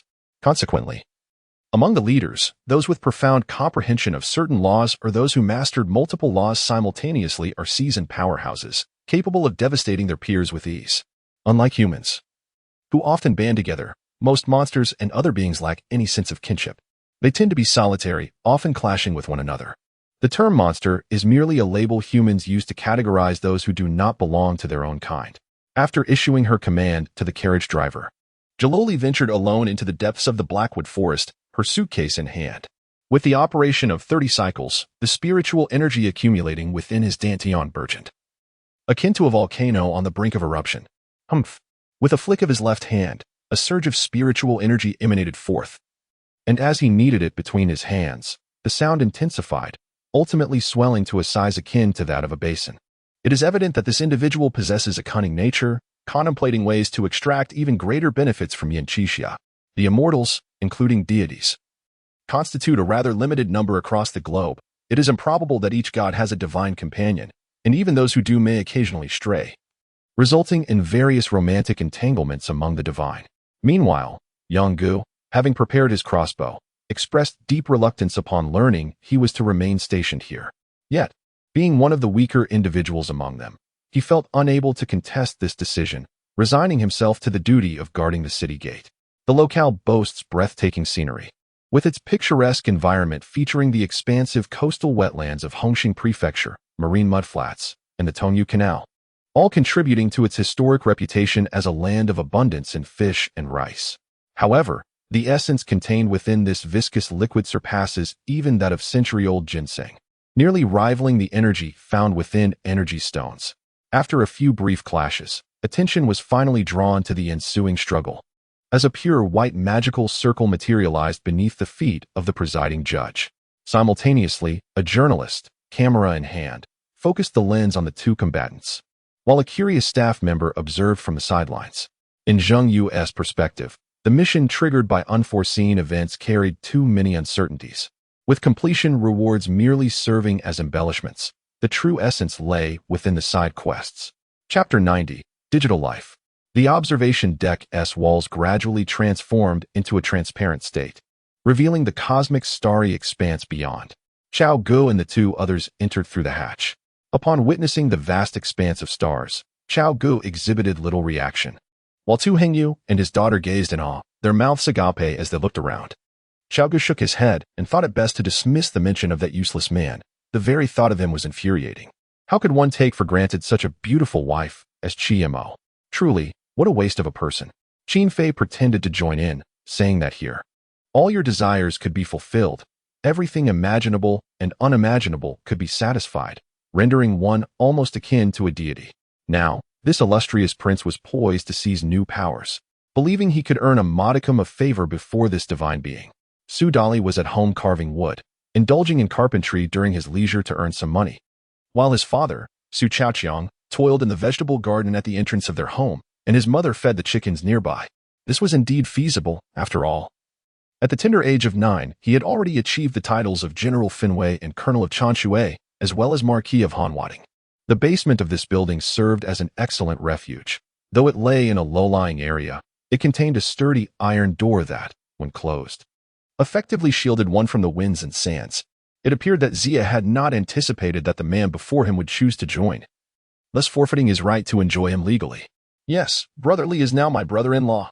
Only Lele seemed genuinely delighted, while the adults harbored their own thoughts. They have arrived.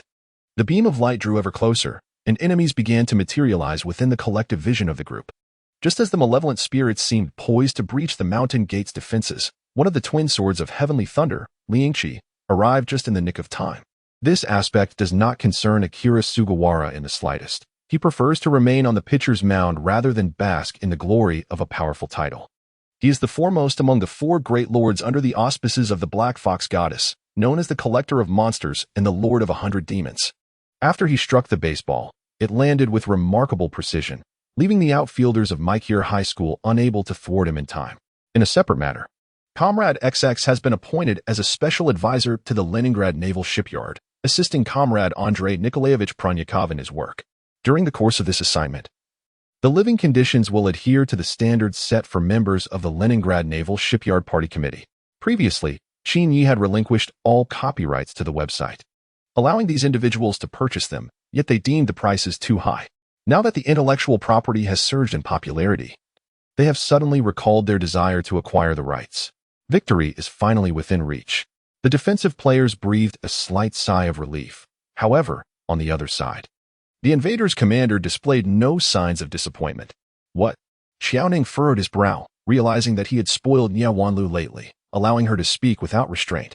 He stood suspended in midair, adorned in gleaming silver armor, his tall frame accentuated by cascading black hair. A pair of golden wings, intricately patterned with purple and gold, unfurled behind him as he wielded a silver spear, embodying the essence of a strikingly handsome young man. The world of martial arts is treacherous. I have never been one to easily reveal my name. Indeed, this dialogue resonates with a sense of familiarity. Upon witnessing Wan Yu's innocent demeanor, Song Qing couldn't help but cover her mouth and chuckle. Years of friendship had revealed to her that Wan Yu was indeed a person of unrestrained nature, and the sincerity in her words was sufficient. Grasping Wan Yu's hand, Song Qing nodded with delight. Chapter 91, The Wandering Earth Project Click. Approximately half an hour later, Tu Hongyu emerged from the gaming pod once more. Cao Ge had been waiting at the computer for quite some time. Tu Hongyu picked up the glasses placed beside him and turned his gaze towards Cao Ge.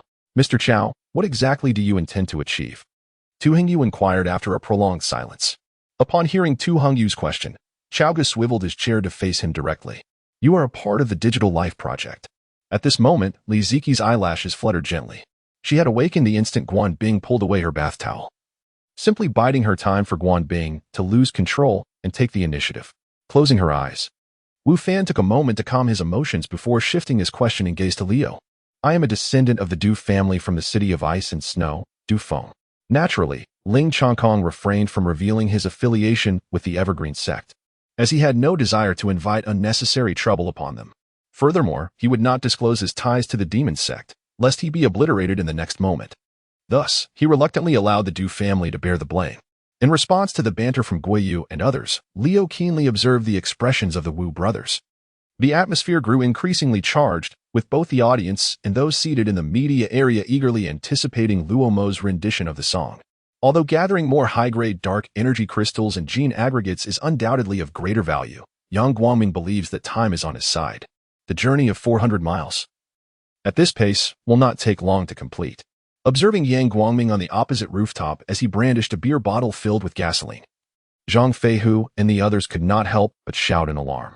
These holy swords, discarded by unknown hands and carelessly thrust into the ground, resembled thorns scattered across the wild, countless in number, perhaps amounting to billions. Standing at approximately 6 feet 3 inches, he possessed a tall and slender physique, complemented by a face that could only be described as a creation favored by the divine, which suddenly broke into a cold smile. gently caressing Jian Mingan's nearly lifeless face. Ailey wept even more fervently. To avoid disturbing Jian Minghan, Ailey chose to step to the doorway of the hospital room, where she began to wail loudly. Sahan's heart surged with emotion, waves of agony still rippling through her, leaving her momentarily speechless. Why must mother be so distant? We are family, and as a sister-in-law, I should frequently visit my younger brother. If I could assist in managing matters, it would be most beneficial, Lu Yinxian remarked upon hearing this. Enough, both of you.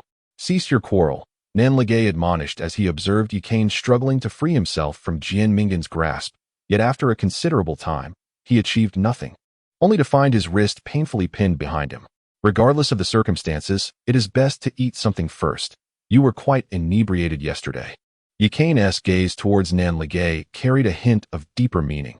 Perhaps he had initially underestimated the complexity of the situation. Young master, speak freely. Pour forth the sorrows of your heart. I shall be your most attentive listener, your most loyal servant. My life, forever devoted to you. Upon hearing Lin Jingtong's interjection, Yun Mingze immediately recalled his gaming moniker when he aided His Majesty in conquering the realm. One wonders what this young lady is pondering. Only moments ago, her countenance displayed disdain, yet now she wears a smile. Yang Emo merely shook his head and led him upstairs to bathe. Meanwhile, Ling Yi sensed that the individual trailing him had yet to attain the 5th tier of martial arts. With his profound inner strength and lightness technique, he confirmed that the shadow behind him had vanished as he approached the vicinity of the tea house. Mu Chun, not feeling hungry, had a light snack and quietly observed Murong Tranqian as she swept away the food from the table with astonishing speed. How to articulate it? A foreboding feeling envelopes me. The challenge appears formidable, yet my current desire is to eliminate that scoundrel. Chapter 92, Crisis at the Space Station. Is it not yet perfected? Tu Hingyu looked in the direction pointed out by Cao Ge, puzzled. The reason Cao Ge summoned Tu Hingyu was not due to any inadequacy in his research. Rather, his objective was to persuade humanity to abandon the wandering Earth plan and enter the realm of deep space amnesia. However, this particular endeavor was fraught with peril as he was positioned directly in the crosshairs of an opposing sniper. Wang Lang adjusted the scope while pressing down on the earpiece, stating that this approach was unfeasible and suggesting alternative methods. Lu contemplated accompanying them to the lakeside, yet Tu Gu Hu, unusually adamant, insisted on embarking on the perilous journey alone, relying solely on his own prowess. The individuals who had mocked Wu Dao Xian revealed cold smirks upon seeing him, their hearts suddenly filled with perplexity.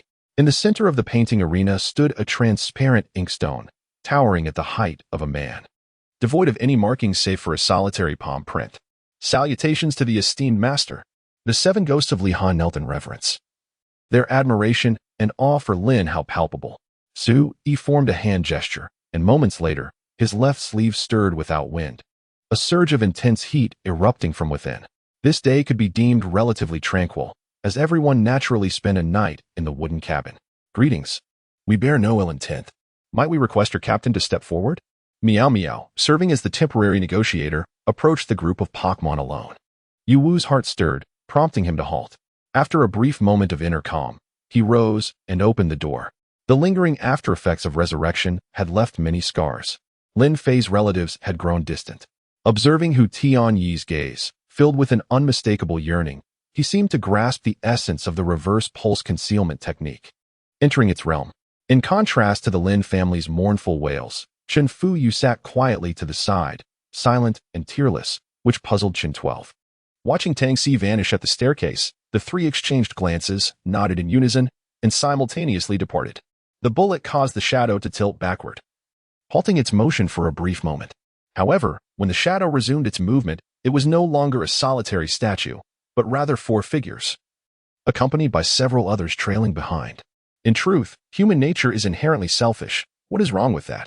He had previously believed he had not harmed anyone, thus feeling no guilt.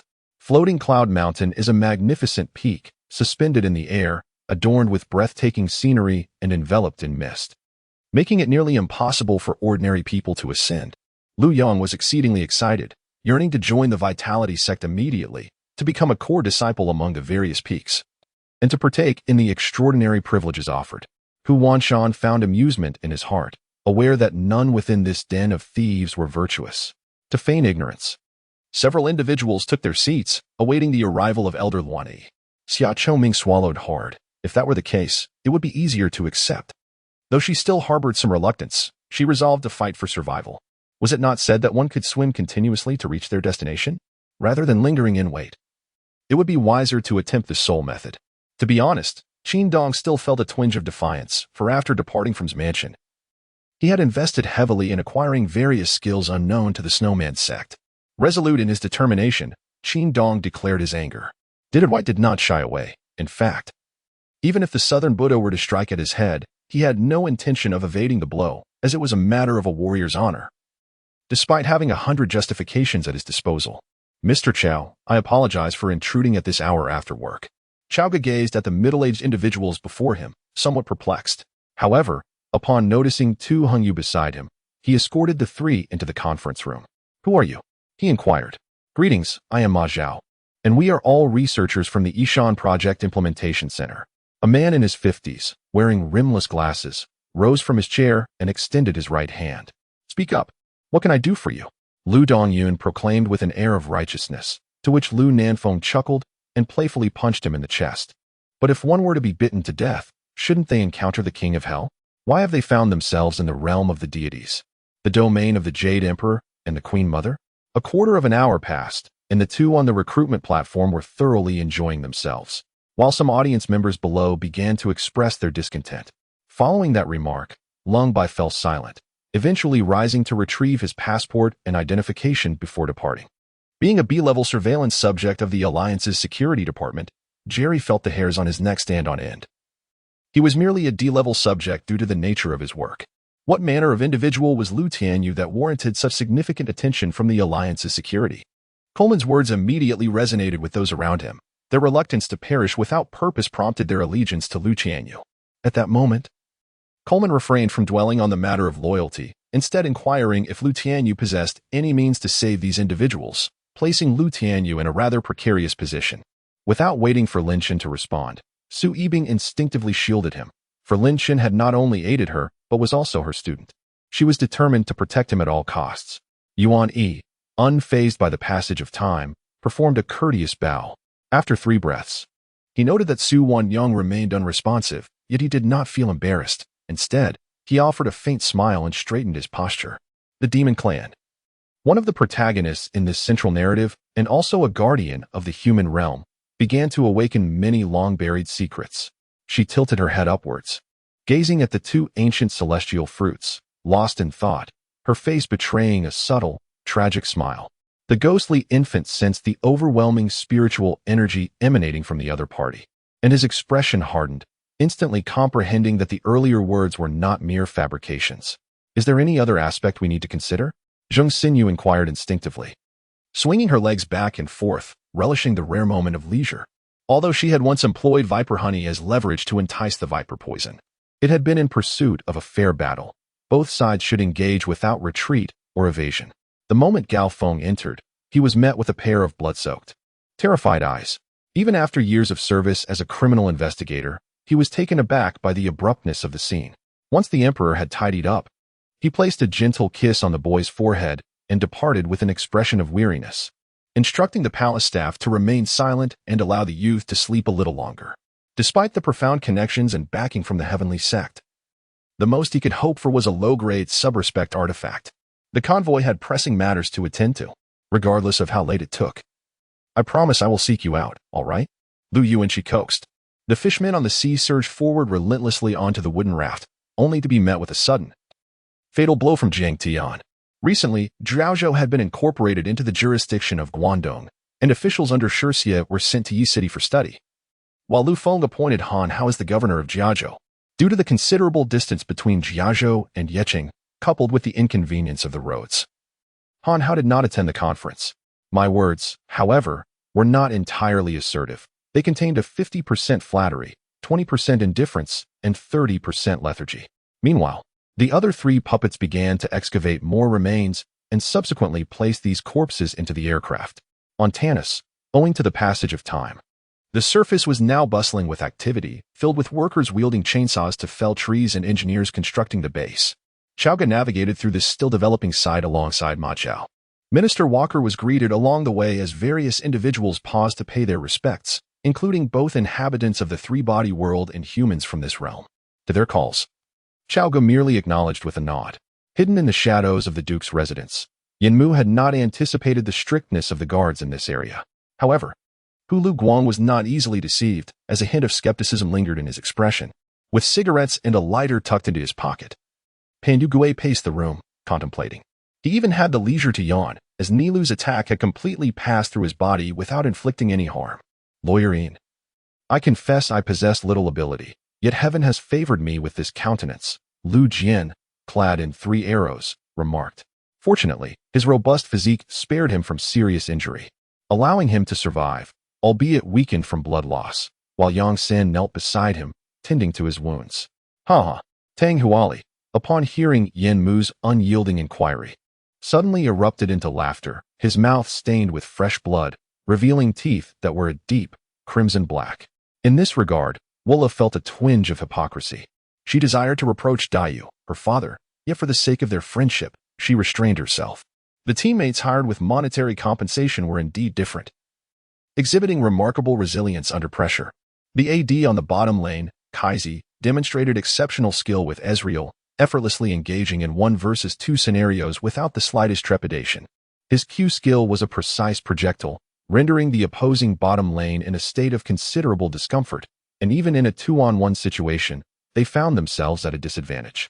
Thus, on this day, between Tianju City and the Songyo secret realm, a graceful arc traced the sky, accompanied by an eerie roar. Below, several armed men huddled in terror, protecting a man of approximately 50 years, who sought refuge in the living room.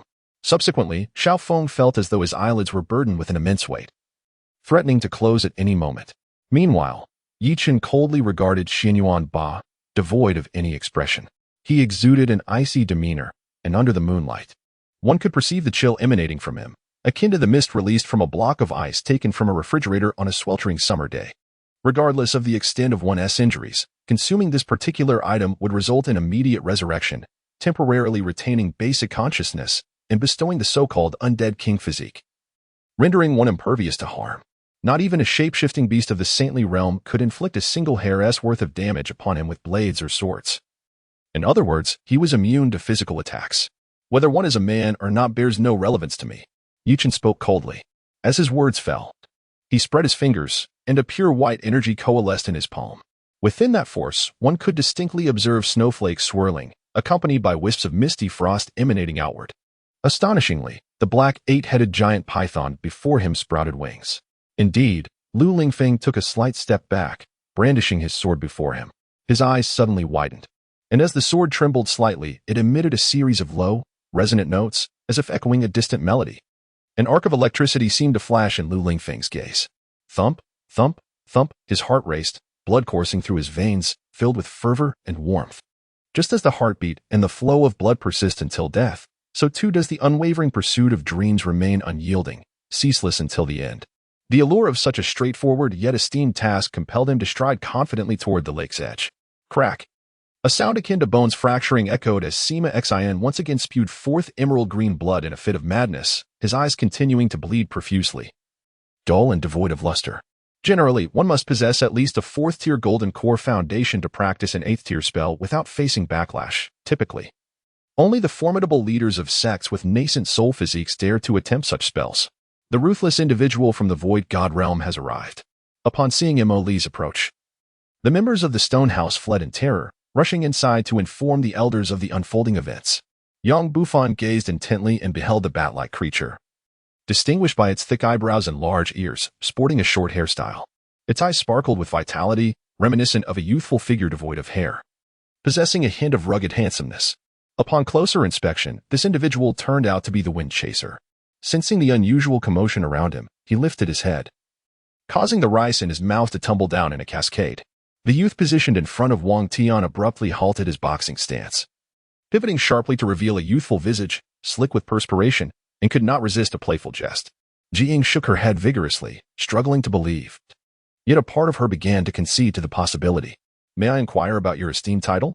Before Lu Wei could respond, Yijing cast a concerned glance at her, then turned to the elder, her face betraying an expression of anxiety and worry, and asked, a towering figure, standing at 2.5 meters, passed by the corridor.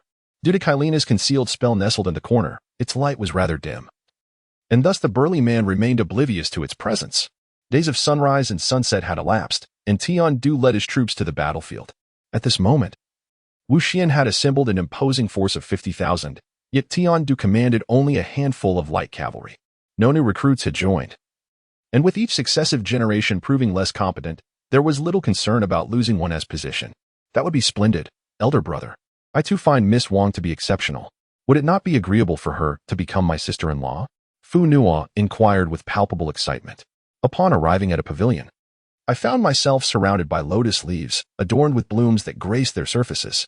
The lake, kissed by a gentle breeze, rippled softly, while a delicate mist enveloped the surroundings, rendering the scene akin to a celestial paradise. After I spoke, Master Imo turned and beckoned me with a wave of his hand. As I approached and crouched down, he seized my hand and, with a knife, swiftly made a cut in my palm, causing blood to surge forth and stain the ground below. A look of confusion crossed Lu Yu's face. Although the dim atmosphere obscured Han Kuen's visage, his voice exuded a palpable confidence. Once I departed from the Yihong courtyard, a wave of heat enveloped me, and I longed for a secluded refuge.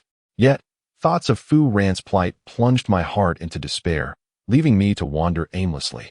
Lost in sorrow, the sight of Ziyun, shrouded in white cloth, the shattered remnants of Mama Li, and the severed head of my father spinning on the ground, all coalesced into a grotesque tableau of laughter mingled with blood. The vivid red before me thickened into a whirlpool, threatening to consume me and drown me in anguish. I confess, in that moment, I was truly terrified, fearing I might never awaken again, never to see those I hold dear. As the night deepened, the group managed to consolidate all the items from the cave dwellings into a relatively larger cavern, filling it to the brim. Wanhua beamed with delight. For these treasures could be distributed as rewards, saving costs while simultaneously uplifting the villagers' lives, a remarkable dual benefit. Although she had narrowly escaped peril moments ago, it was undeniable that her plan had ultimately faltered. As the words hung in the air, the military-clad man felt a surge of inner strength coursing through him, instantly emanating a formidable pressure that enveloped the surroundings.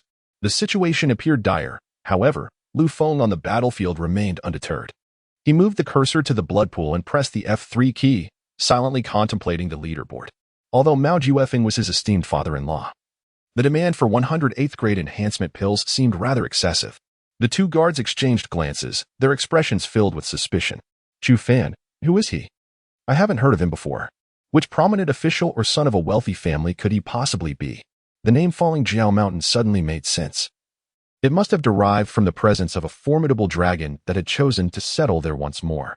His emotionless words struck directly at Wu Mei's heart, leaving her irked yet increasingly concerned for Nong Shui. Yun Ge. A group of 7 or 8 men stood at the cinema entrance, all clad in sleeveless shirts, their arms adorned with fierce tiger tattoos. No, there are 7 in total. One of them possesses remarkable stealth, so subtle that one could easily overlook him without keenly sensing the currents of the wind. Then you promptly added upon hearing this. The Mad Blade Marquis wore an expression of reluctance. He was already on the brink of reaching the realm of the underworld sovereign. Today's battle had sparked a flicker of inspiration within him, hinting that he was nearing the threshold of this esteemed level. He was confident that if he survived this day, he would surely break through within 5 years. Meanwhile, Ling Shuang led the way, seemingly indifferent to Qin Shuai's wild proclamations, having developed a certain immunity to his eccentricities. The confrontation did not last long.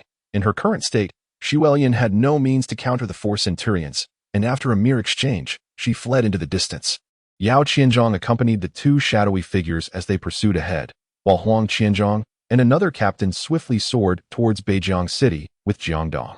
Old Lei. To win the heart of a maiden, one must possess the requisite means, Old Guan remarked, patting his trousers, bestowing a kiss upon the cheeks of 2 princesses in their respective compartments, causing their faces to flush with embarrassment as they nestled closely against him. Tomorrow, we will resume updates. Tomorrow, we will resume updates. Chapter 93, Reviewing the Materials. Indeed, Father instructed me to accompany Uncle Chao, and he will come to fetch me once he has concluded his affairs. I see, Ma Xiaoyong replied in a tone meant to soothe the child. At that moment, a woman of Asian descent approached, greeting Cao Ge. Cao Ge acknowledged. However, this inadvertently served to promote the films of Moong Company, drawing the attention of many who were previously unaware of the movie. Upon hearing these matters, Xiao Yang finally comprehended the intricate relationship between the Xiao and Han families. In this age of advanced technological consulting, every transaction leaves traces on the internet. The human mind can hardly compete with a computer's efficiency. Strangely, the ground traversed by hundreds of pigs appeared almost unchanged, save for the swirling dust.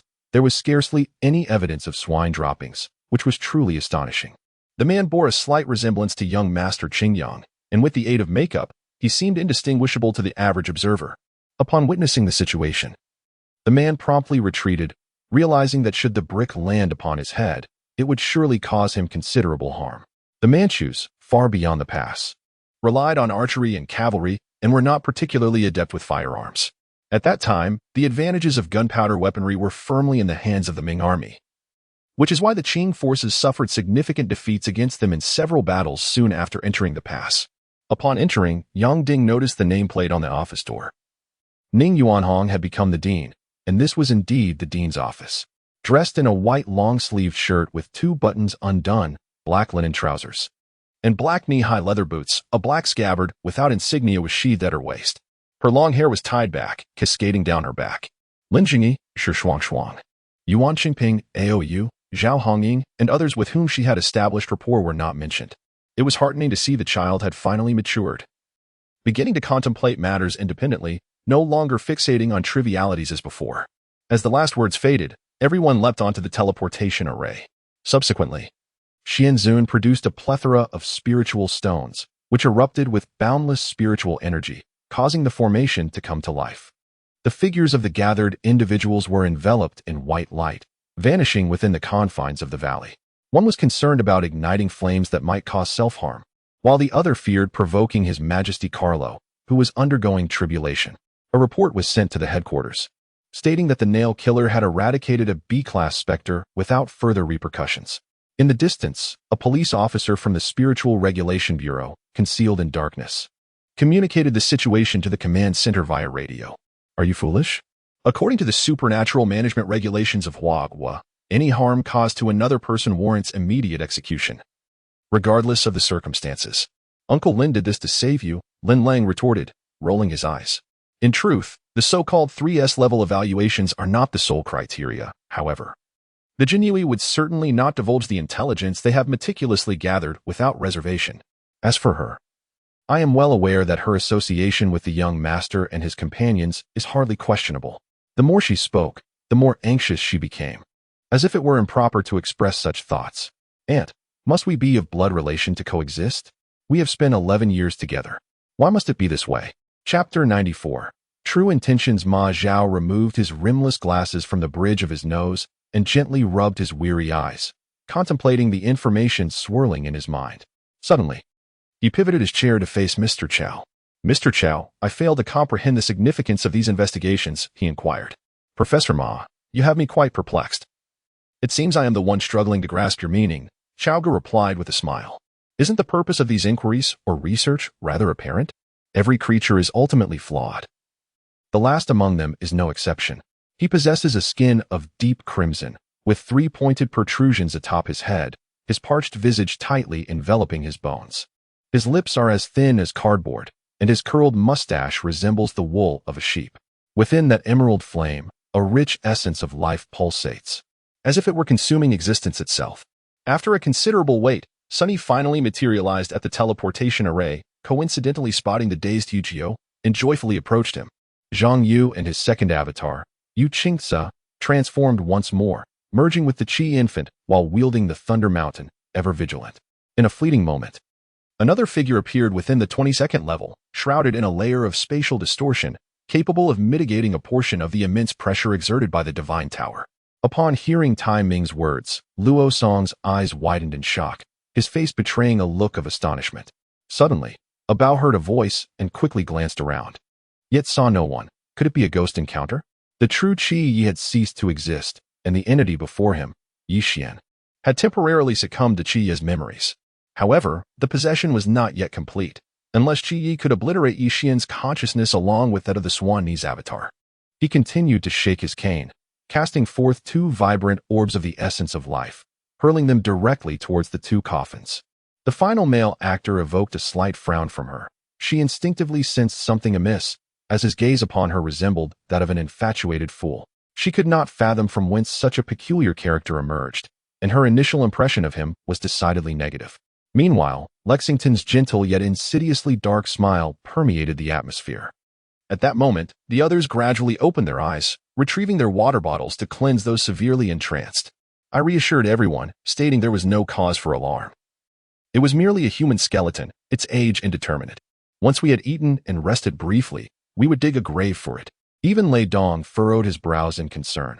Although his cultivation was comparable to his brother's, their abilities were certainly not on the same level. Thus, he held unwavering faith in his brother's words. To his dismay, even after constructing the temple, little had changed. The heavens would bring rain when they pleased, and drought would ensue for years if they so desired. The offerings made in prayer proved futile, leading to a decline in the temple's incense, with few visitors remaining. A deep breath escaped from Song Fan's lips as the crimson hue in his eyes gradually faded, restoring clarity to his gaze. The formidable beastly cultivators, despite sustaining considerable injuries from the assault, managed to escape the confines of the celestial array unscathed. Meanwhile, the celestial maidens Ian and Lu Yunlong promptly summoned their defensive treasures, charging forward without a hint of disarray, causing the expressions of the beastly creatures to shift dramatically. Lu Zheng refrained from speaking. For the purpose of the radiant starlight was perhaps not aligned with that of others. Monetary gain was not the foremost priority, and the main reasons were not easily articulated. He was about to inquire of Yin Hong regarding the more intricate details of the Song family in Donglin County when the latter vanished alongside the dissipating multicolored light. At this moment, the four had come to comprehend the true cause of the toxic beast's fury, leaving no time for lamentation as they steeled themselves, channeling their own potent toxins to thwart any assault from the beast. Chapter 95, The Cosmic Cataclysm. With a crack, the game chamber door slowly creaked open, revealing Cao Ge and Ma Xiao, who promptly opened their eyes. The experiment concluded, and Tu Hongyu, along with another assistant of Ma Xiao, rushed to support him as he emerged from the game chamber. The weakened Ma Xiao, with their assistants, rose to his feet, casting a bewildered glance around the room, as if awakening from another realm. The experiences within the digital world had felt strikingly real, yet he was undeniably awake from the game chamber now. Just then, Zhuo, having just descended from the zither platform, approached Cao Cao with a smile that was irresistibly enchanting to all who beheld it, though others may not perceive it. Su Meyer is acutely aware of the tension. Every time I glance at her, she meets my gaze, leaving me startled and hastily averting my eyes. Sure, you should go. I still have an item to bid on, and with so many reporters present, I cannot leave. Chu Yin, suspecting that Yunhao intends to take advantage of the situation, decisively pushes Zhao Shishir away. Teacher, is this sufficient? Feng Wei inquires anxiously. The Jade Sword Master regards Yuning with concern. Perhaps, Yili muses. This child appears somewhat peculiar. Having been unwell for an extended period, the nature of the ailment remains unknown, yet it seems her intellect has indeed dulled. If one were to liken the essence of a first-tier zombie to the size of a fingernail. Zhang Tianxing speculates that the enormous eagle possesses an essence sphere at least the size of a fist. Before long, they arrived at the seaside, where, through layers of celestial light and colorful mist, they beheld the two engaged in combat. The heavenly demon emperor harbors a profound sense of dread towards Ling Tian. His existence poses a significant threat to the demonic race, and thus, for whatever reason, Ling Tian must meet his end. Furthermore, to the border populace, these minority groups resemble demons, and no one has ventured into their lands. Therefore, even if one had the opportunity to discreetly rescue Cao Cao with Dianwei's aid, venturing into the grasslands without any knowledge of the terrain would amount to a futile endeavor. Along the journey, they passed several renowned scenic spots, necessitating students to pause for sketching. Thus they boarded a long-distance bus, reportedly taking 2 days and nights to reach the nearest water source. Thus, the hawk-like creature meticulously scrutinized the cave repeatedly, even traversing deeper into its recesses time and again. It envisioned how the beastly orcs of the wolf clan had traversed this cavern and vanished within its depths. Subsequently, the Silent Spirit Court dispatched a formidable assembly composed of the captains from the 6th Division, Byakuya Kachiki, the 10th Division, Toshiro Hitsugaya, the 11th Division, Kenpachi Zaraki, and the 12th Division, Mayuri Kuratsuchi to investigate Hueco Mundo. I am fine, Kazuki interjected, halting her attempt to assess her injuries. He produced a phone to issue commands to his subordinates before hastily departing. The three elders of the netherworld scrutinized the jade-like figure, her visage fairer than snow, with elegant brows and phoenix-like eyes, a delicate nose, and cherry lips, indeed portrayed an exceptionally stunning beauty. Now, standing before them with decorum, she shed the violent aura of previous days, her voice melodious and refined, embodying the grace of a noblewoman. Perhaps in earlier times, Ingzi failed to perceive the dreadfulness of Wang Qinshan, unaware of what made him so fearsome, regarding him merely as a hoodlum puffed up by others' words. Almost instantaneously after her command, two elite shinobi sprang into action.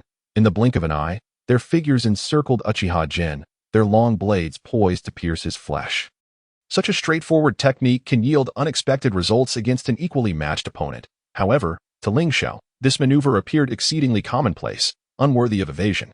He firmly planted his legs, and with a single hand, he gripped, producing a thunderous clang as he halted the advance of the golden staff.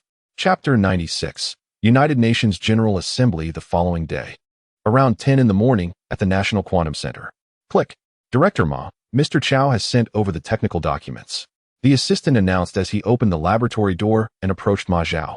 Ma Zhao, seated before the computer, glanced at the assistant, then returned his attention to the screen, inputting a sequence of numbers that led him to a website where, indeed, a packaged file awaited. The Emperor's decree, though not entirely in accordance with tradition, had been issued. The Empress Dowager Bai was to be buried with the honor befitting a royal consort. After 2 days of deliberation, Lord He ultimately resolved to relocate. As for Lord He's sentiments, they would be left to his own discretion. Concerning the teasing from Lin Xianwei and others, Yang Jingyu could only manage a resigned smile. Unfazed by their jests, unlike Jiang Rong, who appeared a tad shy and awkward under their scrutiny, Gu Qiyue's heart skipped a beat as she suddenly raised her gaze, catching the glimmering starlight in his eyes, which held a myriad of fleeting reflections. Shan had previously encountered Song Yi. Seeing him alongside the two strikingly attractive individuals now, he felt an inner sense of harmony between them. I've always been curious about the true form of Morpheus. Could you possibly reveal it, just this once? Erin's tone bore a hint of playful coaxing as she addressed Morpheus. I have heard that upon reaching a certain level of cultivation or possessing extraordinary talent, one can seamlessly integrate 3 or more laws of power, returning to simplicity. It may appear silent and unobtrusive, yet possesses the might to move mountains and part seas. The priest spoke slowly. Feeling a surge of anxiety, I suddenly heard my name, causing me to spring upright in fright. Steadying my nerves with great effort, I proceeded into the inner room. Following the middle-aged man, I arrived at a private tea room situated over 100 meters away from the antique street. Upon entering, I immediately spotted another middle-aged man savoring his tea. After parking the car, Tang Dodo seized the keys, striding into the room alongside Qin Shui without a glance back. Yuan Jinyu smiled, acknowledging the reality that, regardless of one's power and influence, one must bow before Brother Jiu. Xian Boli was in a state of panic, sprinting away, his hurried steps shattering the rocky path beneath him.